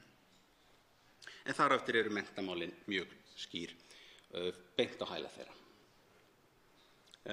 Aðrir málaflokkar hafa lítið ekkert breyst, þannig að það er alveg ljóst að samgöngumál eru hástökkvari. Nú, ef við horfum á þessar tölur út frá kyni, að þá vilja konur almennt heilbrigðismálin, menntamálin, húsnæðismálin og velferðarmálin, almannatryggingamálin í heild. Konur eru yfir að heila með meiri forgang í þessum málaflokkum en karlar eru frekar með forgang í samgöngumálum og lækkun skatta umfram konur. Ef við horfum á aldur samsetninguna, þá það margt sem kemur ekkert á óvart, en kannski frekar hvað sem kemur upp það hvað þessar tölur geta verið ýktar hvað það varðar, aldurssamsetninguna. Heilbrigðismálin eru farin að vera vegulega minna hjá 45 ára og eldri, eða 5 til 7 punkta, forgangsröðunarpunkta, miðað við fyrra. Samgöngumálin, þau verða þyngra hjá þeim eldri og hefur hækkað á milli 8 til 13 á þeim sem eru eldri en 35 ára. Og þetta er eitthvað þema sem maður verður sér að sjá, að það varðandi aldur, að þá er alveg svona umskipti, munur, 10 forgangspunktar aftur og aftur á milli þeirra sem eru undir 35 ára eða þeir sem eru yfir 35 ára.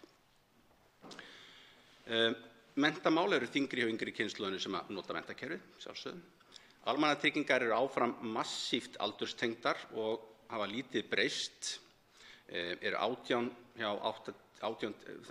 forgangspunktar hjá þeim sem eru 18 til 24 ára en eru komin upp í 43 í forgangseinkunn hjá 65 ára eldri, kemur ekki á óvart. Löggæsla og öryggismál eru léttvægari hjá 35 ára og yngri, 21 forgangseinkunn, en vegur í kringum 30 hjá þeim sem eru 35+. Aftur, þarna er 50% hækkun eða 10 punktar í muninu á þeim sem eru yngri eða eldri en 35 ára. Húsnæðismál eru mál unga fólksins með 37 hjá þeim sem eru 18 til 24 og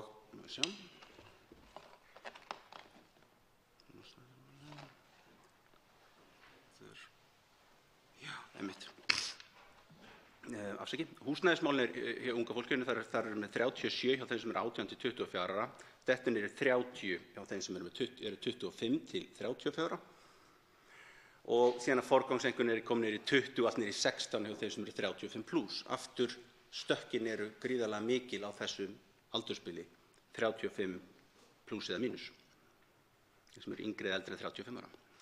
Tekjuskattur vegur svo þyngra hjá þeim sem að greiðan, sem að er bara mjög skiljanlegt að skuli raðast þannig. Varðandi búsetu, við horfum á þessu tölur út frá búsetu, að þá eru samgöngumál vega þau töluvert þyngra því lengra sem þú ferð frá höfuðborgarsvæðinu og þessi bara skipt upp þannig, en manni grunar að þessi eflaust bara frá líka öðrum byggðarkjörnum sem eru bara smærri í hinum kjördæmunum út á landi, en maður sér þetta klárlega varðandi höfuðborgarsvæði, eflaust í öðrum byggðarkjörnum, en á höfuðborgarsvæðinu þessi forgangseinkunn í kringum 35 til 36 í Reykjavík og Kraganum, á móti hún komin alveg 10 stigum ofar eða upp í 45 í öðrum sveitarfélögum. Húsnæðis- og skipulagsmál eru öfugt. Þannig að meðan að samgöngumálin vega þyngra út á landi, að þá vega húsnæðis- og skipulagsmálin meira í Reykjavík, þar sem þeir eru 28, Kraganum þetta er 21 og síðan minnst í öðrum sveitarfélögum þar sem þau komin í 18 í forgangseinkunn. Tekjuskattur fólki sem býr í Kraganum hugleiknari að lækka en öðrum sem maður skilur líka þegar maður sér samsetningu kjósenda í kjördæmunum sem kjósa frekar flokka sem eru tilbúinir að setja það í forgang. Já, og virðisaukaskatturinn sama með hann eins og tekjuskattinn, en varðandi fjármagnstekjuskattinn þá hefur forgangurinn lækkað töluvert á milli ára í Kraganum, en hann var í fyrra rétt rúmlega 6 í forgangseinkunn, en komin í 3 í forgangseinkunn í ár, þar að segja. Það að setja í forgang að lækka fjármagnstekjuskattinn hefur minnkað alveg næstum helming í Kraganum á milli ára og orðið svipað og önnur sveitarfélög. Menningarmál eru svo, eins og engum gæti komið á óvart, eru 101 innan gæsalappa svona Reykjavíkurmál. Menntun, þar eru svona stærstu bilin á milli þessara sem eru háskólagengnir eða grunnskólagengnir, og háskólagengnir setja meiri fókus á menntamál, en það mjög ofarlega, eða 52 í forgangsröðun á móti 29 hjá grunnskólagengnum. En ekki velferðarnetið sem að þeir nota síður, þannig að það skiljanlegt. Háskólagengnir vilja frekar setja forgang á menntamál, en sökum þess hvaða góð menntun þeir hafa og öruggari atvinnutækifæri, að þá setja þeir minni áherslu á velferðarnetið sem þeir síður nota. Þetta kemur allt ekkert á óvart. Svo eru háskólagengnir líklegri til þess að sætta sig við hærri skatta og vilja frekar greiða niður skuldir. En grunnskólagengnir setja löggæslu og öryggismál ofar menntun og treysta meira en aðrir á velferðar- og almannatryggingar og eru með 33 á móti 24 í forgangsröðun þeir sem háskólagengnir eru.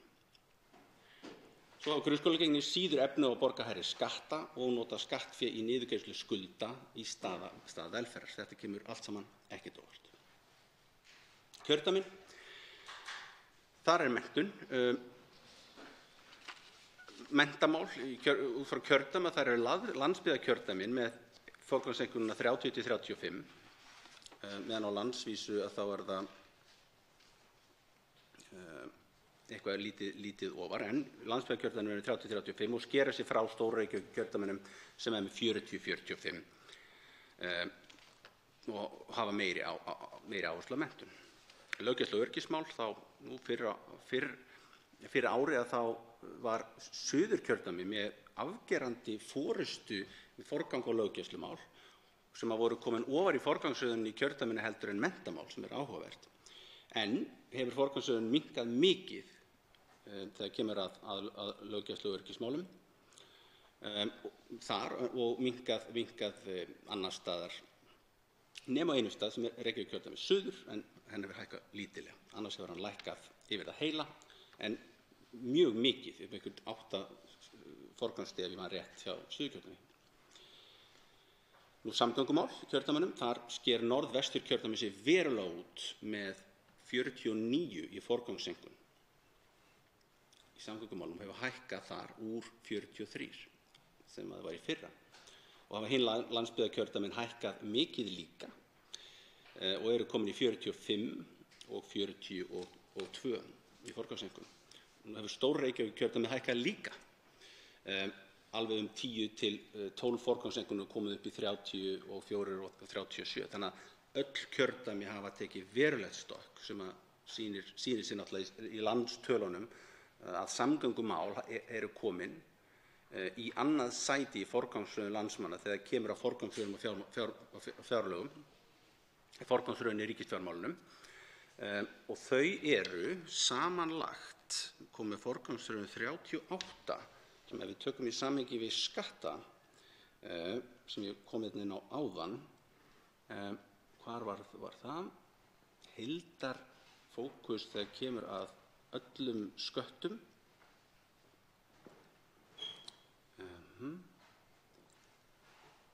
er 46, þannig að það er komið langleiðina með það að allur forgangur á skattalækkanir og niðurgreiðslu skulda og auðlindagjöld og slíkt er 46, meðan þetta er komið upp í 39 forgangsröðun landsmanna þegar kemur að samgöngumálum, sem ætti að segja þessari ríkisstjórn það að hún verði að gera vel í þeim málum. Þetta er þvert yfir línuna.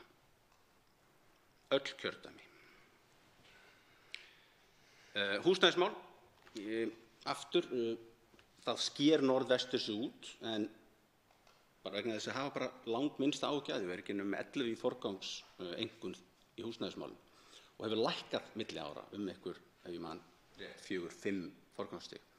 Meðan íbúar í Reykjavík hafa mestu ágjörnar eða 28 í forgangseinkunn og svo Kraginn og önnur kjördæmi með 21.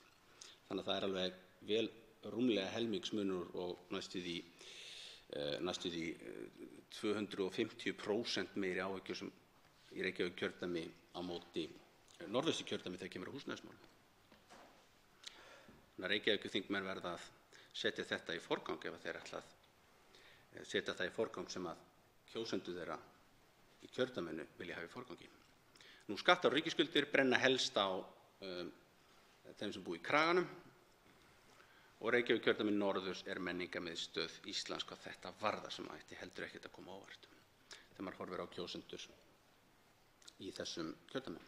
Nú, 8. liður hérna, tekjur, hvernig líta þær út? Hvernig forgangsraða landsmenn út frá tekjum? Og þar þurfum við að sjá mjög áhugaverða hluti.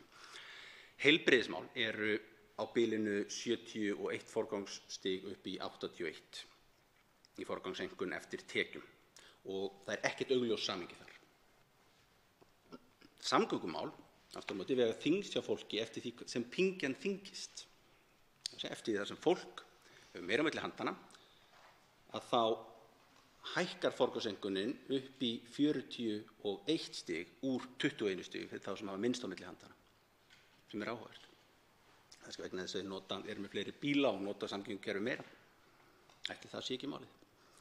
Menntun og fræðslumál. Þetta kemur mjög áður. Menntun og fræðslumál voru veigameiri hjá millistéttinni, þannig að þú varst með þá sem voru tekjulægstir og svo voru þá sem voru tekjuhæstir og forgangurinn hann var mestur í miðjunni. Þetta hefur breyst. Út af því í ár að þá hefur forgangur þeirra sem eru tekjulægstir og tekjuhæstir hoppað upp 8 stig upp í rúmlega 40 og sama stað og þeir sem eru í miðjunni. Og ég ætla að koma aðeins inn á því fyrir hennar húsnæðismál hérna, hvað þetta gæti verið. Nú, í fyrra þá höfðu tekjulægstu mestar áhyggjur af húsnæðismálum, eða 28, á meðan að tekjuhæstu höfðu minnstar, eða 18, sem skiljanlegt, og maður myndi búast við því, en svo voru aðrir tekjuhópar rokkandi einhvers staðar á milli. Nú, stóra breytingin í ár er að næstlægsti tekjuhópurinn, sem er það, ekki þeir sem eru undir 250.000 sem eru lægstir, heldur þeir sem eru frá 250.000 og upp í 400.000 krónur, hann hefur talsvert meiri áhyggjur núna, fer úr 25 upp í 30, áhyggjurnar aukast, en þessi hópur er á leigumarkaði, sem kemur farandi ekki óvart, en það sem kemur óvart er að tekjulægsti hópurinn undir 250.000 krónum hefur verulega minni áhyggjur, eða lækkar úr 28 í forgangseinkunn niður í 19. Og þá fyrir við að hugsa, ok, en á sama tíma þá eykst aftur á móti forgangur þeirra í menntamálum úr 34 og upp í 42, hoppar upp 8 punta. Og þá fyrir maður að horfa á þetta, ok, ég sá þetta sama í tölunum fyrir einu ári þegar ég skoðaði eitt kjördæmi sérstaklega, það var Suðvesturkjördæmi. En í Suðvesturkjördæmi var áherslan minni en meðaltalið, í húsnæðismálum, hjá þeim sem voru nema náttúrulega í þessum tekjuflokki sem er lágtekjufólk en er á vinnumarkaði. Og fyrir að þetta fólk sem er undir 250.000 er fólk sem er mikið til í námi. Ok, þannig að tilgáttin er þessi sem gæti mögulega útskýrt þessar tölur, er að fólk í námi, sem er flest með undir 250.000 krónur á mánuði, hefur minni áhyggjur af húsnæðismáli vegna þess að það er hætt á leigumarkaðnum. Það hefur flutt heim á hótel mömmu og hefur þar af leiðandi minni áhyggjur af því og setur meiri í forgang, til dæmis menntamáli. En þeir sem eru eftir á leigumarkaði, þessi sem eru með 250.000, láglaunafólkið á leigumarkaði, 250.000 til 400.000, hafa meiri áhyggjur að sjálfsögðu út af þessari hækkandi leigu. Þegar kemur að tekjum og sköttum og skuldum, að þá eru þeir sem eru yfir 1,5 milljón í tekjur, þeir eru afgerandi mótfallnari því að greiða skattann og vilja nota meira skatt í að greiða niður skuldir. Niðurgreiðsla skulda vex úr 7 upp í 22 í forgangseinkunn eftir hærri tekjum, þannig að það er þrefald munur eftir því sem að menn hafa hærri tekjur vilja ríkissjóður greiða niður skuldur, þrefalt meira heldur en þeir sem lægstu tekjurnar hafa, nema hjá þessum hópi sem er alveg lægstur, þessi með 250.000. En sá tekjuhópur er að breytast mikið þessa mundur og passar inn í þessa tilgátu sem ég var að nefna áðan, að þetta er fólk í námi sem hefur hrökklast af leigumarkaði og aftur inn í foreldrahús. Forgangsraða þar af leiðandi öðruvísi. Það hefur ekki lengur sömu áhyggjur af húsnæðismálum. Ef við tökum síðan bara kjósendur flokka, horfum á hvernig þeir forgangsraða, að þá sjáum við, eins og ég nefndi í upphafi, allir flokkar eru með afgerandi heilbrigðismál í forgangi. Alveg frá 70 í forgangseinkun, Sjálfstæðisflokkurinn sem hefur aukist, hefur farið úr 65 á síðasta ári, þannig að þeir hafa sett ennþá meira í forgang. Sumir aðrir flokkar sem höfðu meira áhyggjur af því, eins og Píratar, eru rólegari núna og enda höfum við líka talað fyrir því. Við sjáum möguleika á því að Svandís Svavarsdóttir, hæstv. Heilbrigðisráðherra, muni geta gert góða hluti í þessum málaflokki. En það er þó sjáum við það að það er ekki verið að tryggja nægar tekjur, hvorki til Landspítalans né annarra heilbrigðisstofnana. Það er miður og það er eitthvað sem verður að laga. Þetta var fyrirspurn frá, þetta var erindi sem var sent inn í fjárlaganefnd af heilbrigðisstofnunum landsins og ef að Svandís Svavarsdóttir tekst ekki að tryggja rekstrartekjur fyrir heilbrigðisstofnanirnar, þá mun hún missa mikið traust. Að ég tel, hún mun allavega traust mitt mun dvína á getun hennar til þess að halda utan um málaflokkinn. Þó ég mun ekki gefast alveg upp á henni út af því hún hefur verið að gera góða hluti og er að vinna að, hún verður að gera sömu góða hluti. Ég skil ekki hversu hún fór í sjálfseignarstofnanirnar fyrst í staði fyrir, því að Landsnir er ekkert á móti því að sjálfseignarstofnanir reki eins og SÁÁ og svoleiðis.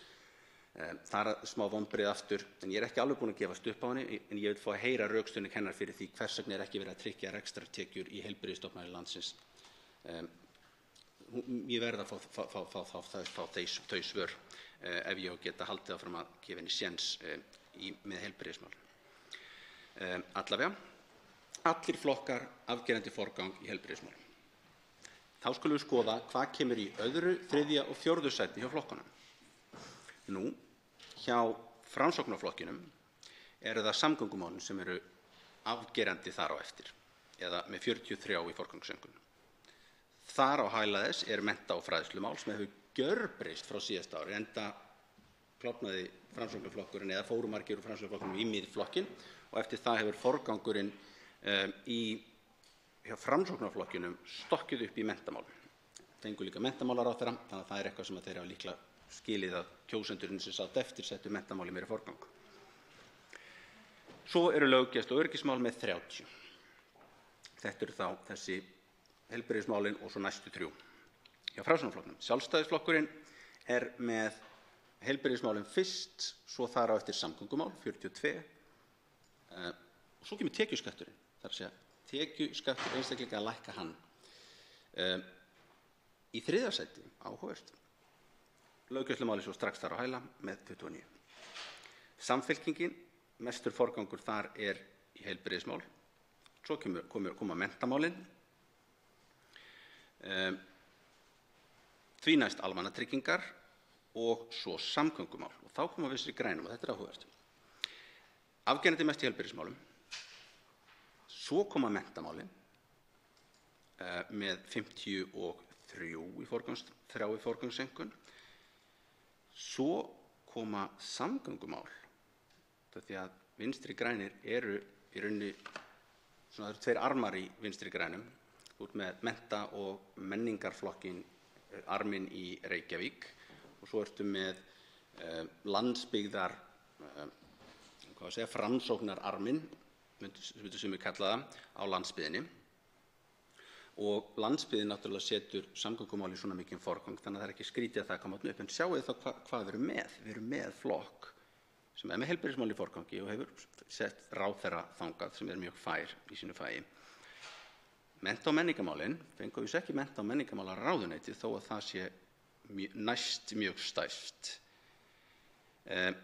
Samgöngumálin fengu það við ekki en fóru í samstarf með flokki sem að tók það. En það er ekki fyrir í 4. sæti að þú ert með almannatryggingar og það er ekki nefn með 27. Þannig að það er ekkit skrítið. Fólk er svo hissa á því hvers vegna það er ekki meiri forgangur, það virðist ekki vera meiri forgangur hjá Vinstri grænum þegar það kemur að almannatryggingum. Og þegar maður sér þessar bara tölur kjósendurnar, þá kemur það ekkert óvart.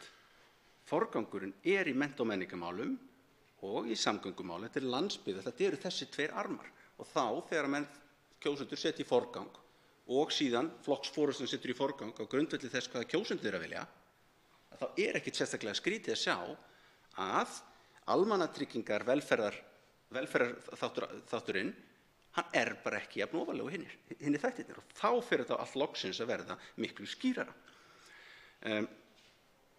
Ef við horfum þá á Framsóknarflokkinn í sama málaflokki, þetta er það sem helst hefur verið talað hérna í fjárlagaumræðunni stöðu öryrkja og almannatryggingar. Framsókn ekki nema 17 meðan að samgöngumál 43 í forgangi. Það ekkert skrítið að þeir ekkert endilega setja búðir í þangað. Þó þeir tóku stöðu félagsmálaráðherra og Sjálfstæðisflokkurinn með 21. Þannig að þú með 17, 21 og svo Vinstri grænir 27. Þannig að þessir flokkar bara ekkert með þennan málaflokk í jafnmiklu forgangi og önnur mál. Píratar, þar eru heilbrigðismálin eins og annars staðar. Númer 1. Númer 2 eru húsnæðismálin. Við erum afgerandi, okkar kjósendur eru afgerandi með 41 í forgangseinkunn í húsnæðismálum, laga húsnæðismálum, sem að ef maður fer og skoðar tölurnar skiljanlegt. Þetta meiri hluti kjósendan okkar á bilinu, það er ekki yngsta fólkið, ekki næst yngsta fólkið, það þar á eftir á bilinu, 29 til 34, eitthvað staðar á þessu bili.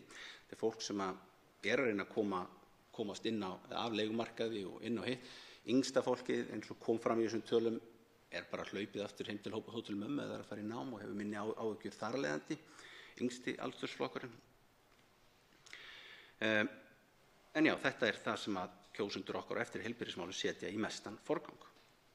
Þar á eftir koma mennta og fræðslumál sem líka mjög skiljanlegt miðað við aldurssamsetninguna og þar á eftir almannatryggingar. En eru kjósendur okkar hvað að segja, ef við horfum á töluna varðandi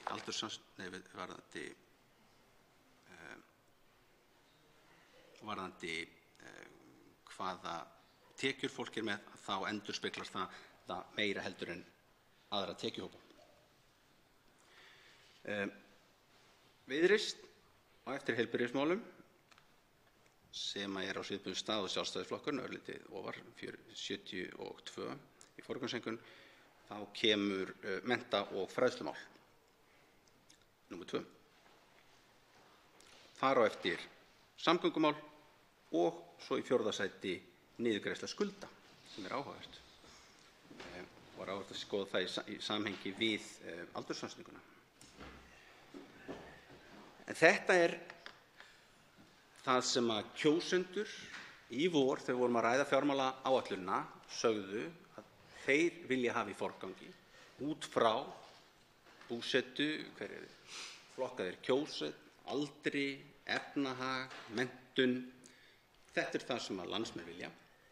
Á morgun langar mig að taka síðan þessar upplýsingar og setja það í samhengi við það sem að flokkarnir hafa verið að lofa í sínum stjórnarsáttmála og hvernig það rímar síðan við þessi fjárlög. Þetta var mikilvæg mynd sem þarf að setja inn í umræðu. Hvað vilja kjósendur í raun og veru?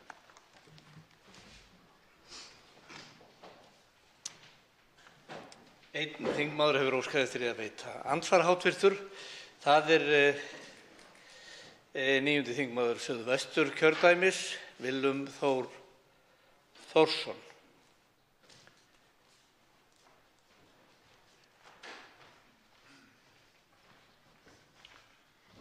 Já, hæstv. Forseti, ég þakka hv. þingmanni Jóni Þór Ólafssyni ræðu.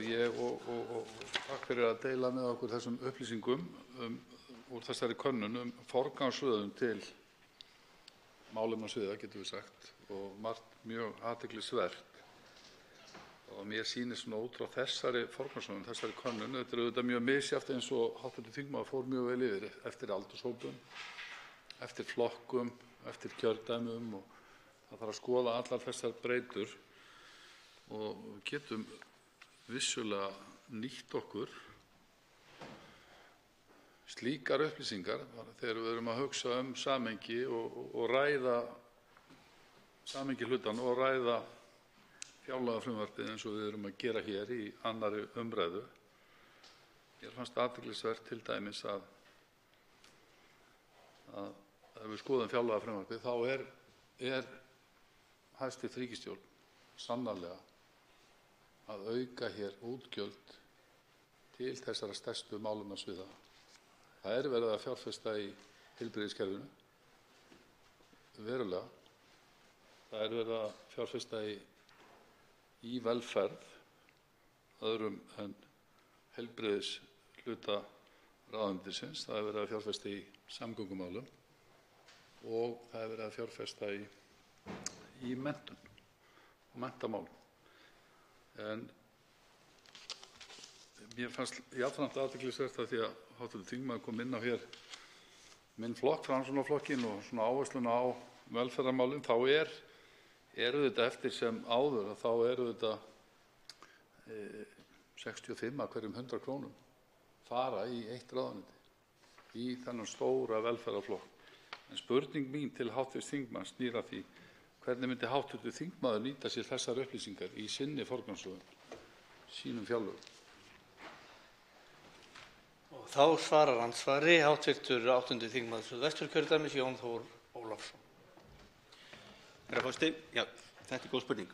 Við notuðum nákvæmlega þessar upplýsingar sem við fengum fyrir ári síðan, sem Gallup gerði, notuðum það til að grundvalla forgangsröðun Pírata og okkar skuggafjárlögum sem komu fram fyrir síðustu kosningar.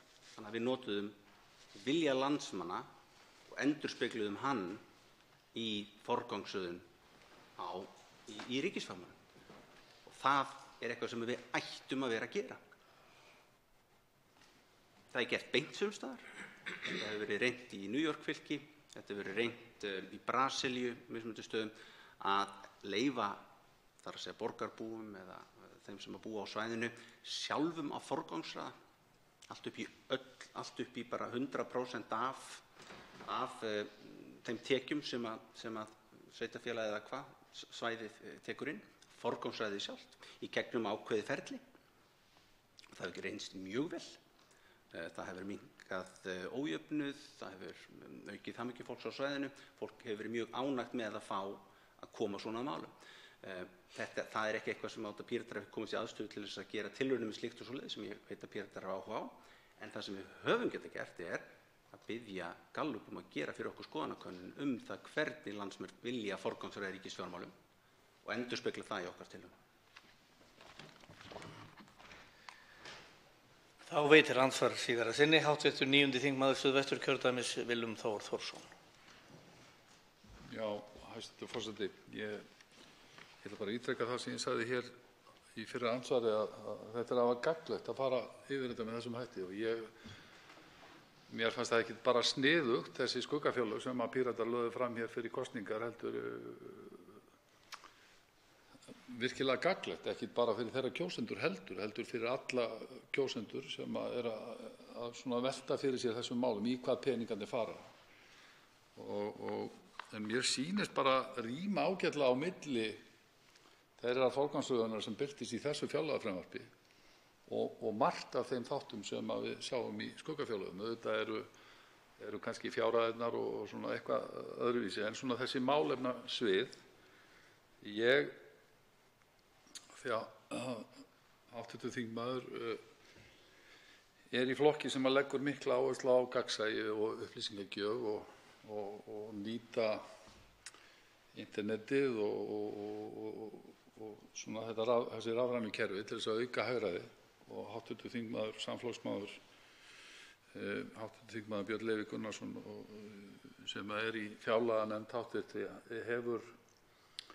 hefur lagt mikla áherslu á það að auka, svona bæta fjárlagafrumvarpið í framsetningu þess og verið með mjög gagnlegar ábendingar sem koma fram í áliti minnihluta.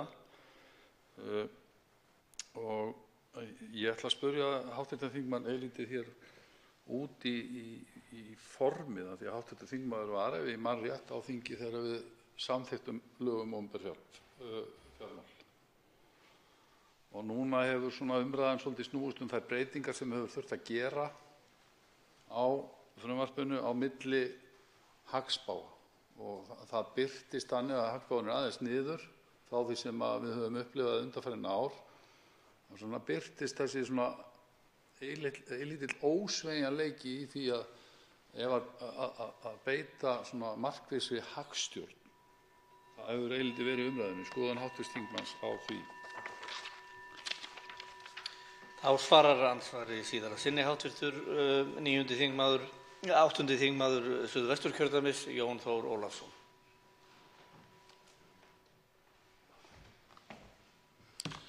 Það eru svo, búið að vera svo mörg þing núna upp á síðkastið.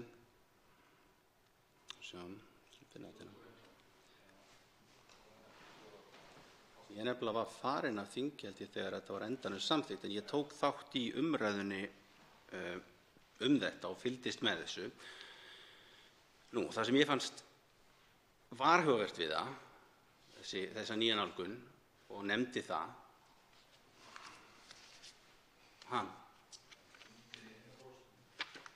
það sem ég fannst varhugavert er að það var verið að færa mikið vald við úthlutum peningum í pottum til framkvæmdarvaldsins og þeir úthlutaði síðan áfram. Við færðum mikið af fjárveitingavaldinu, eða þeir sem samþykktu þetta, frá Alþingi til framkvæmdarvaldsins. Og þetta nefndi ég hérna, þetta mál hefur oft verið rætt áður en ég hætti á þingi hérna. Ég nefndi það væri mjög varhugavert. En ég nefndi líka að það sem gæti verið jákvætt við þetta væri það að við fengjum betri ramma að þetta þyrfti að vera skilvirkt og svona, alls konar góð gildi til þess að ramma inn þetta og að við fengjum meiri gegnsæi í máli. Nú hefur ramminn bæði brostið hjá framkvæmdarvaldinu því að þeir bara fylgja því ekki og jafnvel það ráð sem á að fylgjast með því að ríkisstjórnin fylgi þá þessum ramma segir bara, heyrðu, þið eru bara þverbrotin að ramma. Þannig að ramminn hefur bæði brostið og gegnsæið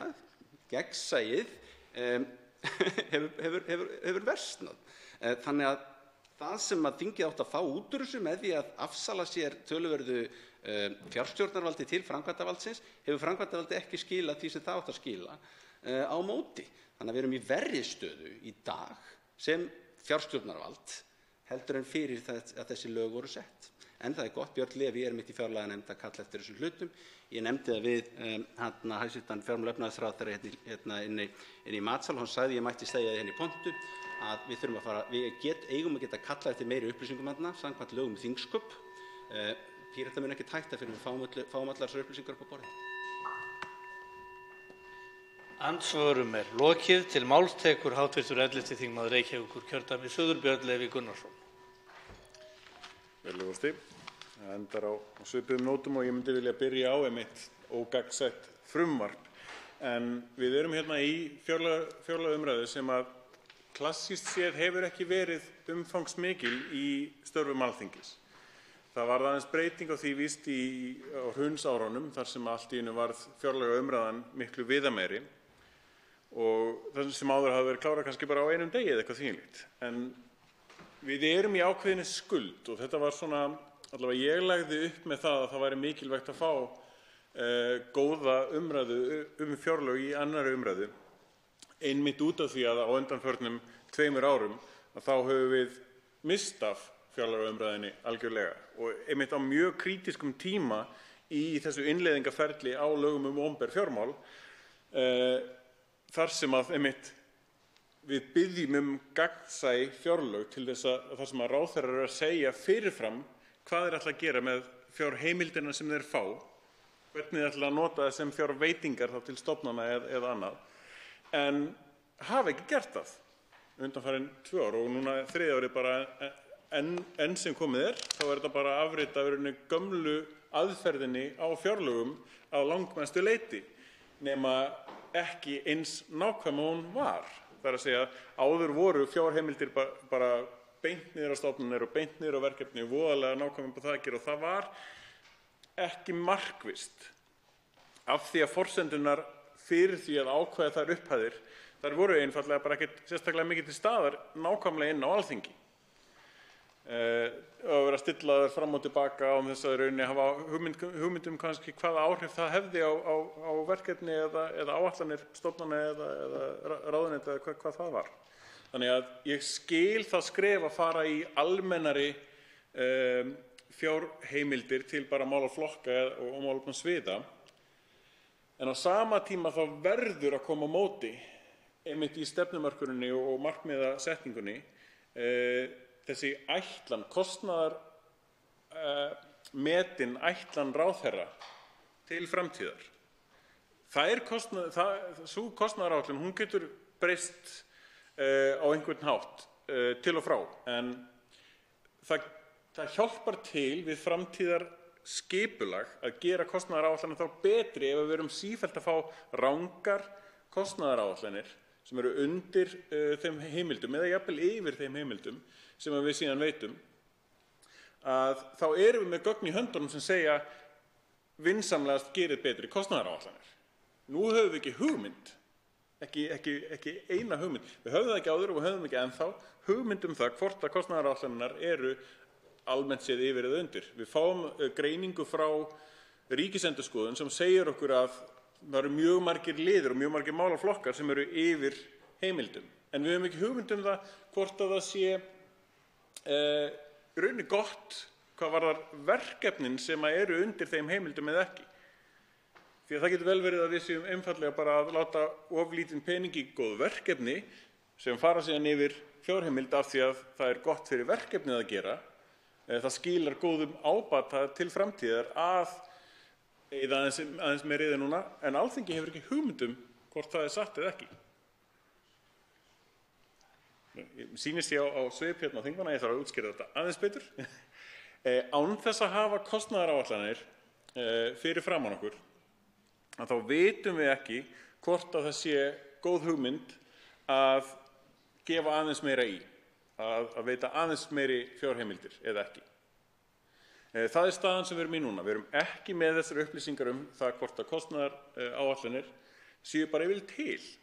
Þetta sé ekki bara eitthvað sem er bara puttast upp í loftið og giskað. Hversu mikinn pening kemur hitt á þetta til maður kosta. Og í raun og veru snúið á hin áttina þar sem að það eru fengnir peningar fyrst og síðan ákveðið í hvaða verkefni á að fara, sem er náttúrulega algjörlega öfug leið með að við lögum opinber fjármál, eins og þau eiga að vera upp á stefnu og markmiðadrifin fjármálagerð. Ég ætlaði annars að nýta þennan tíma aðeins, fyrir utan þetta, því ég var að koma aðeins inn á þessi ógagnsæju fjárlög og af hverju þau í rauninni knýja okkur og utanfyrir 2 ár hafa síðan knýja okkur í rauninni í það að við verðum að taka þessa umræðu fjárlög dálítið alvarlega núna. Við getum ekki bara slaufað umræðunni og látið eins og þetta sé desember í fyrra og hitt í fyrra og það sé ekki ný lög opinber fjármál sem við erum að starfa undir. Við erum á mjög mikilvægum svona gatnamótum, vegamótum í þessu ferli, í innleiðingarferlinu, að hafa tækifæri þegar að við erum í alveg höfum nægan tíma til þess að fara yfir fjárlögin og núna næstu fjármálaáætlun sem kom afgreidd allt á skömmum fyrirvara í vor, að hafa áhrif á það hvernig við viljum sjá þetta til framtíðar. En já, allavega, breytingartillögur Pírata. Ég ætla að fara aðeins nákvæmar yfir þær til þess að það sé mjög vel skjalfest hvað er nákvæmlega þessar tölur sem koma fram á breytingartillöguskjalinu þýða. Við leggjum til við málefnasvið Alþingi og eftirlitsstofnanir. Það er tvíþætt framlag upp á 47,2 milljónir, þar sem annars vegar 4 milljónir til umboðsmanns Alþingis vegna OCCAT-verkefna og hins vegar 43,2 milljónir til Ríkisendurskoðunar vegna vanáætlunar í sértekjum sem að þeir er að verða af. Nú undir málefnasviði 5 að þar eru þríþætt framlag. Annars vegar það til eftirlits með vinnumansali sem er upp á 1 starfsgildi eða 11 milljónir til ríkisskattstjóra. Hins vegar 2 ígildi starfsmanns til bæði ríkisskattstjóra og skattrannsóknarstjóra upp á 22 milljónir hvort til eftirlits vegna skattsvika. Þannig að samtals 55 milljónir á því málefnasviði. Á málefnasviði hagskýrslugerðar, grunnskrár og upplýsingamála. Það er 2,5 milljón sem er fyrir þjóðskrá til þess að klára í rauninni svona ákveðna eiginleika í nýja þjóðskrárkerfinu sem að leitir að því að þjóðskrá geti skráð fleiri en 2 kyn. Í málefnasviði 9, almanna- og réttaröryggi, þar lögreglan fær ígildi eins starfsmanns til þess að einmitt framfylgja eftirliti með vinnumansali. Þar undir landhelgi, þar Landhelgisgæslan sem styrking upp á 100 milljónir í almennan rekstur. Það er best að hafa þetta fara aðeins yfir þetta aftur. OPCAT er gert ráð fyrir varanlegum aukningu. Ríkisendurskoðun þar tímabundin vegna vinnumansalsins og eftirlit með skattsvikum, þar er það varanleg. Vegna þjóðskrár þá er það tímabundin og það er varanleg viðbót í almennan rekstur vegna Landhelgisgæslunnar.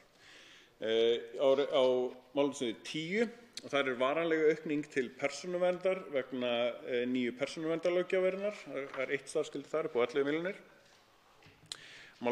Þar undir líka til útlendingamála sem Útlendingastofnun. Þar leggjum við til tímabundna fjárheimild sem að gera það miðað að því að Útlendingastofnun gert að lúta aðhaldskröfu í eins rosalega miklu vinnuálagi og sú stofnun undir mikilli pressu sú stofnun í og þá teljum við það ótækt í rauninni að stofnunin sé gert að lúta aðhaldskröfu á næsta ári. Á málefnasviði 16 þar einmitt ígildi 2 starfsmanna til samkeppniseftirlitsins sem varanleg viðbót upp á 22 milljónir sem eftirlit með samkeppnislögum. Efling á því málefnasviði. Á málefnasviði 23 sjúkrahúsþjónustu. Það annars vegar 1600 milljónir til Landspítala háskólasjúkrahúss sem útreikningur vegna mönnunarvanda sem að þau eiga í. Þau auglýsa til dæmis eftir hjúkrunarfræðingi og fá 0,6 umsóknir per auglýsingu. Það erfið staðan. Þannig að þýðir það að þau eru með miklu dýrari mönnun heldur en að í eðlilegu umhverfi væri að ræða. Það kostar sem þetta auka pening. Einnig þá hafa þau reiknað út að þau hafa fengið rangt reiknaða launauppbót vegna kjarasamninga og samtals þetta 1,6 milljarður. Það síðan til 800 milljónir í rekstur heilbrigðisstofnana sem varanleg aukning. Það tímabundin aukning til Landspítala háskólasjúkrahússa því að væntanlega og vonandi tekst að leysa þennan mönnunarvanda. Væntanlega og vonandi tekst að reikna launabæturnar rétt og þá verður ekki þörf fyrir þessa aukningu nema þegar það búið náttúrulega að reikna launabæturnar rétt og þá komin þá rétt upphæð fyrir það sem verður varanleg viðbót. Nú í málefnasviði 29 að það villa sem ég langar til þess að tala aðeins um. Það stendur 13 milljarðar og 130 milljónir.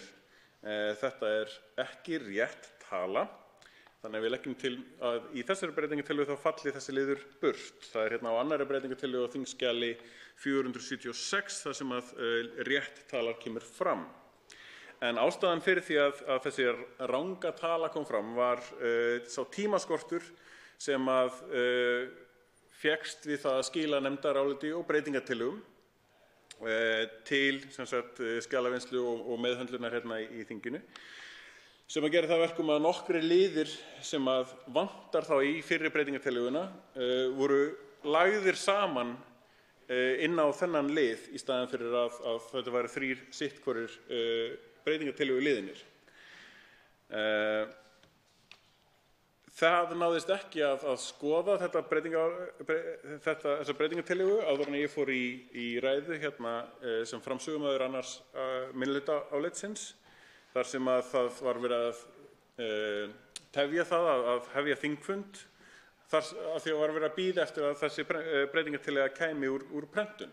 Og hún var í rauninni bara, hún kom í prentun og ég fór í pontu. Ég gat ekkert skoðað hvernig þetta leit út fyrir en að mér var bent á þetta í andsvörum við ræðuna mína að þetta væri 13 milljarðar rúm í lengingu á fæðingarorlofi. Og fólk var að velta fyrir sér, hv. þingmaður Njáll Trausti Friðbertsson, er ég ekki, jú, ég myndi þetta rétt, ég er slæmur að muna nafn, þannig að ég er stoltur á þessu að muna þetta nafn. Benti mér á það, spurði mig út í það af hverju, hvað þetta þýddi langt fæðingarorlof.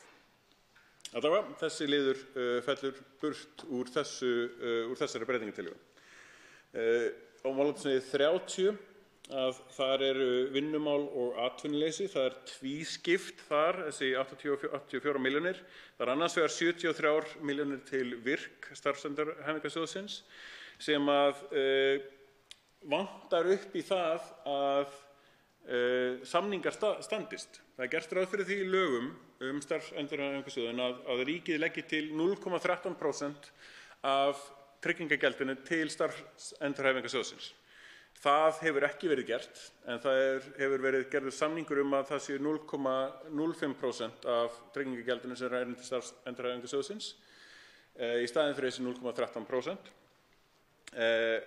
Og það vantar þessar 73 milljónir til þess að minnstakosti standa við þann samning upp á 0,05%. Þannig að við leggjum það til að allavega það verði bætt.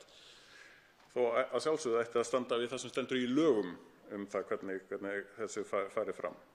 Og að auki þá 11 milljónir til Vinnumálastofnunar aftur þarna vegna vinnumansalsins. Það er varanleg viðbót, það er tímabundin viðbót til VIRK og það er varanleg viðbót, ég var búinn að segja þarna varðandi heilbrigðisstofnana. Rekstur heilbrigðisstofnana 800 milljónir er sem sagt varanleg viðbót til rekstrargrundvallar þeirra. Að lokum svo í þessari breytingartillögu á skjali 460 að þar eru 7.650 milljónir sem eru lagðar í það verkefni að afnema krónu á krónu skerðingu frá 1. apríl á næsta ári. Þá tekur við sem sagt breytingartillaga á þingskjali 476 sem er leiðréttingarbreytingartillagan á þessari villu sem kom fram í fyrri. Og þar eru annars vegar lenging fæðingarorlofs upp í 12 mánuði sem mun samkvæmt útreikningi kosta 5.130 milljónir. Það er sem sagt leiðrétting frá þessum 13 milljörðum sem stóð hérna áður. 12 mánaða fæðingarorlof gert ráð fyrir þar.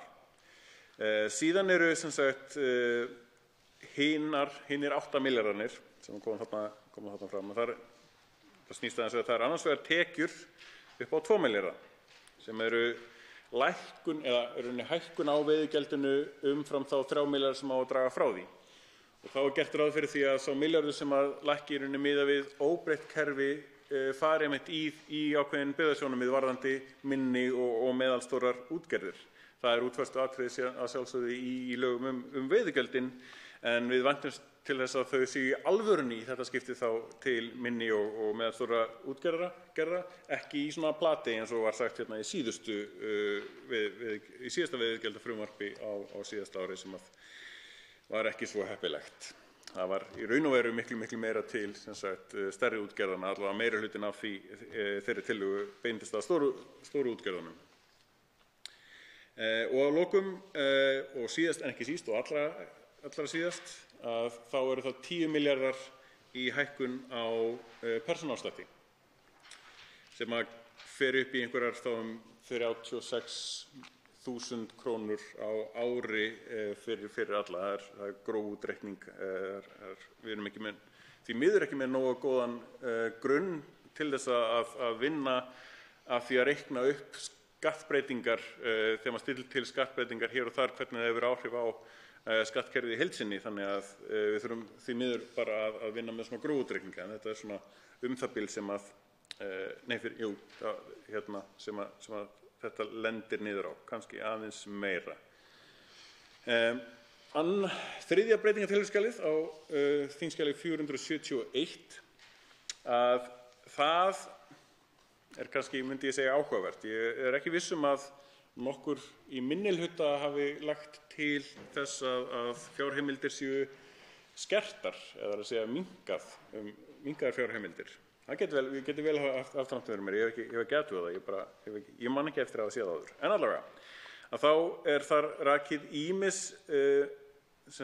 málefnasvið og þá málefnasvið en ekki málaflokkar. Það einfaldlega ekki hægt að rekja þessar fjárheimildir niður á málaflokk af því að þetta snýst upphæðir varðandi bundin útgjöld, varðandi útgjaldasvigrúm. Þær upphæðir sem að ríkisstjórnin segir við viljum fá þennan pening frá Alþingi en við ætlum ekki að segja í hvað við ætlum að eyða þessum pening.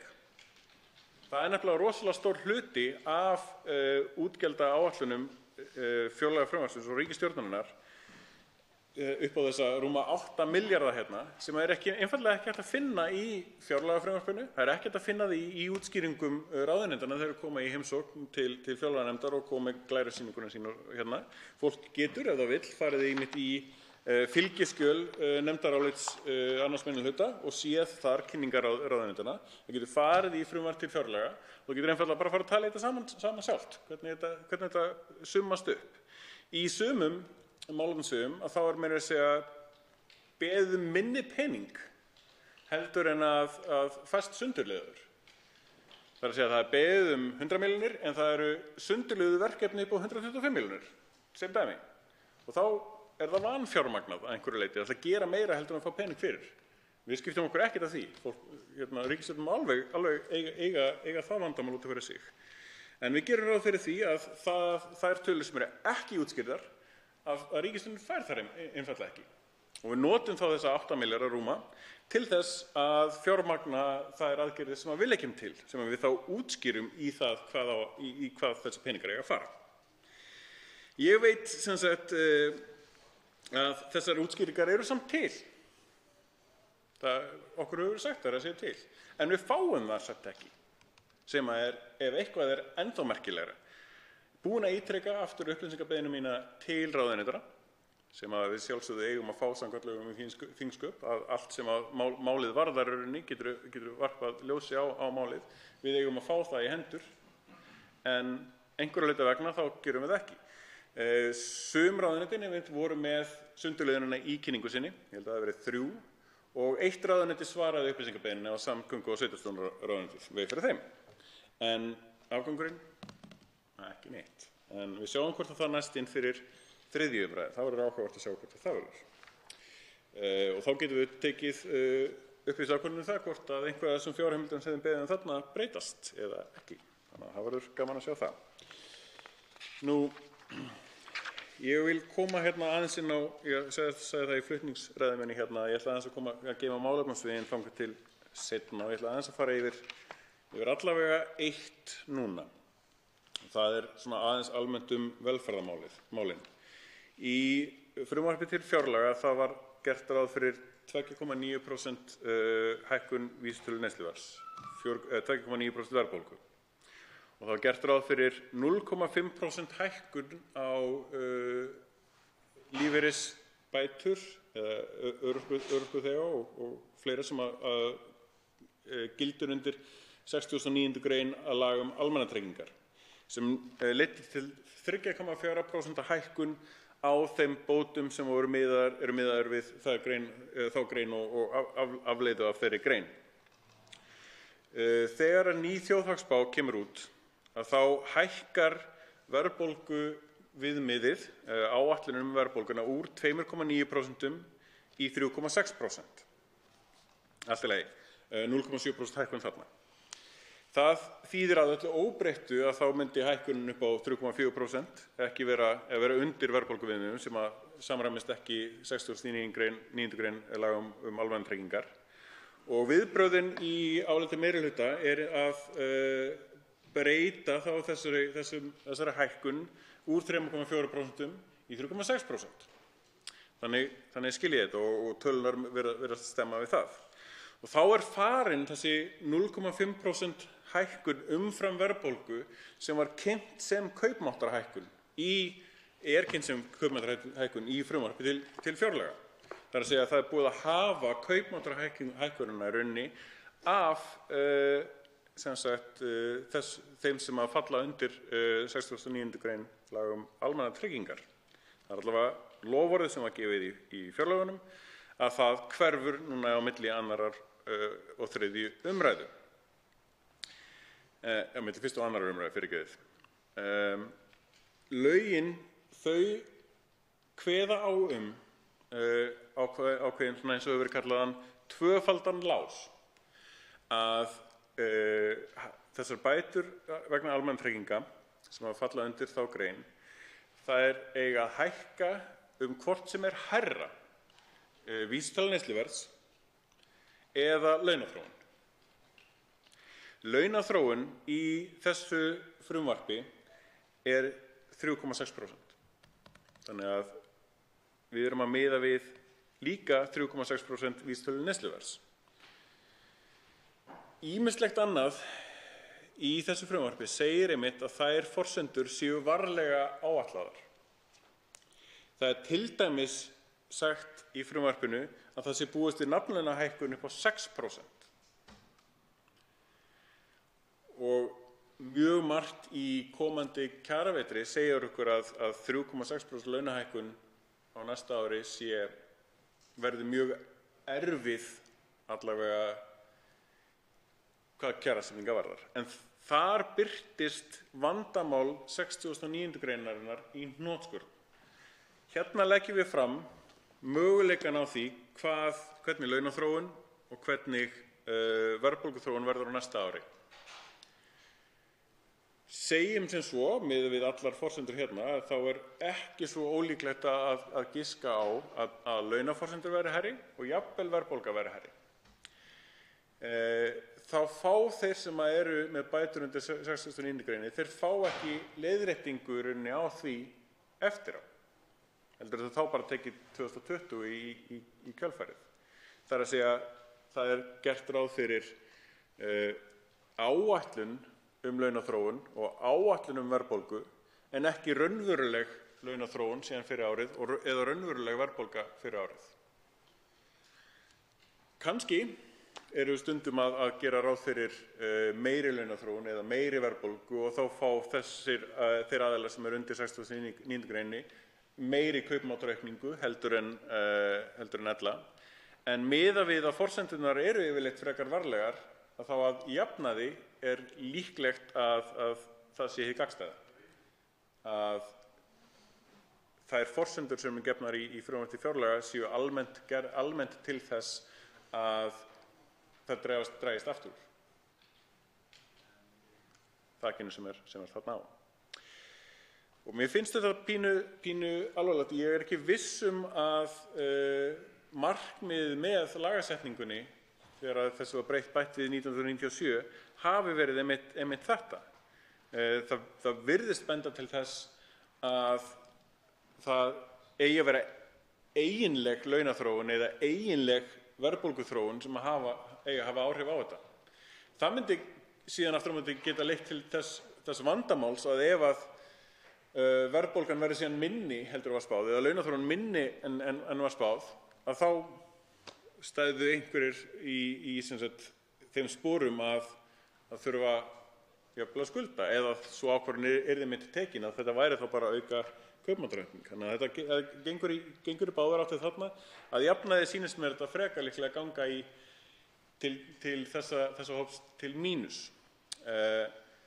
Og ég hef allavega lagt inn svona gagnaöflunar beiðni það til þess að sjá á undanförnum rúmum áratug og helst alveg aftur til þess að þetta lagaákvæði var bætt við, hver var hækkunin vegna þessa liðar í lögum almannatryggingar og hver var eiginleg launaþróun á árinu og hver var eiginleg verðbólga á árinu. Og þá ætti maður að geta borið saman hvernig þetta þá hefur þróast yfir árin. Og það einhver gögn sem maður ætti einmitt að nota til þess að upplýsa sig í miðað við fortíðina, hvernig ætti að gera þetta frekar til framtíðar, hversu miklu munar og því líkt.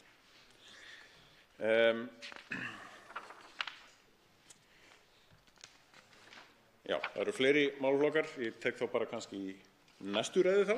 Ég held að það sé gott að klára á þessu lagalega vandamáli og túlkunar vandamáli á því hvernig 69. greinin er síðan notuð í reynd og þessu þessum ákveðna forsendubresti sem virðist vera þarna á, að það er viljandi sagt að það sé varlega farið í það hversu mikil launaþróun verður á næstu árum, sem að þýðir það að það er verið að hafa beint áhrif á það hversu mikið bætur með almannatrygginga hækka með því að taka varlega afstöðu gagnvart því hver launaþróun væri. Ef að það væri farið hærra í launaþróun, sagt að það væri ekki 3,6% heldur að væri 4%, þá yrði ráðuneytið að hækka bætur til almannatrygginga 4% að minnsta kosti, ef að verðbólgan væri ekki þeim en hærri. Þannig að núna hefur ráðuneytið stjórn á því með því að fara varlega í það að áætla hver launaþróun og verður, hefur minni stjórn á verðbólguna sjálfsögðu, það kemur bara í gegnum þjóðhagsspána og fleiri staði. En það getur stillt í að allavega verði verðbólgan þá hámarkið það sem að bætur almannatrygginga vegna 69. greinar hækka með þessum aðferðum. Það er að segja önnur aðferðin vísitalan, hún er kerfislæg, hún er bundin spá og þjóðhagsspánni, en hinn lásinn í þessari jöfnu, hann er bundin ákvörðun ráðuneytisins án þess að hún sé í rauninni rökstudd á nokkurn hátt, eins og svo margt annað í þessu frumvarpi sem vantar rökstuðning gagnvart. Og ég geri alvarlega athugasemd við það að það sé sagt að það sé búist við nafnlega hækkun á næsta ári 6% og á sama tíma gert ráð fyrir varlegri spá launaþróun upp á 3,6%. Þetta passar bara ekki saman. Þannig að sú ákvörðun hefur tvímælalaust áhrif á einmitt þessa grein, 69. grein laga almannatryggingar og hvaða niðurstöðu það hefur í þessu fjárlagafrumvarpi og þannig fyrir það fólk sem er á þessum bótum. Þannig að framhaldið, ég rétt í lokin, við þurfum fyrir utan öll þessi atriði sem þarf að greina og þarf að útskýra vel, eins og með launaþróun og eins og með þessa 69. grein og ýmislegt annað, að þá þurfum við í alvörunni að eiga dálítið umræðu hérna framtíð fjárlagagerðarinnar og fjárlagavinnunnar. Við höfum ekki haft tækifærið undanfarin 2 ár sem voru algjörlega krítísk í innleiðingu laga um opinber fjármál, þannig að við erum eftir á hvað það varðar og ég hvet alla til þess að koma og segja skoðun sína einmitt á lögum um opinber fjármál og hvernig þeir myndu vilja sjá þá vinnu til framtíðar. Einn háttvirtur þingmaður hefur óskað eftir að veita andsvar og það er háttvirtur 9. þingmaður Suðvesturkjördæmis, Willum Þór Þórsson.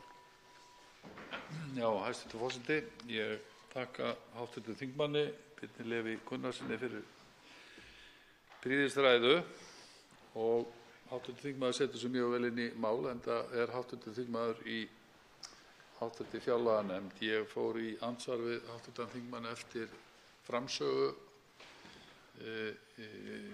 minnihluta álits og ágætis nefndarálits sem að annar minnihluti sem er háttvirtur þingmaður Björn Leví Gunnarsson. En ég get ekki staðist mátið að koma hér aftur í andsvar sem að snýr að lögum um opinber fjármál og svo svona framhald af andsvari við háttvirtan þingmann Jón Þór Ólafsson og samflokksmann háttvirts þingmanns Björns Leví Gunnarssonar. Og nú er ég búinn með helminginn af þeirra andsvari í að útskýra þetta. En það sneri að fjárveitingarvaldinu, þeirri gagnrýni að við værum með einhverju marki að svona færa fjárveitingarvaldi frá Alþingi yfir til framkvæmdarvaldsins og mér finnst, ég ætla að bera niður í áliti, nefndaráliti háttvirts þingmanns, þar sem segir á blaðsíðu 5 með leyfi forseta: þessi rökstuðningur fyrir því að þingið sé að glata fjárveitingavaldinu snýr að heimild ráðherra til þess að skipta fjárheimildum upp í fjárveitingar að þingið samþykki bara almennir heimildir til málefnasviða og málaflokka.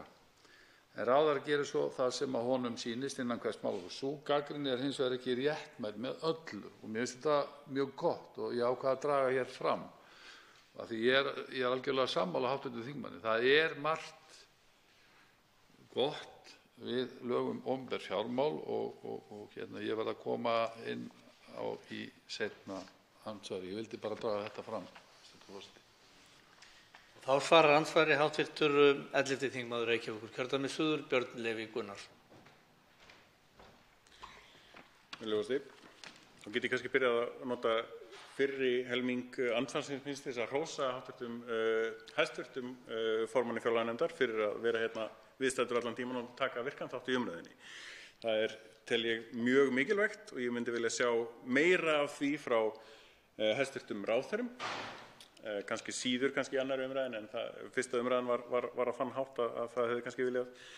Eins og var eins og hæstv. Ráðherra í ríkisstjórn síðasta kjörtímabils var mjög duglegur að gera. Hæstv. Formaður fjárlaganefndar hefur tekið það greinilega upp og það mjög vel.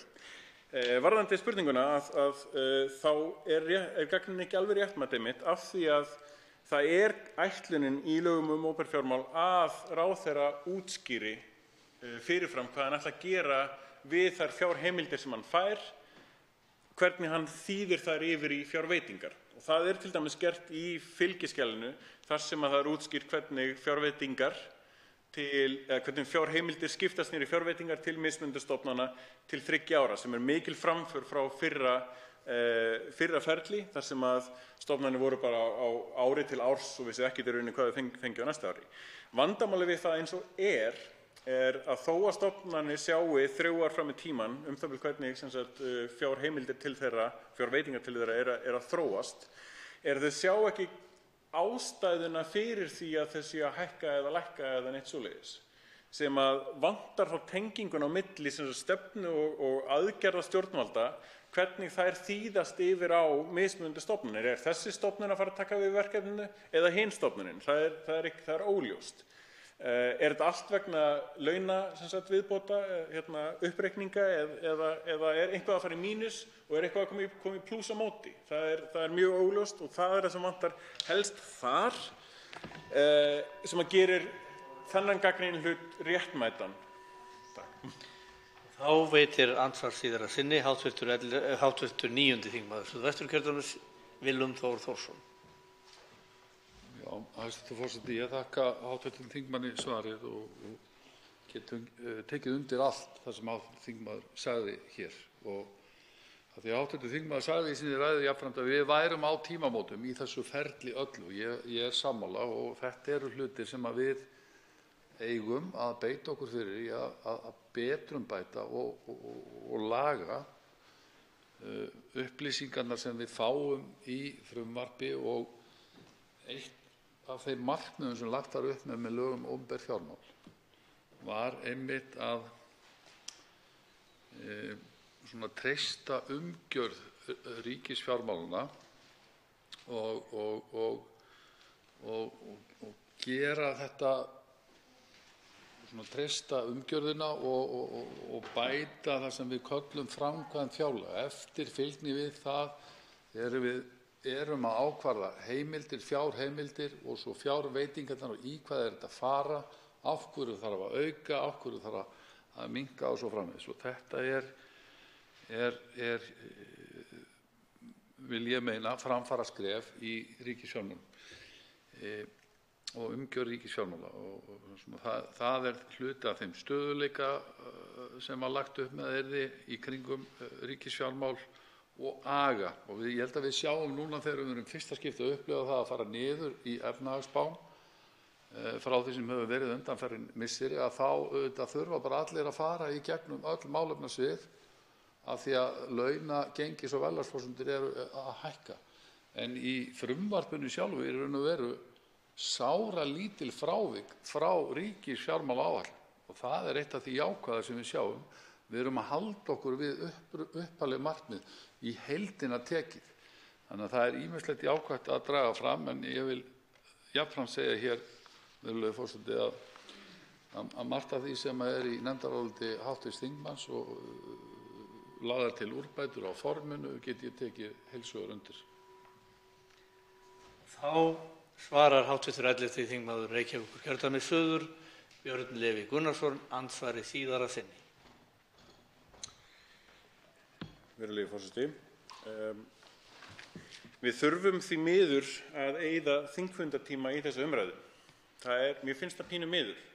Þingfundatími Alþingis mjög mikilvægur og dýrmætur og af skornum skammti, en einhvern veginn út af því að við höfum misst undanfarin ár í þessa umræðu sem við hefðum átt að eiga mun fyrr, að þá þurfum við að eyða held ég dálítið góðum tíma í þetta núna.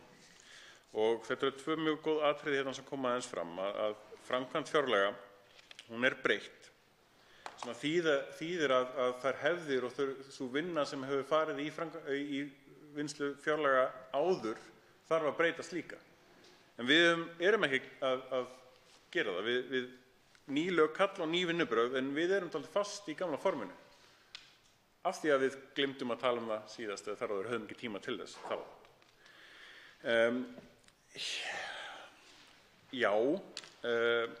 Fjárlögin, frumvarp til fjárlaga, að halda sér, þrátt fyrir allt annað, að halda sér innan þessa ramma.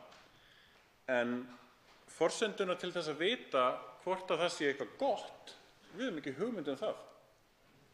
Af því að stefna stjórnvalda, markmiðin og aðgerðirnar ekki kostnaðarmetin, það mælistikur, það vörður sem á leiðinni það hvaða árangri aðgerðir stjórnvalda eiga að ná, þær eru mjög góðar á milli málefnasviða, verður maður að segja. Þannig að ef að það væri tenging á milli aðgerðanna, ef það væri góðar mælistikur á það hvaða árangri þær aðgerðir ná, og ef þær væru tengdar við fjárheimildirnar, þá get ég sagt hvort það sé gott að halda í ramman eða ekki.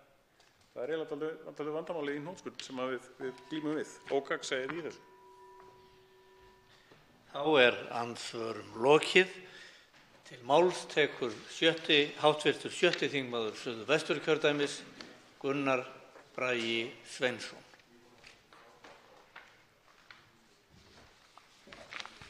Hæstv. forseti. Við fjöllum hér fjárlagafrumvarpið í umhverfi sem búið var til fyrir nokkru, og ég hef nú áður lýst hér að ég held að það séu ákveðin mistök við þetta umhverfi alls saman, eða það að segja við það ferli sem við samþykktum, og ég held að við þurfum að endurskoða einhvern hluta þessara laga um opinber fjármál og hvernig farið með fjárlögin og frumvarpi hér inn á þingi, í það minnsta varðandi aðkomu nefnda. Ég tel að það komi betur og betur í ljós að þingið nokkuð sett til hliðar í þessu ferli saman, en framkvæmdarvaldið ræður meira för en áður. Kerfið sjálfu sér að stýra þessu meira heldur en það gerði áður. Við sem ekki sitjum í fjárlaganefnd, við höfum ekki fengið tækifæri til að fjalla þá liði fjárlagana sem heyra undir okkar nefndir. Ekki einn fundur utanríkismálanefnd hefur verið fjárlögin sem slík, til að fjalla yfir innihald fjárlagana eða þann hluta sem snýr eða lítur að utanríkismálum.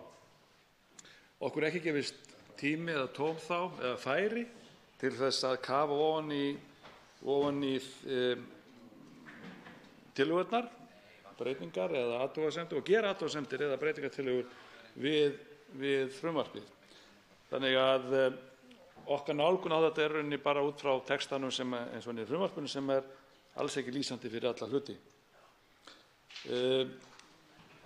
Við höfum spurt, eða ég hef spurt, hverju sætir, af hverju fá nefndir ekki að fjalla málið, og upplýsingarnar sem við fáum það að þetta sé einhver reglur sem fjárlaganefnd hafi sett, að deila eða biðja ekki fagnefndirnar álit á fjárlögunum. Ég hef nú meiri grun að þetta sé einhvers konar reglur sem hafa verið svona almennt samþykktar, en þessu þarf að breyta. Þetta óþolandi í rauninni.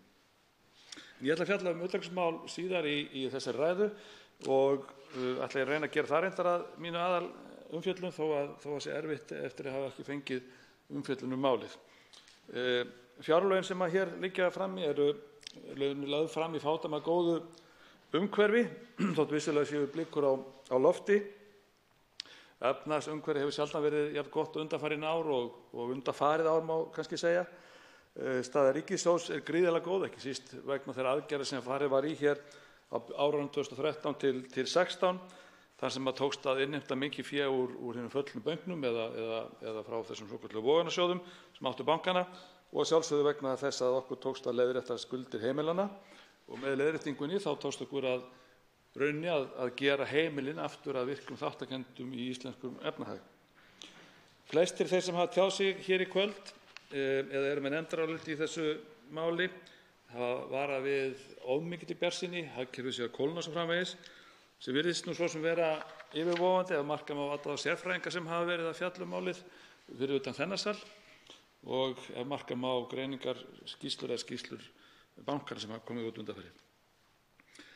Það er nokkuð merkilegt að ákveðin hlutir í þessu fjárlagafrumvarpi sem ég ætla að drepa hér á, sem að mér finnst nokkuð merkilegir sjálfur sér. Ég ætla ekki djúpt í forsendunar og alla þessa tannaleiknum sem þarna eru. Það er búið að fara ágætlega yfir það. Ég verð að viðurkenna það að eftir að hafa ekki fengið raunni umfjöllun ákveðna þætti í utanríkismálanefnd, þá er ég bara ekki í stakk búinn til þess að fjalla ákveðin hluti hér. En það er áhugavert að sjá að enn og aftur eru ríkisútgjöld stóraukin og er raun sjálfur sér að blása út, og það sem enn sérstakt er að þetta er gert á vakt Sjálfstæðisflokksins sem að hefur farið með fjármálaráðuneytið undanfarin ár og rauninni mjög langan tíma, er undan skilinn tíminn 2009 til 13. Það er gert ráð fyrir að ríkisútgjöld aukist 57 milljarða eða rúman 1 milljarð á dag, en svo vikufyrirgefið sem framkemur nefndaráliti 3. minnihluta, þakkaði fyrir hv. þingmaður. Það eru víst aðeins fleiri en 52 eða 7 dagar í árinu. En í áliti 3. minnihluta Birgis Þórarinssonar kemur einnig fram að stjórnarmeirihlutin ætli að fjármagna breytingatillögur sína með sölu á sölu losunarheimilda, líklega upp á einhverja 4 milljarða, eins og stendur í nefndarálitinu. Vaknar þá svo spurning hvort að meirihlutin til öruggt að við þurfum ekki að kaupa slíkar heimildir tilbaki í framtíðinni, eða þá hvort við munum bara gera ráð fyrir því í fjárlögum framtíðarinnar að eiga fyrir slíku komið til þess. Þetta eru vangaveltur eðlilega, en alltaf að velta þau upp því að við sjálfsögðu vitum ekki hvað framtíðin ber í skauti sér. Erum við hugsanlega að selja frá okkur þarna einhvers konar auðlind? Það er annað sem er alltaf að spyrja sig að. Sjálfstæðisflokkurinn hefur hingað til, þótt fái trú þínu reyndar lengur, talað fyrir skattalækkunum. Á síðasta ári undir forystu Sjálfstæðismanna var fjármagnstekjuskattur hækkaður, en því var líka lofa þá að endurskoða skattstofninn, og ég fæ ekki séð, ekki frekar en flutningsmaður 3. minnihluta, að það sé ætlum að standa við það lofar. Kannski kemur það bara fyrir síðar á árinu, næsta ári eða kjörtímabilinu. Í það minnst er ekki því lofað hér. Þetta er röng stefna, held ég, og þegar skuldir ríkisins lækkar hratt ætti að huga að lækkun skatta á fólk og fyrirtæki í stað þess að stækka báknið og gera þar með slíka lækkun erfiðari þegar að framlíða stundir. En áfram skal haldið, þóttu komum ekki til kastana fyrir en árið 2020, þá er hér inni í þinginu, eða þá er búið að boða, og ég held að sem komin í þingi, frumvarp eða hvort það er í samráðsgáttinni, frumvarp þjóðgarðastofnun, og það er gert ráð fyrir að það komi til kastana 2020, þannig að í fjárlagagerð næsta árs munum fjalla fjármuni til þessa nýju stofnunar sem að er þá gert ráð fyrir að stækka báknið ennþá meira. Gaman verður að sjá hvort að það fljúgi í gegnum alla ríkisstjórnarflokkana. Tryggingagjaldið er oft nefnt. Það er í raun afar ósanngjarn skattur sem leggst mjög misþungt á fyrirtæki. Fyrirtæki sem eru til dæmis í mikilli þjónustu, með margt starfsfólk, greiða í raun hlutfallslega hærra gjald heldur en þeir sem eru með fátt starfsfólk til mikla veltu. Það er mikil munur að vera til dæmis að reka þjónustufyrirtæki í sjávarútvegi eða auglýsingastofu en að vera að reka stóriðju með fátt starfsfólk kannski miðað við veltu. Ríkisstjórnin segist ætla að lækka tryggingagjaldið 0,25%, en samt skilar þessi skattur, eins og framkemur í áliti 3. minnihluta, meiri fjármunum ríkissjóð en á síðasta ári og er það vegna hækkunar launa. Því vaknar svo spurningaðilega hvort að þessi litla lækkun mæti þeim launahækkun sem orðið hafa er raunverulega verið að lækka kostnað fyrirtækina. Það er það sem að stendur upp fyrir mér. Er ekki nær að fari að lækka tryggingagjaldið ennþá meira eins og Miðflokkurinn í rauninni leggur til og er í breytingartillögum 3. minnihluta. og reyna þannig að hvetja fyrirtæki til þess að ráða frekar fólk og fara í frekari fjárfestingar. Síðan er þess að kolefnisskatturinn, sem er enn eitt skatturinn sem að Sjálfstæðisflokkurinn hefur stutt og nú á að hækka hann. Áætlar þessi skattur skili tæpum 6 milljörðum króna og hefur þá hækkað um 50% frá árinu 2017. Þessar skattahækkanir eru raunar alveg ótrúlegar, ekki síst þegar við höfum flokk sem farið hefur með fjármálaráðuneytið árum saman sem er í rauninni berjast fyrir skattahækkunum. Orkuskipti tengist þessu, er fallegt orð og lýsandi, en hefur sumpart ágætur árangur náðst og ætla ég að leyfa mér að nefna til dæmis sjávarútveginn. Þar hafa fyrirtæki lagt sér fram við að mæta þeim áskorunum sem þar eru, til dæmis með nýjum skipum, sparneytnari skipum, þar sem er verið að menga minna. Hefur þessi grein verið aldrei fyrirmyndar þegar þessu kemur. Sjávarútveginn borgar kolefnisskatt. Það er enn eitt enn þáttur ójafnvæginu sem að þessi grein á þegar hún er að keppa við ríkisstyrktan sjávarútveg, til dæmis frá Noregi eða Rússlandi, svo dæmi sé tekið, og gerir samkeppnin ennþá skakkari. Því að það er ekki nóg með að það sé verið að greiða kolefnisskatt, heldur verið að greiða líka veiðigjöld sem eru mjög há fyrir marga, leggjast misþungt á atvinnugreinina, óskaplega ósanngjarn skattur í rauninni eins og hann er lagður á og full ástæða til þess að endurskoða. Ég held að væri í rauninni lag að fara í þá vinnu að reyna að gera eða svara því eins og hefur komið fram í þingsályktunartillögu sem hv. þingmaður Sigurður Páll Jónsson er fyrsti flutningsmaður að við metum auðlindirnar, skilgreinum þær og veltum því svo fyrir okkur hvort við ætlum að leggja á auðlindagjald, ef við þá ekki gera það á allar auðlindir og með hvað hætti. Mín persónulega skoðun er svo, ég held að sé best að nota rauninni skattkerfi, vera með auka skattprósentu á þá sem er að nýta skilgreindar auðlindir og þannig mælir það, þar að segja þegar að velgengur borga með meira, villagengur borga með minna.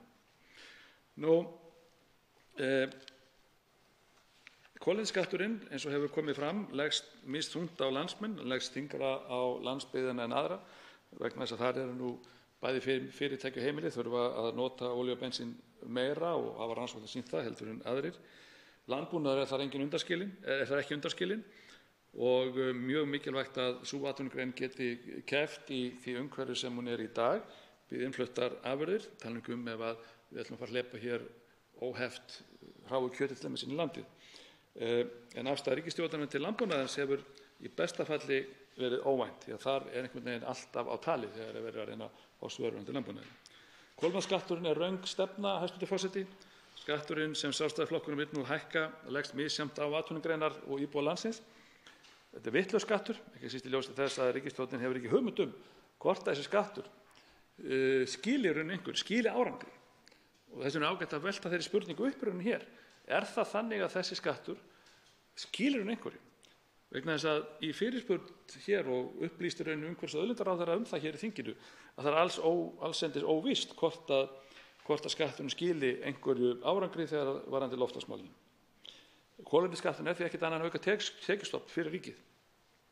Þarna er verið að leggja á auka skatt og áhugavert að sjá að Sjálfstæðismenn og aðrir eru áhugasamir að hækka hann áfram. Ef ætlunin er hins vegar að hvetja landsmenn til að skipta yfir í rafmagnsbíla, ef við tökum það dæmi, að þá væri miklu betra að mínu viti að taka upp í ákvæða hvata. Á árinu 2017 voru fluttir inn 415 rafbílar, eða það sem nýskráðir. Það sem er afri ári, samkvæmt þeim upplýsingum sem ég fékk í dag, þá er búið að skrá í kringum 544 bíla á þessu ári.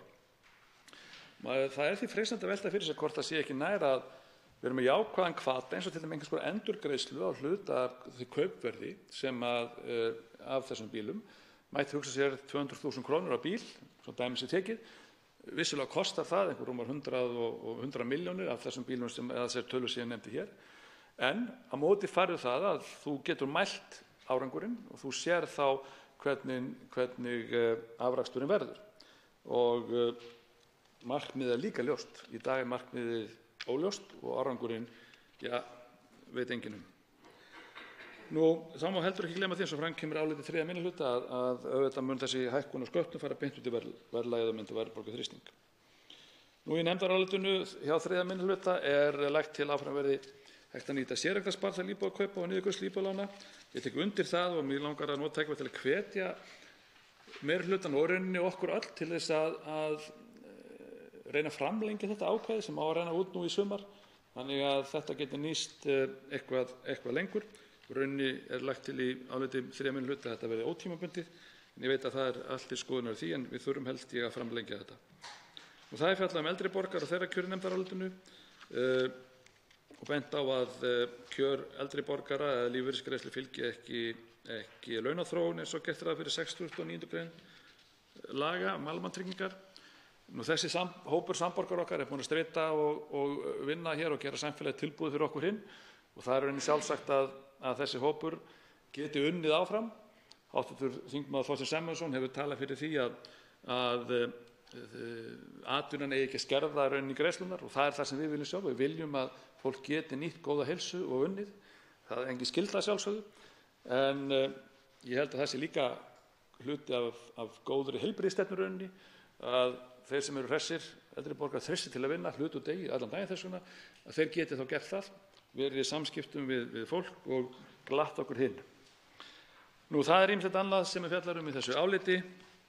Það fjallað ríkisbáknið sem að stækka, gagnrýnt að áhugaleysi landbúnaðinn. Það talað niðurskurð til hjúkrunar- og dvalarheimila, efla heimilisþjónustu brýnt. Það talað SÁÁ sem við erum öll sammála að þurfa að styðja enn það betur. Veiðigjöld, gjaldskrárhækkanir og svo framvegis, þar með kennitöluflakk. Ég ætla ekki að fara dýpra í þetta þessu sinni, hæstv. forseti. Ég ætla að fara aðeins yfir í utanríkismálin. Eins og fram kom í upphafi míns máls þá eru þetta að mínu viti óboðleg vinnubrögð að nefndir Alþingis fái ekki þessi mál til umfjöllunar, fái ekki rammann eða kaflann til dæmis utanríkismál undir utanríkismálanefnd til að geta rætt þetta ofan í kjölinn. Mun ég nefna hér nokkuð dæmi eftir varðandi það. En ég tek það líka mig, hæstv. forseti, hafi ég samþykkt þessar reglur og þessa aðferð einhvers staðar, að þá erum jafn vitlaust þrátt fyrir það. Þessu þarf að breyta til þess að umfjöllun og vandvirkni og annað verði betra hér á Alþingi, og til þessi rauninni að þingið hafi eitthvað alvöru þetta að segja, virðulegur forseti. Og þá ég ekki kastað neinni rýrð á fjárlaganefnd sem ég held að hafi unnið mjög gott starf, og ég held að sé full ástæða að þakka formann hennar situr hér í salnum fyrir alveg ágætisvinnu. Utanríkisþjónustan útvorið landsins og því miður hún oft iðulega mjög vanmetin, því þar vinnur rauninni tiltölulega fátt fólk, þó að mörgu finnist þetta mjög kostnaðarsöm útgerð sem við erum með rauninni þarna. En við erum með mjög tiltölulega fátt fólk en afar fært fólk til þess að gæta okkar hagsmuna, og þeirra starfsvöllur heimurinn allur, rauninni nema Ísland. Og það nú ekkert smá vinnusvæði ef við erum að velta því fyrir okkur. Ég held að það sé full ástæða að halda áfram sem að við byrjuðum nú á árunum 2013-16 að reyna að opna betur og útskýra hvað verið að gera í utanríkisþjónustunni.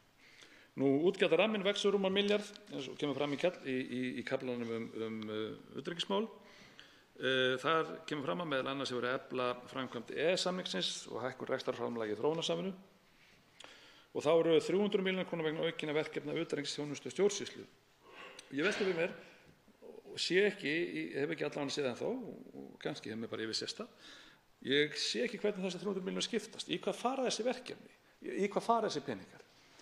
Hvert fara 300 milljónir króna sem að þarna verið að bæta? Síðan að varðandi þróunarsamvinnuna, og ég trygga, kannski hefur að fara fram hjá mér, en á fundi utanríkismálanefndar kom fram daginn að það sé verið að stofna ákveðinn sjóð sem á að virka þannig að fyrirtæki sem eru á einkamarkaði geta sótt í sjóðinn fjármagn sem tengist einhvers konar þróunarsamvinnu. Þau eru með hugmynd verkefni, þá geta sótt henni sjóð, fengið fjármuni og farið með verkefni á stað í löndum sem eru þá að skrá þessa sjóðs. Og ef ég maður rétt, þá voru hugmyndir svo að þetta séu 17 lönd, það er að segja 17 lönd þar sem við erum einhvers konar starfsemi í Íslandi. Forseti, hæstv. í salnum, og ég var búinn að lofa að tala ekki lengi, þannig að ég ætla að herða mig aðeins, ég velti fyrir mér hvaðan koma þessar 400 milljónir sem eiga verið í þessu sjóði. Ég fæ ekki séð að það sé neina útlistun af því hér í kaflanum utanríkismál, Ég raunin finn það hvergi hvaðan þessi fjármunir eiga að koma. Og það er eina af þeim spurningum sem ég hefði áhuga að fá svör við. Síðan er hér gert mikið úr því að það verið að hækka þróunarsamvinnu úr 0,26 held ég 0,28 eitthvað svoleiðis. Það er ekkert útskýrt rauninni hvaðan peningarnir koma. Er þetta bara einfaldlega nýjar útreikningar, nýjar aðferðir eða hvað er að baki? Það er hins vegar áhugavert að sjá að það er aukning í uppbyggingarsjóð EES. Hér eru til þingræður þar sem hæstv. Ráðherra hafði nú þá skoðun að þetta væru peningar sem ætti ekki að fara þarna því þetta væri bara þróunaraðstoð til Evrópusambandsins og ætti að nota það á aðra staði. En ég held að annar skilningur sem er kannski komin í það núna. Síðan er í breytingartillögum meirihlutans lagt til að komi fram að heildina 95 milljónir vegna setu okkar í mannréttindaráði Sameinuðu þjóðanna. Þannig hvort það er 30 milljónir á þessu ári 65 2019. Ég velti fyrir mér, það er mjög fínt og flott að sitja í þessu mannréttindaráði. En á sama tíma höfum við skorið niður og lokað mannréttindaskrifstofu okkar í Vín, þar sem við erum ekki þar lengur með sendiráð og ekki sendiherra. Við erum með starfsemi, mjög færan og góðan starfsmann, en það er búið að draga mjög saman til þess að spara. Við höfum heldur ekki sinnt skyldum okkar í Strassburg og var það þá þannig að það var búið að tryggja fjármagn til þess að opna þar á árinu 2016 og þar er líka eitt helsta vígi mannréttinda. En við getum sett 95 milljónir í mannréttindaráð Sameinuðu þjóðanna. Mér finnst þetta ákveðin hræsni, hæstv. Forseti, að berja sér á brjóst og tala mannréttindi með þessum hætti og sama tíma við erum ekki að sinna þeim þar sem við eigum að vera að sinna þeim. Ég ætla aðeins að fara hér yfir þær upplýsingar sem ég hef óskað eftir að fá í utanríkismálanefnd og gerir ráð fyrir að fá eitthvað af þeim í það minnsta á miðvikudaginn vonandi og get þá nýtt mér kannski milli umræðna. En það sem við eigum að sjálfsögðu að geta fengið, þetta með sundurliðun og útgjaldaliðum og samanburði nokkur ára aftur í tímann. Og baði ég að fá samanburði aftur til ársins 2015. Þannig að við hefum einhver ár til þess að bera saman varðandi þessa útgjaldaliði. Ég hef líka óskað eftir nákvæmri sundurliðun og framlögum til þróunarsamvinnu, bæði tvíhliða og marghliða, til að sjá, hugmyndin er að reyna að sjá hvar eru breytingar. Þetta er að sjálfsögðu eitthvað sem hefði átt að leggja bara fyrir utanríkismálanefnd, þar sem við getum haft skoðun á þessu liðum í fjárlagafrumvarpinu. Ég hef hér farið yfir sjóðinn vegna viðskiptatengdrar þróunarsamvinnu. Það er mikilvægt að það verði upplýst hvaðan þeir peningar í rauninni koma. Ég hef líka óskað eftir upplýsingum kostnað næsta árs vegna framboðs Íslands til UNESCO. Það eru hér ákveðnar tölur, ef ég man rétt, nefndar í fjárlagafrumvarpinu, en hver er heildarkostnaðurinn við þetta framboð? Og hvers vegna UNESCO? Það eru aðrar alþjóðlegar stofnanir á vegum Sameinuðu þjóðanna sem eiga rauninni að mínu viti, og tek hana fram, það er mín persónulega skoðun, meira erindi við Ísland og meira tengt í rauninni þeim framlögum sem við höfum veitt í þróunarsamvinnu og þá á ég við til dæmis stofnanir sem tengjast jarðhita eða landgræðslu, nú tala um jafnréttismálin, eða þá sjávarútvegi. Þetta eru þeir fjórir helstu markmið sem hefur verið í samstarfi með Háskóla Sameinuðu þjóðanna sem endur ákveðin breytingar verða á, en það breytir því ekki að þarna hafa áherslur okkar verið. Þá erum við allir að fara að setja fullt af peningum inn í framboð til UNESCO í staðinn fyrir að nota fjármunina á þeim stöðum þar sem við erum klárlega að gera vel og erum hvað best. Mér finnst þetta mjög undarlegt. Ég hef líka óskað eftir því að samanburða kostnaði við rekstur sendiráða og sendiskrifstofa nokkur ára aftur í tímann. Og síðan er eitt sem að ég fæ allavega ekki lesið hér út úr þessum pappirum hér í fjárlagafrumvarpinu sem að ég segi enn og aftur, kannski er það ekki yfirsjón, að hvað kostar þessi nýju heimasendiherrar sem er búið að setja fót? Ég held að hugsunin sé alveg ágætt, en mig langar að fá að vita hvernig verður þeim gert að rækja starf sitt? Hvað miklu fjármuni ætlaðir á þessa sendiherra? Hvað mikið geta þeir sinnt starfi sínum, segjum einhvern sendiherra sem er með einhver lönd í Mið-Evrópu, Asíu eða Suður-Ameríku, hvað mikið getur hann sinnt störfum sínum? Er verið að spara gríðarlega miklu fjármuni með því að fara það heim? Eða er verið að skerða þjónustuna við þessi ríki? Eða hver er niðurstaðan rauninni? Síðan hef ég óskað eftir sundurlandsframlögum til varnarmála, þar með talið samningun öllu samningum sem snerta þennan lið. Áhugavert í því samhengi að nefna svar sem kom held ég við fyrirspurn hv. þingmanns Andrésar Inga Jónssonar. Kemur í ljós að viðvarandi Keflavíkurflugvelli hefur viðvarandi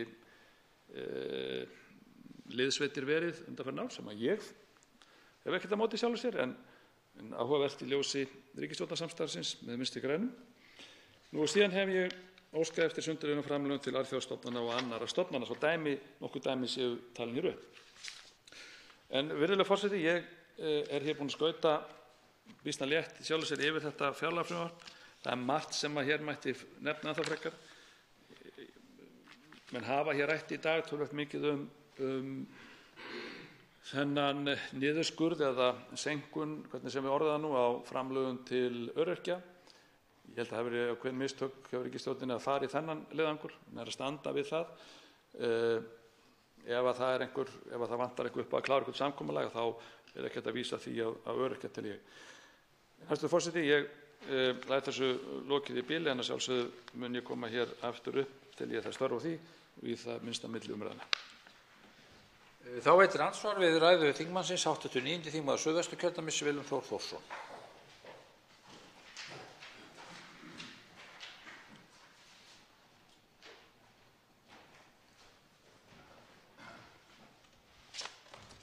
Já, hæstvirtur forseti, ég þakka hv. þingmanni Gunnari Braga Sveinssyni hér ræðuna. Hv. þingmaður endaði þetta nú á að segjast hafa skautað létt yfir. Mér finnst þetta nú alveg þokkalega vel í lagt. Ég reyndi að nótara hér fullt af spurningum. Ég vil þó ákveða að koma hér fyrst og fremst upp við að bregðast við ágætis ábendingu varðandi umfjöllun í nefndum sem ég tel sé afar gagnlegt og það fyrirkomulag var á í umræðum ríkisfjármálaáætlun og ég get ekki svarað í af hverju þetta fyrirkomulag er akkúrat svona núna. Ég held að það sé bara verkefni fyrir formenn flokka af því að hv. þingmaður er formaður Miðflokks, þingflokksformaður og nefndarformanna að ræða þetta fyrirkomulag og ég get alveg tekið undir það. Það er gagnlegt og það verður dýpri umræða í hverri nefnd en við hv. þingmaður áttum einn sameiginlegan fund með hv. fjárlaganefnd með hv. utanríkismálanefnd þar sem verið var að fara yfir með utanríkisráðuneytinu það sem að snýra að útvistun verkefna, útgáfu passa og ég held að það sé hluti af þessum 300 milljónum sem að hv. þingmaður kom inn á varðandi stjórnsýslu en ég náði nú ekki öllu niður þar enda hv. þingmaður fyrrverandi utanríkisráðherra hæstvirtur þá og hefur mjög yfirgripsmikla þekkingu á þessum málaflokki en aukningin sem er hér til að fara til að efla hagsmunagæslu fyrir EES-samninginn, ég held að við hv. þingmaður séum sammála það að þeim fjármunum er vel varið en ég ætla aðeins að koma inn á losunarheimildirnar í seinna andsvari sem hv. þingmaður fór yfir í sinni ræðu. Þá svarar andsvari hv. 7. þingmaður Suðvesturkjördæmis Gunnar Bragi Sveinsson. Hæstvirtur forseti, ég vil fagna þess sérstaklega hvernig hv. þingmaður og formaður fjárlaganefndar tekur undir áhyggjur mínar og ég held að þingmaðurinn deili þeim þá með mér og okkur hinum sem höfum áhyggjur þessu að við verðum að fá meiri skilning á fjárlögin inn í nefndunum, svokölluðum fagnefndum eða hvernig við orðum þetta. Umræðan hér verður líka betri og það er annað líka að ég held að það sé auðvitað gott fyrir fjárlaganefndina líka að fá umfjöllun og það þarf ekki að vera djúpt nefndarálit eitthvað sem kemur þá frá nefndunum. Það getur hreinlega rauninni bara verið einhvers konar yfirlýsing að nefndin hafi lokið umfjöllun og þess háttar, mögulega einhverjar ábendingar eða hvernig það er. En síðan veitir það allavega okkur óbreyttum þingmönnum sem erum ekki í fjárlaganefnd tækifæri til þess að fara dýpri í málin hér. Varðandi EES eflinguna þá er það vitanlega algjörlega á tæru að ef við ætlum að standa okkur vel, það er að segja í því að vita hvað er að gerast og koma inn í EES-samninginn, þá verðum við að hafa miklu meiri yfirsýn yfir hvað í pípunum, hvað að koma og hvað að gerast. Og það gerum við meðal annars með því að hafa öflugt fólk á vegum ráðuneytanna fyrr í ferlinu, þá úti í Brussel að sjálfsögðu, en einnig væri mjög æskilegt ef hagsmunaaðilar gætu haft meiri yfirsýn á fyrri stigum, hugsanlega með einhvers konar viðveru þarna erlendis. En þó er það þannig að það sem betur ákveðin viðleitni til þess að reyna að gera þetta ferli skýrara fyrr og því bara fagna. Þannig ég er ekki hér að leggjast gegn því að menn setji fjármuni því að efla umfjöllun eða viðveru gagnvart þessum EES-samningi, alls ekki. Þá veitir andsvar öðru sinni hv. 9. þingmaður Suðvesturkjördæmis, Willum Þór Þórsson. Já, hæstv. forseti, ég þakka hv. þingmanni samtalið. Ég kom nú fyrst og fremst hér upp til að bregðast við ábendingum hv. þingmanns varðandi hér yfirferð yfir fjárlagafrumvarp. Ég held að ég geti alveg eftir svona þessar vangaveltur og fyrirkomulagið, af því við fórum mjög gaumgæfilega í gegnum þetta með öllum nefndum í umfjöllun ríkisfjármálaáætlun. Það má vel vera að það hafi einhvern veginn verið tekin ákvörðun í framhaldinu að gera það ekki í fjárlagafrumvarpinu sem byggir á ríkisfjármálaáætlun. Ég ætla ekki að fullyrða það, en við þurfum að ræða þetta frekar og ég ítreka það, þingflokksformenn og nefndarformenn með hæstv. forseta fjalli það. Þannig að því sé nú komið hárrétt til skila. Varðandi sölu losunarheimilda, ég átti aðeins samtal við hv. þingmann Birgi Þórarinsson sem fer fyrir hér 3. minnihlutaáliti það. Þetta svolítið nýtt, en þetta viðskipti með losunarheimildir í ETS viðskiptakerfi sem ein meginstoðin í aðgerðum EES-ríkjanna á sviði loftslagsmála og það á að vera hvati í þessu kerfi fyrir fyrirtæki til að menga minna og svo þetta svolítið nýtt fyrir okkur vegna þess að og þessi 3 ríki sem eru einu 3 ríkin skilst mér sem ekki hafa ennþá eða verið alveg tilbúin með þetta kerfi til að selja heimildir. En ég held að við þurfum að fara ræða þetta miklu frekar hvaða áhrif þetta hefur en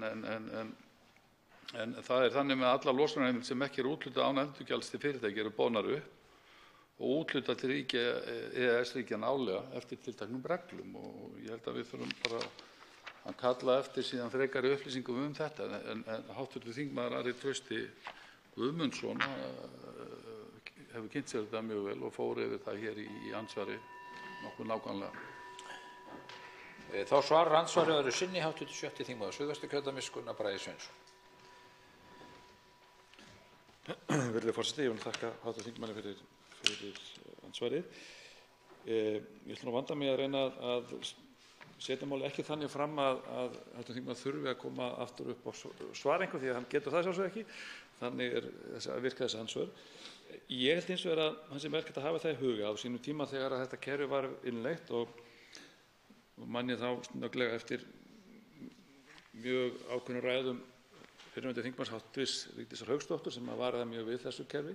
Það var það sótt mjög fast af atvinnulífinu, ef maður rétt, að þetta yrði innleitt, þar að segja Íslendingar tækju þátt í þessu. Það hins vegar spurning og ég leyfi mér að svona velta því fyrir mig hvort að ríkið eigi að taka þátt í þessu með þessum hætti sem að þarna er lagt upp með, hugsanlega kalla það aðeins og meiri umræðu og mögulega stefnumörkun, eitthvað slíkt. Við þurfum vitanlega hins vegar að geta þá svara því hver verður þörf okkar í framtíðinni, annars vegar nánustu framtíð og annars vegar lengri framtíð.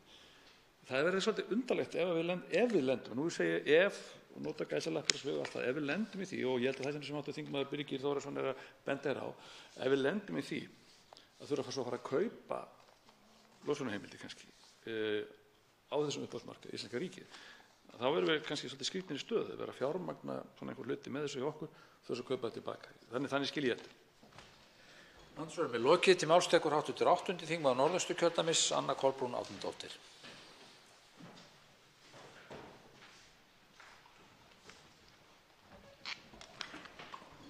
Hæstv. forseti. Við höfum til umfjöllunar fjárlögin og það hefur vonandi ekki farið fram hjá neinum að kjör þeirra sem eru aldraðir og hafa hvað minnst á milli handanna eru ekki í samræmi við almenn lífskjör í landinu. Þeir sem aðeins hafa lífeyri frá almannatryggingum eru verst settir. Þetta er allt vitað en samt sem áður stendur aðeins til að hækka grunnlífeyrinn 3,4% á næsta ári og við getum sett þann sannleika fram hér að það tekur ekki mið af launaþróun sem hefur verið 11% eins og fram kom í máli hv. þingmanns Birgis Þórarinssonar sem er fulltrúi okkar Miðflokksmanna í fjárlaganefnd. Það væri óskandi að farið væri eftir því sem fram kemur í stjórnarsáttmála ríkisstjórnarinnar. Staðan er nefnilega þannig að þeir sem ekki hafa annað til að framfleyta sér en ellilífeyri almannatrygginga geta ekki beðið og eiga ekki að bíða. Kerfið eins og það er núna er of flókið og við þurfum að ganga í að einfalda það.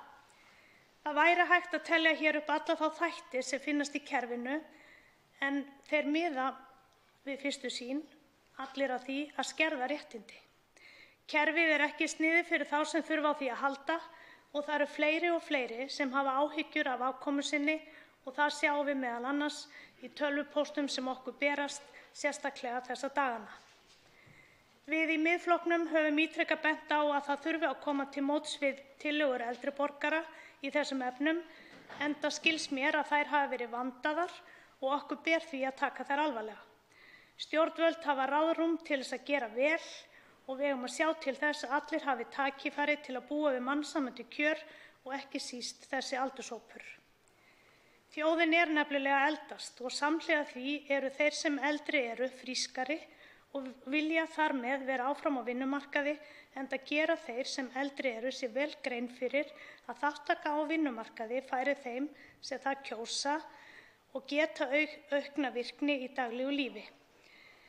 Það er einnig óhætt að halda því fram að það auki lífsánægju að vera virkur bæði í leik og starfi. Það er því grundvallaratriði að þeim sem svo kjósa verði kleift að vinna enda býr eldra fólk oft að reynslu og þekkingu sem nýtist mörgum og sérstaklega þeim sem yngri eru.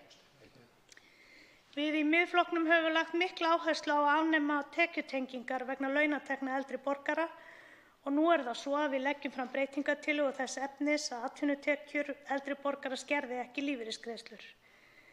Ef við tökum þessa tekjutengingu út mun það án efa hvetja fólk til þess að vera lengur á vinnumarkaði, já eða koma aftur á vinnumarkaðinn og það er í rauninni dálítið furðulegt að meðan skortur er á vinnuafli sé ekki farin þessi leið enda eiga þeir sem eru eldri fullt erindi á vinnumarkað, það á ekki að standa í vegi fyrir því að þeir geti tekið af fullu þátt.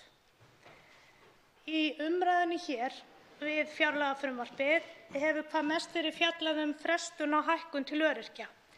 Því er haldið fram að þessi frestun sé tilkomin þar sem vinna við kerfisbreytingar gangi ekki eins og lagt var upp með. Það er eiginlega stórfurðulegt að halda í áfram vegferðinni með starfsgetumatið og halda því fram að það sé ástæða þess að ekki verði hægt að halda inni þeirri hækkun sem boðuð var. Það er ekkert í hendi sem segir okkur að starfsgetumatið muni virka, enda skils mér að vinnan sé skammt á veg komin. Í mínum huga þarf ekki að bíða eftir kerfisbreytingunni. Öryrkjar hafa nefnilega ítrekað kallað eftir því að krónu á móti krónu skerðing verði afnumin og allflestir þingmenn hafa tekið undir það. Enda er það fyrsta skrefið sem ætti að taka og væri hægt að taka nú þegar ef vilji væri fyrir hendi. Það er nefnilega stór hópur sem er fastur í fátækragildru og það þarf að afnema krónu á móti krónu skerðingu. Það er lykillinn. Hugsanlega verður kostnaður ekki svo langt frá sem 4 milljörðum sem talað er allavega sem talað var upphaflega og auk þess verða lífsgæði fólks umtalsvert betri. Það þarf að byrja strax því þetta þarf ákveðinn tíma til að sanna sig. Það þarf að sjá að fólk fari á vinnumarkaðinn. Það þarf að sjá hvað kemur út úr því að gefa fólki þetta frelsi. Mig langar aðeins að viðra hér reynslu Dana af starfsgetumati sem var innleitt að mig minni 2012 sem er vond hugmynd, það er vond reynsla, það var lítil eftirfylgni og fá úrræði. Reyndar er reynslan svo slæm að aðeins lítil prósenta þeirra sem fóru í gegnum starfsgetumatið hafa fengið viðvarandi störf við hæfi. Það sem þó hefur verið gott í danska kerfið er að áður en starfsgetumatið var innleitt voru til störf með stuðningi eða það sem við köllum hér á landi atvinna með stuðningi. Hér er það á vegum Vinnumálastofnunar. Mér skilst að það gangi nokkuð vel en það þarf að bæta í. Í mínum huga á því að fara frá því að innleiða starfsgetumatið. Hins vegar eigum við að byrja á því að afnema krónu móti krónu. Svo þarf að hefja tafarlaust samtal við Vinnumálastofnun og gera henni kleift að standa sig best að verkefninu atvinna með stuðningi. Á vef Vinnumálastofnunar eru eftirfarandi upplýsingar með leyfi forseta. Atvinna með stuðningi er árangursrík leið fyrir þá sem þurfa á aðstoð við að fá vinnu á almennum markaði. Vinnubrögðin fela í sig víðtækan stuðning við þá sem hafa skerta vinnugetu vegna andlegrar og eða líkamlegrar fötlunar. Þá er aðstoð við að finna rétta starfið og veita stuðning á nýjum vinnustað. Þetta á við einstaklinga með skerta starfsgetu sem þurfa aðstoð við atvinnuleit, þjálfun í starf og stuðningi að halda við vinnu á almennum vinnumarkaði. Sem á þátttöku og þjálfun á almennum vinnumarkaði og einnig er aðstoð við öflun starfa með sömu réttindum og skyldum og almennt gerist. Færni umsækjanda er höfð að leiðarljósi en ekki fötlunin. Úrræðið er miðað að þörfum einstaklings og áhersla er á góða samvinnu við atvinnurekendur og aðstoð er veitt við að mynda tengsl og vinnustað. Þá er stuðningur svo lengi sem þörf er á og byggt upp stuðningsnet og vinnustað. Markvisst er dregið úr stuðningi en vinnuveitandi og starfsmaður hafa þó áfram aðgang að ráðgjafa eftir þörfum. Í mínum huga er þarna það starfsgetumat sem þarf. Við erum nú þegar með þá umgjörð sem þarf. Við höfum þetta allt og því væri nær að nýta það sem við höfum nú þegar. Við þurfum ekki fleiri starfshópa, við þurfum ekki fleiri nefndir, við þurfum aðeins að taka ákvörðun og fyrsta skrefið að þessu öllu er að afnema krónu móti krónu. Þá fer boltinn að rúlla. Að þessu sögðu vil ég þó segja að við í Miðflokknum leggjum til breytingartillögu þó svo að ég hafi viðrað upp þessa persónulegu hugmynd mína sem hefur verið að mótast í höfðun á mér. En við leggjum sem sagt fram breytingartillögu við frumvarpið á þann veg að í stað lækkunar á framlögum til öryrkja að fjárhæð 1,1 milljarð króna í fjárlagafrumvarpinu verði sú upphæð látin standa. Stór hluti framlaga til heilbrigðismála fer í framkvæmdir við nýjan Landspítala en áætlað var í byrjun að verja 7,2 milljónum til hans en nú er lagt til að fjárveiting til byggingar sjúkrahúss á lóð Landspítalans verði lækkuð vegna þess að framkvæmdir við gatnagerð og jarðvinnu hófst síðar en gert var ráð fyrir. Einnig frestaðist að vinna við meðferðarkjarnann sem er stærsta framkvæmdin. Við í Miðflokknum höfum margsinnis bent á að bygging nýja þjóðarsjúkrahússins við Hringbraut sé óskynsamleg framkvæmd og það sést nú þegar á þessari frestun. Við viljum því staldra við og taka stöðuna strax núna, eins og ég sagði áðan hefur orðið frestun á framkvæmdum rétt þegar eitthvað var farið af stað og því er eðlilegast að skoða málin og framkvæma faglega staðarvalsgreiningu fyrir nýtt þjóðarsjúkrahús. Tekið er til að auka eigi fjármagn vegna hjúkrunarheimila í fjárlagafrumvarpinu. Eftir stendur að ekki er gert ráð fyrir að skapa raunhæf rekstrarskilyrði og það sem fyrst og fremst þarf að gerast er að við þurfum að fara í kostnaðargreiningu og taka þá út þann rekstrarhluta sem er innan heimilanna. Rammasamningur hjúkrunar- og dvalarrými rennur út áramótin og ganga viðræður að mér skilst mjög hægt. Það þarf þess vegna að fara í þessa kostnaðargreiningu þannig að hægt sé að sjá með vissu hvað þarf að hækka. En ljóst er að það þarf að forgangsraða í þágu hjúkrunarheimila og sérstaklega þá rekstur. Stöðu SÁÁ má segja eftirfarandi. Staðan er grafalvarleg. Árið 2018 er framlag ríkisins til meðferðarsvið SÁÁ lægra en árið 2009 á föstu verðlagi. Það er ljóst að gera þarf betur. Einhverjir hafa haldið því fram að fulltrúar SÁÁ komi alltaf fram á hverju ári, óski eftir frekari fjármögnun, en ástæðan er auðvitað sú að í mörg ár hefur fjármagnið klárast akkúrat í október. Hugsanlega ætti SÁÁ ekki að byrja starfsemi fyrr en í apríl til þess að þeir lendi ekki alltaf í október. Allavegana, þeir ná ekki að halda út árið. Í dag greiðir ríkið einungis fyrir 1.530 innritanir á sjúkrahúsi Vog af þessum 2.200 árlegu innritunum. Á sama tíma lengist biðlistinn eftir meðferð og núna eru rúmlega 600 manns sem bíða. Ég vil líka vekja athygli á því að fjárveiting til Krabbameinsfélagsins eru skornar niður sem mér með öllu óskiljanlegt.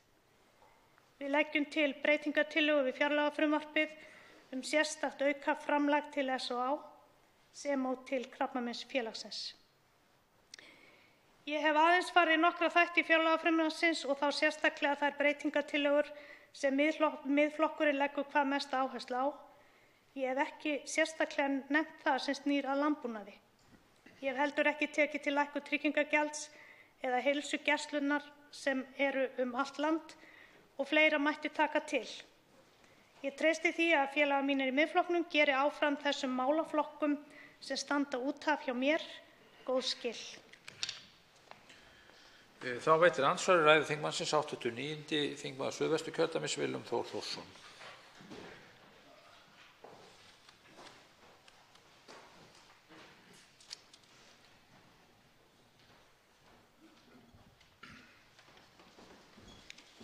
Hæstvirtur forseti, ég þakka hv.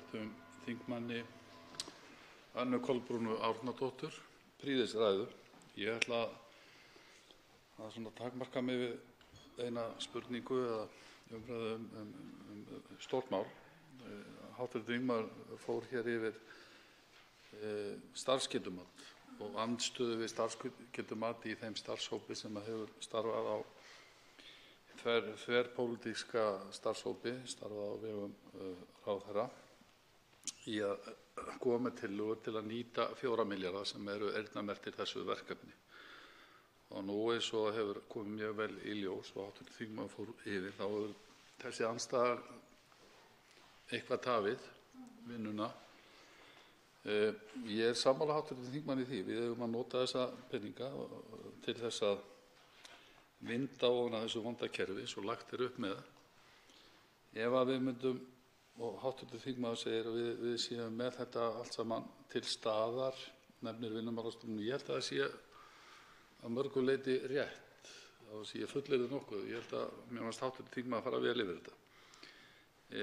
Ef við nýtum þessa fjármuni í að vinda ofan af þessu vonda krónu móti krónu kerfi sem við viljum gera, og þá sé ég þetta nokkurn veginn svona fyrir mér að því að það hefur verið talað að þetta sé of stór biti að taka í einu skrefi með 12-14 milljarða sem hefur verið fjárhæð umræðunni. Ef við nýtum fjárhæð það til þess að þá losum við plásturinn og getum þá á endanum tekið þetta alveg af. Það eru vondar gildrur í þessu og eins og hv. þingmaður kom inn á. En hvernig sér hv. þingmaður það fyrir sér að nýta þessa 4 milljarða í að byrja að vinda ofan af kerfinu, stilla skrúfuna, ef svo má segja? Á andsvari hv.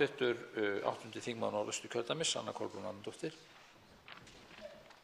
Hæstv. forseti, þakka prýðisgóða spurningu. Ég sé fyrir mér að við munum byrja á því að afnema krónu móti krónu. Ég held að það hljóti að vera lykillinn að þessu öllu saman. Einhver hélt því fram að það hafi verið lögð hér fram spurning 2016 til velferðarráðuneytis hvað það myndi kosta að fara í þessa vinnu og svarið var á þá leið að það væri 10 til 11 milljarðar sem það myndi kosta, en inn í það er þá ekki tekin það er ekki tekið mið af þeim tekjum sem koma á móti.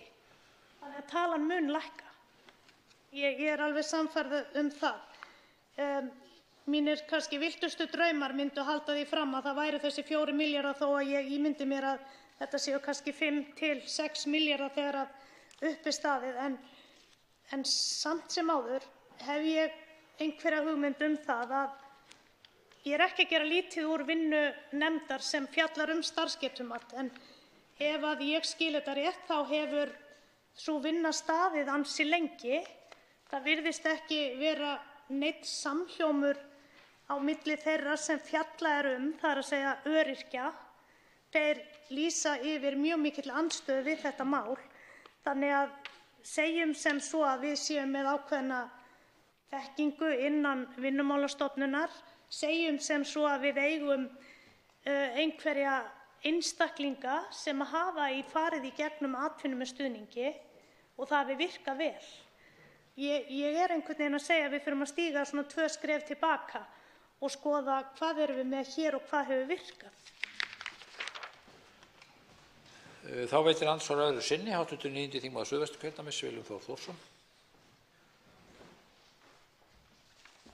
Hæstv. forseti, ég þakka hv. þingmanni svarið og við erum auðvitað í grunninn sammála. Hæstv. ráðherra félagsmála Ásmundur Einar Daðason var hér fyrr í dag í umræðu þetta mikilvæga verkefni sem við viljum ná árangri með, og ég vil segja hér og ítreka að það hefur engin ríkisstjórn svona í seinni tíð sýnt jafn sterklega á þau spil að vilja gera þetta.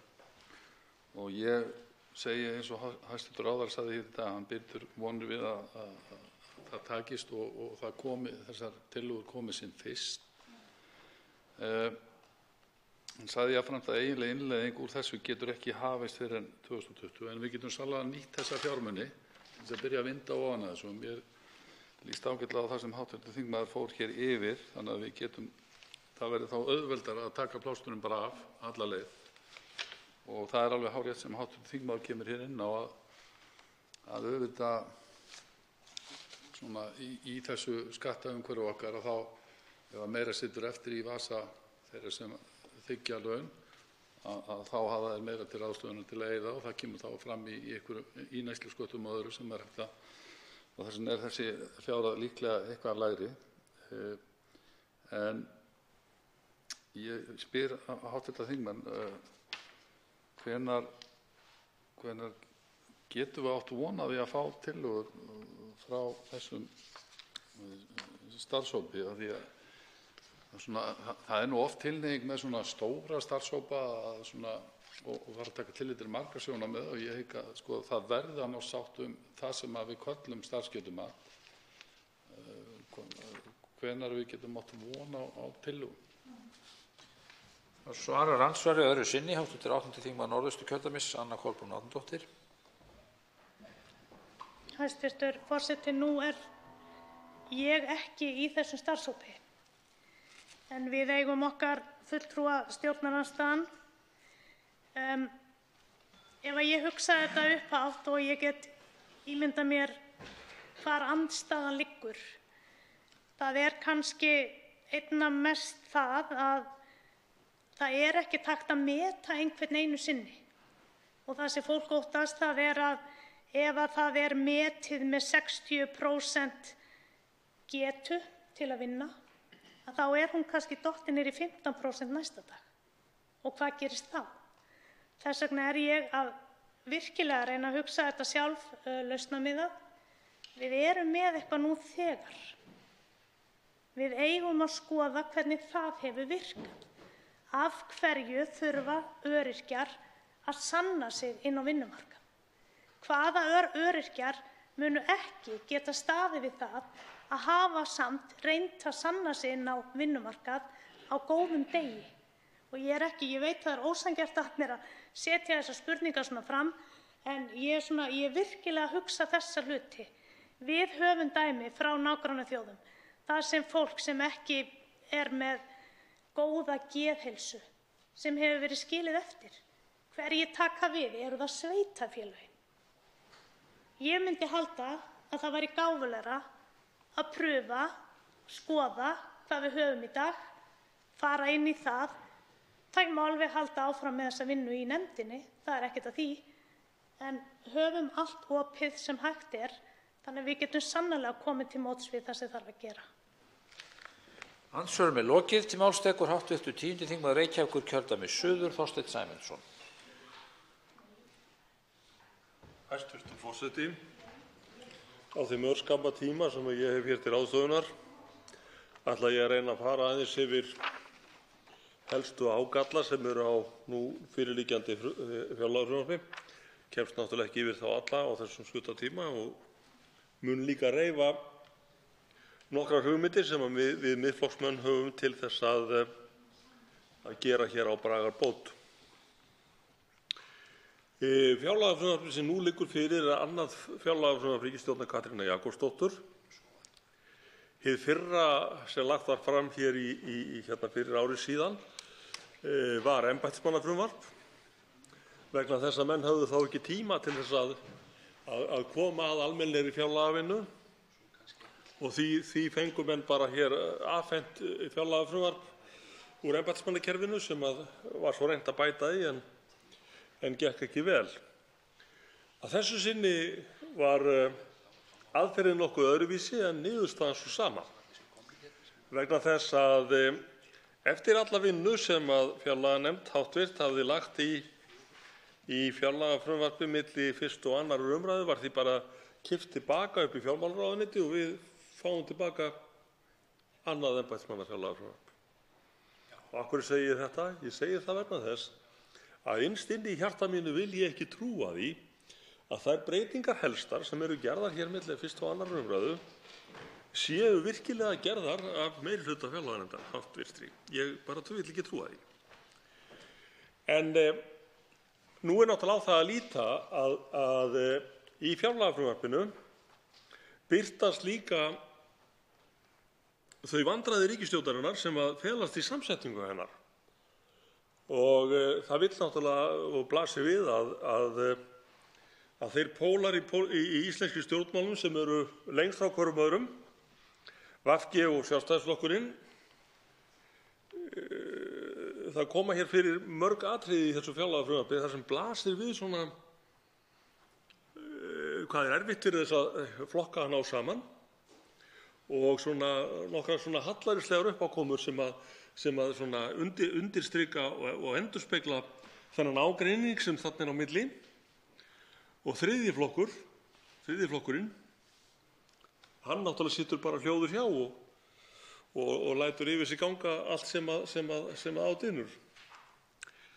En það eru kannski stærstu tíðindin í þeim breytingum sem eru boðaðar af hálfu ríkisstjórnarinnar, nú milli 1. og 2. umræðu, er það að fátækasta fólk á Íslandi fær að bíða enn um hríð eftir réttlæti í boði ríkisstjórnar Katrínar Jakobsdóttur. Og hefðu það einhvern tíma þótt tíðindi, hæstv. forseti. En við hverju á að búast þegar að hugmyndasnauð og hugsjónalítil ríkisstjórn á í hlut. Og einmitt þessi hópur fátækasta fólks á Íslandi sem nú á að bíða enn um hríð eftir réttlæti, ríkisstjórnin hefur nálgast þennan hóp með gulrót og kylfu að vopni. Gulrótin er að króna á móti krónuskerðing muni á endanum falla út, en kylfan er sú að í fyrsta lagi þurfa menn að bíða eftir því að starfsgetumat líti dagsins ljós og öryrkjum er gert að sætta sig við starfsgetumat án þess að hafa séð í hverju það felst eða hverjar afleiðingar verða af upptöku þess. Og nú vill svo til að sá sem hér stendur, hann starfaði líklega í 3 ár í nefnd endurskoðun almannatryggingakerfisins, þar sem að starfsgetumat var einn af þeim hlutum sem að starf nefndarinnar brotnaði á. Það er að segja að starfsgetumati var ein af ástæðum þess að það náðist ekki fullnaðar samstaða í þeirri nefnd breytingar sem að gera ætti á almannatryggingalögunum. Og ég kannast mjög vel við frá þeim tíma og síðan áhyggjur öryrkja og forystumanna þeirra sem fram hafa komið hverjar afleiðingar upptaka starfsgetumats hafa í för með sér. og ég skil þær áhyggjur mjög vel. Á hitt að líta að núverandi matskerfi örorku á Íslandi er sjálfsagt búið að vera óbreytt í nokkra áratugi. Ég man eftir því bara sem ungur maður að þá virtist þetta kerfi vera í sömu sporum eins og það er í dag. Og í sjálfu sér má segja að sá sem metinn er til örorku á Íslandi í dag, hann er eiginlega dæmdur til lífstíðarvistar í því kerfi eins og ástandið er nú. Og það eitt út af fyrir sig segir okkur að við verðum að gera breytingar. Hins vegar er það þannig, og nú tala ég aftur með hliðsjón af því starfi sem unnið var í nefndinni sem ég nefndi hér áðan, að það er nauðsynlegt að byrja á hinum endanum. Það er nauðsynlegt að ríkið tryggi með einhverjum hætti framboð af hlutastörfum fyrir fólk með skerta starfsgetu sem í raun og veru bíði eftir þessum hóp eftir að hann hefur farið í starfsgetumat. Það þýðir ekki að taka matið upp án þess að það sé búið að tryggja með öruggum hætti nægilegt framboð, nægilega fjölbreytt framboð af hlutastörfum sem hentað gætu fólki með skerta starfsgetu. Vegna þess að ef, herra forseti, einstaklingur sem metinn hefur verið með skerta starfsorku, segjum að hann sé metinn með 40% starfsgetu og hann hefur verið hæfður eða endurhæfður eða fengið þá bót sinna meina að hann getur nú eða hún gengið út í lífið með 40% getu til starfs. En það er ekkert starf til. Þetta er náttúrulega tvöfalt áfall og við getum ekki boðið þessu ágæta fólki upp á þetta. Þess vegna er nauðsynlegt að ég tel nú, við getum ekki látið þennan fátækasta hóp þjóðarinnar, hluta þjóðarinnar, beðið eftir réttlæti meðan að nefnd sem er að störfum kemur sér niður á það hvernig starfsgetumat á að líta út í framtíðinni. Þess vegna verðum við að byrja á því nú þegar, 1. janúar, að sjá til þess að þetta skref verði stigið, að krónu á móti krónu, fyrsti kafli, verði tekin upp og þessar 1100 milljónir sem eru skornar niður hér milli umræðina, að þeim verði skilað aftur. Og þetta er ekki bara útlát, hæstv. Forseti. Bætur eins og hér eru boðaðar, þær munu hjálpa þessum hópi að öðlast fyllra og hamingjuríkara líf og öruggara og það mun, þessir fjármunir, þeir fara ekki undir koddann hjá þessu fólki. Þeir fara í það að þetta ágæta fólk geti lifað mannsæmandi lífi og til þess að svo sé að þá náttúrulega nýta þau þessa fjármuni sem þau fá þarna aukalega til þess að gera það og þá náttúrulega eykst velta og það borgast af þessu skattar og ég veit ekki hvað. En þetta er ekki það eina sem er gagnrýnivert í því hvernig fjárlögin eru sett upp nú og í einni af tillögum Miðflokksins sem hér er lögð fram í 3. minnihluta þá er til þess tekið að við munum leggja og erum að leggja fram aftur tillögu sem við lögðum fram við síðustu fjárlagaumræðu að atvinnutekjur aldraðra rýri ekki lífeyristekjur þeirra. Þetta kostar kringum 1100 milljónir brúttó sem þýðir að þetta kostar í raun 700 milljónir. En þá er ekki búið að taka til sem sagt til þess að þessar 700 milljónir það náttúrulega skilast þér inn í hagkerfið aftur klárlega mjög fljótt.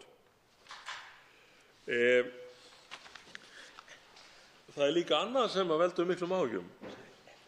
Þessi ríkisstjórn er orðin eins konar biðlistaríkisstjórn. Og eitt af því sem beðið er eftir er pláss á hjúkrunarheimilum. Og það er nú þannig, hæstv. Forseti, að eitt af því síðasta sem er enn heilagt í þessum sal, eitt af því síðasta, er það að okkur er ekki heimilt að spila hér hljóðupptökur úr þessum ræðustóli.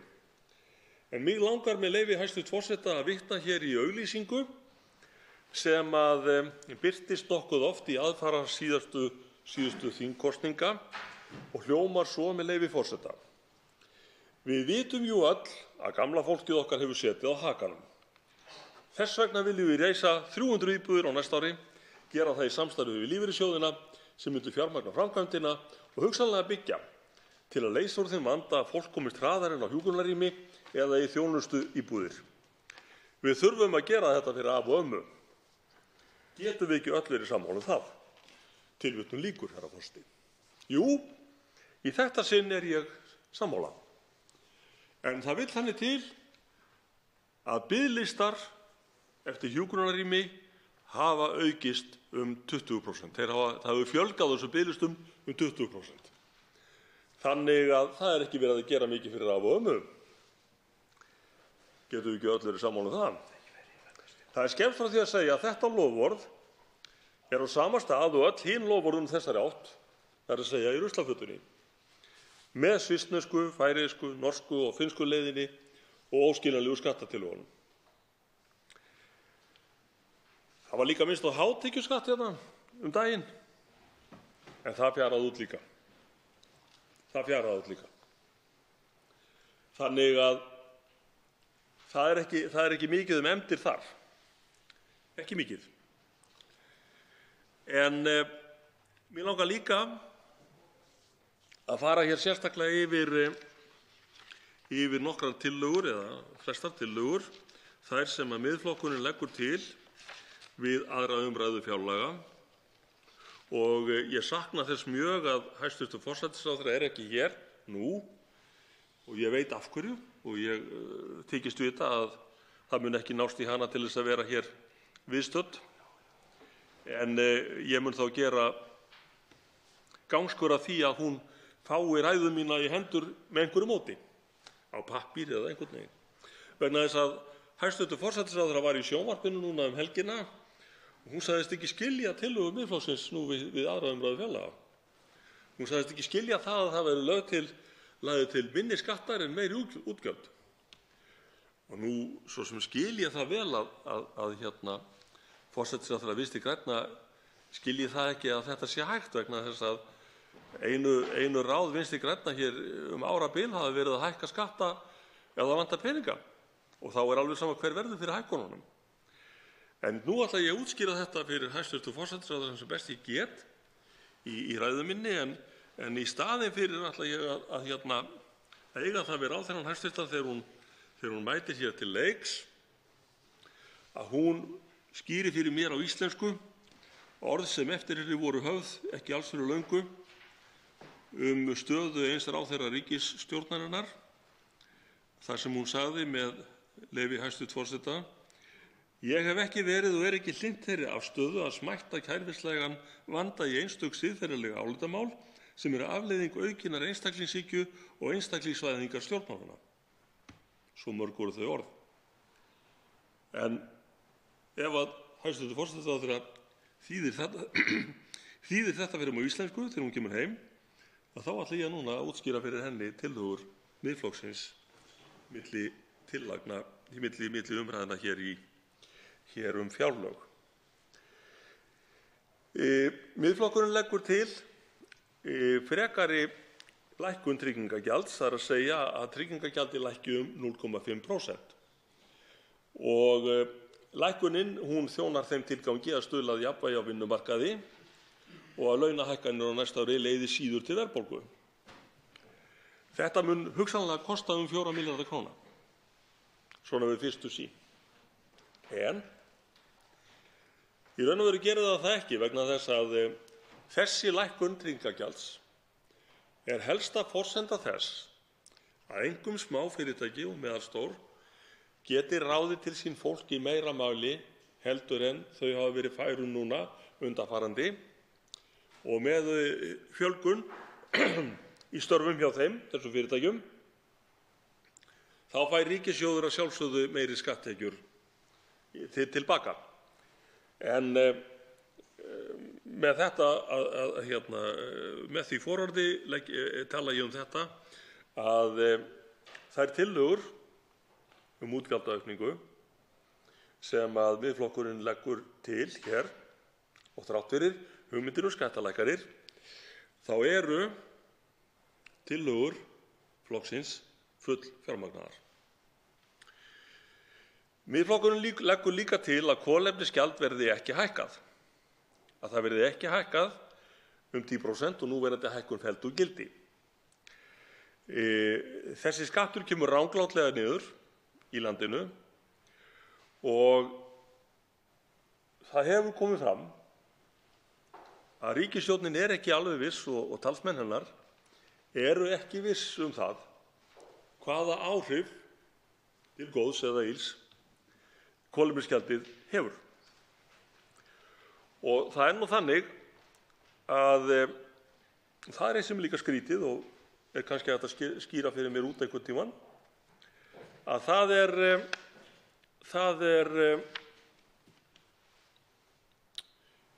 hvers vegna þessi ríkisstjórn leggur ofur áherslu á úrræði í umhverfismálum sem að svona snerta rosalega lítinn part, ef ég get orðað það þannig.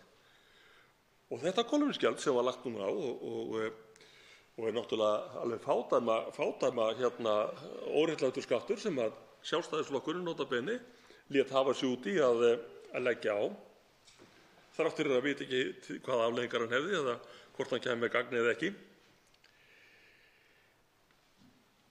Þá beinist hann að mengun sem er svona kringum 3% af heildarlosun á Íslandi á hverju ári.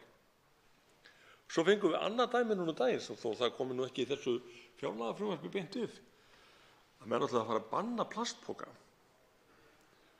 Og einn sá maður sem hefur mesta þekkingu á sorpi á Íslandi, forstjóri Sorpu, hann sagði plastpokanotkun á Íslandi stendur undir 0,6%. 0,6% af úrgangi á Íslandi. Og sá sem fer út í búð með margnota innkaupapoka, til dæmis úr bómull, þarf að fara 1700 ferðir út í búð til þess að ná einum plastpoka. Þannig að síðan höfum við líka dæmi af fólki sem fer út í búð með margnota plastpoka, innkaupapoka fyrirgefið, herra forseti, til þess að ná sér í plastpoka til þess að nota undir sorpið heima hjá sér. Svona er þetta nú öfugsnúið. En þetta vekur sérstaka athygli að þarna eru menn að skjóta svolítið á tunglinu og fara í hluti sem að skipta minna máli heldur en mjög margt annað.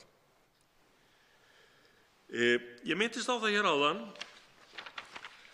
að þessi ríkisstjórn sem nú situr, hún er biðlistaríkisstjórnin.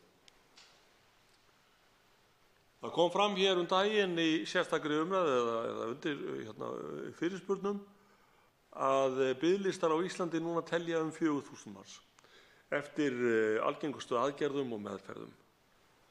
Það hefur hins vegar komið í ljós, herra forseti, að þessi 4.000 eru einungis toppurinn af ísjakanum.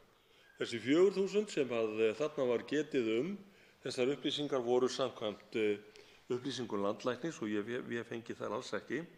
Það virðist hins vegar svo að það sé ekki byrjað að telja inn á biðlista fyrir en að fólk er byrjað að bíða eftir aðgerð.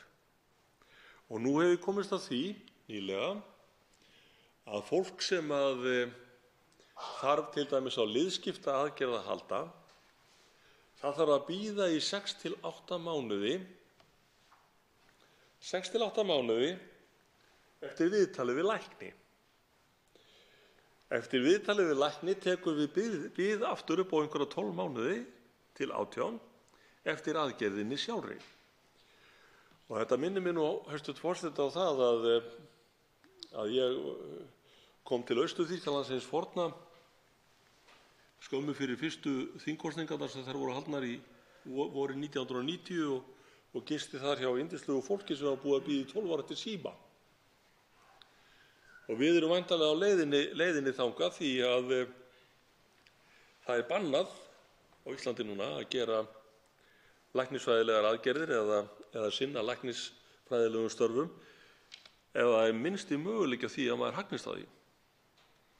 Nema maður selji lyf eða plástur eða saum eða nálar eða eitthvað, þá getur maður grætt alveg eins og manni dettur í hug.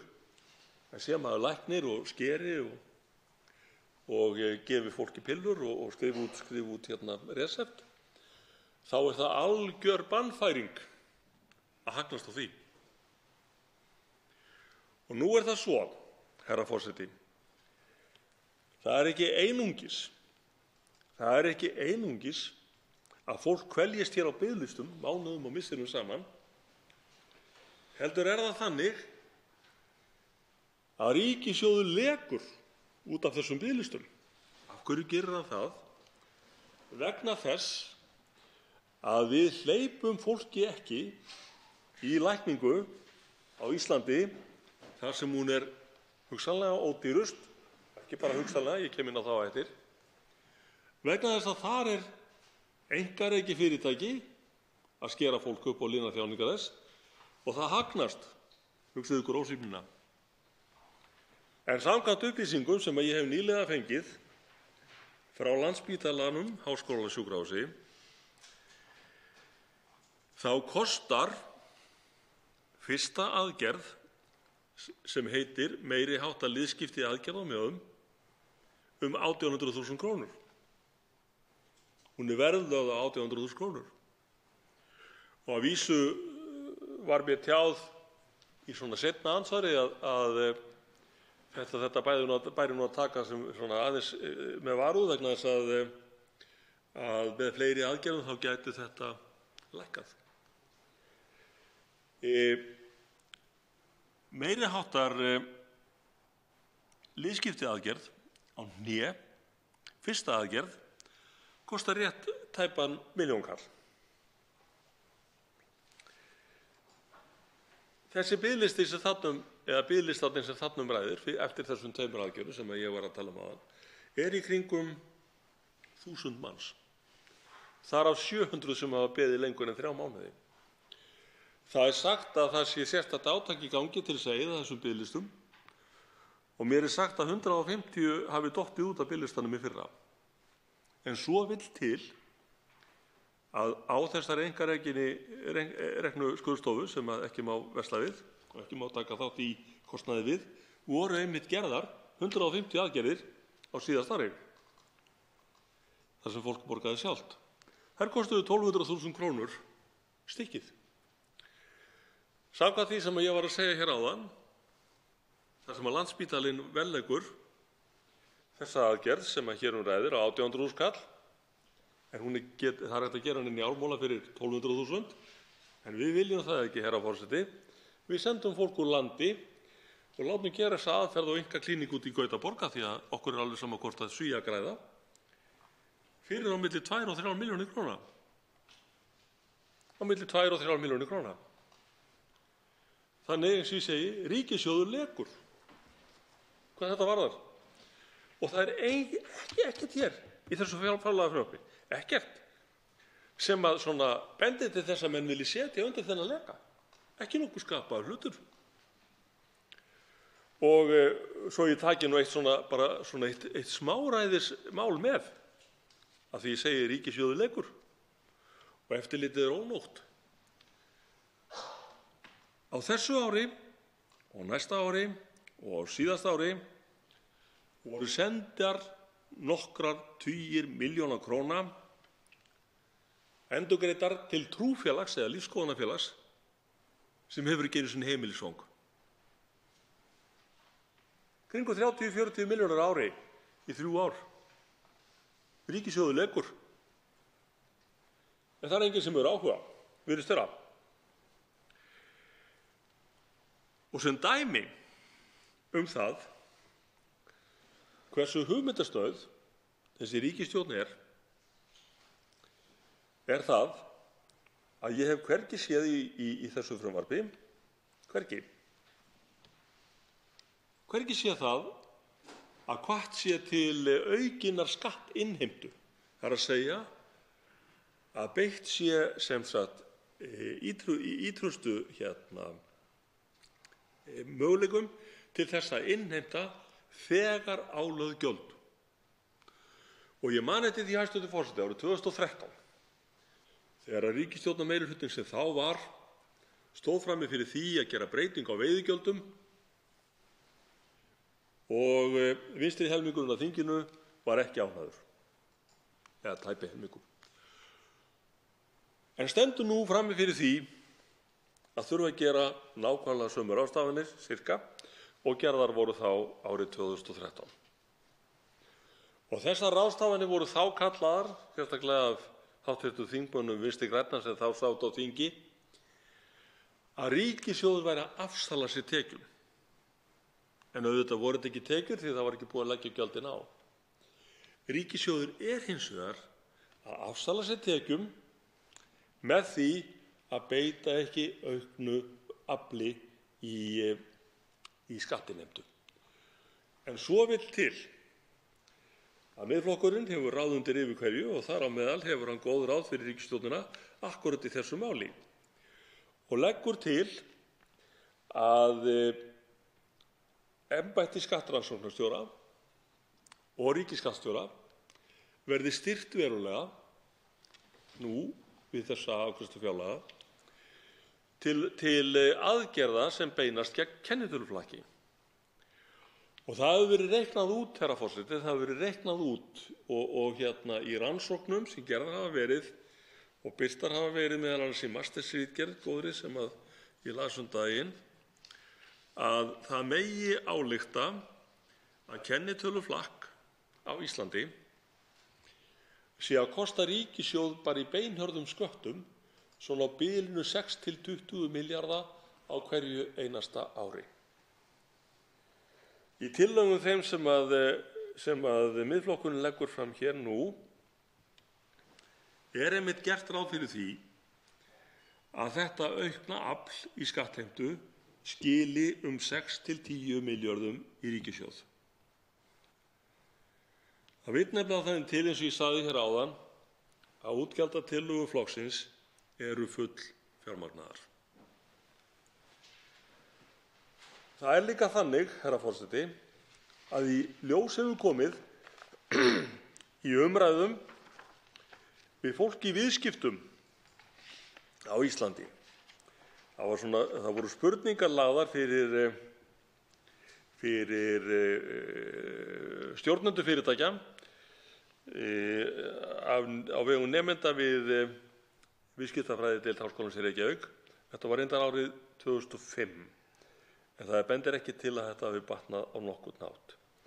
Þar kom fram að stjórnendur rúmlega 73% fyrirtækja sem rannsóknin náði til töldu sig hafa orðið fyrir tjóni af völdum kennitöluflakks. 73% fyrirtækja. Og þar af taldi ríflega þriðjungur stjórnendanna fyrirtæki sín hafa orðið fyrir tjóni vegna kennitöluflakks oftar en 6 sinnum. Og könnunin náði til 600 fyrirtækja. Það sem ég nefndi hér áðan, 6 til 20 milljarðar, hlutfall af landsframleiðslu sem hefur komið fram í ástralskri könnun. Þannig að það blasir við og við erum að fá núna, eiginlega hverju einasta degi núna erum við að fá upplýsingar gjaldþrot, misstór, sem að benda samt til þess, stærðargráðan bendir til þess að fyrirtækin hafi ekki verið lengi starfandi. Og í þessu sambandi minni ég á hæstv. Forseti, það ekki langt síðan að hér var mælt fyrir frumvarpi á vegum Miðflokksins lagabreytingu til þess að koma í veg fyrir eða reyna að hamla kennitöluflakki.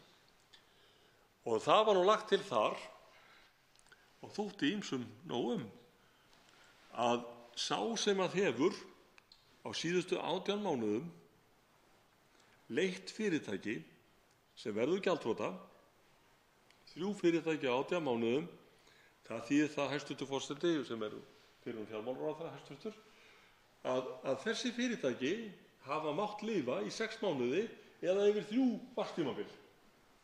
Og það þykir nú ekki mjög merkilegt. En þeir sem hafa orðið fyrir því, og nú er náttúrulega ýmsar ástæður fyrir því að fyrirtæki verði gjaldþrota, en þeir sem hafa orðið fyrir því að fyrirtæki í þeirra rekstri hafa orðið gjaldþrota 3 sinnum á 18 mánuðum, að þeim var gerð sú refsing að megi ekki koma nálægt stjórnun fyrirtækja í dágóðan tíma á eftir. Og þetta hefur gerst viðlíka ákvæði hafa verið í gildi til dæmis í Svíþjóð og reynst vel. Þannig að allt sem að hér kemur fram, eða flest sem hér kemur fram í tillögum Miðflokksins er stutt alvöru tillögum og alvöru ráðstöfunum sem við viljum gera til þess að þetta nái fram að ganga. Það er líka lagt til hér í okkar tillögum að séreignarsparnaður, úrræði vegna séreignarsparnaðar við kaup á fasteign og til þess að borga niður húsnæðislán verði áfram í gildi en falli ekki niður mitt ár, árið 2019, eins og ríkisstjórnin gerir ráð fyrir. Það er nú svo að þetta ákvæði er eitt af því sem að tilheyrði skuldaleiðréttingunni á sínu tíma. Þeir sem hafa getað nýtt þetta ákvæði eru sammála það, það eru samdóma álit, að þetta ákvæði hafi skipt verulegu máli fyrir þá sem að nýtt hafa getað til þess að greiða niður skuldir og eða til þess að safna sér fyrir upp í útborgun á fyrstu íbúð eða fyrstu íbúð eftir að hafa tapað annar íbúð. Og það vill nú svo til, hæstv. Forseti, að ég er nú enn að bíða eftir svari við fyrirspurn sem skiptir 16.000 manns máli sem að mistu íbúðir sínar á sínum tíma af því að Íbúðalánasjóður seldi þær. Þannig að það eru margir sem eigum sárt að binda sem að gætu hugsanlega þegar tíma líða fram nýtt sér þetta ákvæði sem virkar mjög vel. Miðflokkurinn leggur til aftur að atvinnutekjur eldri borgara skerði ekki lífeyrisgreiðslur. Þetta atriði lögðum við fram líka fyrir ári síðan og það var fellt með eftirminnilegum hætti við nafnakall hér í þinginu. Við nafnakall. Það er talið að þessi ráðstöfun muni kosta 1.100 milljónir brúttó. Það þýðir það að ef engin viðbót verður á fjölda þeirra ellilífeyrisþega sem kjósa að vinna lengur, þá munar ríkissjóð svona 700 milljónir nettó vegna þess að það vil 400 milljónir að þessar upphæð koma tilbaka aftur í skatti eða sköttum.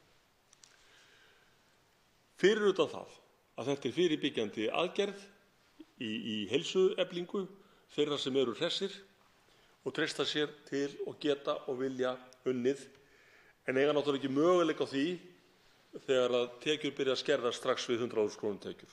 Það segir sig sjálft. Og ég ætla enn að minnast á 2 hópa sem að ég tel að þetta gæti komið að gagni bara út af því að þetta blasir við. Það er í fyrsta lagi sérfræðinga hjá ríkinu og það liggur fyrir líka frumvarp frá Miðflokknum að ríkisstarfsmenn megi vinna til 73 ára aldurs ef þeir kjósa og vilja og geta. Þetta gæti nýst þeim. Í annan stað þá er það þannig að nokkur fyrirtæki allavega hér á höfuðborgarsvæðinu í byggingarvörubransanum hafa ráðið til sín eldri iðnaðarmenn. Og ég hef áður lýst því að það er náttúrulega mjög gott fyrir viðskiptavini að eiga viðskipti við iðnaðarmann með kannski 40 ára reynsla að baki við efniskaup og svo framvegis. Þessi hópur, ég trúi því varla að hann hafi fyrir því að fara út á vinnumarkaðinn til þess að geta unnið sér 100.000 krónur áður en að tekjurnar byrja að skerðast. Herra forseti, þetta er sóun á alla lund. Það er lagt til hér í þessum tillögum Miðflokksins að tollstjórinn fái 100 milljónir til aukinna fíkniefnavarna. Það vill svo til að ekki fyrir löngu síðan þá stóð Miðflokkurinn fyrir sérstakri umræðu hér í þinginu afleiðingar aukinnar ópíóíða neyslu. Og það virtust allir í salnum vera sammála það að það þyrfti að bregðast við þessu vegna þess að við erum jú nánast búin að jarða eitt ungmenni í hverri einustu viku ársins til þessa sem er náttúrulega algjörlega óþolandi hörmungarástand. Við leggjum til 100 milljónir í þennan þátt til þess að reyna að stemma af ána við ósinn, þar að segja þar sem að innflutningurinn kemur til rannsóknar, hvort sem er á flugvelli, á farþegum eða í fraktsendingum eða í póstsendingum. Á öllum þessum sviðum hefur verið aukning, náttúrulega veruleg aukning í þeim fjölda og því magni sem til rannsóknar er. Þannig að það skiptir verulegu máli að það sé hægt að bregðast hér við og þessi upphæð 100 milljónir króna, hún dugar til kaupa og þjálfunar á 2 fíkniefnahöndum, ráðningu manna til þess að sinna þeim, farartækja undir þá og síðan allgóðri upphæð í tækjabúnað að auki. Það sem ég minntist á hér áðan varðandi hjúkrunarheimili, vitnaði hér til nýlegra loforða sem ekki hafa staðist, þá hefur það komið í ljós að nú á þessu ári, eða þar að segja á næsta ári, verða 140 ný hjúkrunarrými tekin í notkun og árið 2020 93 samkvæmt upplýsingum sem við höfum aflað okkur. Þetta er mjög gott, en það er tvennt sem er að. Fyrsta lagi er þetta ekki nóg fjölgun, þetta er ekki nógu mikill vöxtur og í öðru lagi er rekstur þessara heimila í molum vegna þess að velflest fyrirtæki sem eru að vinna við og reka þessi rými eru að vinna eftir mjög gömlum samningum og mjög gömlum gjaldalistum, þannig að það er verið að draga úr þjónustu á þessum heimilum. Það er það eina sem er fært að gera. Og þess vegna leggjum við til 270 milljónir hér til þess að efla heimaþjónustu og til þess að efla heilsueflingu aldraðra. Þetta eru peningar sem eru í sjálfu sér sparandi alls staðar. Og það má líka, herra forseti, minnast á það. Og einnig í sambandi við þessa ágætu umræðu sem fór hér fram ópíóíða vandann daginn, að Miðflokkurinn leggur til að SÁÁ fái í viðbót við þá aukningu sem að meirihlutinn leggur til 150 milljónir og Krabbameinsfélagið fái 50 milljónir. Og nú endurtek ég, hér í salnum daginn var algjör einhugur það að þurfa að grípa til ráðstafana til þess að bæta úr því hörmungarástandi sem hér ríkir í þessum málum. Þannig að ég trúi því, herra forseti, að þessar tillögur Miðflokksins fái greiða leið hér í gegnum þingið þegar að gengið verður til atkvæða þær. Og ég ítreka, allar þessar tillögur til útgjaldaaukningar eru fjármagnaðar. Þær eru fjármagnaðar. 1100 milljónirnar til handa öryrkjum verða vegna þess að hægt er að fresta framkvæmdum við Hús íslenskra fræða og það er hægt að taka arð úr bönkum til þess að byggja undir þessa greiðslu. Og ég segi aftur, þetta er réttlætismál og ég trúi því heldur ekki fyrr en ég tek á því að það sé einlægur vilji ríkisstjórnar Katrínar Jakobsdóttur að láta fátækasta fólk á Íslandi bíða enn hríð eftir réttlæti. Þá veitir andsvar við ræðu þingmannsins hv. 9. þingmaður Suðvesturkjördæmis Willum Þór Þórsson.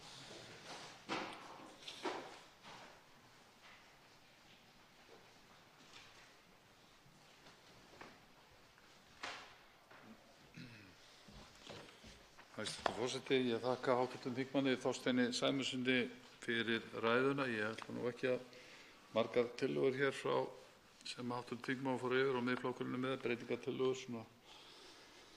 Ég ætla ekki að tjá mig neitt sérstaklega um þær, en hv. þingmaður byrjaði hér ræðu sína á því að fátækir þyrftu að bíða eftir réttlæti frá ríkisstjórn hæstv. forsætisráðherra Katrínar Jakobsdóttur. Í upphafi sama setning niðurskurður á velferð í boði Katrínar Jakobsdóttur og hæstv. forsætisráðherra. Þetta er alveg ótrúlegt og öðruvísi mér áður brá að félagshyggjumaðurinn er kominn svo langt af leið að hann sjá ekki velferðina í þessu fjárlagafrumvarpi. Það er alveg með ólíkindum. Hér er verið að auka til þessara málefnasviða meira en nokkru sinni fyrr. Það er verið að fjárfesta í velferð og það er verið að fjárfesta í menntun, það er verið að fjárfesta í samgöngum. Meira en nokkru sinni fyrr. Og af því að hv. þingmaður talaði hér heilbrigðiskerfið, þá er verið að auka verulega hér inn í heilbrigðiskerfið og taka utan það kerfi. Það er verið að setja hér, efla hér heilsugæslu. Það er að setja 650 milljóna króna hækkun framlags að raungildi. Það er verið að fylgja eftir geðheilbrigðisáætlun, settir aðrar 650 milljóna króna í það. Og af því að hv. þingmaður talaði hér einhvern biðlistaleka, þá er verið að setja 840 milljóna fjárheimild til að gera framkvæmd biðlistaaðgerða varanlega. Það er nú allur lekinn sem hv. þingmaður talar um. Þá svarar andsvari hv. 10. þingmaður Reykjavíkurkjördæmis suður, Þorsteinn Sæmundsson. Hæstv. forseti. Fyrir 12 árum stóð maður í ræðustól hér í þessu þingi og sagði: sjáið ekki veisluna, drengir. Og tveim árum síðar var allt farið hér til heljar eða þar bil. Sér ekki félagshyggjumaðurinn velferðina? Í sjálfu sér er ekkert verið að lasta það sem þokkalega er gert. Það sem ég bent á er að það eru 4.000 manns nú á opinberum biðlista eftir nauðsynlegum aðgerðum, þar á meðal bráðaaðgerðum, og þessar 840 milljónir, samkvæmt þeim vellista sem ég var hér með áðan, þær fara nú ekki mjög langt, hv. þingmaður. Þær fara nú ekkert mjög langt til þess að eyða þessum biðlistum eða höggva verulega á. Og það sem ég átti við með lekanum var það að það er til hér kerfi, það er til hér stofnun, það er til hér fyrirtæki sem er til í að taka þátt í því að eyða þessum biðlistum, og ef peningarnir eru til, ennþá betra, með ódýrari hætti heldur en með því að senda fólk sem verst er farið og mest er þjáð til útlanda í sambærilegar aðgerðir. Það var það sem ég átti við með leka í kerfinu, vegna þess að ríkisstjórn sem getur hugsað sér að senda fólk til útlanda í aðgerðir sem kostar svona 2 til 2,5-falt á við það sem hægt er að fá þær hér, gerðar hér heima, út af einhverju þversköllum við því að í hvaða höndum fyrirtækið er sem framkvæmir aðgerðirnar, þá er illa farið. Og ég sé enga velferð í því að menn nýti ekki fjármunina sem eru á skornum skammti eftir því sem hv. þingmaður segir, og ég veit það vel. Að vísu er það þannig að ég get komið inn á það í seinna andsvari mínu, meðal annars af hverju þetta er á skornum skammti, þetta fé. En hvers vegna þá ekki að nýta það eins vel og svo hægt er, hv. þingmaður? Þá veitir andsvar öðru sinni hv. 9. þingmaður Suðvesturkjördæmis Willum Þór Þórsson.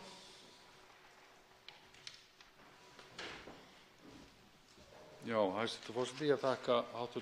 þingmanni svarið. Ég ætla aðeins að koma inn á þetta sem hv. þingmaður gerði svona mestmegnis að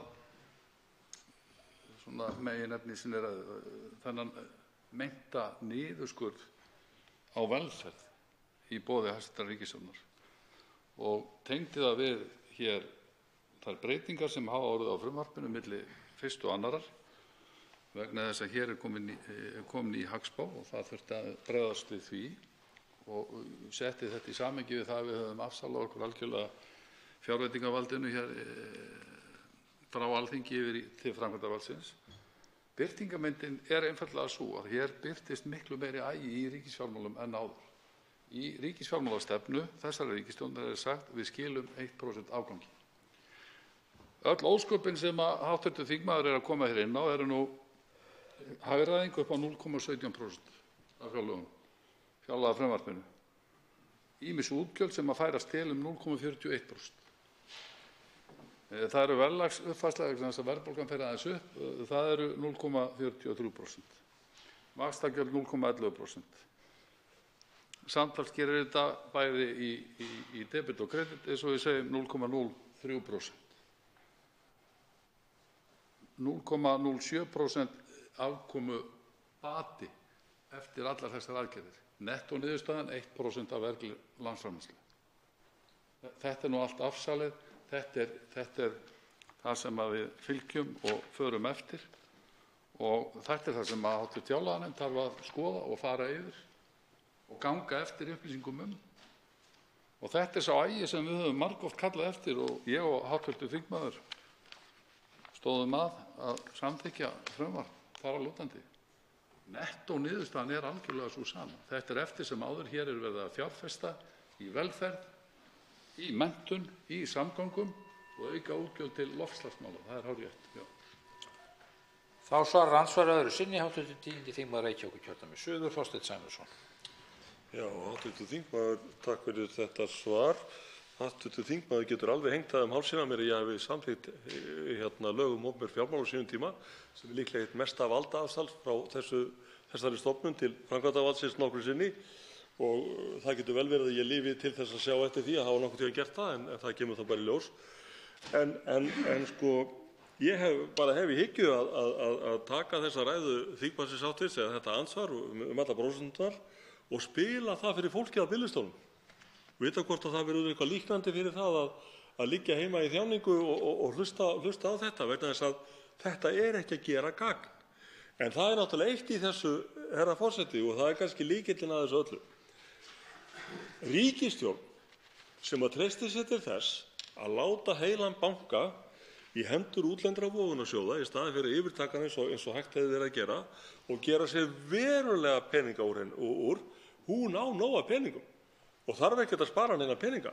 Og nú ætla ég að benda hv. þingmanni á að fylgjast vel með fréttum á næstu vikum þegar að stærsta eign Arion banka, Valitor, verður seldur út úr félaginu fyrir líklega 5-falt bókfært verð. Ráðstöfun sem hefði getað komið íslensku þjóðinni til gagns og gæða ef að menn hefði staðið í lappirnar og hirt bankann á sínum tíma eins og þau gátu. En í staðinn fyrir það að lappa upp á ríkissjóð að þá með þessu gjörningu sem mun fara fram núna á næstu vikum hjálpa vogunarsjóði en ekki ríkissjóði. Og það nú bara þannig og þetta tillaga sem við fluttum hér fyrir ári síðan við Miðflokksmenn hvernig væri hægt að hámarka þessi gæði fyrir ríkissjóð. Og þarna erum við ekki að tala neitt smotteri og ekki neitt 0,3% eða eitthvað svoleiðis. Við erum að tala tugi milljarða króna sem menn voru til í að láta lausa við vogunarsjóð út í heimi í staðinn fyrir þess að láta ríkissjóð njóta þess. Og við erum kannski að súpa seiðið af því nú.